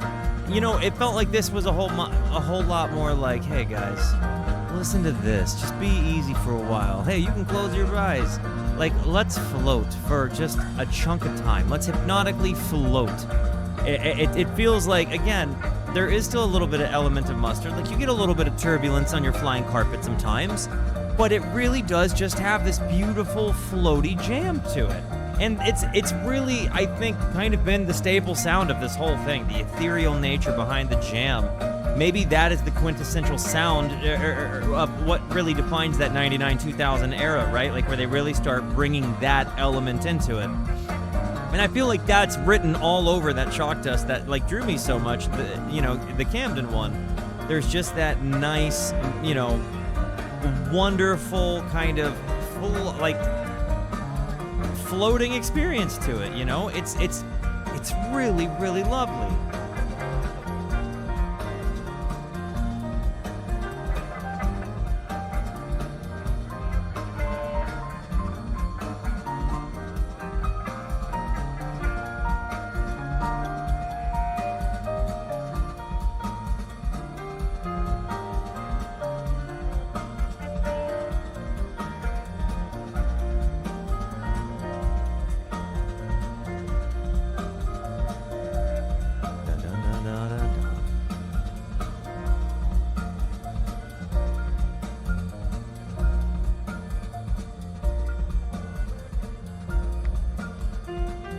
Page's little moments of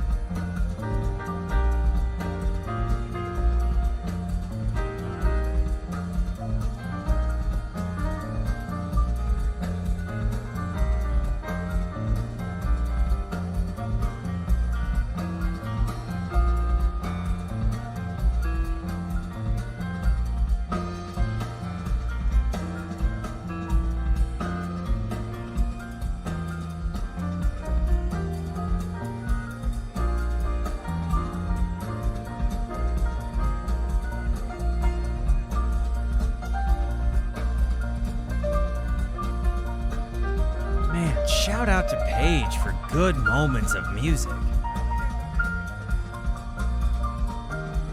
I feel like you can hear him talking on stage.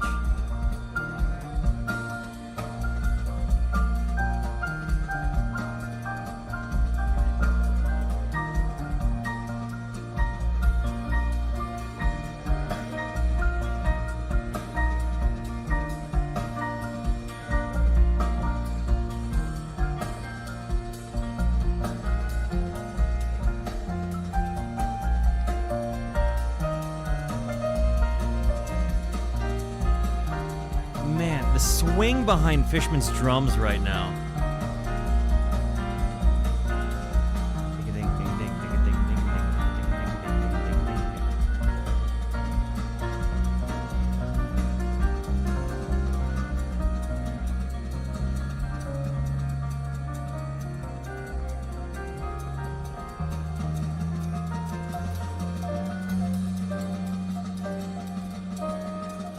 By the way, guys, we have now been streaming for 9 hours and recording for 8 hours and 36 minutes. Thank you for being around. Thank you for going this distance with me, for those of you that have, and being by for those of you that are.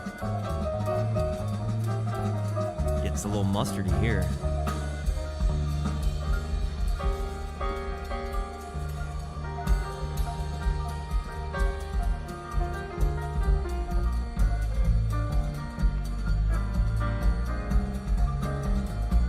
That bass.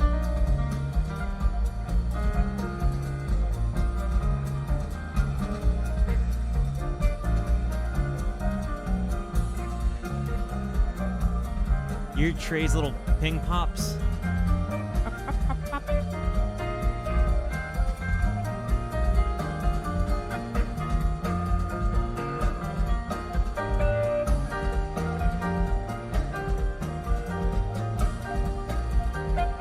No, I was just introing.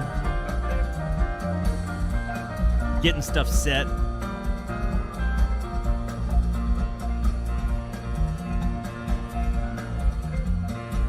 Actually, we hopped in pretty quick. I wouldn't even say it was that long. We just didn't start promptly at 9.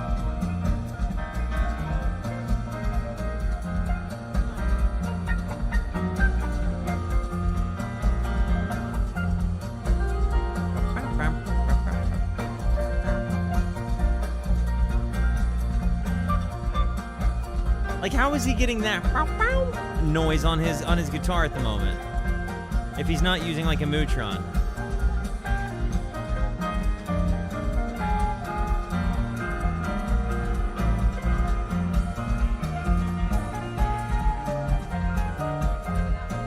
I'm kind of a basic. I go for pepperoni only.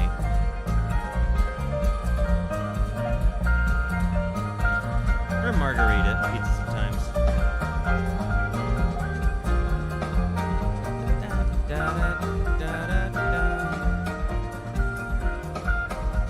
this whole show, they've kind of gone through these rhythmic moments where they give you these little, like, wonderful leads, right?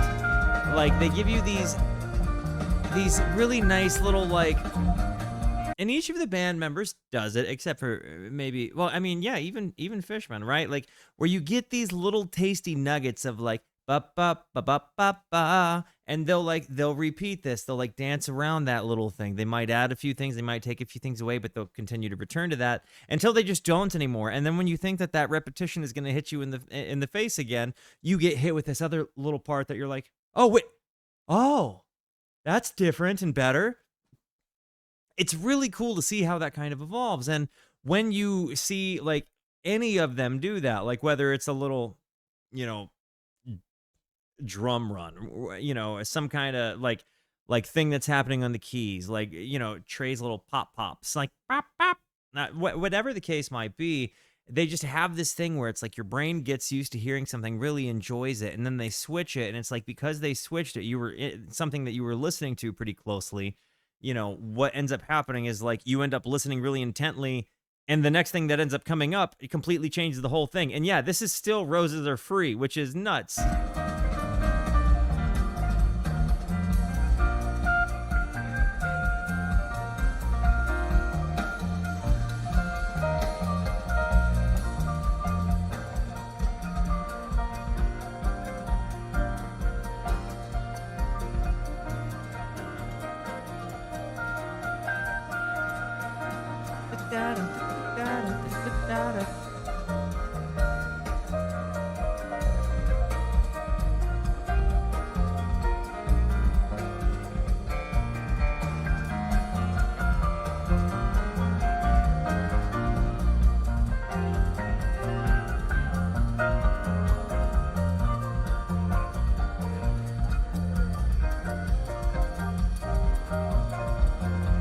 The ride.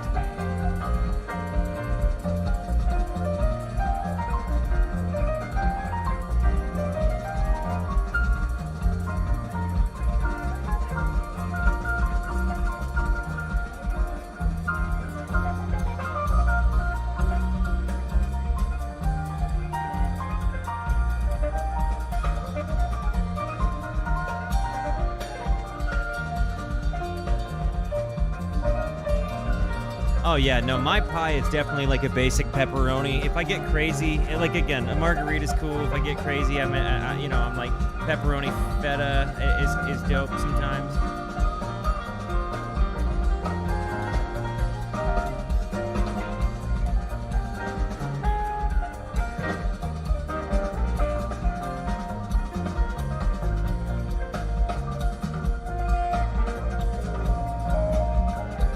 Hearing this, like, snare pops.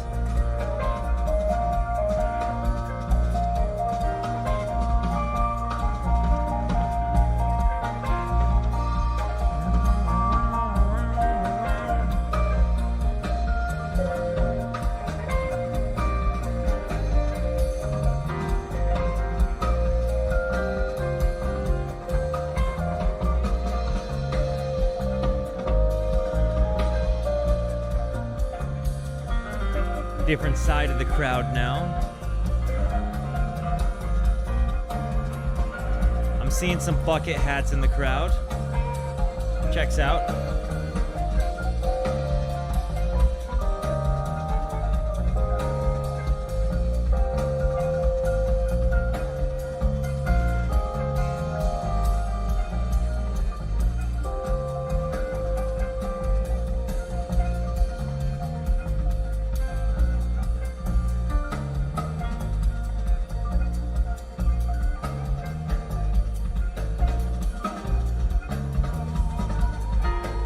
By the way, hey, can we get some, like, mega W's for the fact that we're talking about pizza because my wife is bringing pizza home and how awesome that is?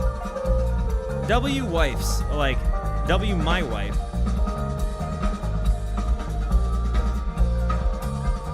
And W fish wives everywhere. I never thought I'd find one.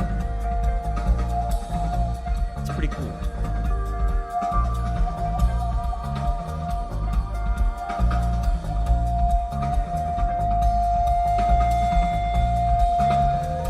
Hi! I was literally just talking about you. I didn't realize you were here. I was literally just saying W's for wives. You know, we're talking about pizza because my wife is bringing me. So good. Have you been? No, never been. Pitch Pizza, huh? Okay, I might need to keep it up. Hey, no. Whoa. That looks lovely. Here's your pizza. And she's like, bye. And I was like, hey. And I was like, hey. Did you just walk out? No, I can't. Oh. Well, you're good. It's just because you're a good person. She was like, bye. And Hey, you almost got a free pizza, but you're an honest person. If you want. it's been 25 minutes. Oh, it's not that big a deal.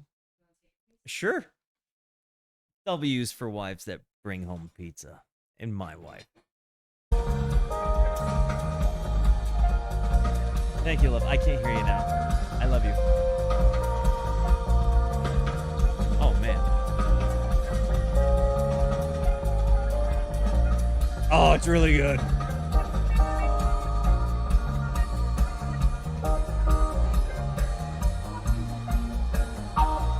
That's a good spot.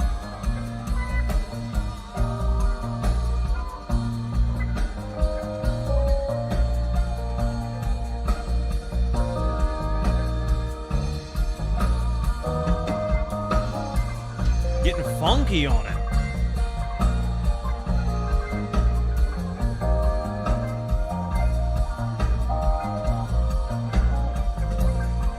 Can I get a napkin?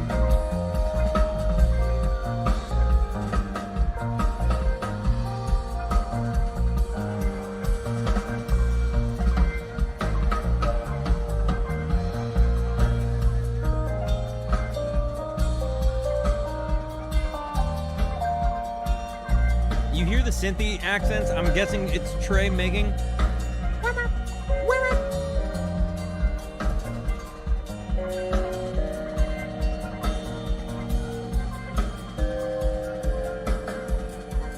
They're really sending this jam, aren't they?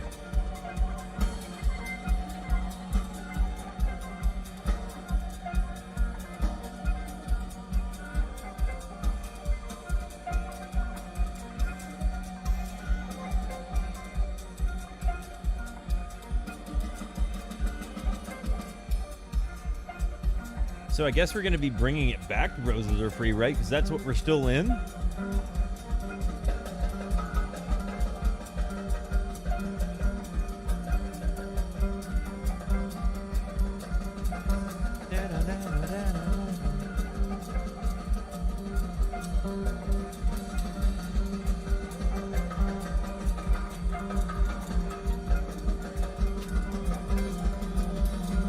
Thank you so much.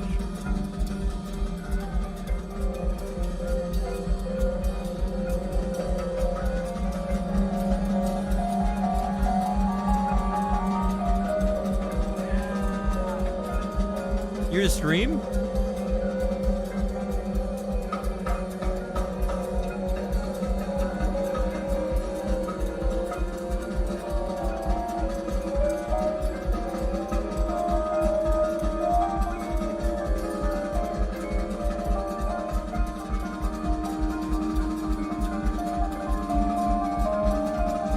Thank you, sweetie.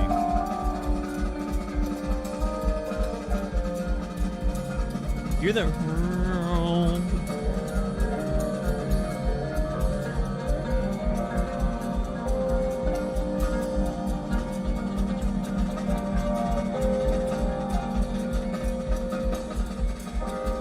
This has been such a long... do you think at this point they're just trying to last until sunset to get to the what they know they'd had planned for that daytime or for the day?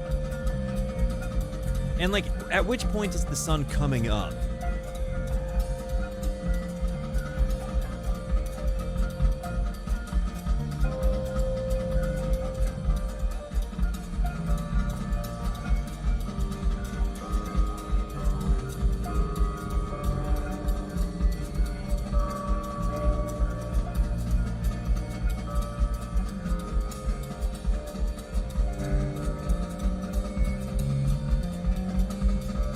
Fishman on the drums here is really MVP in it right now.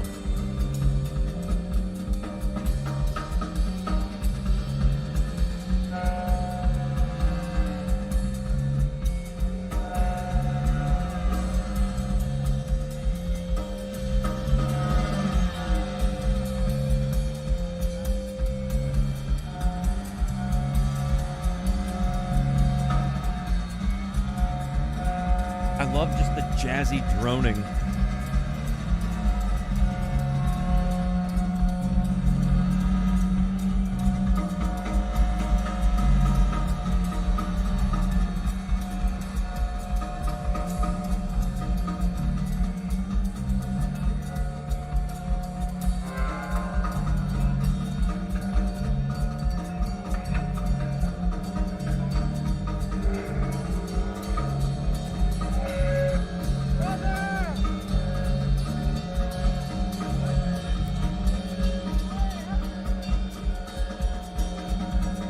Another full circle moment. My sister-in-law's son eats these, but these snacks are delicious, and my wife got me some from her sister's house.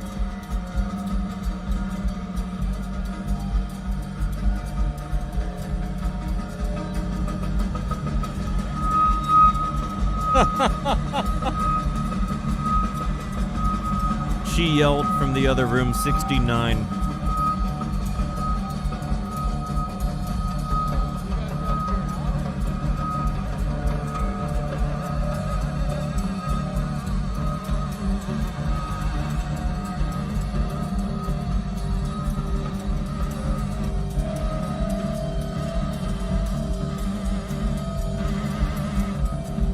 Crispy Bacon, you came in time for Roses Are Free.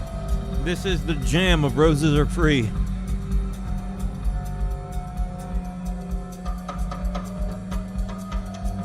Hilariously enough.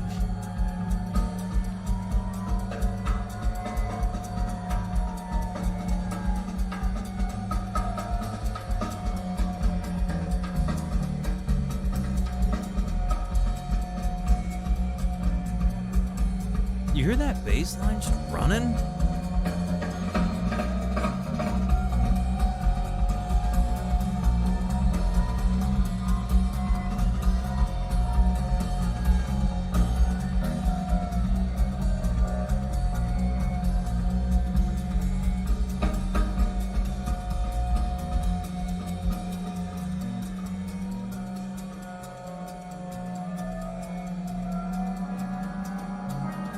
You hear the big spacey parts?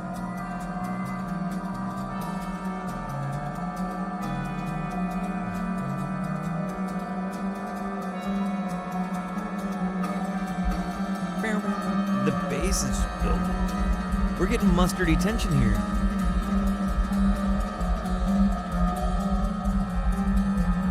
They really vamped this one for a while, dude.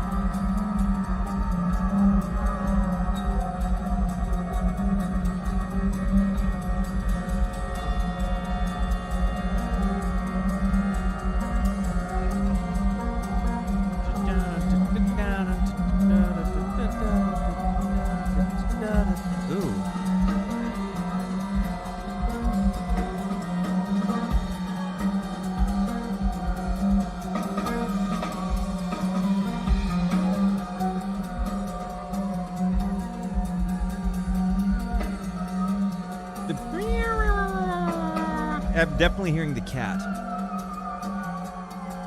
What is this noise I'm hearing?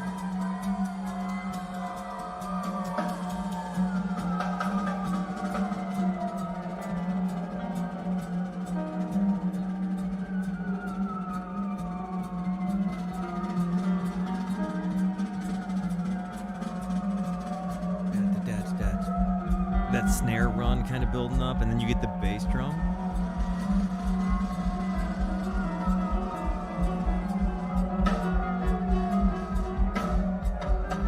Am I seeing the sky now?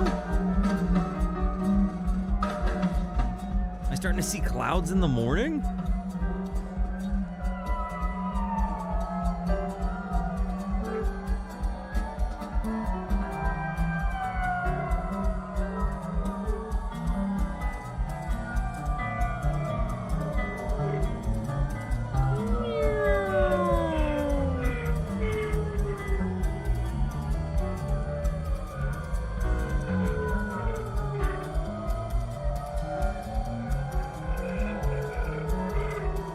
Thanks, Lumpy.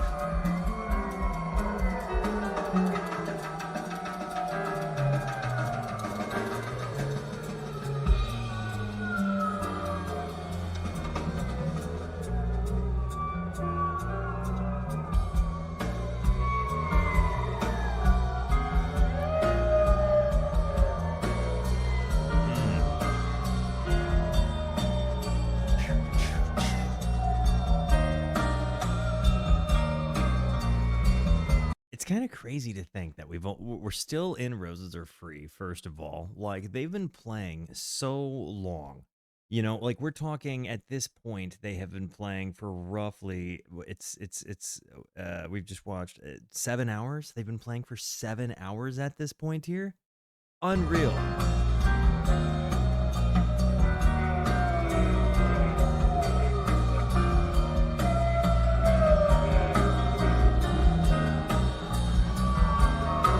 Of dawn. Shout out, Sid.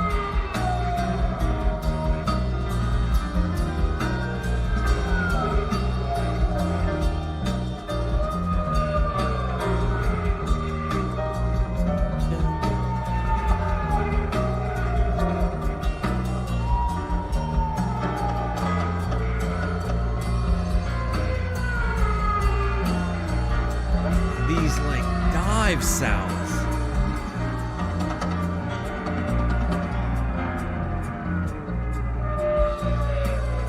It's like I don't know if it's all guitar or if I think some of it's Page.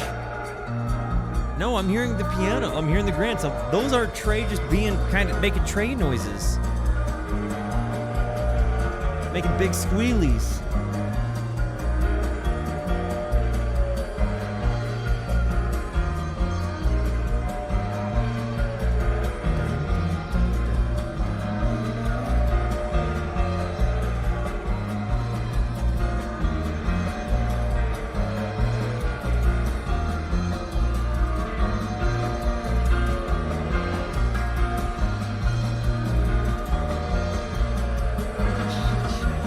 See it getting brighter.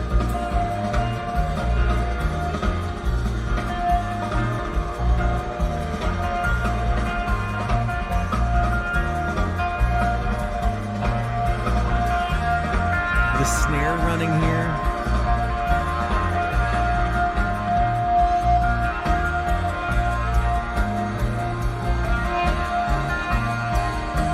Okay, so it is 6:36 in the morning at this point.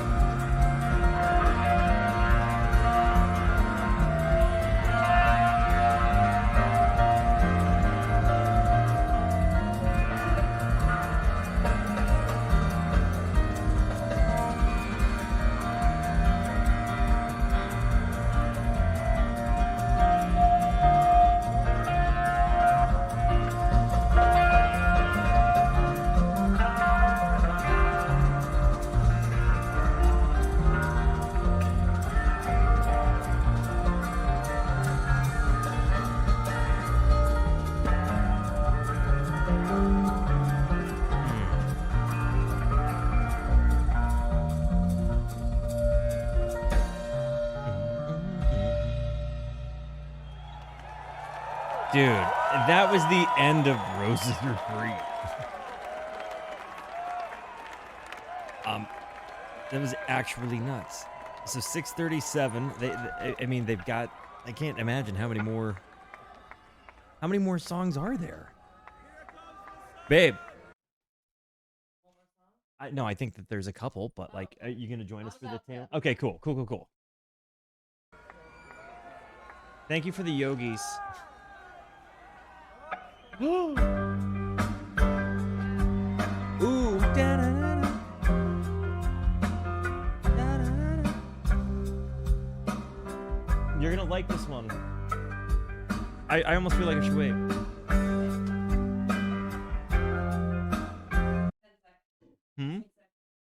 Oh, it doesn't matter. bug?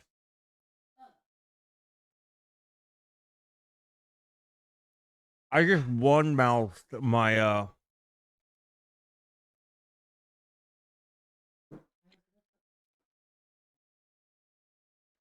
No, you don't need pants to listen to Phish.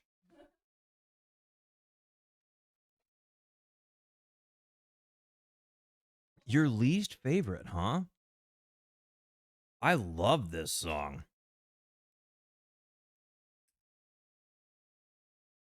I love this song so much. Do I know it? Yeah.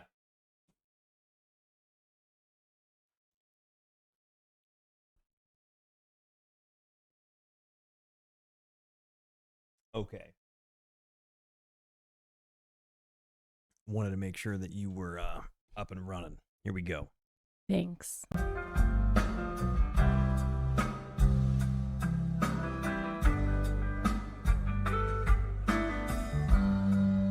Bug is on Farmhouse, yes. Wait. And times when I don't. I really do love this song. Concepts I'll ponder. And concepts I won't ever see. I love this song. God isn't one of these. Shout out to Joby, by the way. Shout out to Joby from the Rooskies. We are big fans. That was amazing. Which did you think I meant? It doesn't matter to me.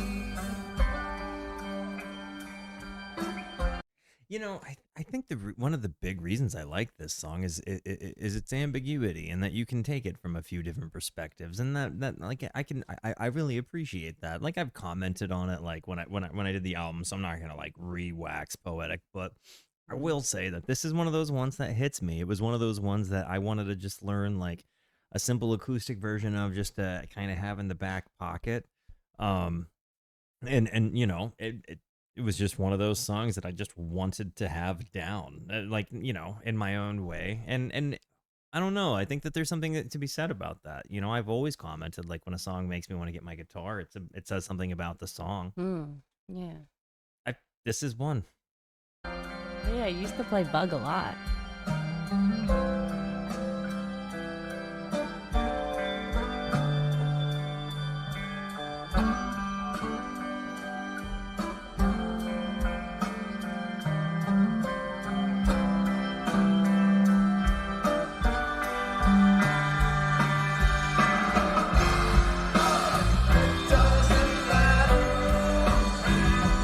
They weren't fist pumping.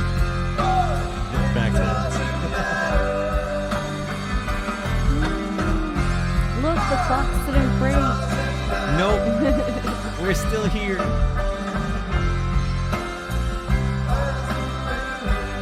Almost 26 years later, unbelievably enough. Gold in my hand. Bucketheads. In a country. There's more. Standing and waving. The rain, wind on the runway. Spending or saving. Credit or debt. Which did you You know, this is a heck of an accomplishment, dude, that they made the distance this far. can be taken from me?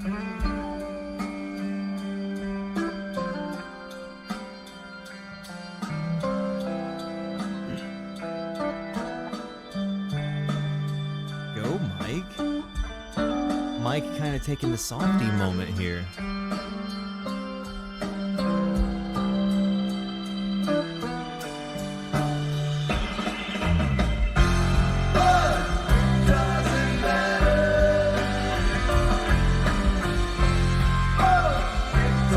Oh, really? 35th birthday of the song Stash? So it's like a couple, like 9 months older than me.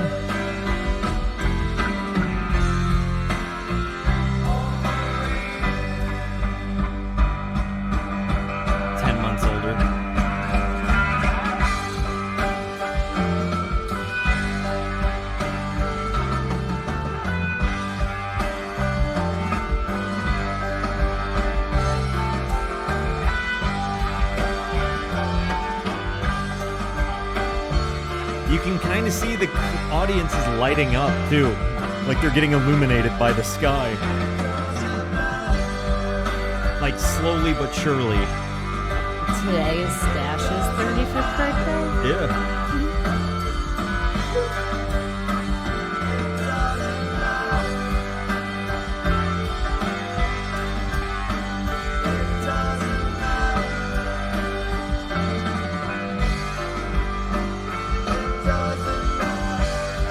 So it seems like they're gonna kind of jam this one. I don't know though. You said it wasn't like that. We'd heard our last long jam, but is that just like the last like hypnotically drawn out one that goes for super long? I'm gonna check this out. Okay, don't spoil anything for me.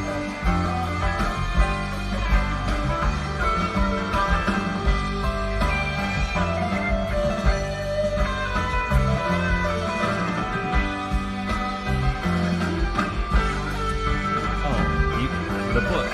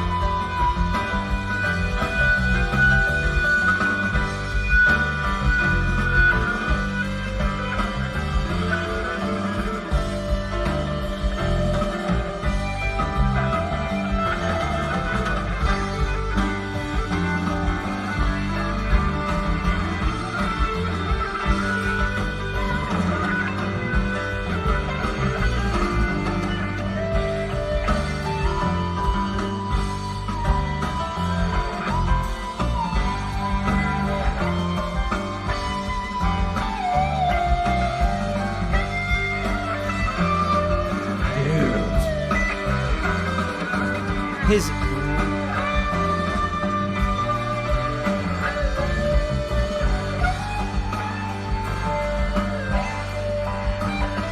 maybe a little bit of a tired bend there from our guy, but in fairness, he's been going for a long time.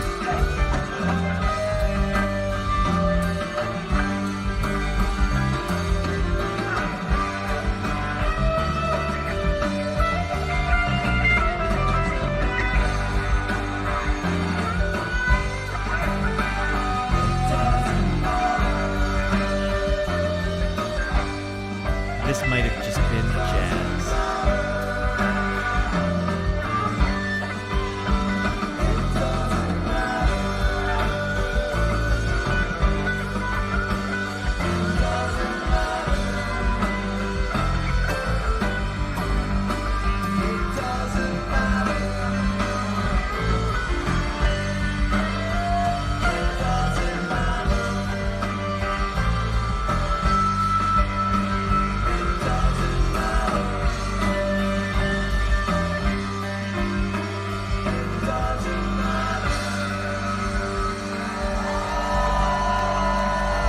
The lights are hitting better.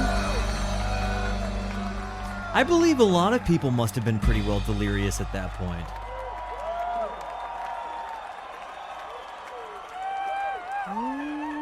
Like, we're 6:45 in the morning at this point. They've been playing since midnight. I'm surprised everyone's standing and not some people are sitting. From what people said, some people slept in the crowd. Right, in the back. Or no, just in the crowd.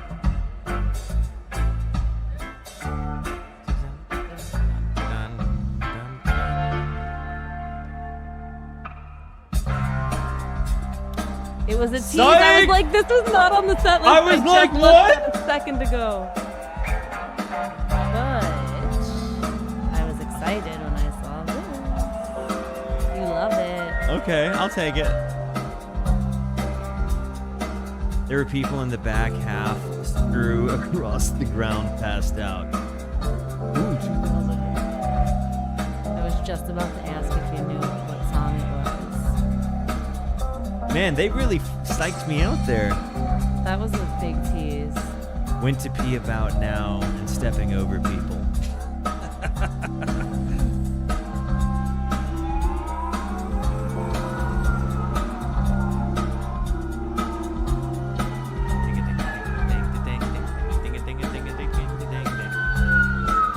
I love the siren. I don't care what people say. I think it's awesome.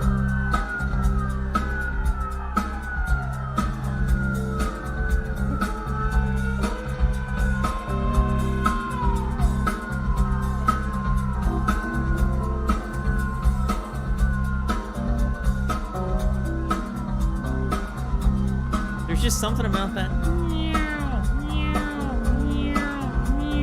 sound that I just really get off on.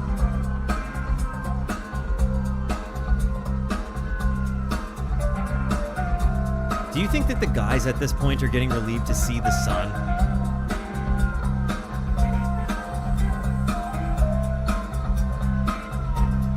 Yeah, I never heard anyone say anything bad about Siren either. I feel like people said they overplayed it, or maybe some comment. Well, I mean, everybody has it's an largely, opinion. yeah. I mean, it's largely a celebrated sound. I'm just saying to those that have said they didn't like its use, I disagree.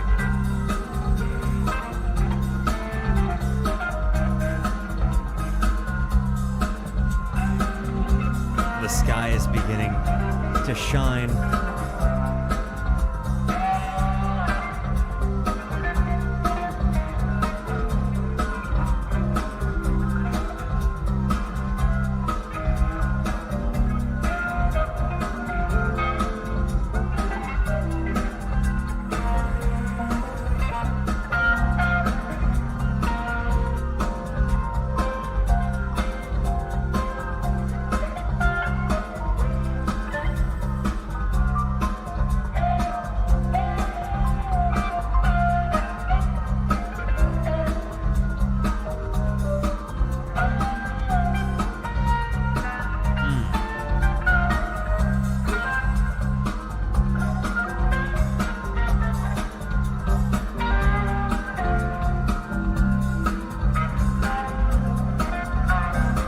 It is kind of nice, though, that it's kind of like you got, like, what an awesome alarm clock. You know, the sun comes up, you wake up, you're surrounded by wooks doing wook things.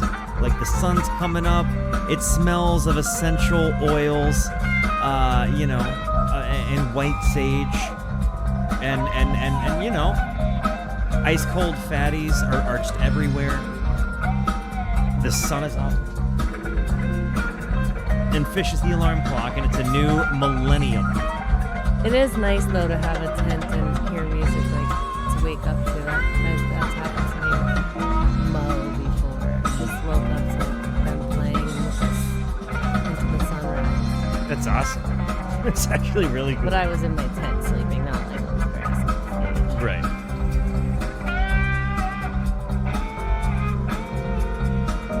Breakfast burrito It was time. nice.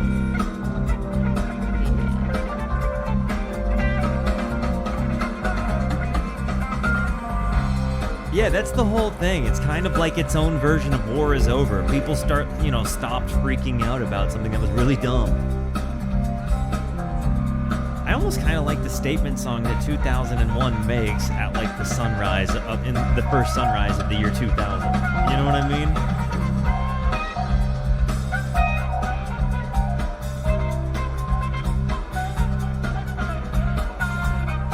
Are these people tapers? Or is that just the sound booth? Papers.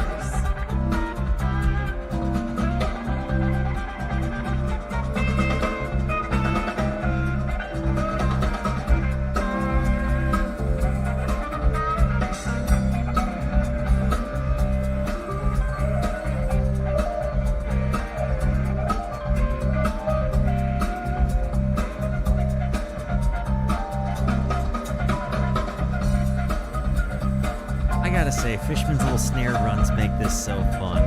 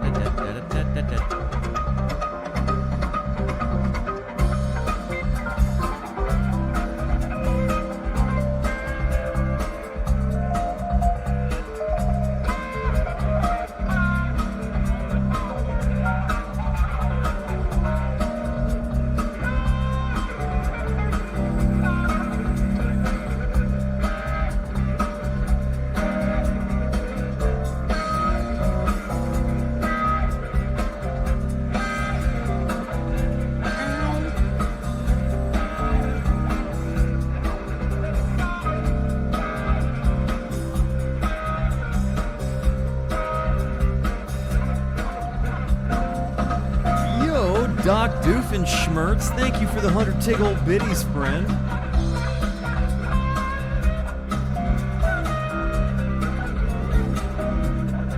And Waterspark, to answer your question, this concert is about 8 hours, and we have been recording for about 9 hours and 15.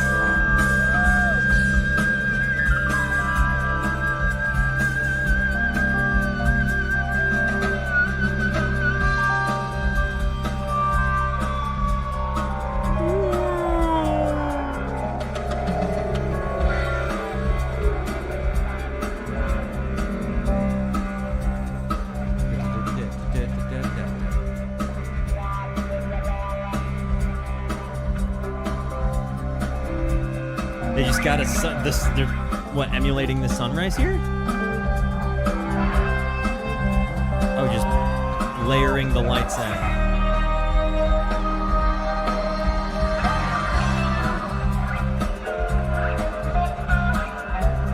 I'm doing a one long video. I might not even edit out the ad breaks. I was wondering if you would do like part 1 and 2 for. I might just throw the whole thing up there. Just let people move through it themselves. It's no matter what, it's going to be a one big video. I'm just saying I might just take it from here and put it there. But maybe for consistency's sake, I'd cut out ad breaks. I don't know.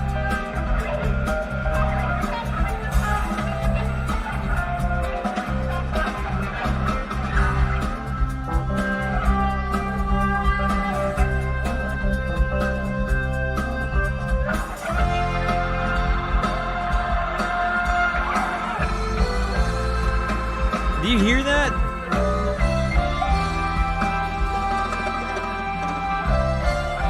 The sun's really coming out now, guys. And it's just really uplifting, this whole thing.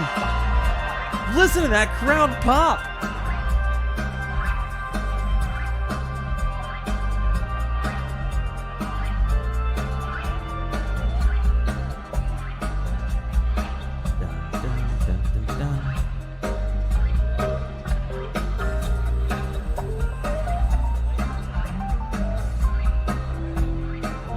Page on the little keyboard run, found his second win.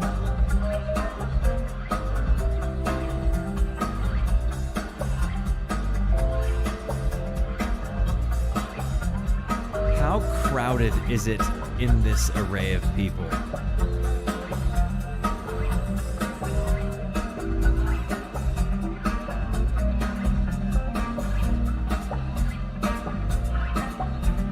Lots of space. Okay, cool.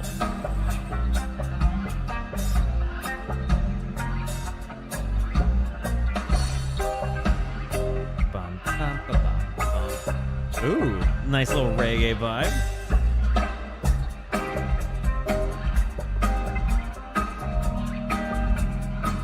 Kind of goes away.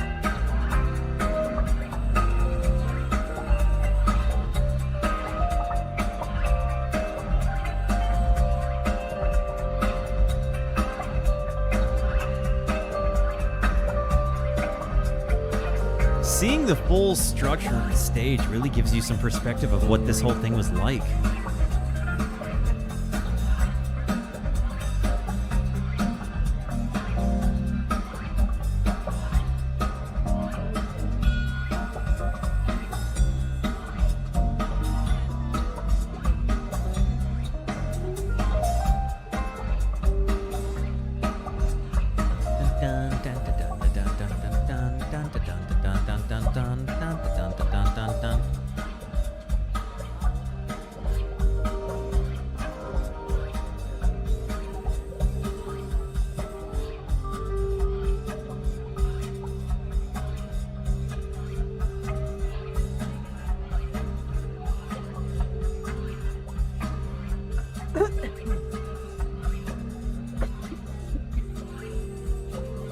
You alright, sweetie?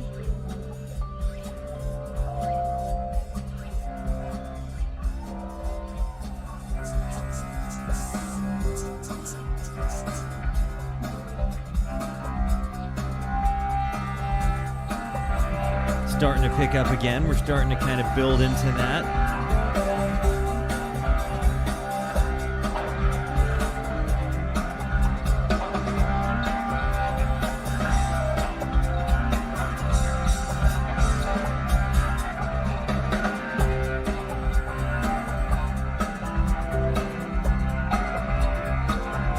It is kind of crazy. Well, I mean, they had a lot of. You got 2,000 tuning forks today. I like this part.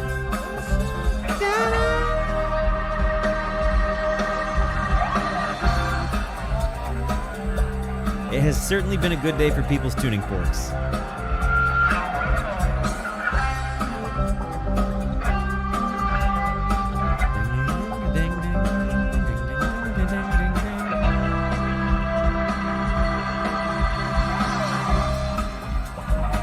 It is.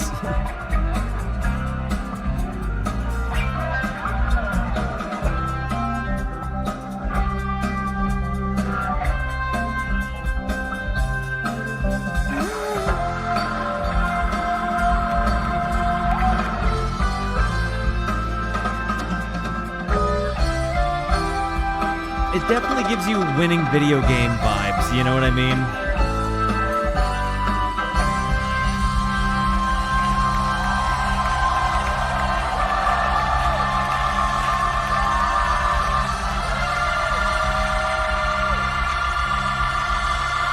And to think that this started with the New Year's song, guys. And now it's like light outside. I'm actually mind blown to think that people like existed this.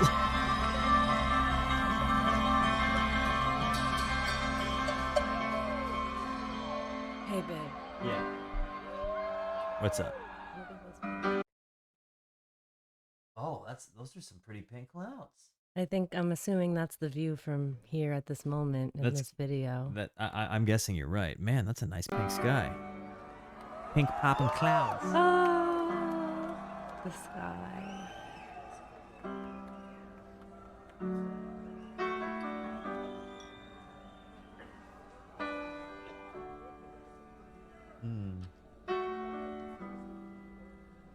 So beautiful. I've been waiting in the velvet sea. I've been waiting in the velvet sea. I've been waiting in the velvet sea.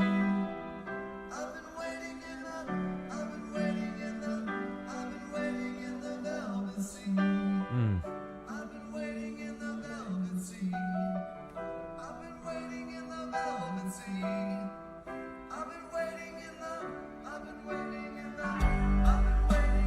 This is. Do you know the song? We've heard it, yeah. You got it? That's it. Huh? No, I've heard it. Where did I hear it? I've heard it. A live one, maybe? Story of a Ghost. Of the Ghost. And a live one. Or no. I don't know. Maybe. It's Ghost. My day, Yeah. wrapped it up in things you said, mailed it off to your address. You'll get it pretty soon unless. Yeah, was this? I felt like this was this Paige's divorce song. Is that what I felt like when I was reading the lyrics? To make are tossed with thoughts into a bin. Time leaks out. Or to his daughter, maybe? I forget. Forgive me. I felt like there was a context to a story there that you guys shared with me. And someone else will set your clocks. I took a moment from my day and wrapped it up in things you say and mailed it off to you.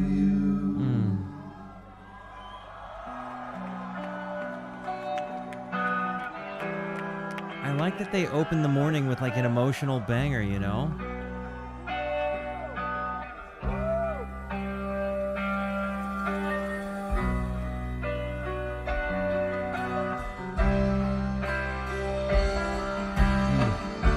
You won't find moments in a box, and someone else will set your clocks. I took a moment from my day. The the harmony layering I really, really, really enjoy.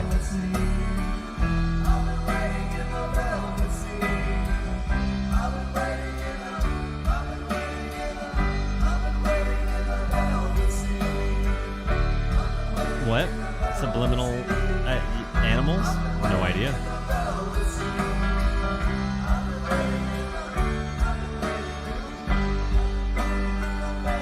There's that sky.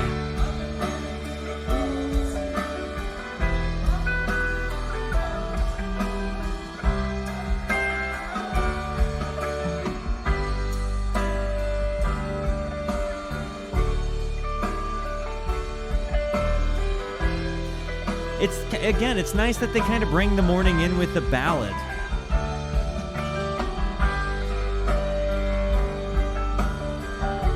Like right after 2001, you just get this emotional release.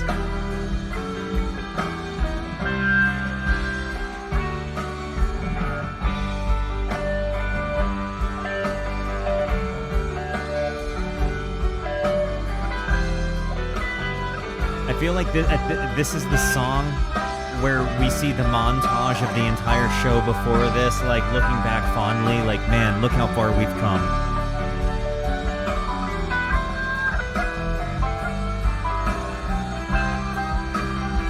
What? I was wondering if a lot of I'm gonna try to make a poll maybe. Okay. See who's been here from the beginning. Okay. Do it.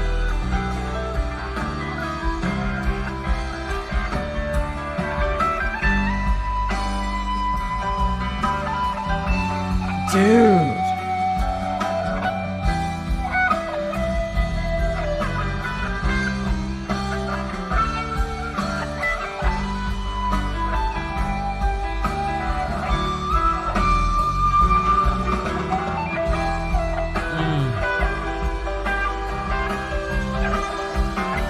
Dude, huge emotional playing even at the end of a friggin' 8-hour show.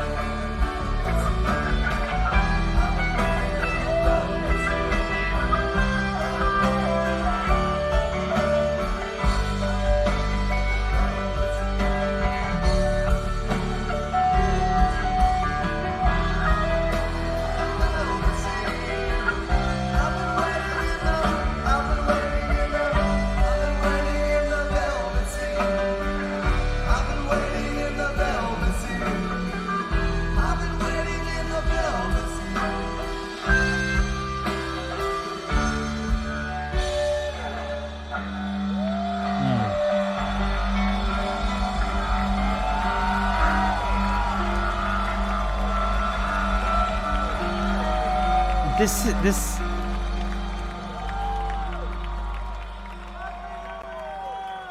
Happy New Year, everybody. You know what? Happy New Year to you. From me to you, happy friggin' New Year.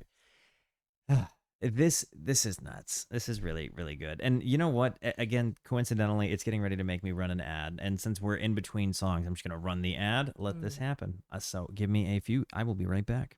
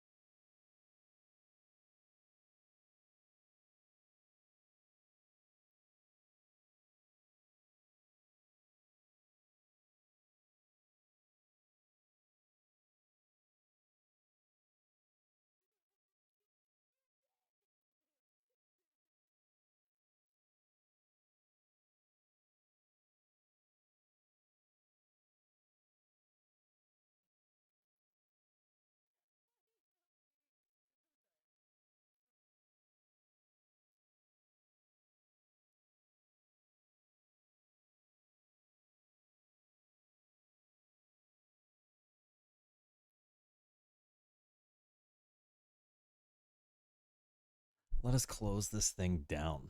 I think we're gonna get close. We've got like 30 or 40-ish minutes. Here we go.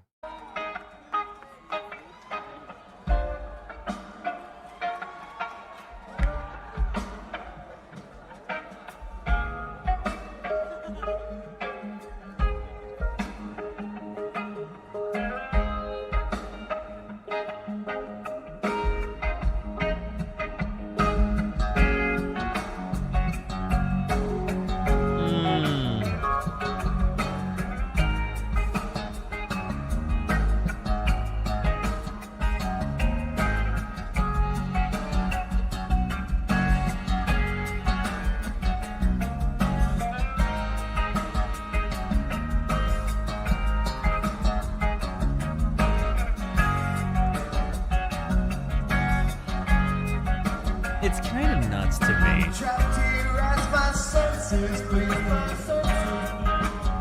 I can't describe which things I need. Show up late and stumble in. Sure if you are still Korean. I got to gaze inside your eyes. Do you remember the song?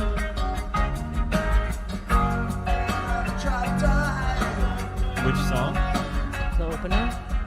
Yeah, me. So I only remember that as the intro as they're walking in. I've never like. Right, you said that. Yeah, they didn't like. They just eventually took over what the prelayed instrumental was. So now they're actually playing it. Oh, so they just like looped through it. Yeah. But we didn't actually get. A lot. Yeah.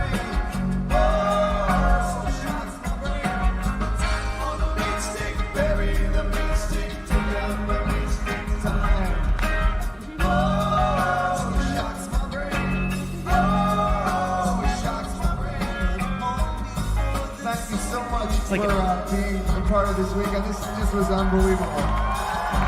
Unbelievable. It's something really special that we've got going here, and I thank you guys from the bottom of my heart for everything that you do for us.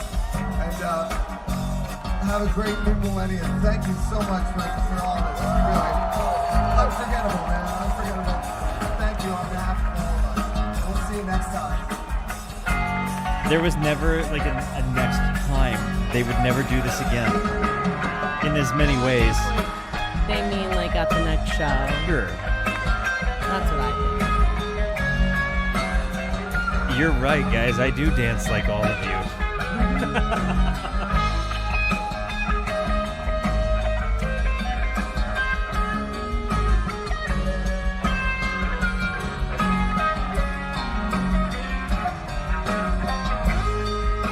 Look at all that happiness out there. It's like you can see the exhaustion on everybody, but it doesn't matter. They're all just so happy to be there.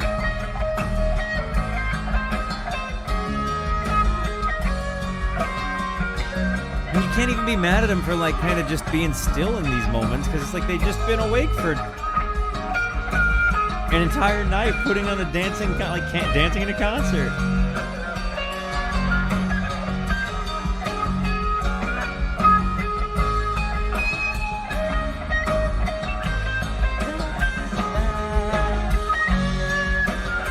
I mean, this is really epic, dude.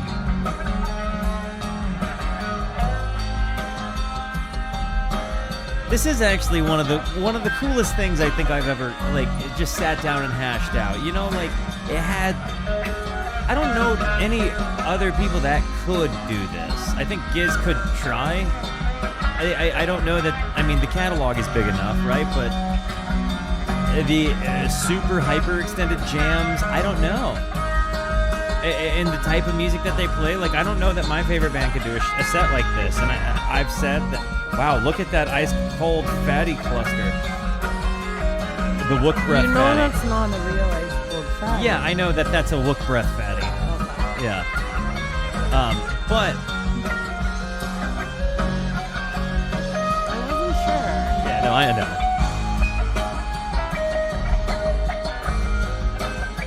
I love that lead. It's like, everybody's just so happy. It's like they've all made it. This whole thing for everybody is a celebrated accomplishment together as a community of people. It's actually a really cool thing. And like, again, we're sitting here talking about this 26 years later, sharing in nostalgia, sharing in memories, watching your guys' sunset from like 25 and a half years ago. It's kind of a cool thing to get to share with you guys in a unique way. On New Year's Day. On New Year's Day. 2000. 20 and 00.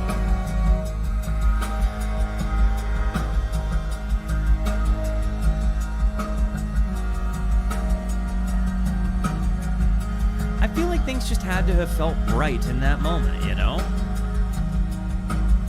Yeah, but no one knew because they were on their phones. That's what I'm saying, just bright or hopeful. Like, it's a different sense of community in that moment, I think, than what people have now, you know?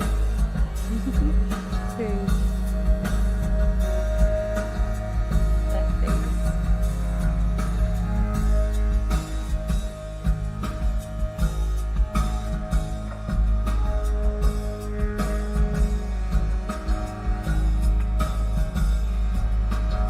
It's bright enough that you can see the stage.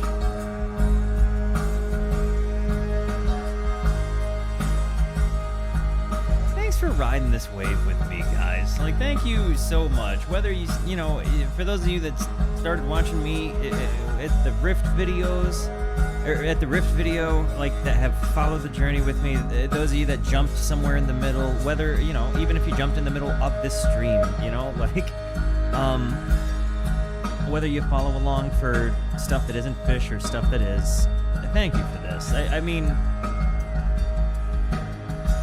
this has actually been one of the most amazing musical endeavors I have ever witnessed. And again, to get to share it with you guys that, you know, were there, some were, some weren't, you know, to get to kind of experience a little bit of your guys' nostalgia and what makes this so special to you outside of what makes it so special to me.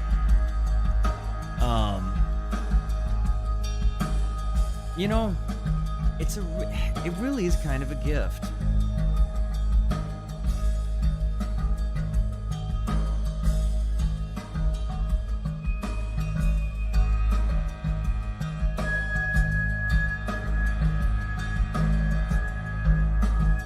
With a name like Gizhenge, that checks out.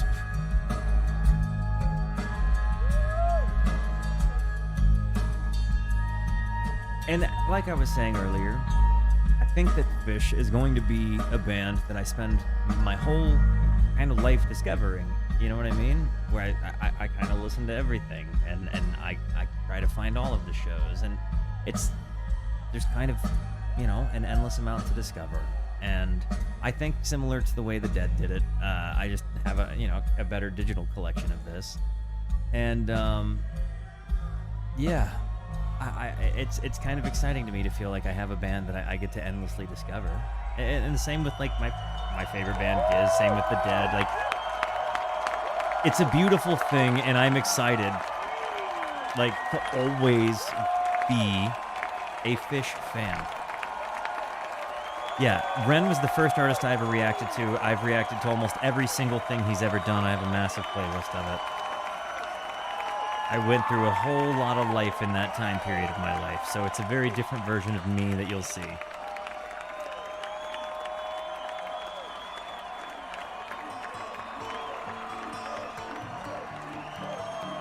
Is this Here Comes the Sun?